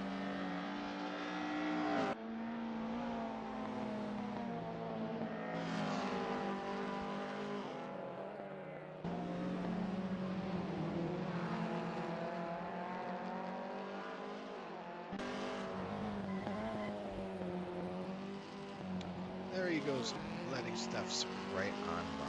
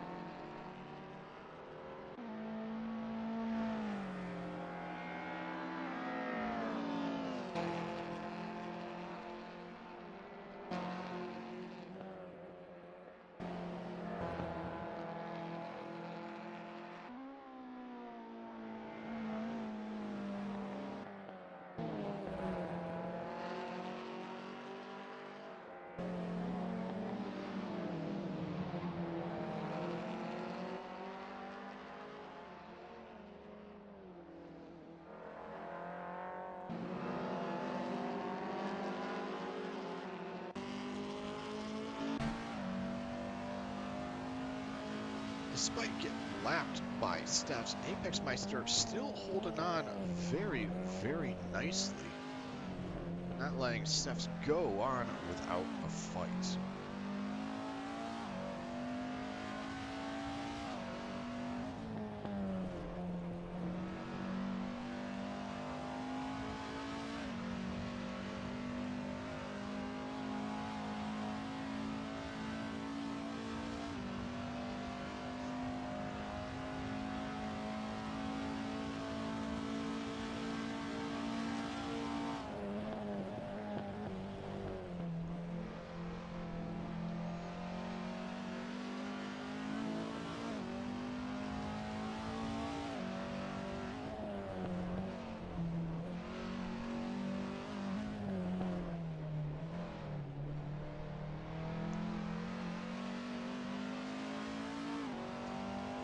But I think that's enough on Apex Meister. Let's go take a gander at what, let's say, Dog Zero is doing. There's no one, appears to be no one in front of him, no one behind him. That's kind of par for the course at this point. So instead, let's go take a gander at what Faxter is up to. Going hard, going fast, but also going straight into the pit lane. Driver swap or tire change? I'm gonna gander a tire change. Bork Boy is where in the world is Bork Boy? Oh my word. Bork Boy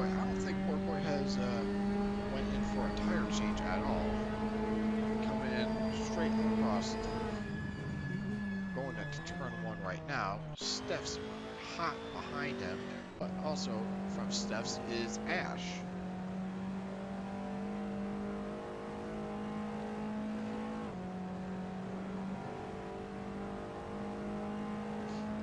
It is absolutely a three-way brawl for third place at this point.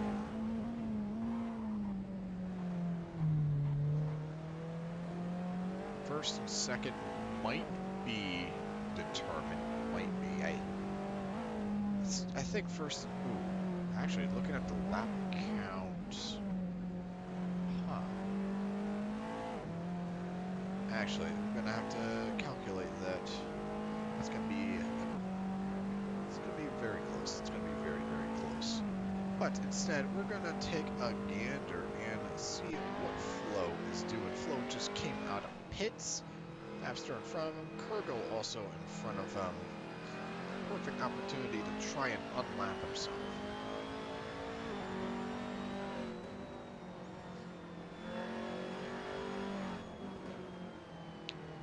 With it being broad daylight now, though, employing the aggressive flashing tactic becomes less and less effective.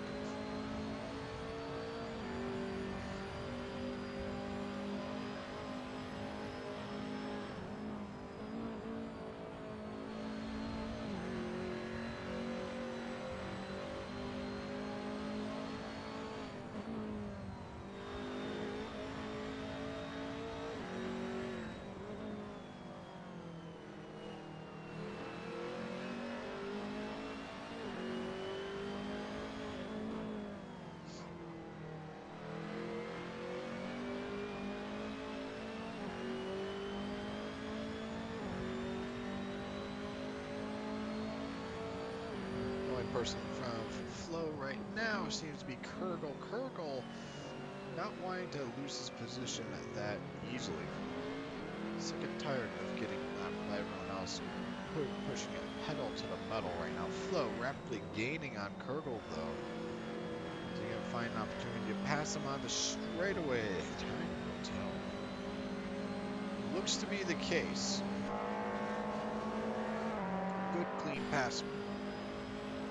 Let's go take a gander at what Dog Zero is doing, and we'll just chill on him for a little bit.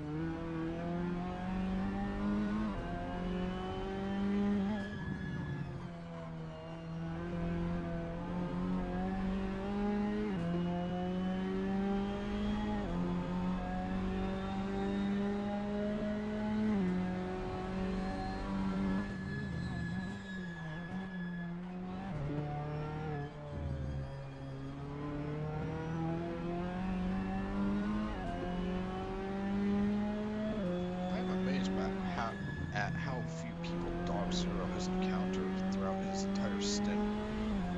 Actually, speaking of his entire stint, he's been on this stint for quite a while. Same thing with Napster. The person that's been on this longest, I think that would have to be Board Boy. I think that would be Board Boy.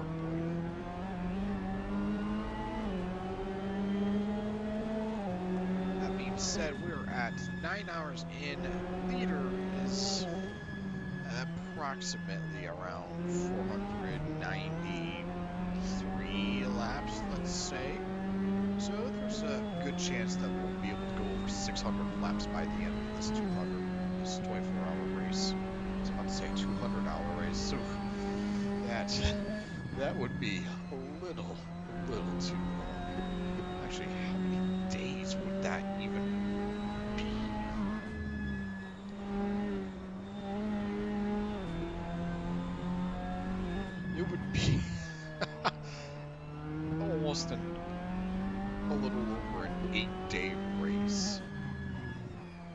$500 race. Oh my word. I don't know what kind of car you would be driving where it would survive for just 8 days straight driving hard, but okay.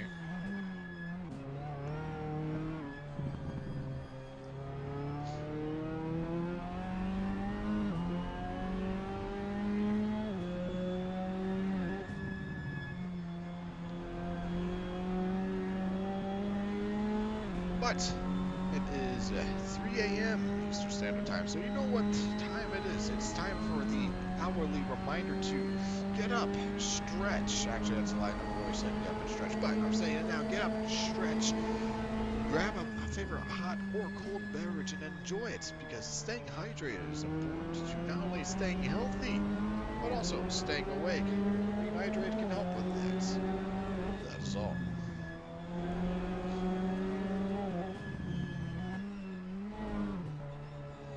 But enough staring at this leaderboard. Let's actually watch someone driving.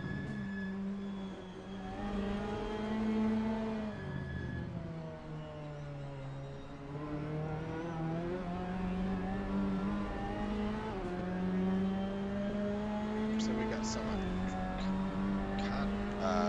battling between Justin and Flo right here. Justin facing the pressure right now. Flo wants to unlap himself, and Flo gets the pass on the inside on turn 7. Oh my word. Talk about an aggressive overtake. Turn 7, you're usually going well over 90 miles an hour through there.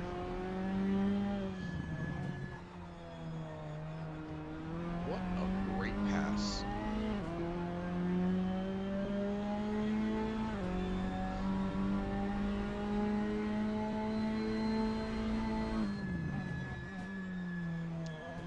Flying straight into turn 11 and 12, just absolutely running that sausage curve over like no tomorrow.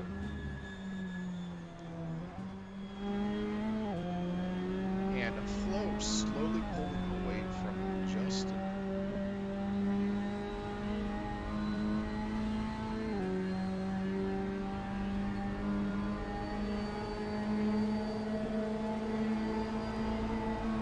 Let's go onto the Kurgle cam right now. That actually has a good chime to it, Kurgle cam.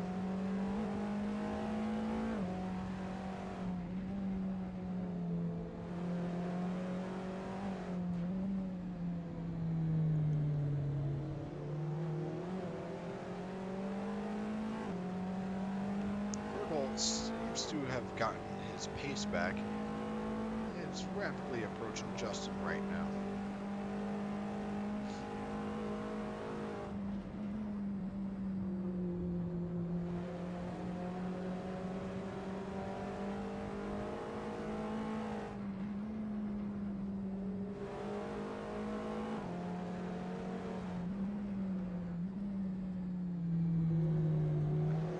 Taking corner 9 very, very nicely. Kurgle's right on Justin's bumper right now.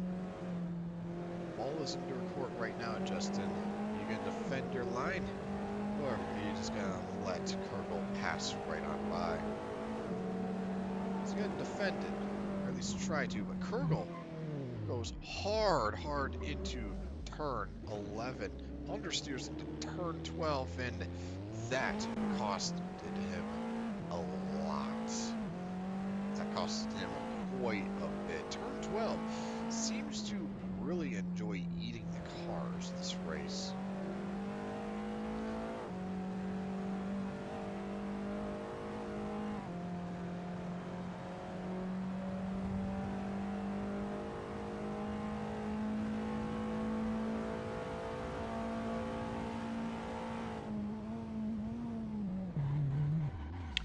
And Kurgle understeering into the sand trap outside of turn 1. He's going way too aggressive onto the braking, and that is costing him everything. Apex Meister is just having a grandiose time around turn 9 going to turn 10. So far, not a soul in sight. Similar case with Dog Zero, although Dog Zero is also at turn 10, meaning we may actually have a soul in sight coming soon enough. But let's just go take a gander and see what Steph's is up to.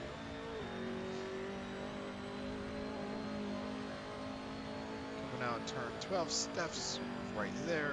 Is that Ash right in front of him? That is Ash right in front of Steph's. Either Ash is falling behind or Steph's is catching up. Now, where on the track is Board Boy? Board Boy is already at turn 10 right now, half a track ahead. If I had to guess, Ash is falling behind.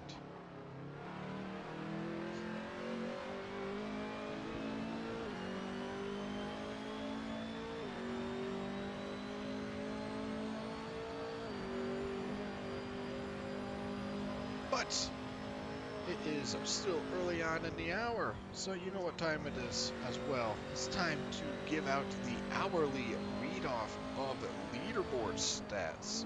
And I will say, the battle for third place has changed things a little bit, just a little bit. In first place, we have a driver change, what appears to be for SM. That may change, that won't change things that much, but Mika is coming in for that change.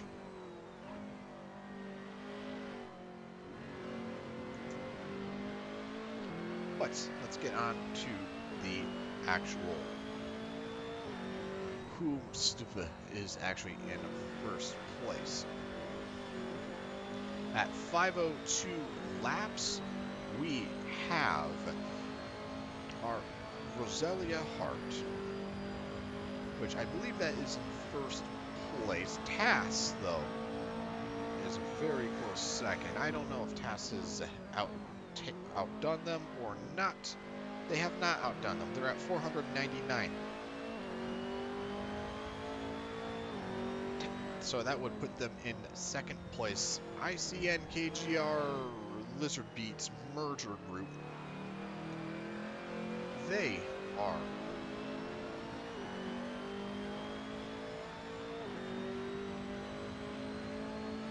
let me redo the count for TAS. 12. They're at 500 laps, TAS is, because they just gained a lap. ICN merger group, they are at 496 laps, so they're in third place, but hotly behind them is CRS. And then in fourth place and fifth place is 666 Kamikaze. Seventh is 666 Kamikaze. Eighth is SM. Oh my word.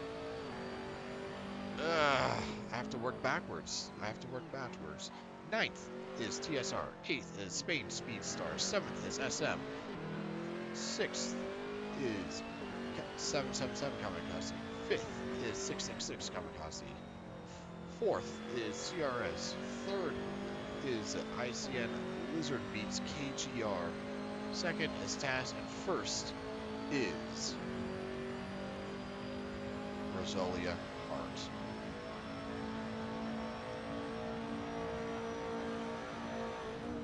Spirit Motorsports, sure thing. Right onto the Mika cam for you, laddie. Or Las.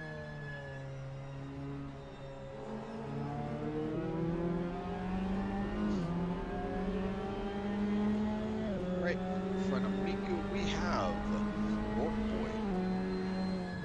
So Miku just got right out of pits, hot on the tail of Board Boy. Like a bull out of a china shop right now. Fresh tires, full, so as much fuel as the person wants. The only thing left to do is just punch it and go. Board Boy, on the other hand,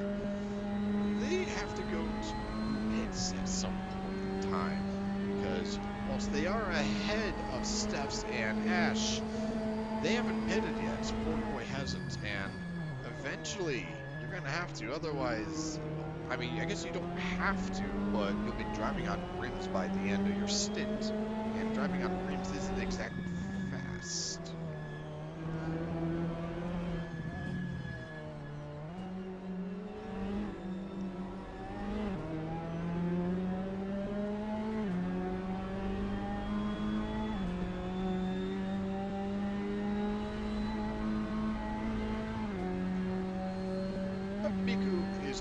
Flying straight down into turn number 7, well over 100 miles an hour. That's actually one of the fastest I've seen people dive into turn 7.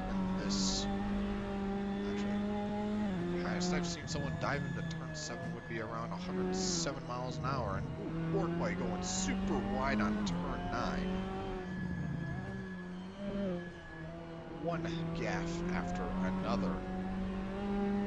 Could be that his tires are absolutely worn to shreds at this point in time. Steffs has a fresh set of tires on. And speaking of Steffs, let's go take a gander at what's going on. Ash is very likely in front of Steffs a fair distance. That is the case. Steffs has fallen behind. Flow behind Steffs is there's no one in front, no one in behind. As for Fapster, though, Fapster has another contestant in front of him to get around.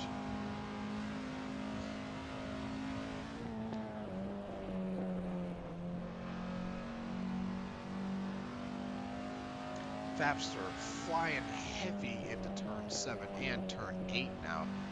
With it being broad daylight, the drivers are now getting a lot bolder when it comes to attacking the corners, and it's showing. There's a lot more mistakes happening now during the daytime than at night. But, that being said, the lap times are also getting faster.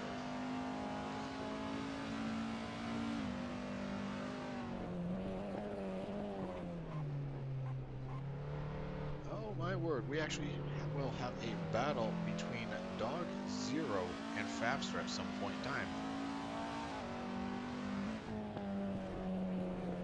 This I have to see, because Dog Zero doesn't really have anyone to battle.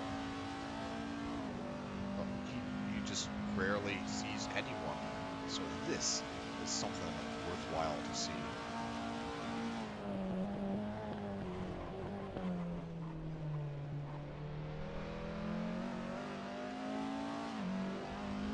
Dog Zero definitely seems to be getting on the tired side, as Fapster is rapidly catching up to him right now.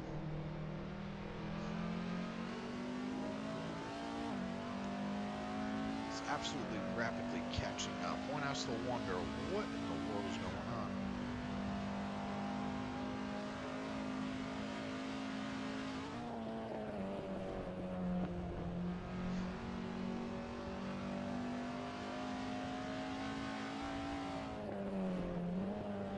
Going into turns 8 and 9 real quick. Dog Zero is going to have a little bit of a dogfight on him real soon. You have to let Fapster right on by eventually. At what point in time, though, who knows?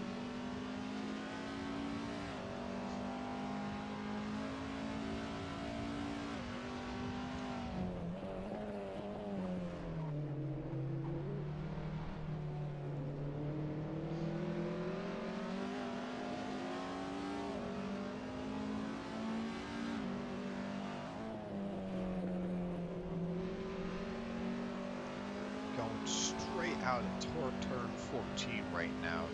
Fapster's at this point right on behind of Dog Zero. That being said, there was a weak battle going on, and we have since missed that, focusing on Dog Zero.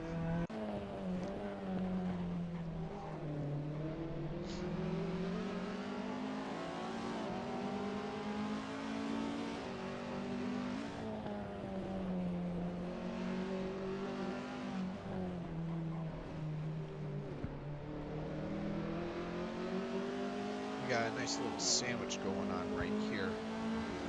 Everyone having blue flags on each other. So this ought to be fun to watch unfold.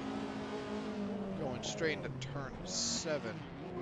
Contact between Fapster and Dog Zero. Good thing these are FFs, otherwise that could have been a bit more tricky to recover from. The easiest solution in FF, if you have oversteer, is stay on the gas, and it'll solve itself very, very quickly. Dog Zero going wide, letting Fapster right on by. Dog Zero almost going off into the dirt.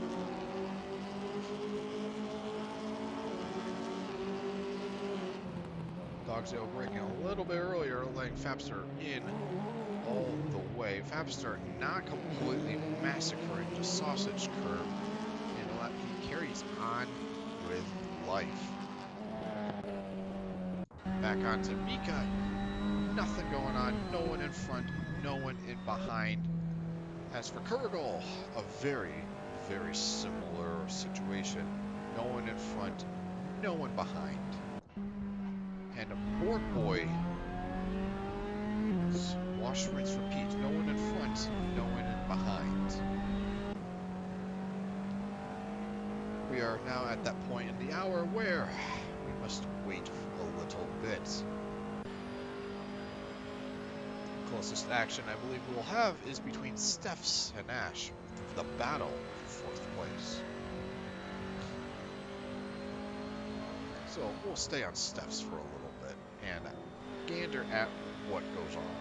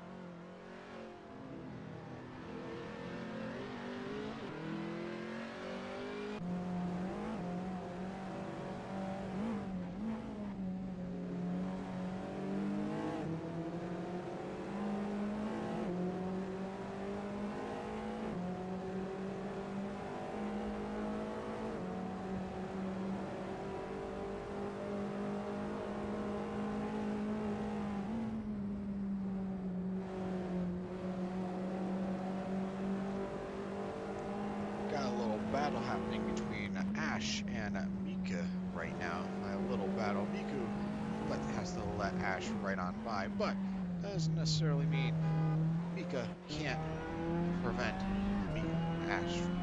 Mika can't try and reclaim that position.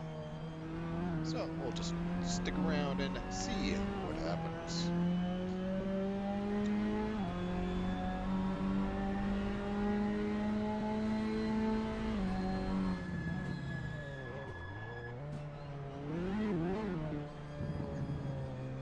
A little too much sausage curb attacking right there. Differential, not appreciating that at all, being airborne slightly.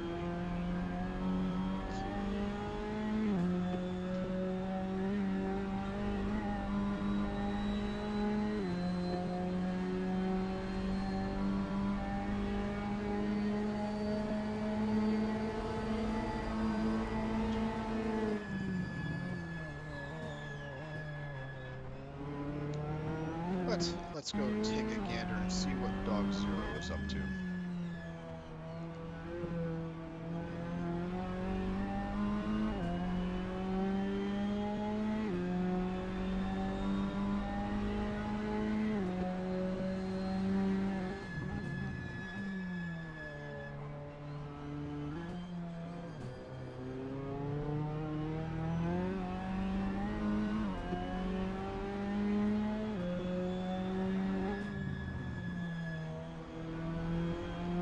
And that is nothing really happening with Dog Zero going on right now.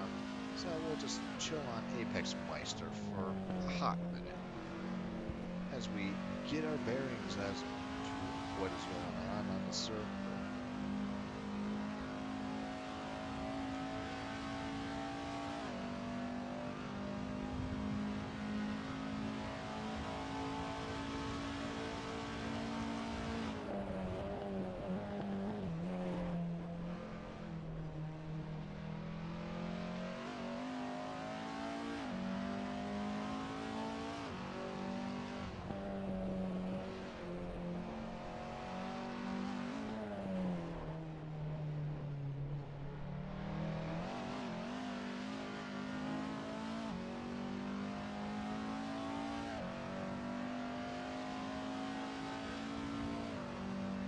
Alright, it's been a little bit less than a minute, but I did say a hot minute. So, we're gonna go take our bearings around here, see what's going on.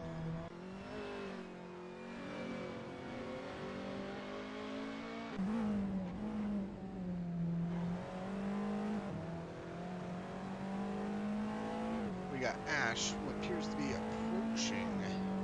What is that? Board Boy?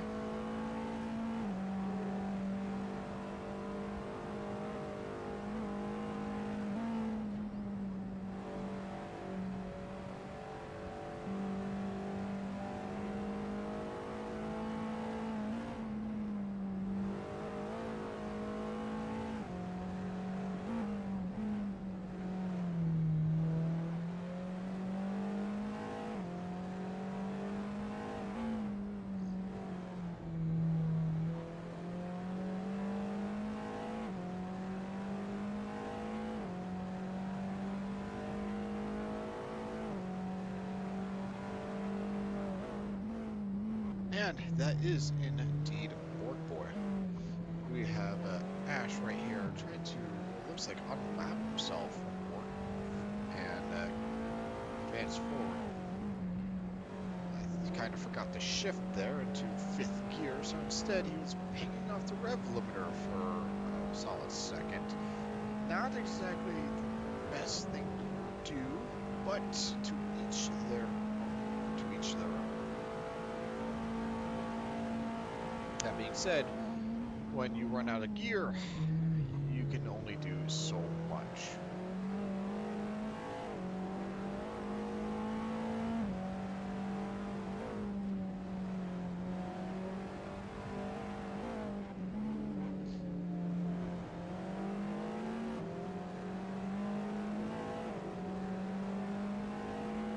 Right now we got Ash hot on the tails of Board Boy right now. Ash really wants to get the W over Board Boy right now. As he is, if you can get past him, he can lap up.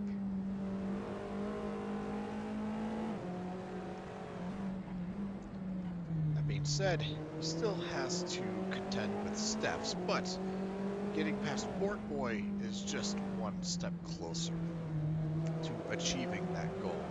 He just needs to get around Bork Boy, preferably without performing a pit maneuver on him.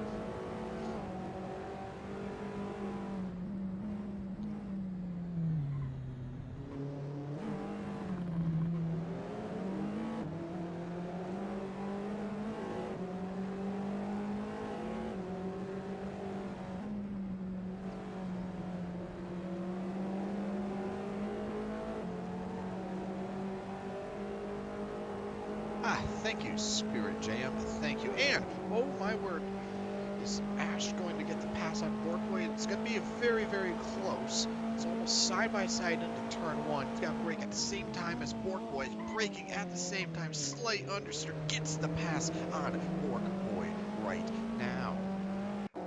On to the Borkway cam.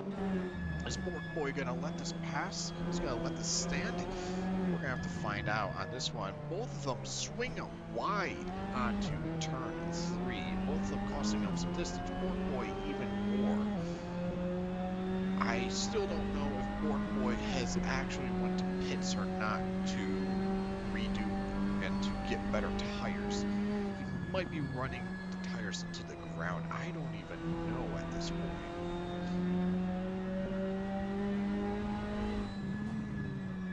But going into turns 8 and soon to be 9, Borkway is slowly losing it to Ash right now. Ash pulling further and further ahead. Borkway is going to have to do something to remedy that.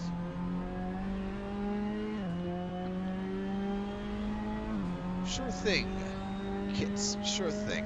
Let me go do that. There we go.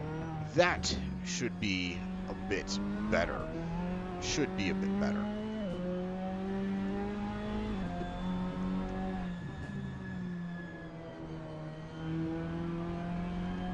But let's go take a gander at what Steph's is doing right now.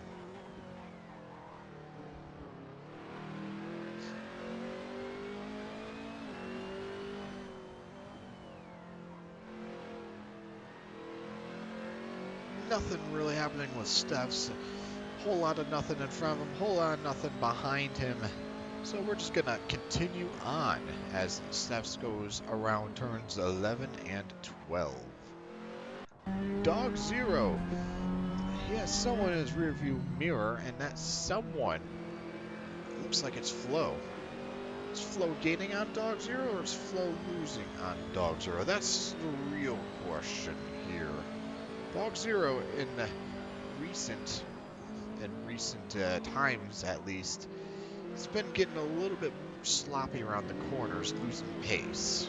I'm not quite sure if that's just sleep exhaustion, tires on the car going bad, some combination of both, but he's definitely losing his edge a little bit. And Flo gaining on Dog right now. Is Dog trying to go in for a pit, or... No, Dog is not trying to go in for a pit. Flo is trying to go for a pass on turn 1 right now. Oh my word. Both of them get good braking. Dog braking a little bit later, trying to compensate for that. But Flo gets the pass on the inside right now. Looking at what Dog is dealing with. It's a dogfight right now. No pun intended at all. Dog is absolutely losing position right now. Even though he might be ahead bit by bit, there's still 8.5 hours left in, and if this keeps happening bit by bit, that lead that he has had and has a nice cushioned buffer of about 5 laps for second place, that's going to dissolve very, very quickly.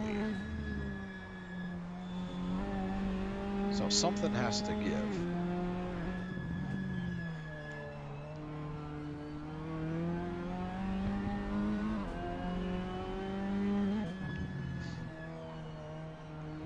But that battle is now over. Let's continue onwards and see what else is happening. Borkway from IC and KGR Lizard Beats merger group. Not really much of anything happening. It's a lot of empty track in front of him. Free real estate, though. Very free real estate to do whatever he dang well pleases. A few times, at least at night, some people have actually drifted around some of these corners. Not intentionally, but they've drifted around some of these corners.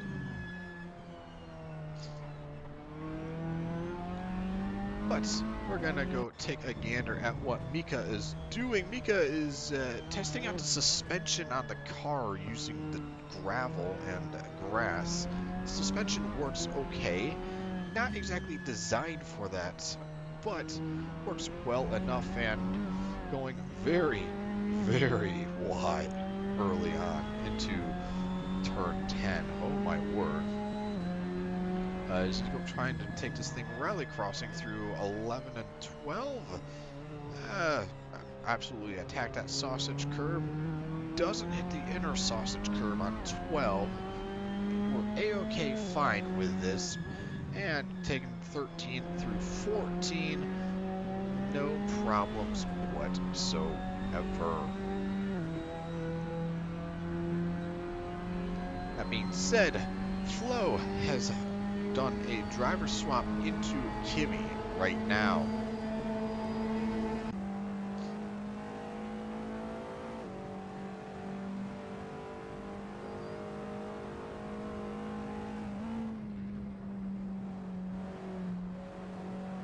Nothing happening with Ash right now, so let's just see how Kurgle is doing.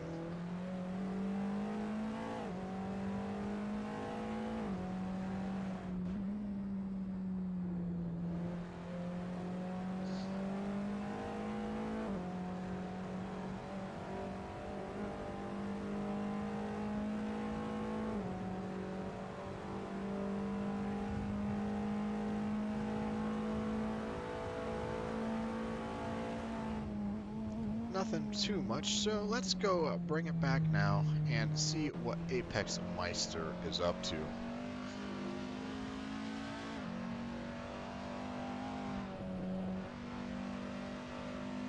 Open trackway in front and behind. We're at that time of the 24-hour circuit race where everyone is paced well enough behind and in front, and coming right out of the pits would be Kimmy from 777 Kamikaze's group. Coming straight out of pits, will Apex Meister be able to catch up and do battle? We'll have to find out.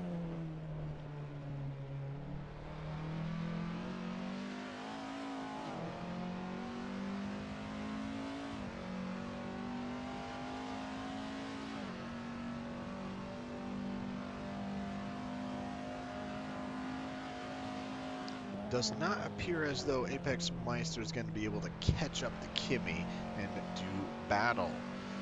Not unless he shifts it to a maximum overdrive. But let's go take a gander and see how Fabster is faring along in this. Coming out of turn of 14 right now, free real estate ahead and behind. Apex Meister gonna pit. Hole.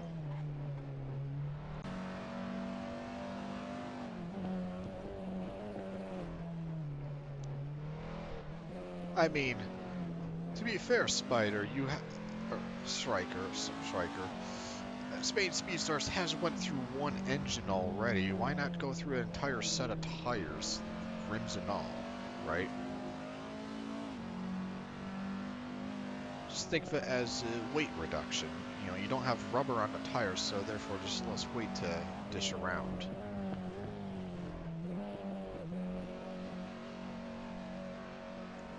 Yeah. Well, Apex Meister does not pull a Kimmy and miss the entryway into pit lane. And gets to pit, fresh set of tires, carrying onwards. Speaking of Kimmy, going out at going around at turns at 5 and 6 like a bull in a china house. Absolutely ludicrously fast, 130 miles an hour through there. Oh my word.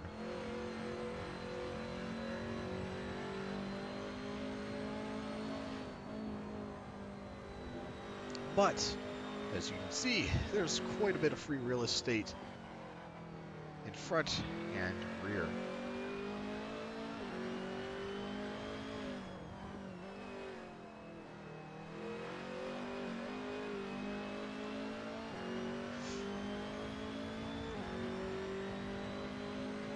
But let's go take a gander and see what Steph's is up to. Is he able to catch up to Ash right now? Oh, no, but he is able to catch up to Bork Boy. So let's go see how they do battle. I should do an update for the leaderboards, as I think the ICN KGR Lizard Beats group has fallen down in ranking a little bit, but it's kind of hard to tell because, well, their lap count got reset, so you can only really tell by whole numbers and laps, not unless I take a gander real quick at see where Ash is, but we'll figure that one out soon enough.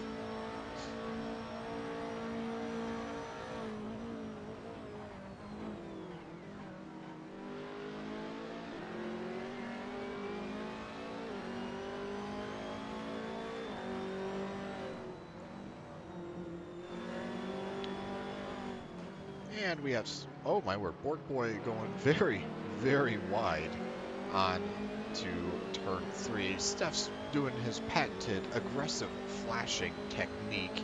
It's not very effective in broad daylight, though, unfortunately.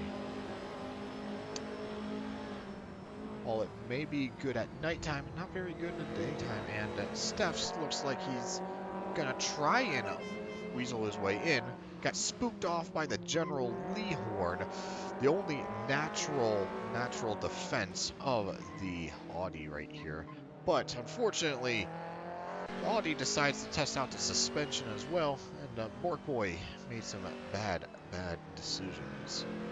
But we're gonna check out what Dog Zero is doing for a little bit.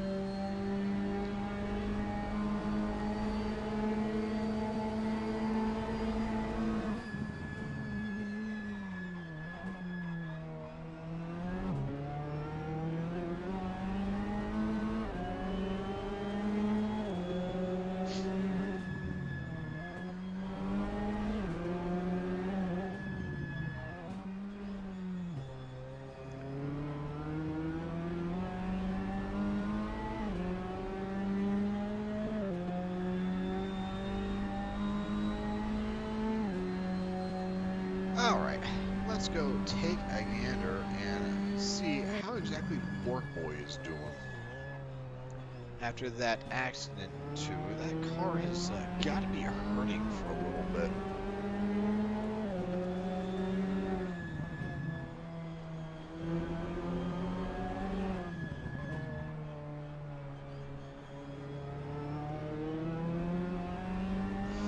I will say, though, listening to the Audi, the transmission line definitely makes me think it's just horror music that's trying to build up suspense.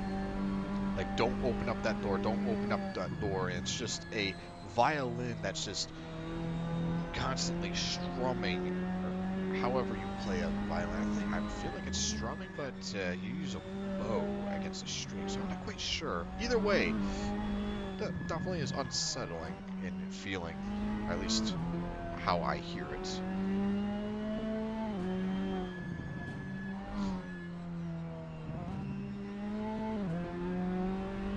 Nothing seems to be happening with Bork Boy, though. No one in front, free real estate in the rear.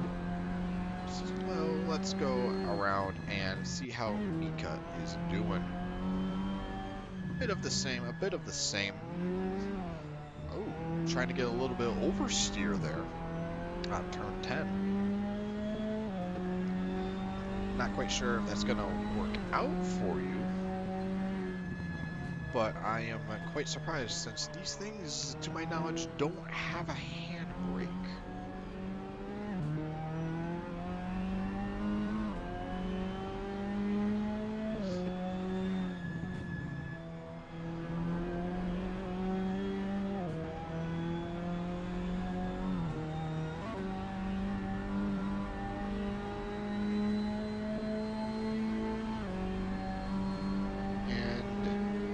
Down through the first straightaway goes Mika.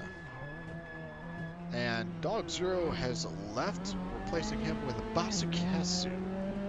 Thankfully, the lap count has not been reset. So thankfully. Basikesu, though, still having to wait for the driver waiting penalty or driver swap penalty. So let's go take a gander at what Steph's is up to.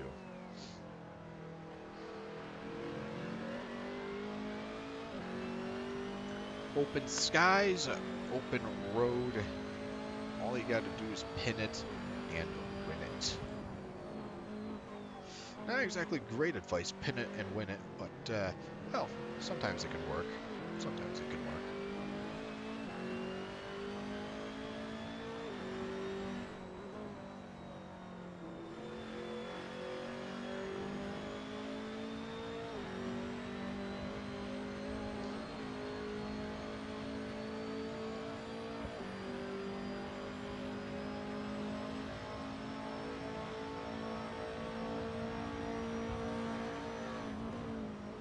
Alright, we are gonna go take a gander at what Kimmy is doing for a little bit.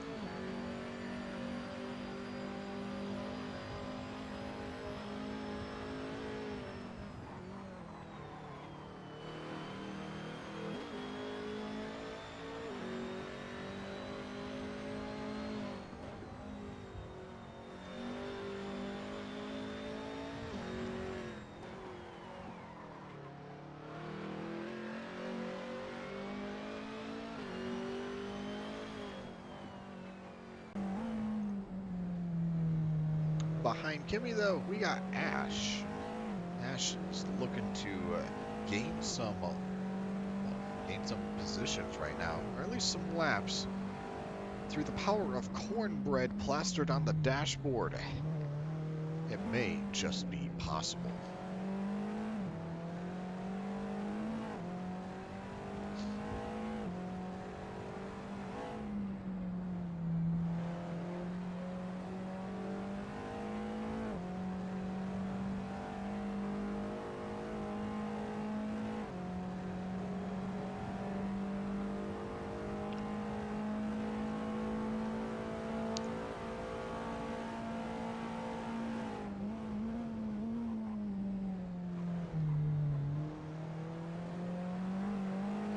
Kimmy now has a very, very aggressive Ash right behind him.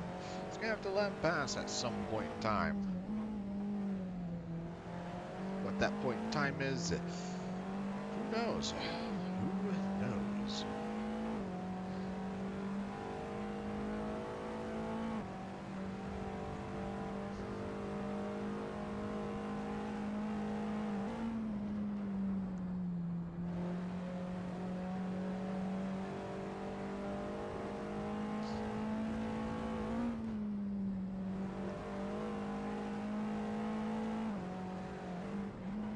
Kimmy absolutely locking up those inner wheels right there, trying to deploy a smokescreen perhaps to mess up Ash. Unfortunately, that smokescreen Kimmy deployed not good enough, and unfortunately for him, Ash is just closing in on Kimmy, and unfortunately, Ash is a few laps higher than Kimmy, so blue flag, let him pass, carry on with your day.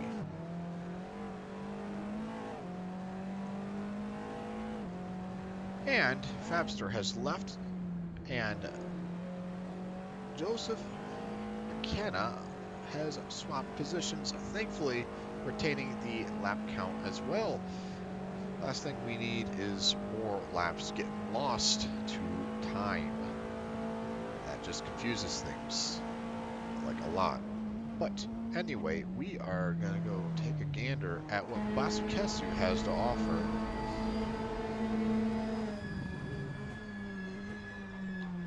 High flying straight into turn one, aggressive in, aggressive out.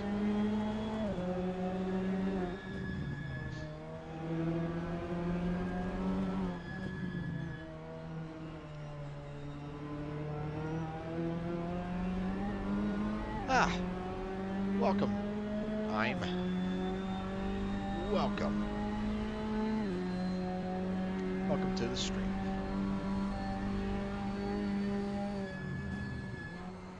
But yeah, Masukesu, you can definitely tell this man has gotten a good night's rest and everything. Very sharp, super aggressive on all of these turns right now. Everyone else seems a little bit sluggish, but Masukesu fresh on the line, going in hard.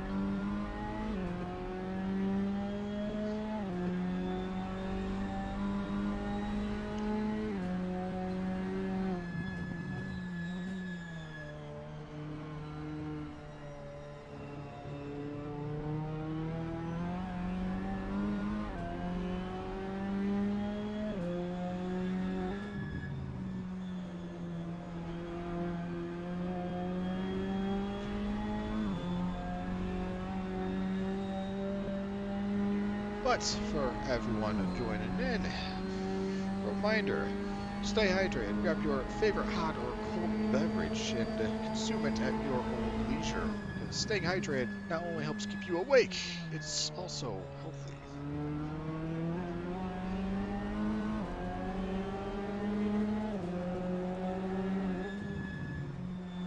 But Basukesu absolutely going wild on these corners right now. Watching this is absolutely like a roller coaster.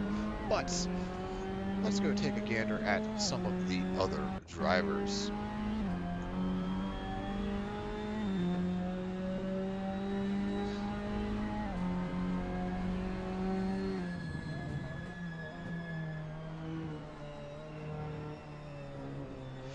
Well, a quick summary of what happened with me looking at this race.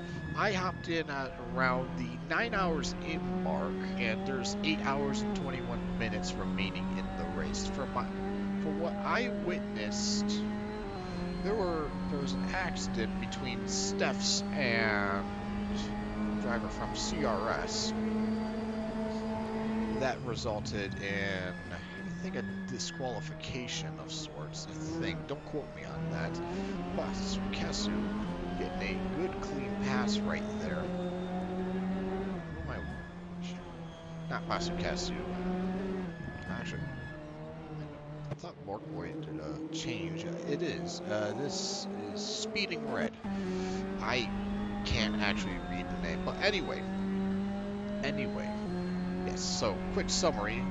Lowdown. We're gonna go do the hourly leaderboard updates a little bit earlier, but at the bottom right corner you can see the glitch team lap counter.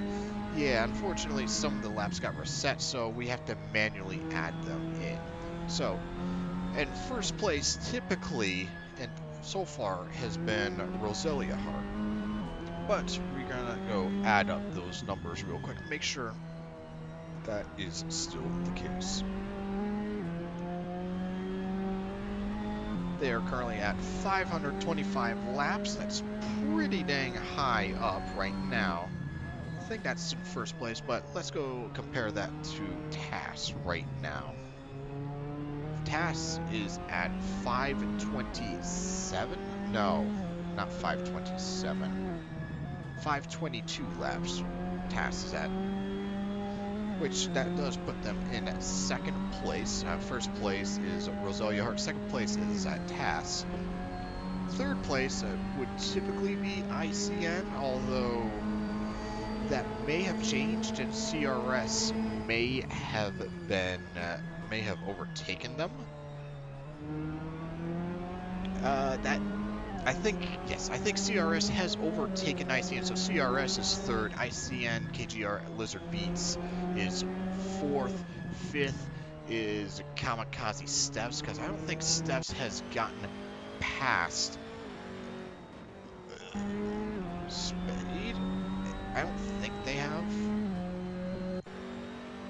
No, Steps did get around them. Okay, so Steps is fifth. Sixth is ICN KGB, or Kamikaze 6 is fifth. ICN KGR Lizard Beats is sixth. Seventh is 777 Kamikaze. Oh, I got the numbers messed up again. Oh my word. First, though, Roselia Heart. Second, TAS. Third, CRS. Fourth, 666 Kamikaze. Fifth, ICN KGR Lizard Beats. Sixth, 777 Kamikaze. Seventh, SM. Eighth, Spain Speedstars. Ninth is TSR. That is the current leaderboard lineup. Gets a little bit confusing, at least for me, because it's just, you have to organize everything. It's just, bleh. It's going to be a bit of a mess for the marshals to try and figure all of that stuff out, but oh, they figure it out. Let's go take a gander at what Mika is doing, just for a little bit. As for events, things that happened during night, non-leaderboard wise, oh man, my memories already getting hazy. But there was an accident that happened, and then Steph's during that very same stint, and after that accident got involved in another accident where Bork Boy had spun out by having his wheels touch the dirt, spun out middle of the road, and Steph's had just clipped his rear quarter panel trying to avoid him, spinning him out again. No worries, I'm trash, no worries. I'm gonna have to give that update out to Benditti anyway. It's just practice at this point.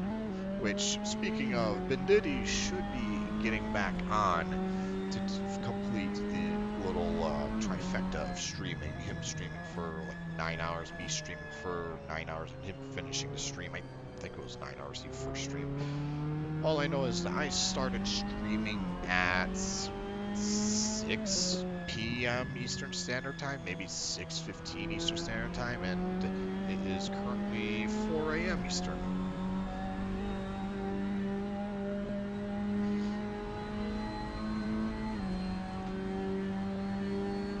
But let's go take a gander at what Joseph is doing.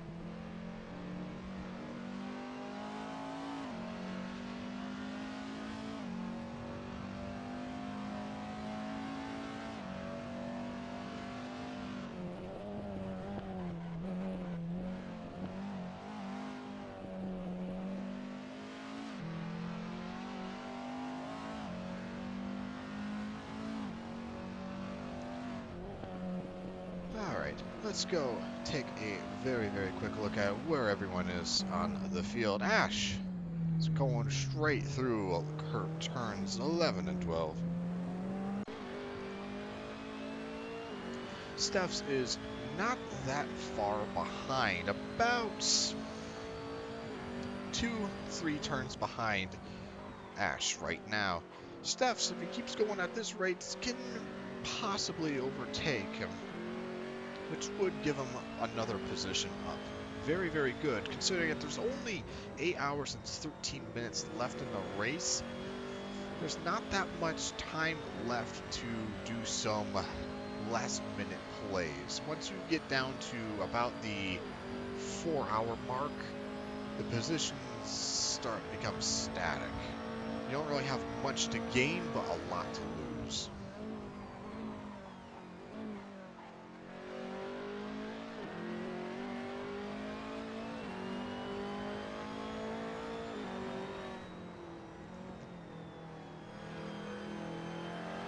Looks like Ash has decided to do a quick driver change, which that should give Steph's the opportunity to continue along, provided Steph's doesn't have to do a driver change himself, and get some laps in before CRS can get some more laps done.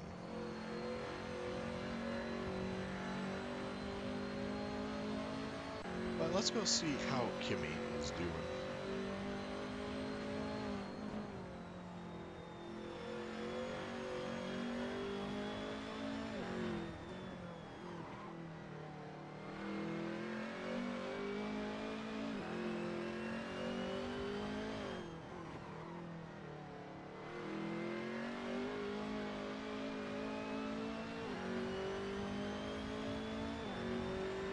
Nothing too much happening with Gimme right now, so it's just... Oh wow, my voice cracked. Not exactly pleasant. That's why you stay hydrated. Helps prevent voice cracks like that. Just a little bit, just a little bit. Oh, but only if you've been talking for long periods of time. Let's go see what Joseph is doing. Joseph wants to get around Apex. But he's not exactly in a great position to do just that. Maybe around turn 7. Perhaps more like turn 9. Rapidly approaching Apex, going right for the Apex as his username implies. Going wide. Lets him pass right on through. As for Basikesu, high flying straight past turn 6 into turn 7 in excess of 120 miles an hour. It never gets old watching how fast people dive straight to that corner. Never gets old.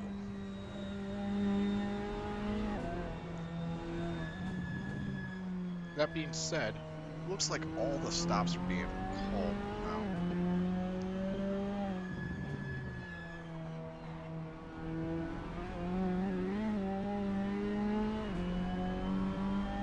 Because I gotta say, these lap times certainly seem a lot faster than at night. So let's go see how Microlin is doing on his first warm-up lap.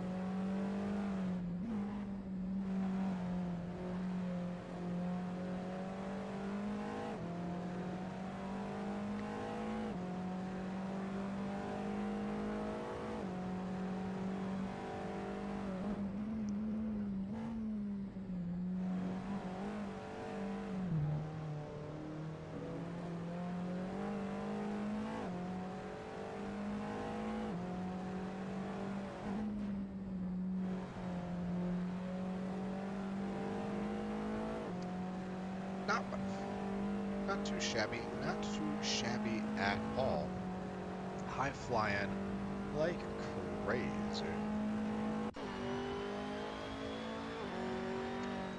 Steph's not too far ahead of Microlin, not too far ahead at all. That being said,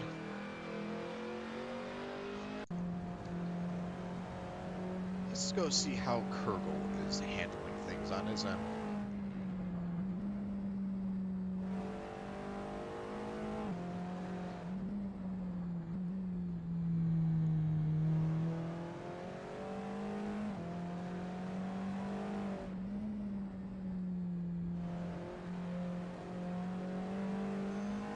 overall, taking things nice, safe, and calmly.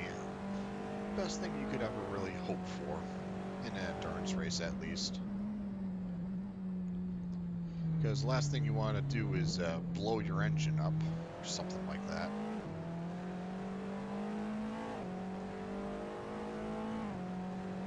But enough about Kurgle. Let's go see what Apex Meister is up to.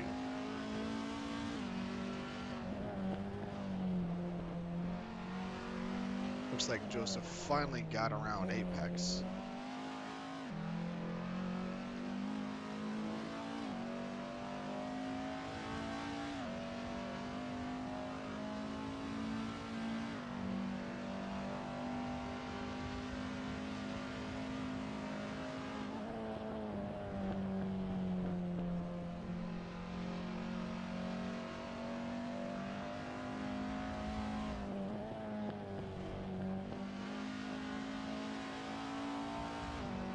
Alright, now let's go take a gander now at and see what exactly Kimmy is doing.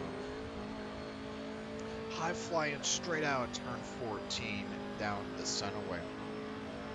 That's what Kimmy's doing.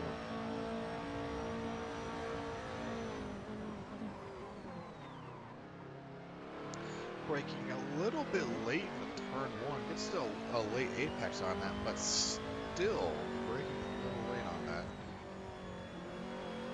Perhaps the exhaustion is setting in.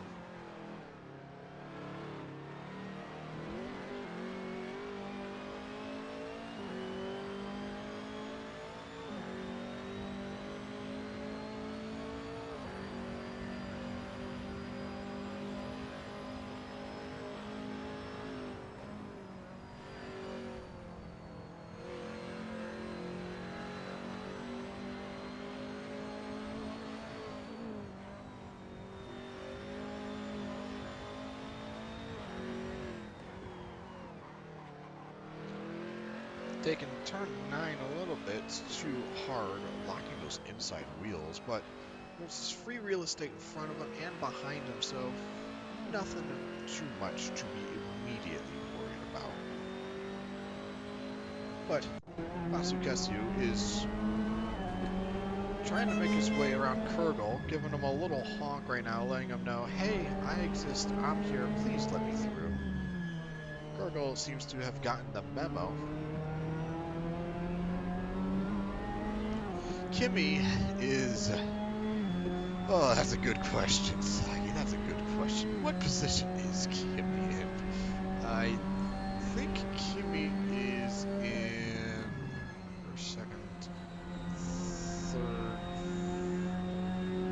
First, second, third, fourth, fifth, and sixth place, I would think Kimmy is in. Yeah, I think Kimmy's in 6th place. Because first should still be Roselia Hart and Tass in 2nd place. 3rd is like a 3-way brawl between Steph's, Icy and Lizard Beats, and Mike Rowland. And then after that is Kimmy. It's really... It's a little confusing trying to figure it out quickly. But that's vaguely what the standings are. Before when Benditti gets back on to start streaming everything, I'll give him the rundown and everyone else the rundown, specifically what position everyone is. But like last time I checked and went through the math for it, that's what it was. And that was... Well, then I adjusted it for Mike Rowland doing a driver swap, meaning that the task car likely would have passed him. At least when he was waiting in the doing the driver swap in pits.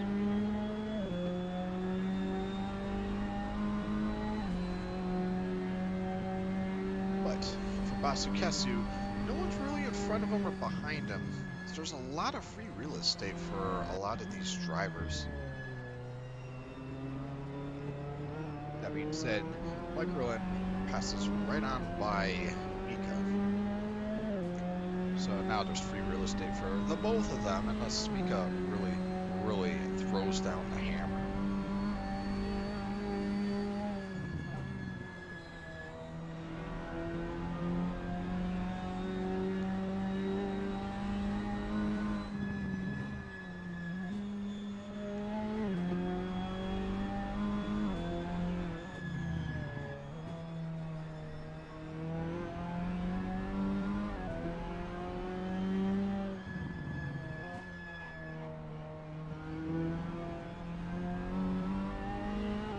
But it's 4 a.m., well, a little past 4 a.m. Eastern Standard Time, so it's another hourly reminder.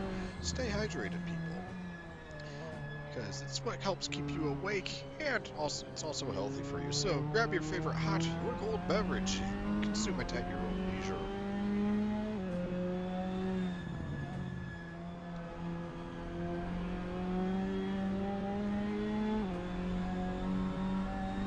But Mika doesn't seem to be coming across anyone anytime soon. Microland is just pushing right on ahead. So let's go take a gander at what Apex Meister sees.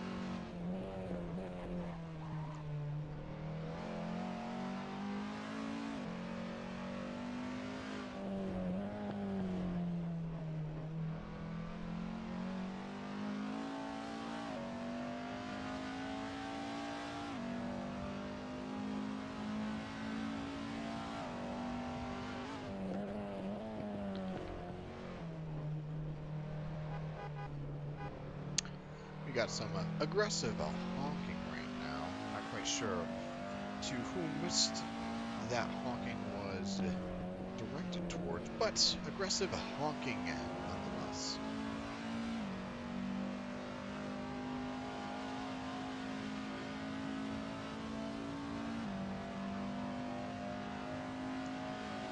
But that's enough looking at Apex Meister with his General Lee Horn car. General Lee Horn's the superior horn confirmed. Steph's absolutely assaulting that sausage curb right there. Oh my word, got airtime off of it.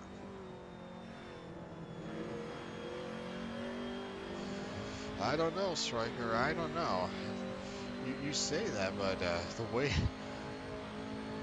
he treats motors, I don't know. It kind of scares me sometimes. It kind of scares me.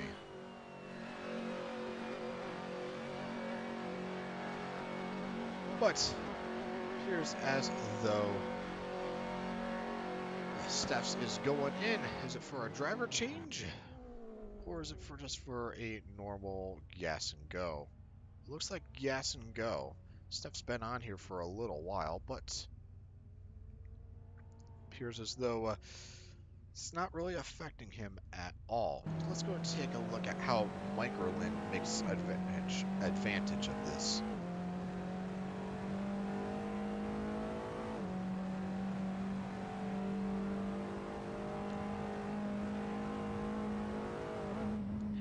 I mean, I'll be frank, cool honks are pretty cool in general. I mean, it's in the name itself, cool honks.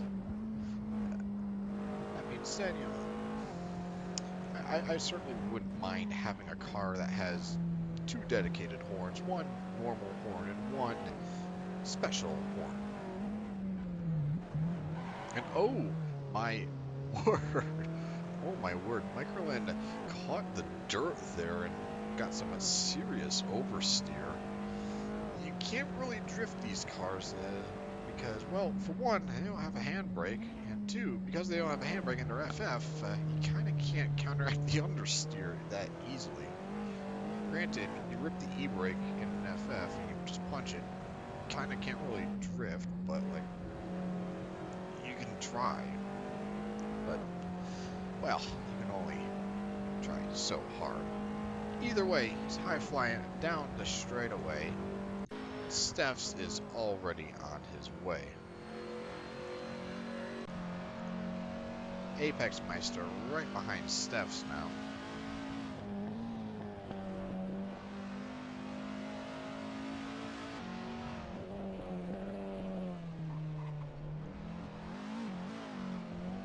absolutely murdering that curb right there. The poor sausage curbs on here.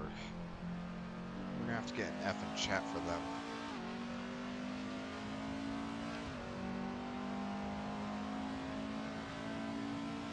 That being said, Apex Meister still keeping with Steph's right now.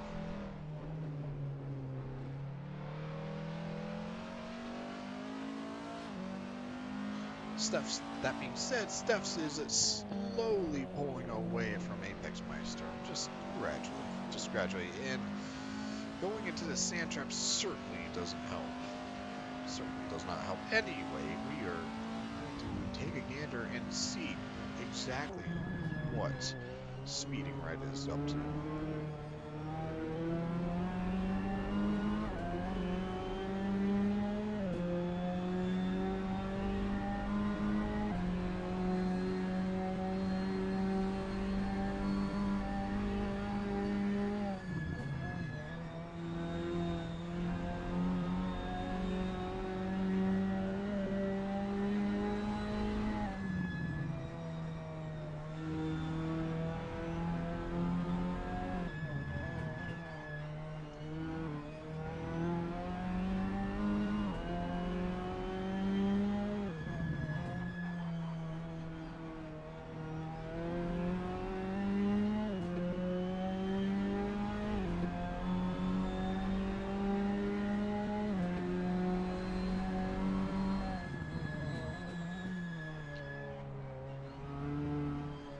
Yep, I explained it, Wacko.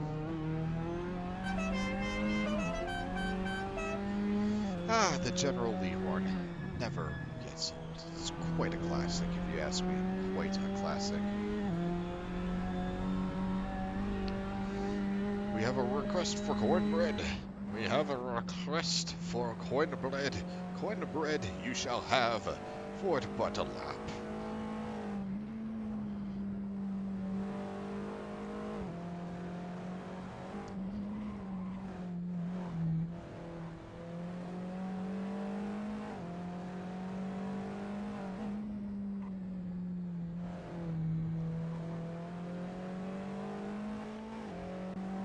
There we go. Nice better view of cornbread. I know that's exactly what you're looking for, right? Just, yes, that camera angle, exactly, where you can't see in front of the car at all. Now, we'll go back to this camera angle.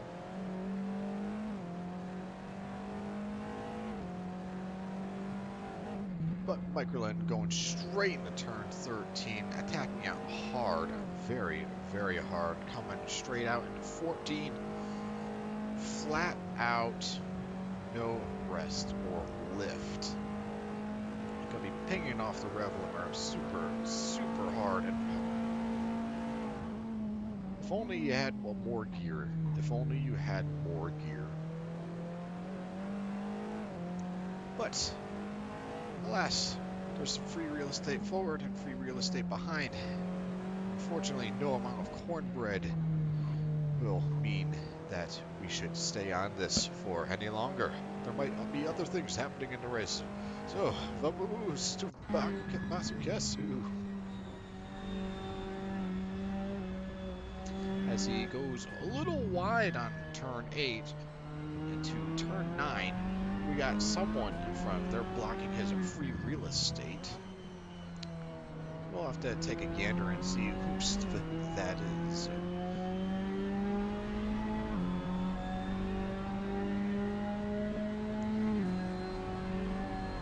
Straight into 11 and 13. Well, eventually, Kamikaze will hit turn 13, but there's a turn 12 there as well. He took that very, very hard, making full use of that sausage curb, and oh my word.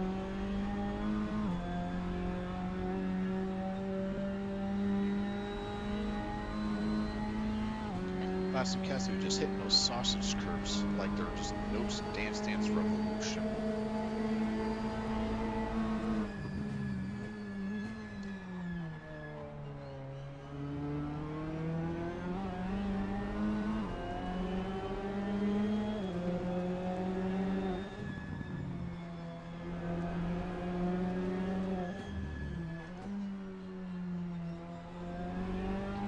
Well, I guess I'll give a current readout of teams. I'll have to do the math for all of this, but Sideheart, you mean Roselia Hearts? Is that the team you're referring to in this race?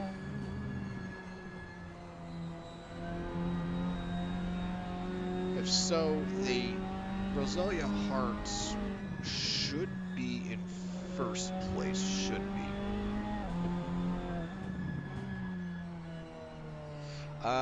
Flo, the refill for your hot beverage is in your heart, and also can be located using monetary funds from your wallet. That being said, yes, we're just going to keep this leaderboard up for a little bit. Please bear with it whilst I calculate all the numbers and everything. Still, last time I calculated it, Roselia Hart was in first, but 439 laps currently, and add 102 to that, so they're at 541 right now.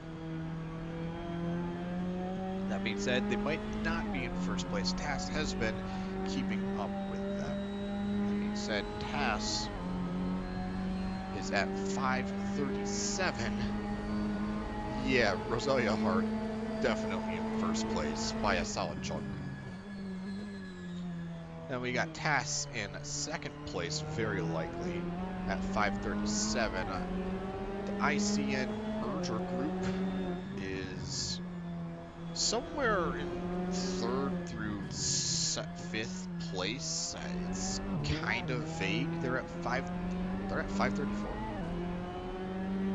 Nani.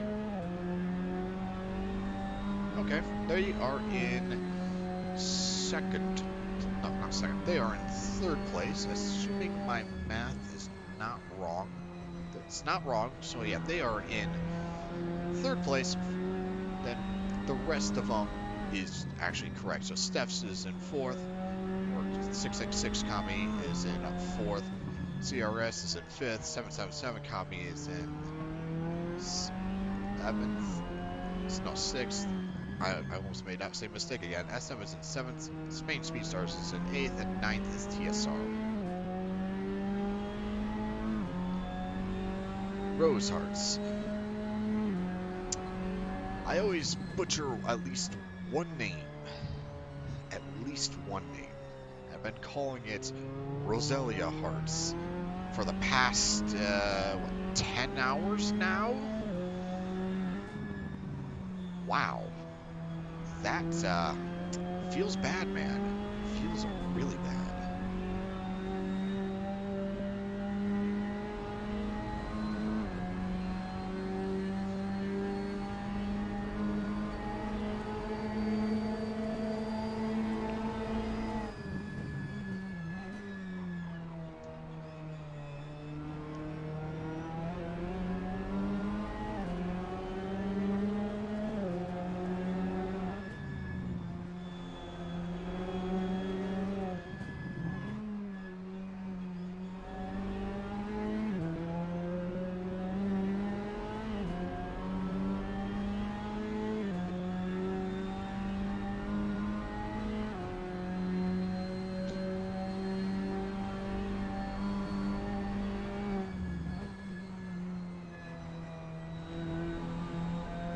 But that is enough Basakasu right now. Let's go take a gander and see what exactly Ika is up to.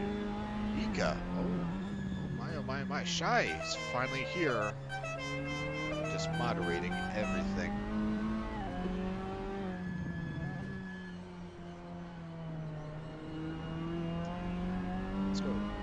Let's go take a gander at what Apex Meister is doing now. Not really anything. Free real estate up front, free real estate behind. Just attacking these corners as best as he can. So let's leave him to it and take a gander at what Steph's is doing.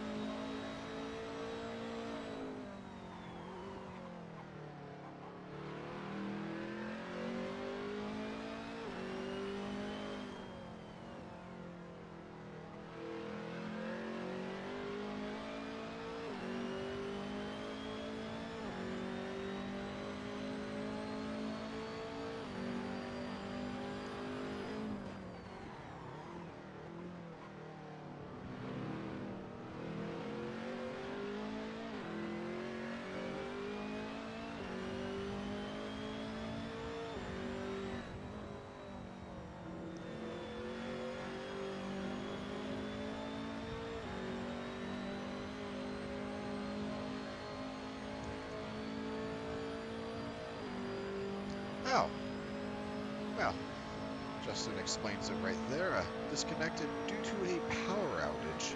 Well, that was Miku at least. That explains Mika. That explains a lot. I'm not quite sure if they still have to go through a driver swap. It does not appear to be. Okay. But, I mean, that would sting. You just go through a power outage, you lose a lap and everything.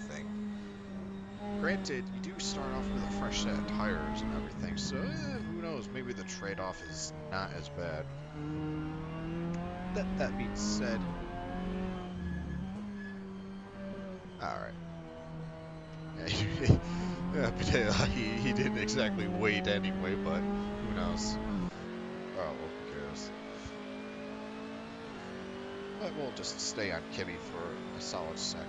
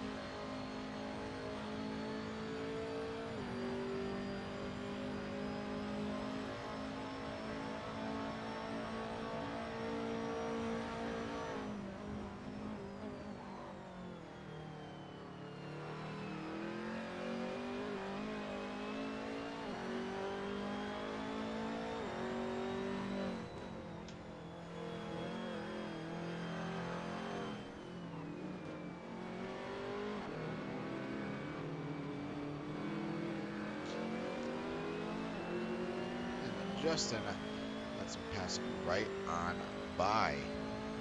Alright, let's go take a gander and see what Microland is up to.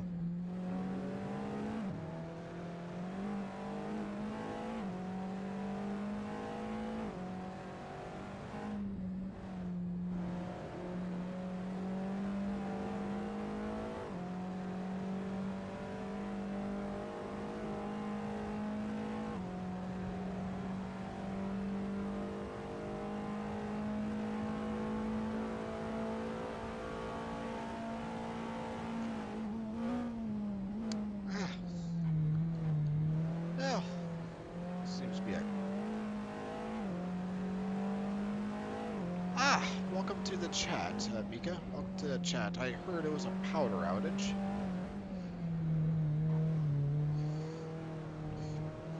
Yeah, that's really unfortunate, mate. That is really unfortunate. Well, Justin has hopped in so far, and as you can see right now, it's not doing too shabby. It's not doing too shabby. Kimi just passed right on in front of him, but he was a lap ahead. But Justin seems to be picking up so far, picking up the percent.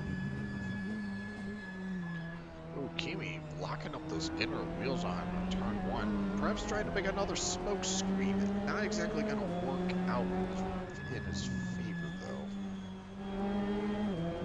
That being said, Justin looking to unlap himself right now. Slight contact, more than slight contact between Justin and Kimi. Kimi just says, you know what, it's not worth it. Get on out of here.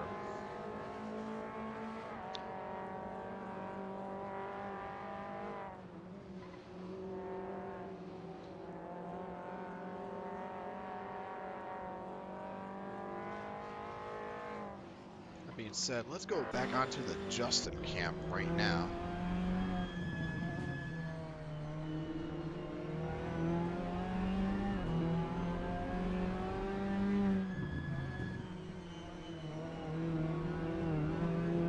Welcome to the chat, Faithion.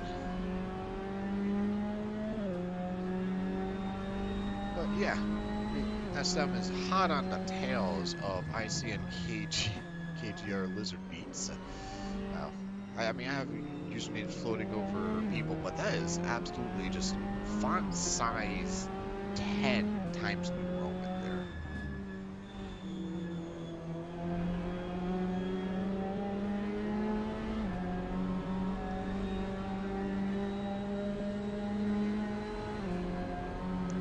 Justin's trying to gain up on him. Slipstream coming into effect here. Actually, no, that's not slipstream. That is literally just latency right here.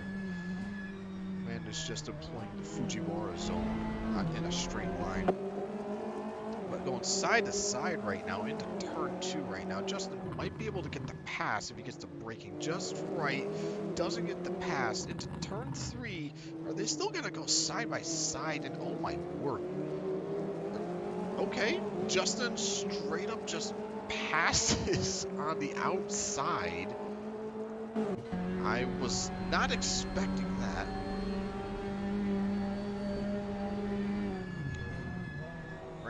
Granted, the ICN KGR Loser Beats merger team car is not doing so hot in terms of latency at all.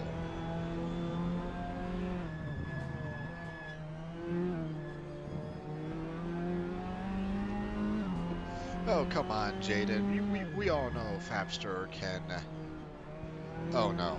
Oh, no. Jaden, please let us know when Adam Mike gets on, because we need to know when the lap count is going to break.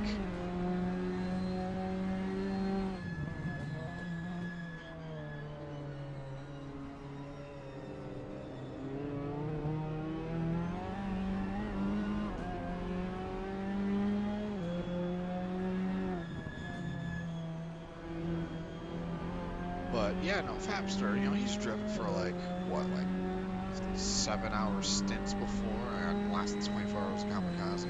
You could work him harder, totally.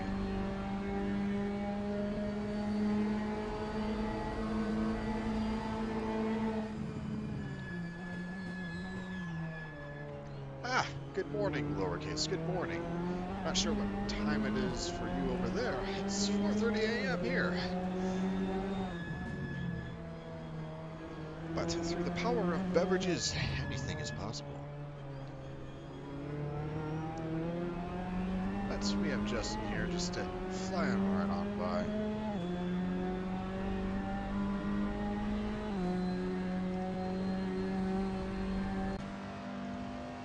And Apex Meister right here making some gains right on ICN KGR Lizard Beats.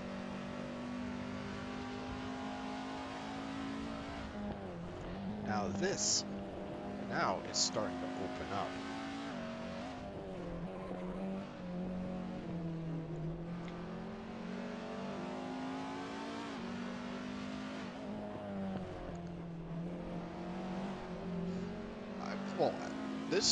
This is where it actually starts to kick off and everything. All the teams now are just pulling all the stops. Because it's daytime.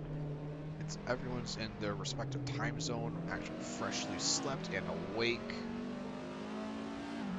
And you make a very fair point, Faithion. Earlier on, there was a CRS driver who was spinning out quite frequently. By spinning out, I mean getting significant oversteer on corners, and because of that, there was a significant time loss, which ended up in a lot of laps being not completed as quickly. But if it's only 2 laps ahead, we still have 7.5 hours to go. It's more than enough time for that to lead to get whittled away. Granted, you're almost out of time if you're, say, 12 laps behind to get back into the game. But, you know, stranger things have happened. Earlier in the race, someone exploded their motor. So, who knows?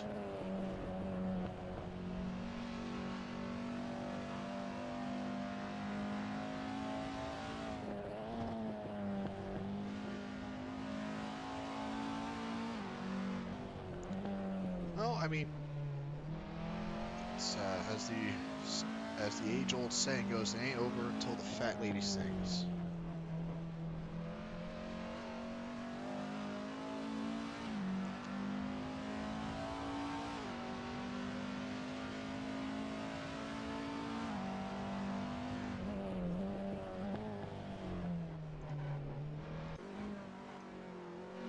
And let's just go take a quick gander at what Steph's is doing right now.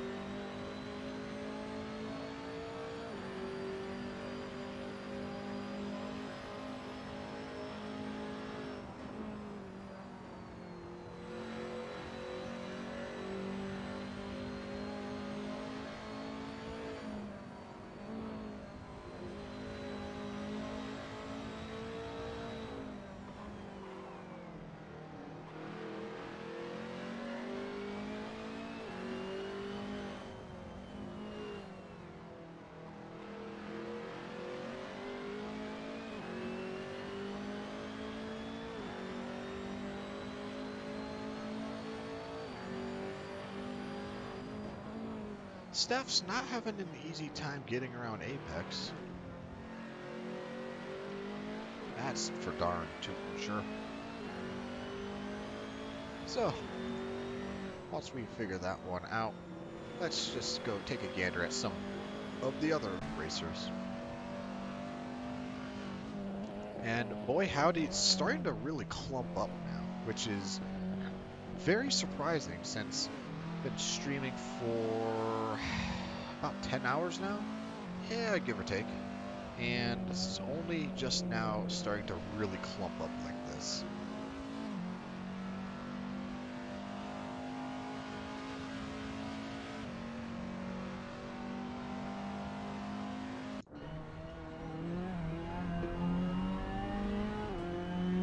There's quite a bit of free real estate going on. Masakasu testing out the horn. Yep, still works, still sounds like the General Lee horn.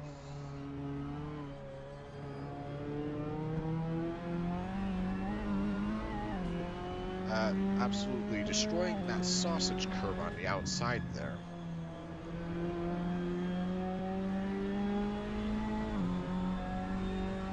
But let's carry on and see how the IGN car is doing. IGN, oh my word. The ICN KGR Lizard Beats car.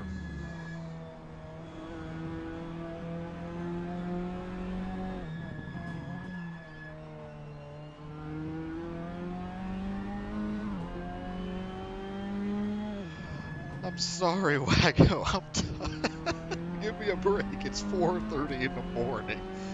I've been doing this since 6:30 p.m.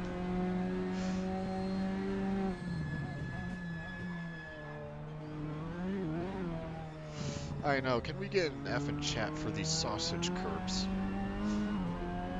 They are the true MVPs in all of this, taking the real brunt of all this.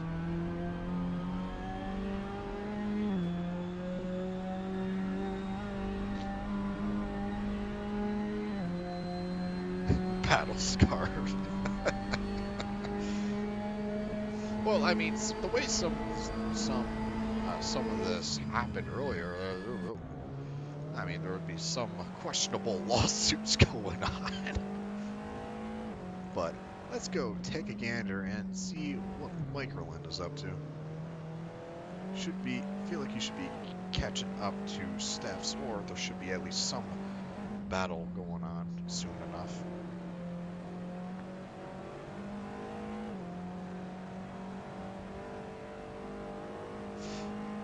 Yeah, I think we did start around the same time. It was like, according to YouTube, it started streaming 10 hours ago. But I know I hopped on at like 6:10 But then I didn't actually hop into a voice chat until like 6:20 because my dual monitor setup stopped working. So it's very sketch how I got this set up now, but it's reliable and it's worked. So I'm not gonna touch it until I have to put it away. But we're gonna take a gander at what Basuketsu is doing for a little bit.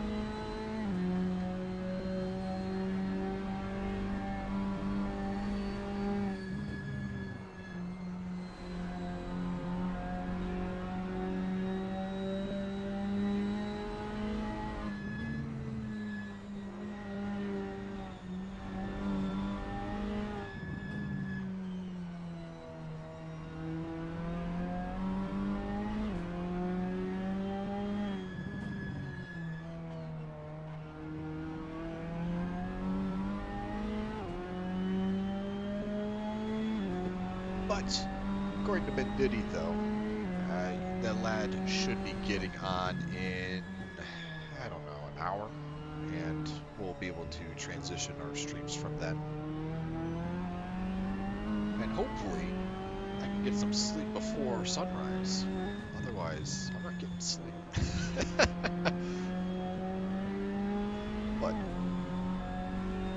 that's enough of Basikesu. Let's go and take another gander now at see where Steph's is on all this.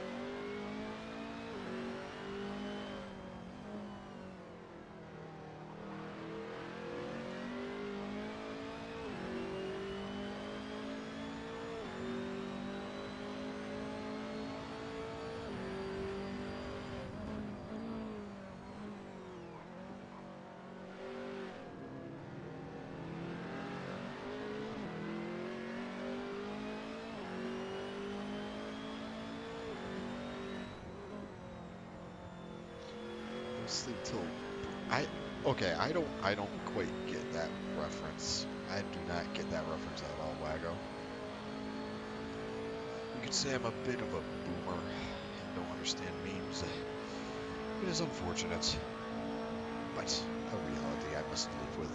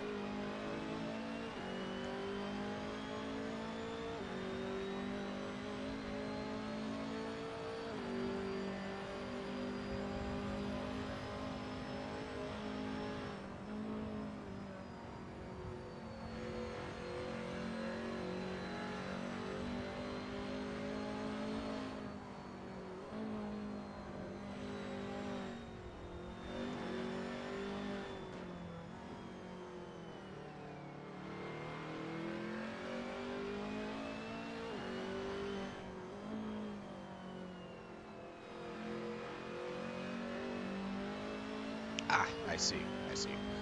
Well, let's go take a gander now. Steph's is a little interlocked war against this mad lad in front of him. But let's go take a quick gander at what Kerbal is up to. It's been a hot minute since we've seen him.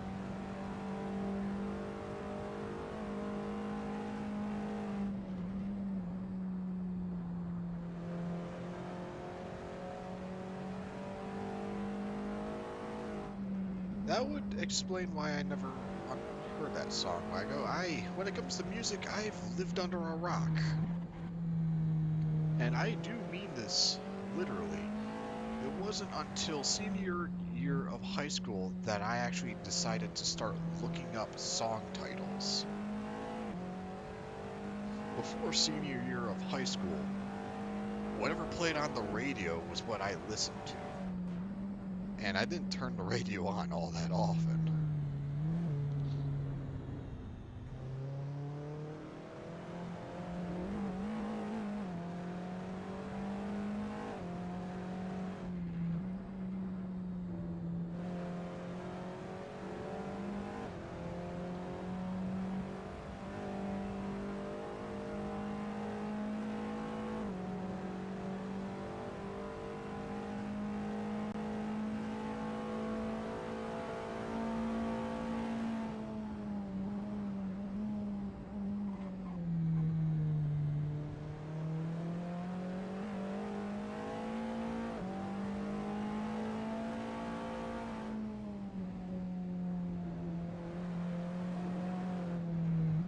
You know, the weirdest thing is that a lot of people have told me that. A lot of people have told me that. It's like my high school teacher straight up told me that too. But I never really took anyone seriously. And a little bit on a more personal note, the whole reason why I even do this live streaming stuff isn't really to get exposure, but more or less to try and become more comfortable speaking to other people, really to assist in getting rid of social anxiety and other stuff like that. And, I dare say it's helped a little bit in that regard. But we're not here to talk about social anxiety, we're talking about stress and the stress of racing in the 24 hours of Kamikaze. Speaking of stress, the IGN Lizard KGR car high-flying into turn number 3. Very twitchy. Latency is definitely not its best friend right now. It's kind of hard telling what's actually going on. It's just twitching all over the place. It's kind of scary to watch. Certainly it doesn't help with the transmission line.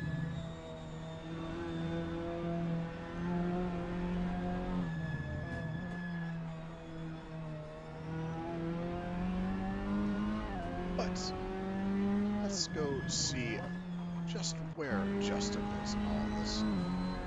Right behind Steph's.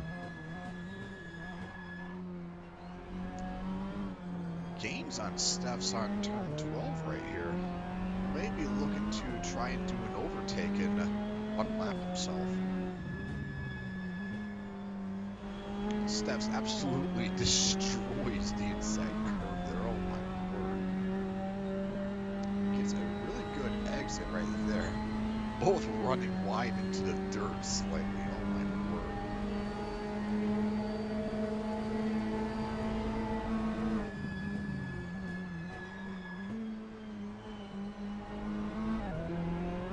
Justin just absolutely destroys turn 1. Steph's is, I think he's starting to feel some of the pressure now. And rapidly approaching in the background. I don't know if you can see in the mirror of Justin, but there's a little buddy right there by the name of Apex Meister. We got ourselves a little three-way brawl right here to unmap ourselves. So let's go take a gander at this and see how it all unfolds.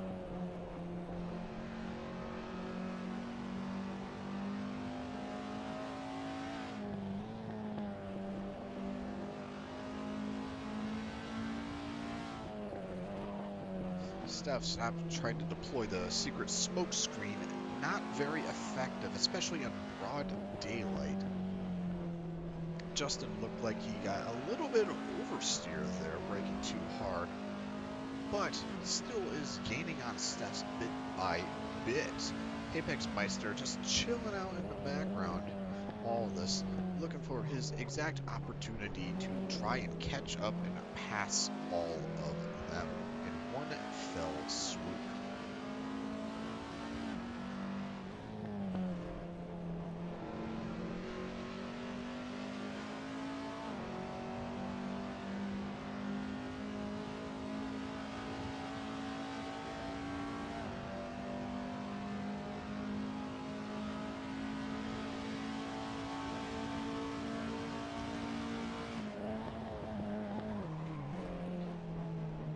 Locking up the wheels right there. Not working out for Apex Meister, but doesn't really cost him much of anything, as all three of these lads go straight in turn 3.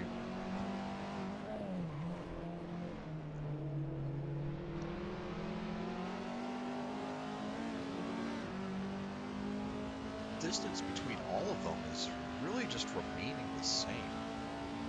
All of them are keeping pace with one another, which is quite astonishing to think of. Justin swung a little wide on turn 7 there, allows Apex Meister to bring up the slack latency is making things difficult to watch, but Justin makes another gaffe right there. Apex Meister glitching himself, lacking himself closer and closer to Justin, looking to get a pass on him. Steph's using this opportunity just to get further and further ahead.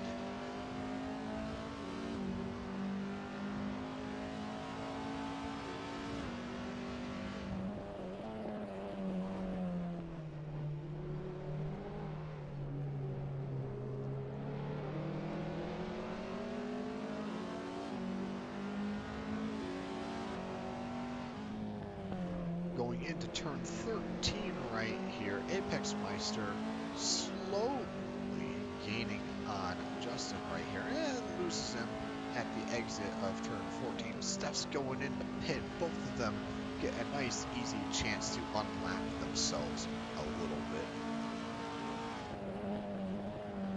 That being said, the objective for Apex Meister isn't done just yet. He still has one more car to pass in order to really help himself unlap himself.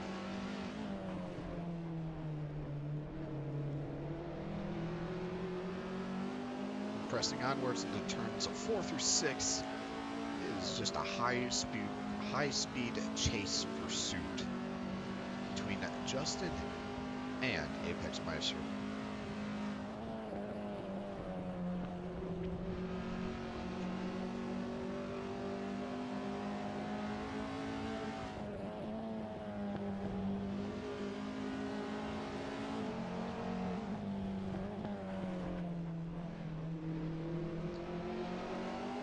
Apex slowly gaining on Justin bit by bit through these corners. If he can keep the momentum through one of these corners, it'll drastically help him in the long run.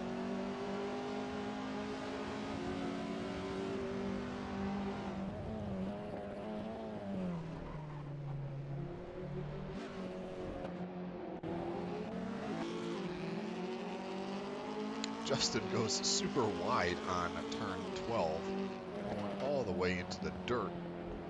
Both assault the sausage curves, and Apex Meister has the momentum. He's using full effect of the slipstream. He may be able to pass. Not sure what Justin just killed his momentum right there. He may have been able to pass, or keep his position. Apex Meister trying to squeeze into the inside. Justin tries to cut him off.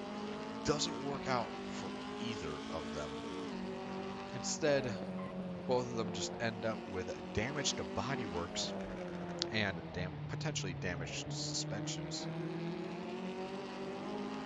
But let's go take a gander at what other people are doing. Not sure what Justin's doing, swerving all over the place like that, but we'll get back to that soon enough.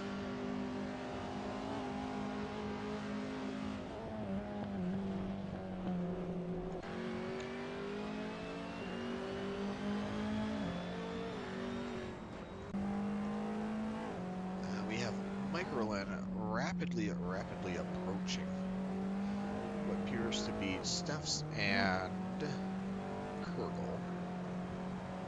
Incorrect. That's incorrect. No, that is correct.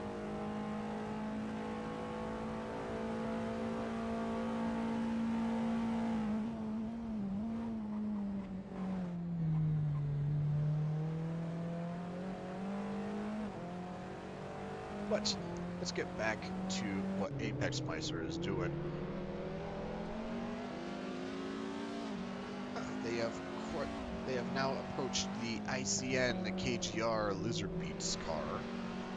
I probably should have came up with an acronym for that, I don't know, 10 hours ago, but this is the world we live in. And again, for the past 10 hours I called Rose Hearts Roselia Hearts, so yeah. Anyway, straight into turn 1 right now. Still a three-way brawl to try and unlap themselves. But let's go take a gander at what Microlin is doing. Because we got 2 battles coming up real soon. Microlin is coming up to Steph's real quick. That being said, there may or may not be a quick way for Microlin to pass. As for Apex Meister, it appears as though the ICN KGR Lizard Beats car has moved forward once again. Not letting Justin pass right on by. Unfortunately, for him, that has the side effect of letting Apex Meister get closer.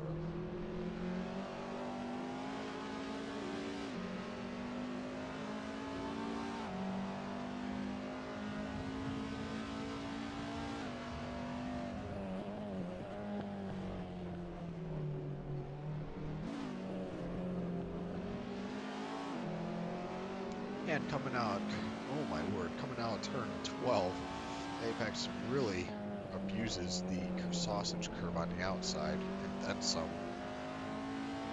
Doesn't gain any momentum on Justin, so we're going to go back to Microlin real quick.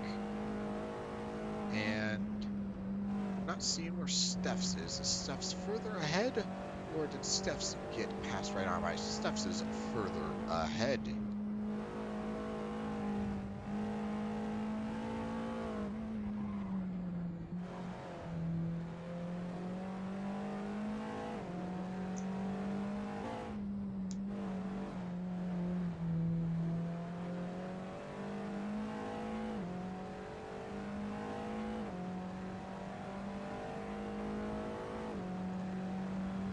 Well, doesn't seem to be anything going on right there. Let's go take a quick gander at where Kimmy is in all this. Kimmy going straight into pits. Okay. All right. As for Basaketsu, it's passing right on by. Free real estate front and rear. As for the three-way team merge car, there doesn't really seem to be much happening in front. As for what's happening behind him, the mirror doesn't really help. Actually, it doesn't help at all. It's just pointing directly to the pavement. But we'll ignore that for the time being. And Apex Meister really wants to unlap himself. Can't seem to find a good opportunity to do it. Justin, both of them just seem to be good at one corner, but be bad at the other corner that the other driver is trying to exploit. So it's just a sort of push and pull going on between these two.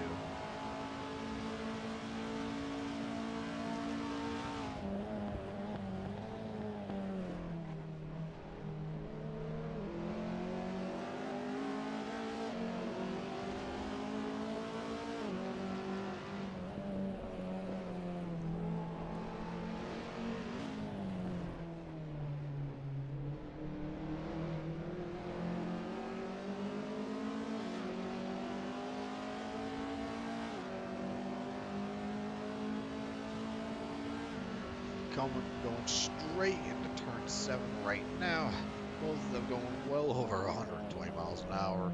Apex Meister brakes a little bit later than Justin, but has to slam a little bit more. Doesn't want to slam right in the back of Justin. Going into turn 9 now. Justin brakes a little early. Apex Meister gets a good exit. Bumper to bumper. Apex trying to find a room to pass him. Barely finding the room right now. They're side by side, but they're going into turn 11 right now. Justin has the upper hand right here. Bumper to bumper. I gotta see how this ends. Be brave. Be very, very brave. And Apex Meister gets the inside right there. Some rubbing going on right there, but secures the pass. As for Justin, he can't seem to find, it just happened in front of his eyes. It was hard for him to defend against. But with that little skirmish over with, let's go take our eyes to, say, Microlin and see what is going on here with him and Steph's.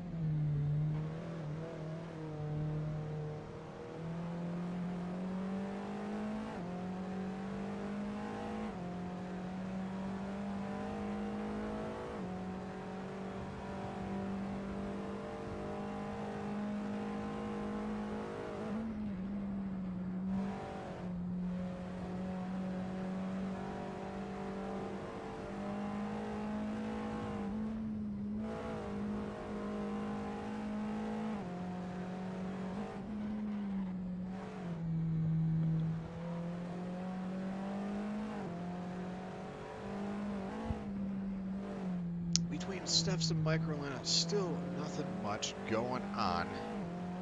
So let's go take a gander elsewhere.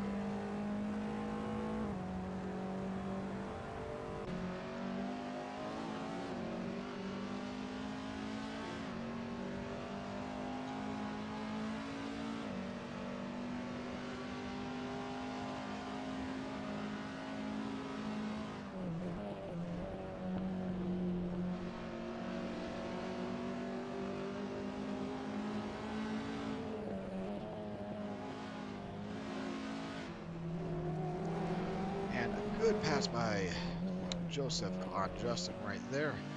Right, nice and clean on the inside. Let's go see how he goes and tackles Apex Meister.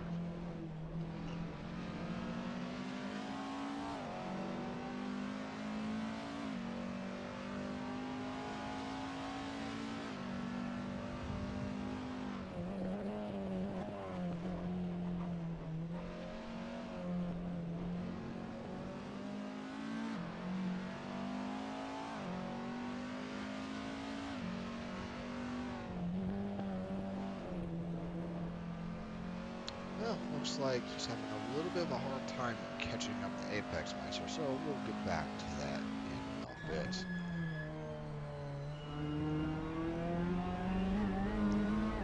As for the three-team merger car, nothing really happening so far.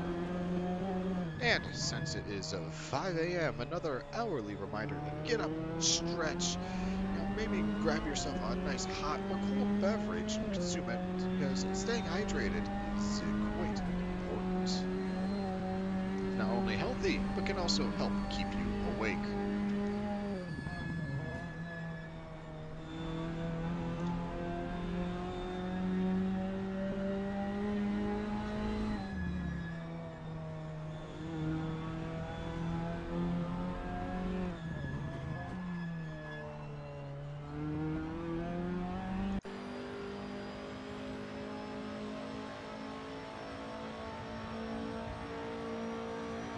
And we got Kimmy right here coming in hot, trying to perhaps unlap himself by going through Steph's.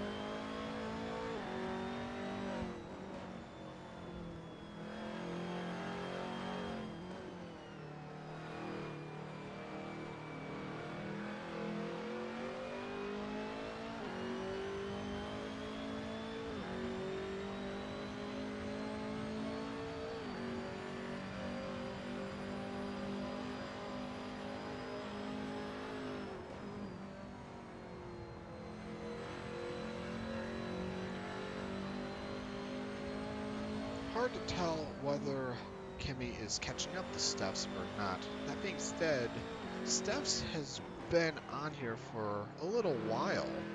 Quite a while, actually. So I'd imagine Steph's has to be getting tired at this point.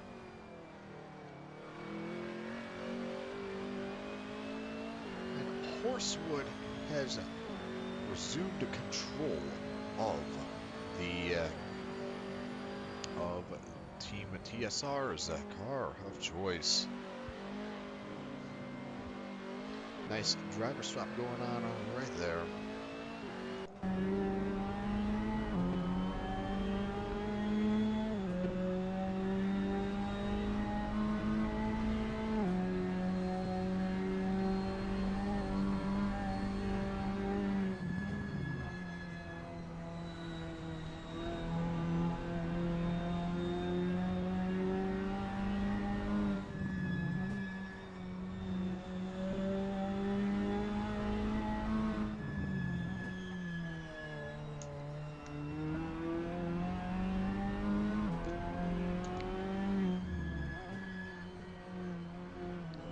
Nothing really much happening so far. Everyone seems to be paced out quite long.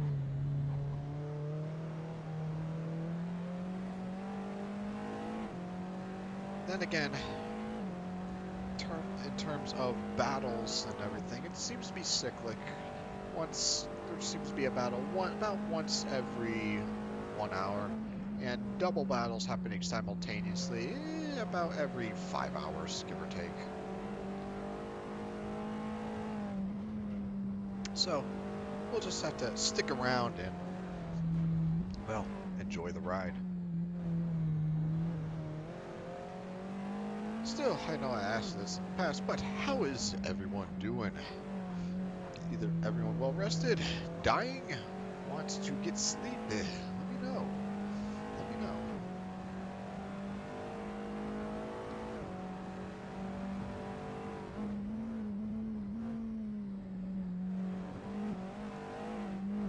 In the meantime, we're going to go take a gander at what Apex Meister is doing.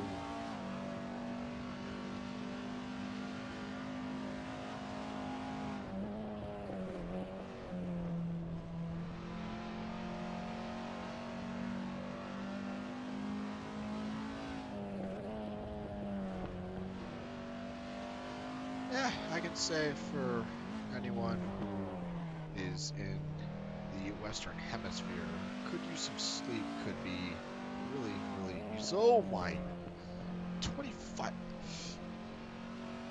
How much caffeine have you consumed, Martin? Oh my word.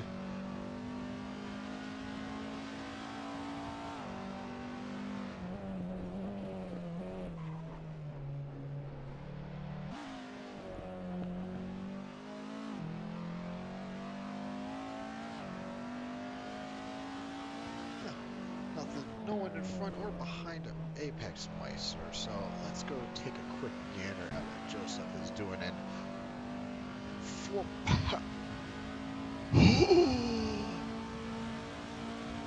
oh, that can't be healthy. Oh, that can't be healthy. Oh no.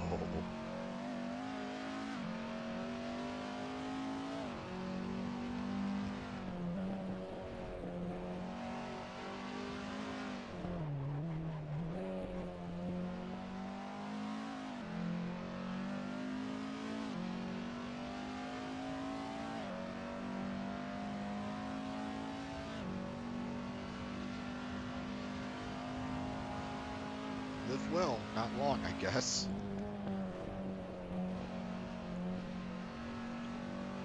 But let's go take another gander at what Kamikaze is doing.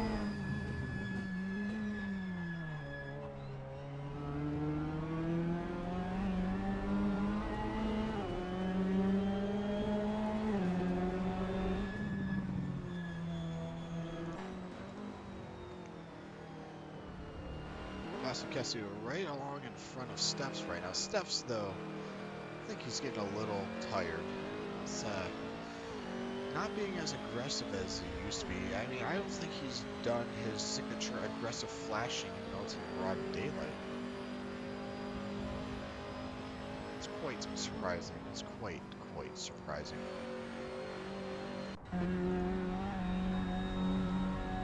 Justin is just still tailing behind Steph's right now.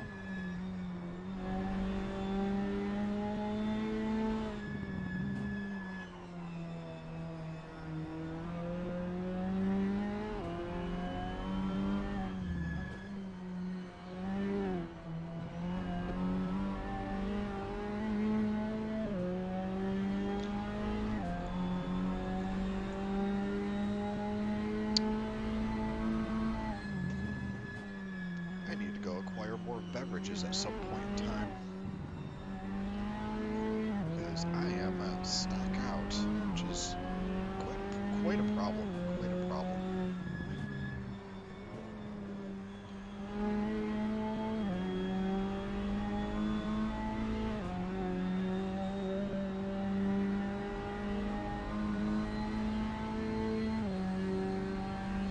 That being said, Justin seems to be having a hard time trying to catch up to Steph's right now. Steph's pulling it straight on ahead, right after turn 14.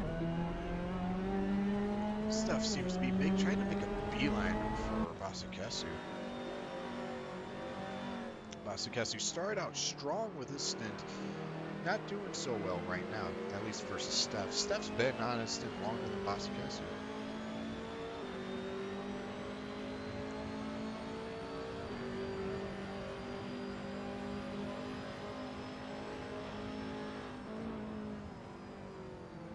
Perhaps that is a good idea, Martin. However, we got a potential case of a battle going on right here, and that is something I cannot afford to overlook. Steph's trying to pass Basikesu on the inside from turn 9. Gets the pass. No contest, not contested at all. Oh my word. Basikesu just let it happen. Just let it happen. You just let it happen. Let's go see what Joseph is up to. Looks like there's free real estate in front and behind him. Nothing too much happening. Nothing too much happening.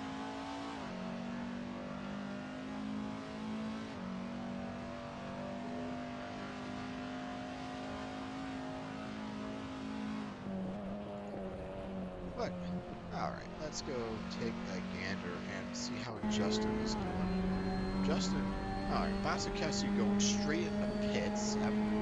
Perhaps he's going in for a driver change, or it could just be for swapping out and getting some new tires on. But anywho, let's go take a look and see how our old pal Horsewood is doing.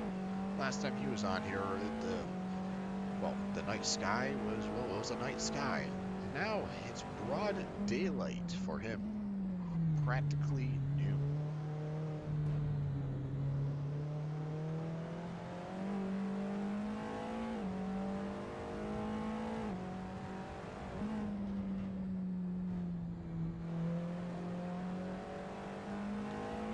And started streaming 11 hours ago. Wow.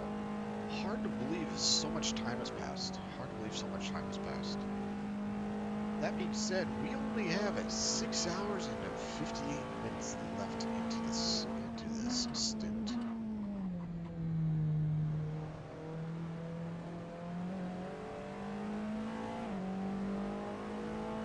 Well, 6 hours and 57 minutes until the end of this race, not the stint. Oh my word. Yes, perhaps I should consider what everyone else desires, and that is sleep, rest, and other stuff. But that'll be for another time. As right now, we need to figure out what in the world's going on. Justin is still on the tail of Steph's right now. Justin really wanting to outlap himself, but that's just going to be very, very difficult to happen. So instead, let's go take a gander at what Basikesu is doing. Fresh set of tires, more fuel. Let's see what happens.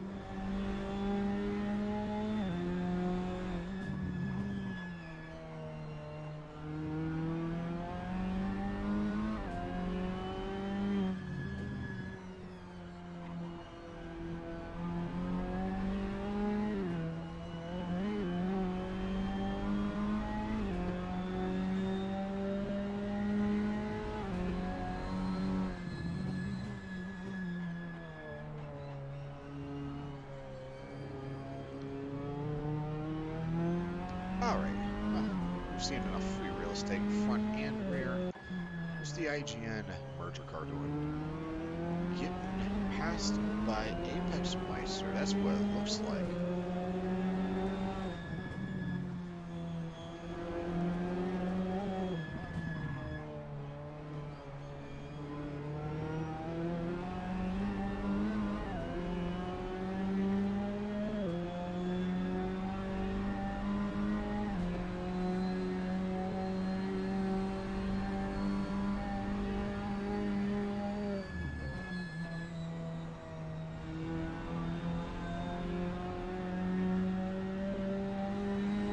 And Apex Meister, I'm not quite sure what just happened there.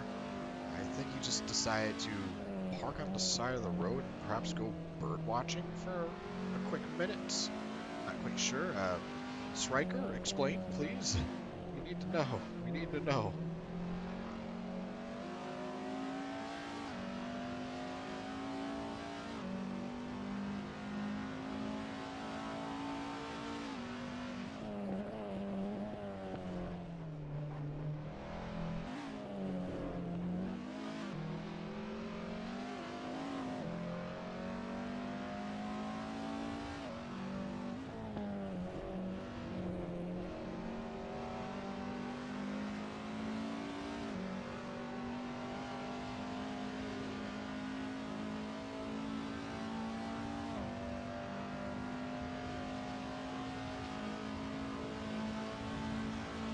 I see. I see.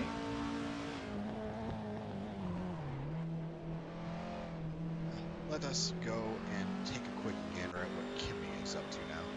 It's been a little while since we've seen what the lad was doing. Taking on turn 10, free real estate front and rear.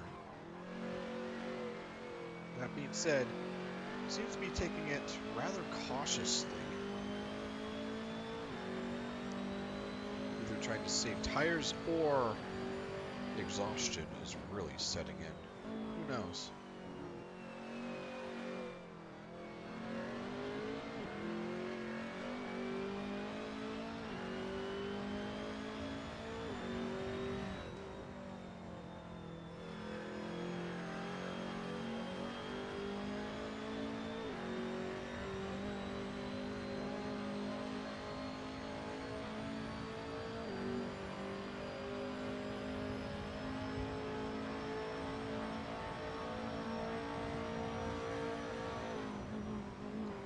But we're now gonna go and see where Basikesu is now. He's at turn 10 right now. Going in hard.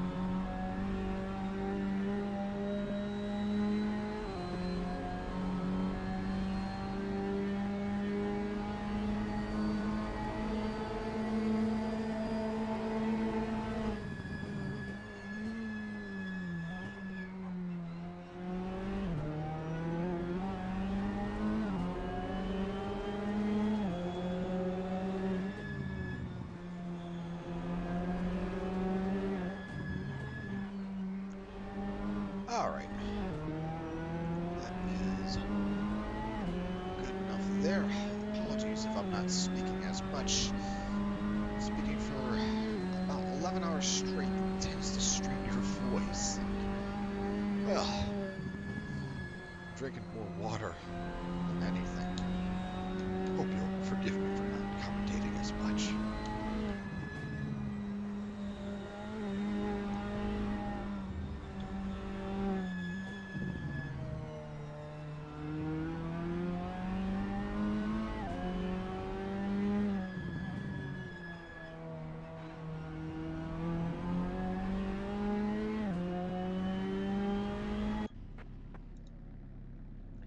Microlin having a fun time having a 12-second delay in game. That is, that's quite impressive, considering it's now up to 14,000 milliseconds of latency. That's really 15,000 now. By golly, his latency, it's over 9,000. 16,000. Oh my word. We're not gonna gaze at that anymore. I mean, we'll just look and see how he's doing. That's really gonna cost. Okay, now he is disconnected. That's gonna hurt CRS quite a bit. Steph Snow still has Justin right on his tail.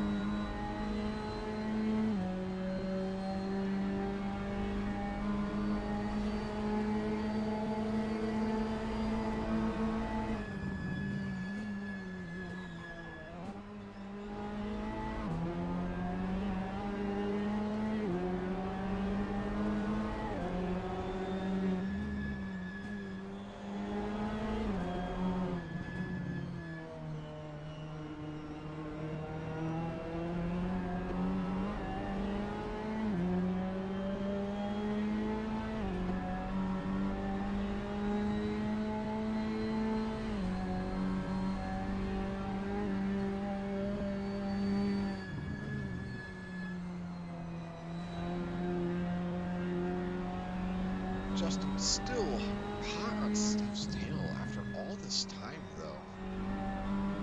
But neither of them is able to pull away from each other.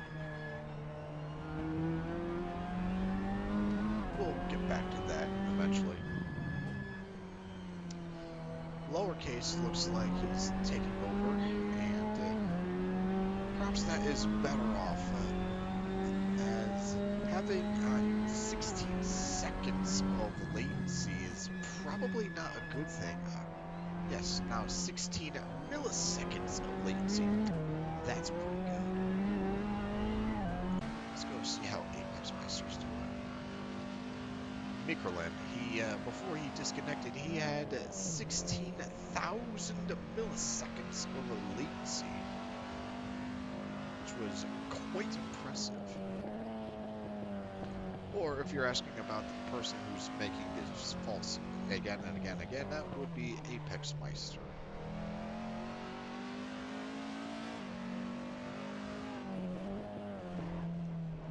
But we're gonna go take a quick gander at Kimmy right now.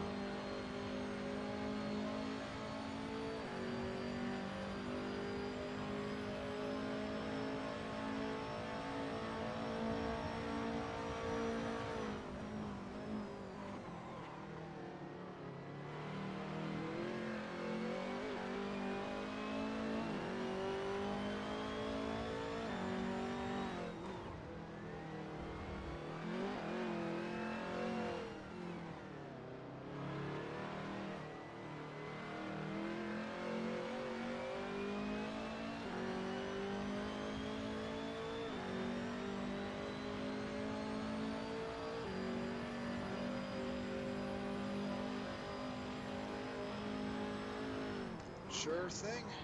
By request. Free real estate up front and in the rear. High flying straight through turn. 9 coming soon into 10.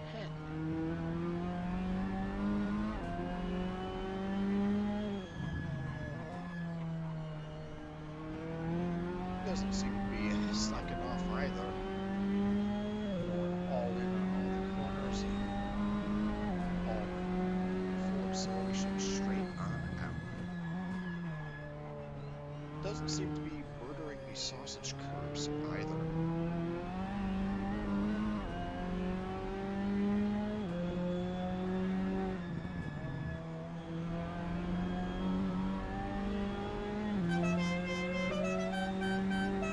Yep, more slow loops. It's truly one of the greatest horns that could ever be put into a Corsa.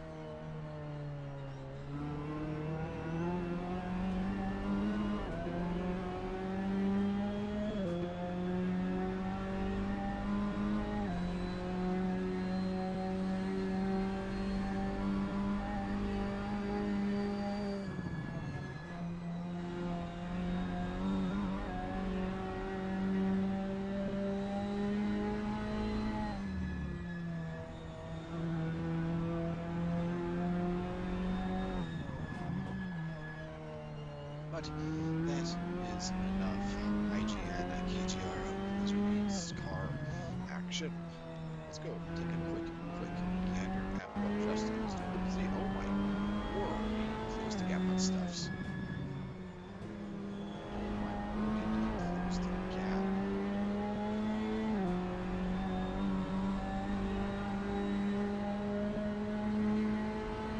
Another one wanting to give a position or go into pit. We only got 3.75 hours left in this endurance race. Now this is the part where you gotta fight and hold your positions. There's very little time to try and make some major plays. Yes, you can still technically rise from the depths, but you gotta be pushing 100% all the time. Otherwise, it's just not gonna work out. And any big mistakes you make here will severely carry straight to the end.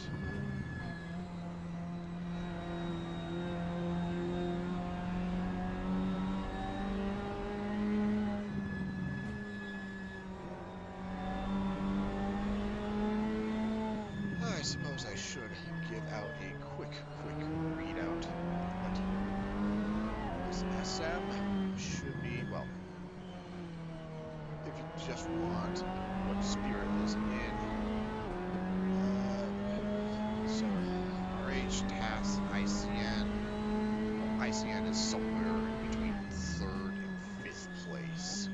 RM and TAS are both probably 1st and 2nd respectively. Still probably, I'd have to do the math and check it. I'm not gonna right now. But SM should be, what was it, 7th place. SM should be in 7th place.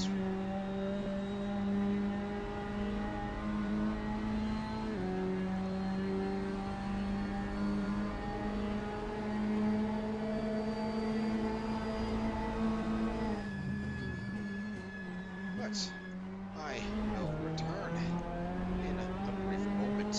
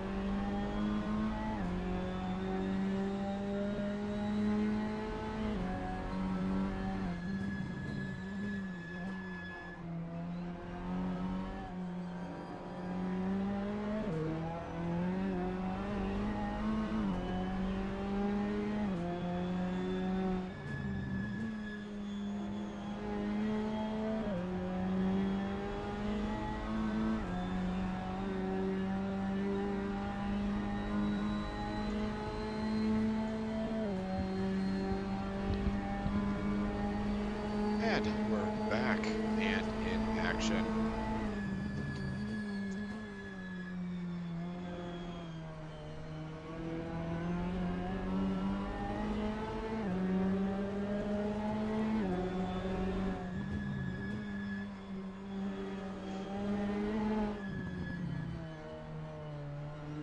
But how is everyone doing so far?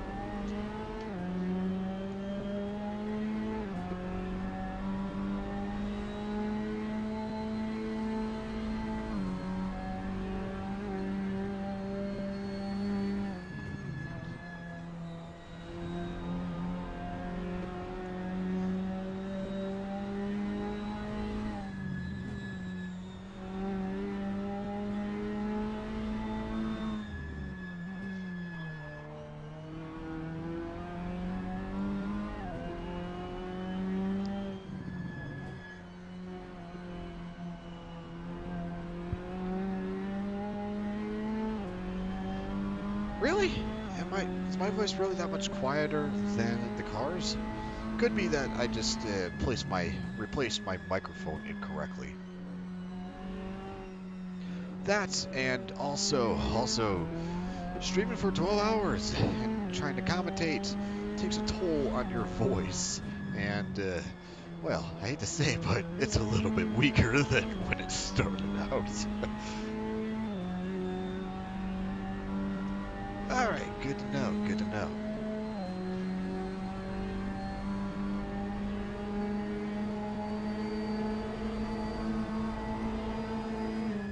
But let's go take a quick gander at what Steph's is going on.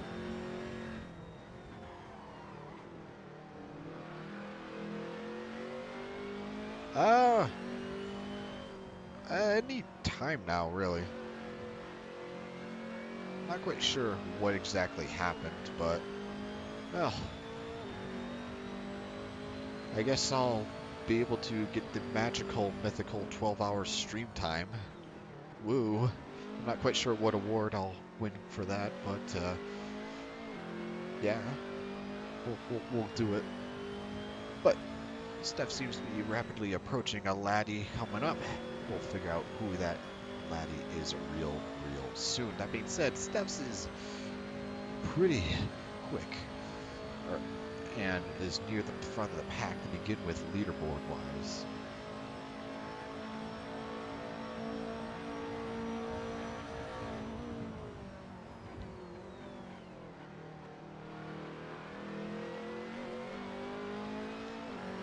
But yeah, I don't know if I said this before, but yeah, be sure to grab your favorite hot or cold beverage. Stay hydrated. It's very important, people. Helps keep you healthy and awake. So, and don't forget to, stand up and stretch and do other stuff like that. Help keep the blood flow, prevent blood clots, all the good stuff. But that's enough on the Steph's cam. Let's go check out what Basikesu is doing.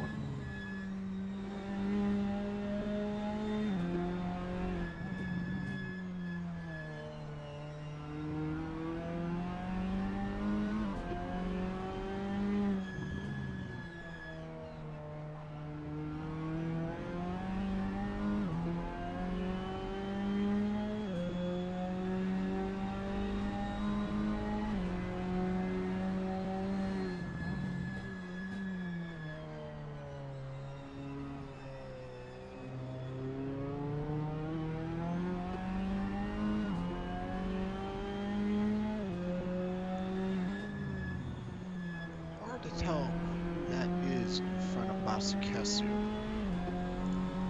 It's definitely a Kamikaze car. I'm gonna lean out, go on a limb and say that is Steph's.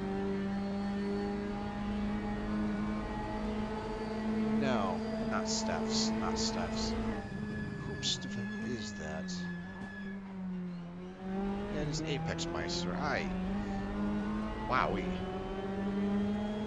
I knew my vision isn't that great, but whoo-wee. It's really very, very bad. But Basikesu rapidly approaching Spain speed stars right now. How is Apex Meister gonna let Basikesu pass right on by? That being said, in the rearview mirror, you can see Steph's right now. It's quite possible that he is gaining on Basikesu right now. Was possible until he went into the sand trap, and now there's some more distance between them. But suspension works. Not quite sure if this thing is a dedicated off-roader, though. We'll have to ask Steph's about that one later. That being said, going into sand trap, the dirt on it definitely doesn't help it corner at all. The dirt on the tires, that is.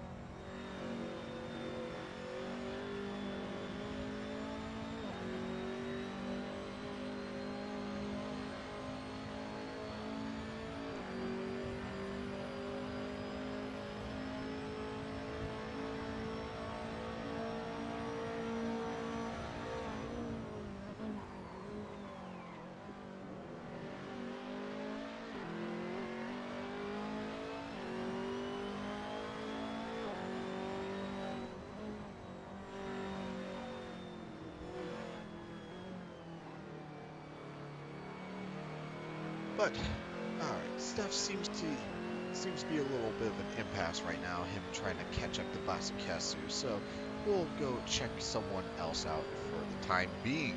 Such as, drumroll please, the Mad Lad driver of ICN KGR Lizard Beats. I can't tell who's actually driving because the username is so long with the team name that it actually covers everything up.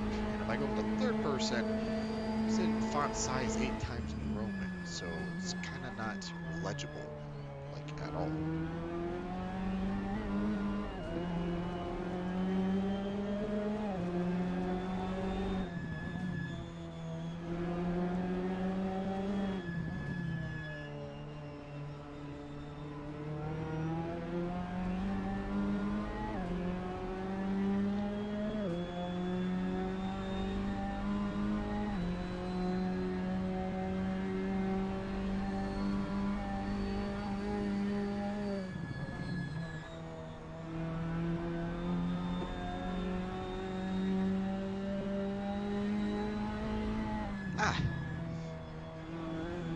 Thank you, kids.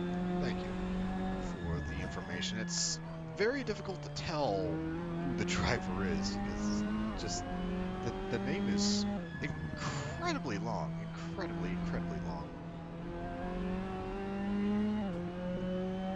But since there's free real estate ahead and what appears to be behind, we're gonna go check out another driver and see, hopefully, if there's some action going on. Otherwise, we'll just pick a driver at random and just chill out with them for a minute or two. Just vibe with them, see how well they're doing, how they're holding up, and everything. So let's go check out and see how Joseph is doing.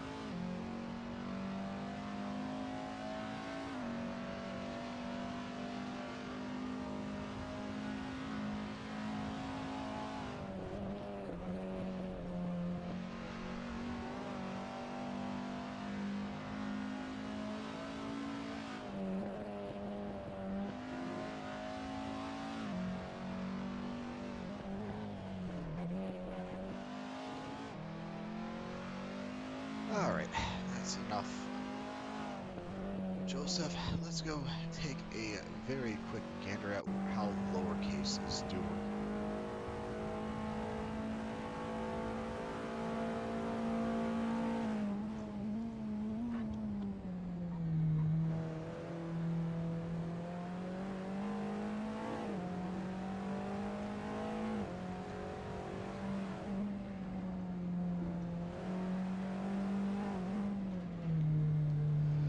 Yes, cornbread. We always need more cornbread in the world. More cornbread and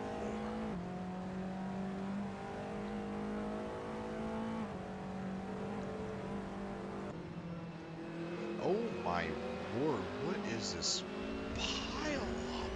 Steps finally did catch up to Basakasu and Apex Meister's in the way. I guess Basakasu passed Apex Meister, but Apex said, "No way, Jose, I'm not letting you get away with this."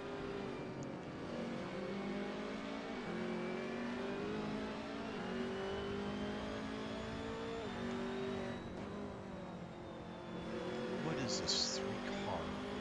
Oh my word.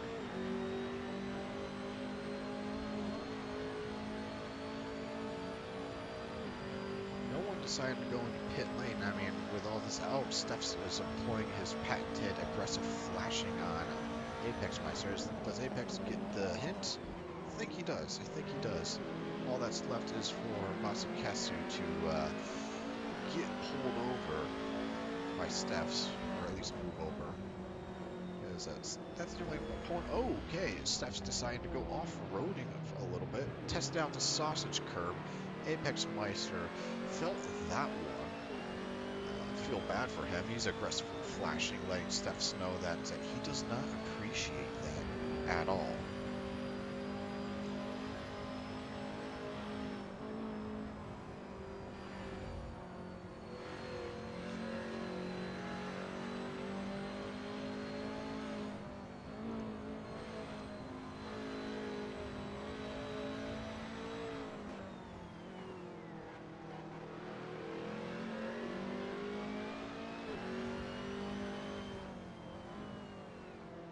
Yeah, actually in that corner, Striker, Steph's did bump into Apex.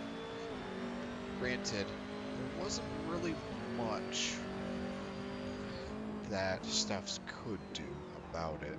He was in the dirt, and braking at that speed really wouldn't have changed his course at all.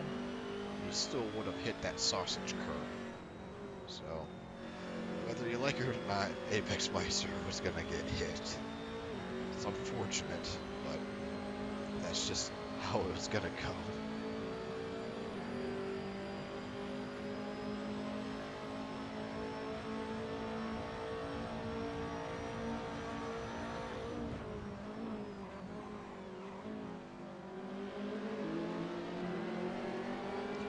As for whether or not the position should be given back, I really can't say.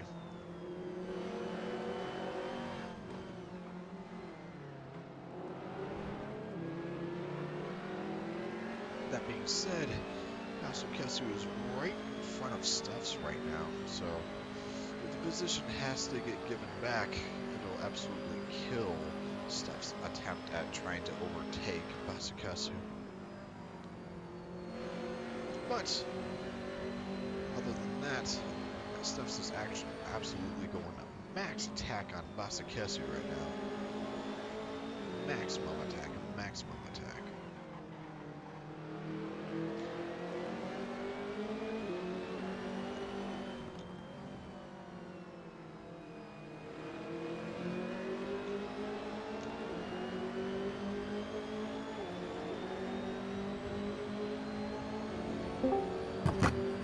Morning. Good morning. Good morning. How dead do you sound? I am dead inside. Oh. Don't worry, we got some aggressive honking happening right now. It's all good. Oh, you are sounding simply dead. Let me fire up Streamlabs and I'm good to go. Alright, well, right now I'm just watching Steph's aggressive... I'll move your mic a little bit closer to your face. You've gone quite...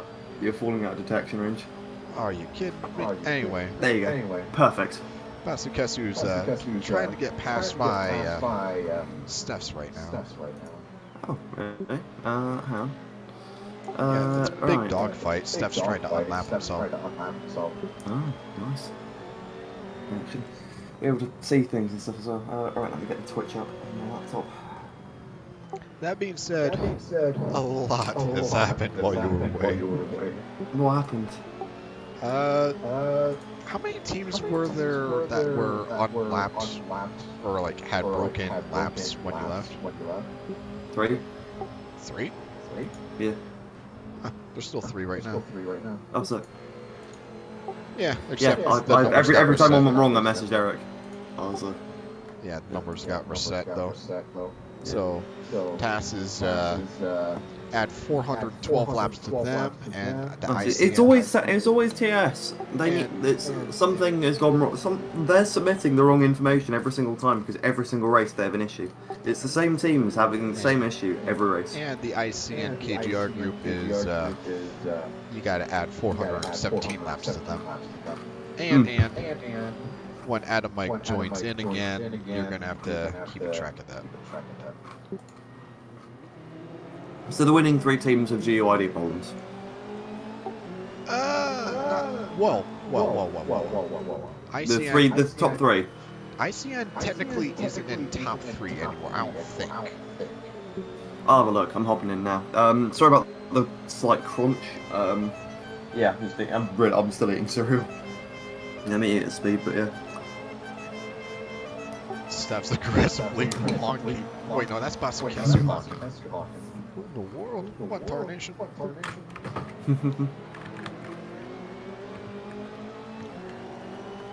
But let me go give you the up-to-date leaderboard standings. Or at least try Yes, to. sir. You're gonna have to wait 3 to 5 mathematical computing days.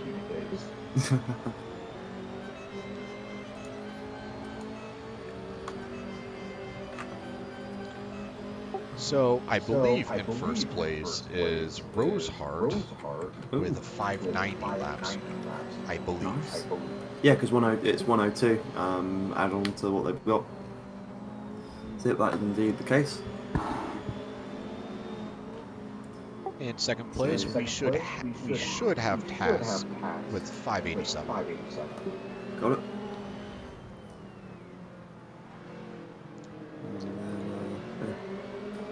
So it's literally the top 3 with screw laps. Yeah, ICN is now at 584. That wasn't always the case though. ICN was actually in 5th place for a little bit. It was like a 3-way brawl for 5th. I see what's up. But then, you got 666 in 4th, then CRS, then 777, then SM, SSS, and then DSR. Got it. Kamikaze Development Group is doing my internet's having a shit. Let's give me a moment. Right, yeah. I'll probably start in like 5. Just need to eat this and do some and take my medication. No worries. No worries. If anything, I'm gonna milk just so I can get the full 12 hours of stream time.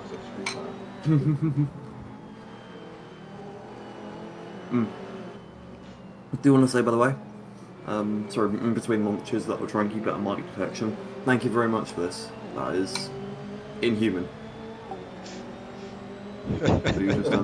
What is sweet. I mean, granted, I'm complaining, but some people in stream or in chat haven't slept in 25 hours. Wait, some of the spectators literally haven't slept? Yeah. Oh, my internet's gone. Yeah. The Spain Speedstars are currently teleporting across the lake. My internet's going. So that calm down. But whilst we're chatting around, let's go take a quick gander at what everyone else is doing on field.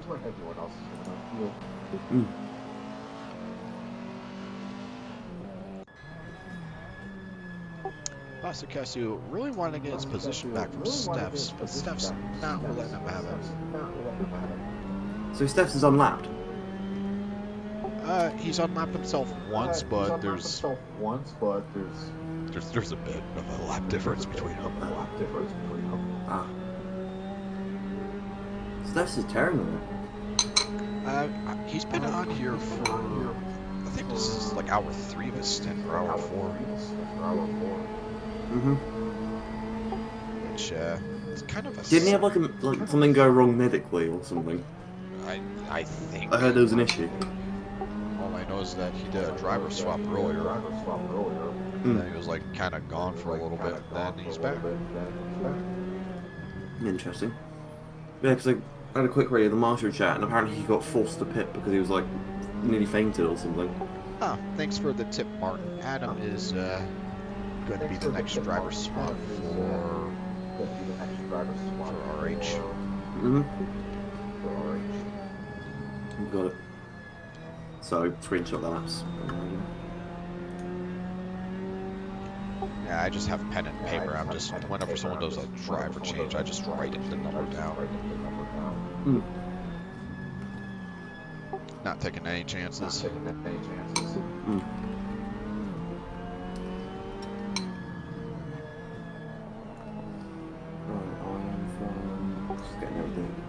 Yeah, I've nearly finished eating. No worries, take your time. On the bright side, though, it's It's very glad my investment of this car seat is paid itself. You sat in a car seat? Yes. Old, like, Subi car seat. Got for like $25 at the junkyard. Very convenient. Nice. So, And we got a driver change for SM. Justin into Classic. Classic ought to be tearing it up as soon as he can get on the road. did he just tear away from the pits? Or has he done the 120 seconds? I don't know if I just missed the driver change immediately, but he's definitely on the road. I'm gonna ask a quick wing back, see, and ask them to check.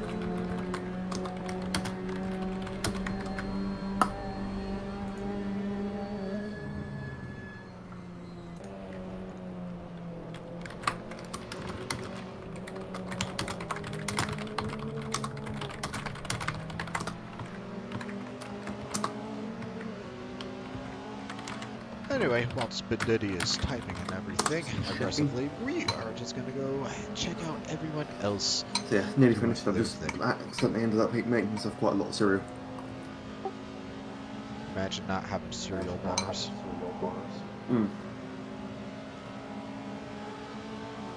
No, I wanted to eat a meal to keep me going.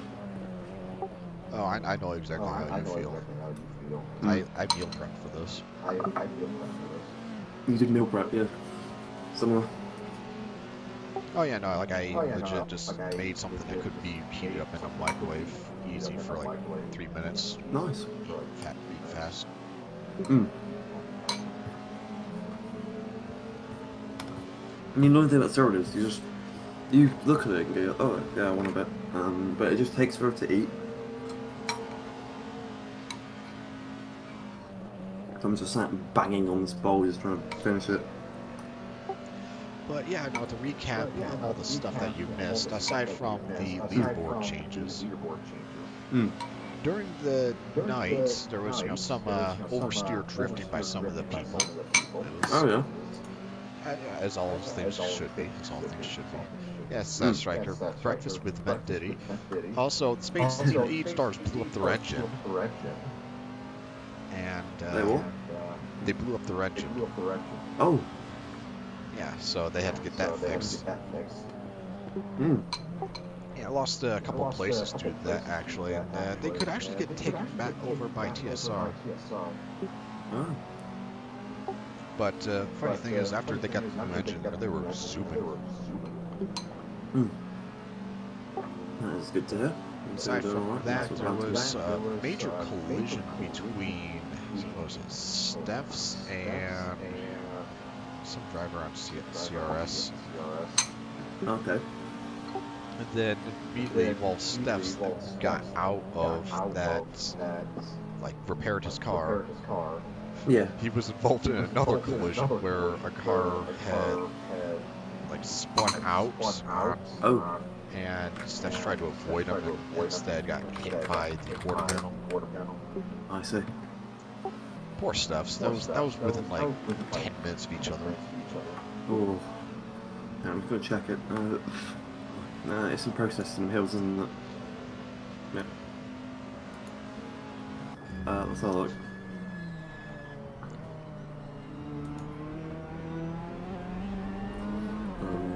I'll watch the stream over real quick while I do some meds. Oh, it was Ted Hoff.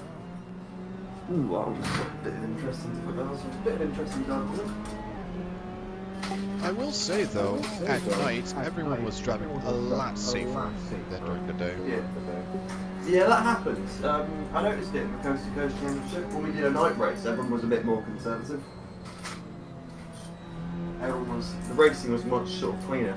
It wasn't uneventful, but it also wasn't sort of, no one was doing big moves. So I just got quite a lot of dedication to take. Tis alright. My body's sort of the equivalent of an Italian car. It sort of looks good, it doesn't really work. Humble, like that. Yeah, looks alright on the outside. Seems to do the job. There's yeah, I'm just watching Steph battling Ted on the stream.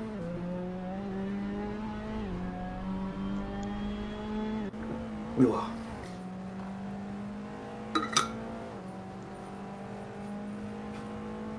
need a bit more water than that. Right, I just need to go and brush my teeth because there's one basically there's one medication I need to take. I need to brush my teeth afterwards or else my kidneys will fail. Oh, Oh. Yeah, I don't think they want that on my stream. live well, not long.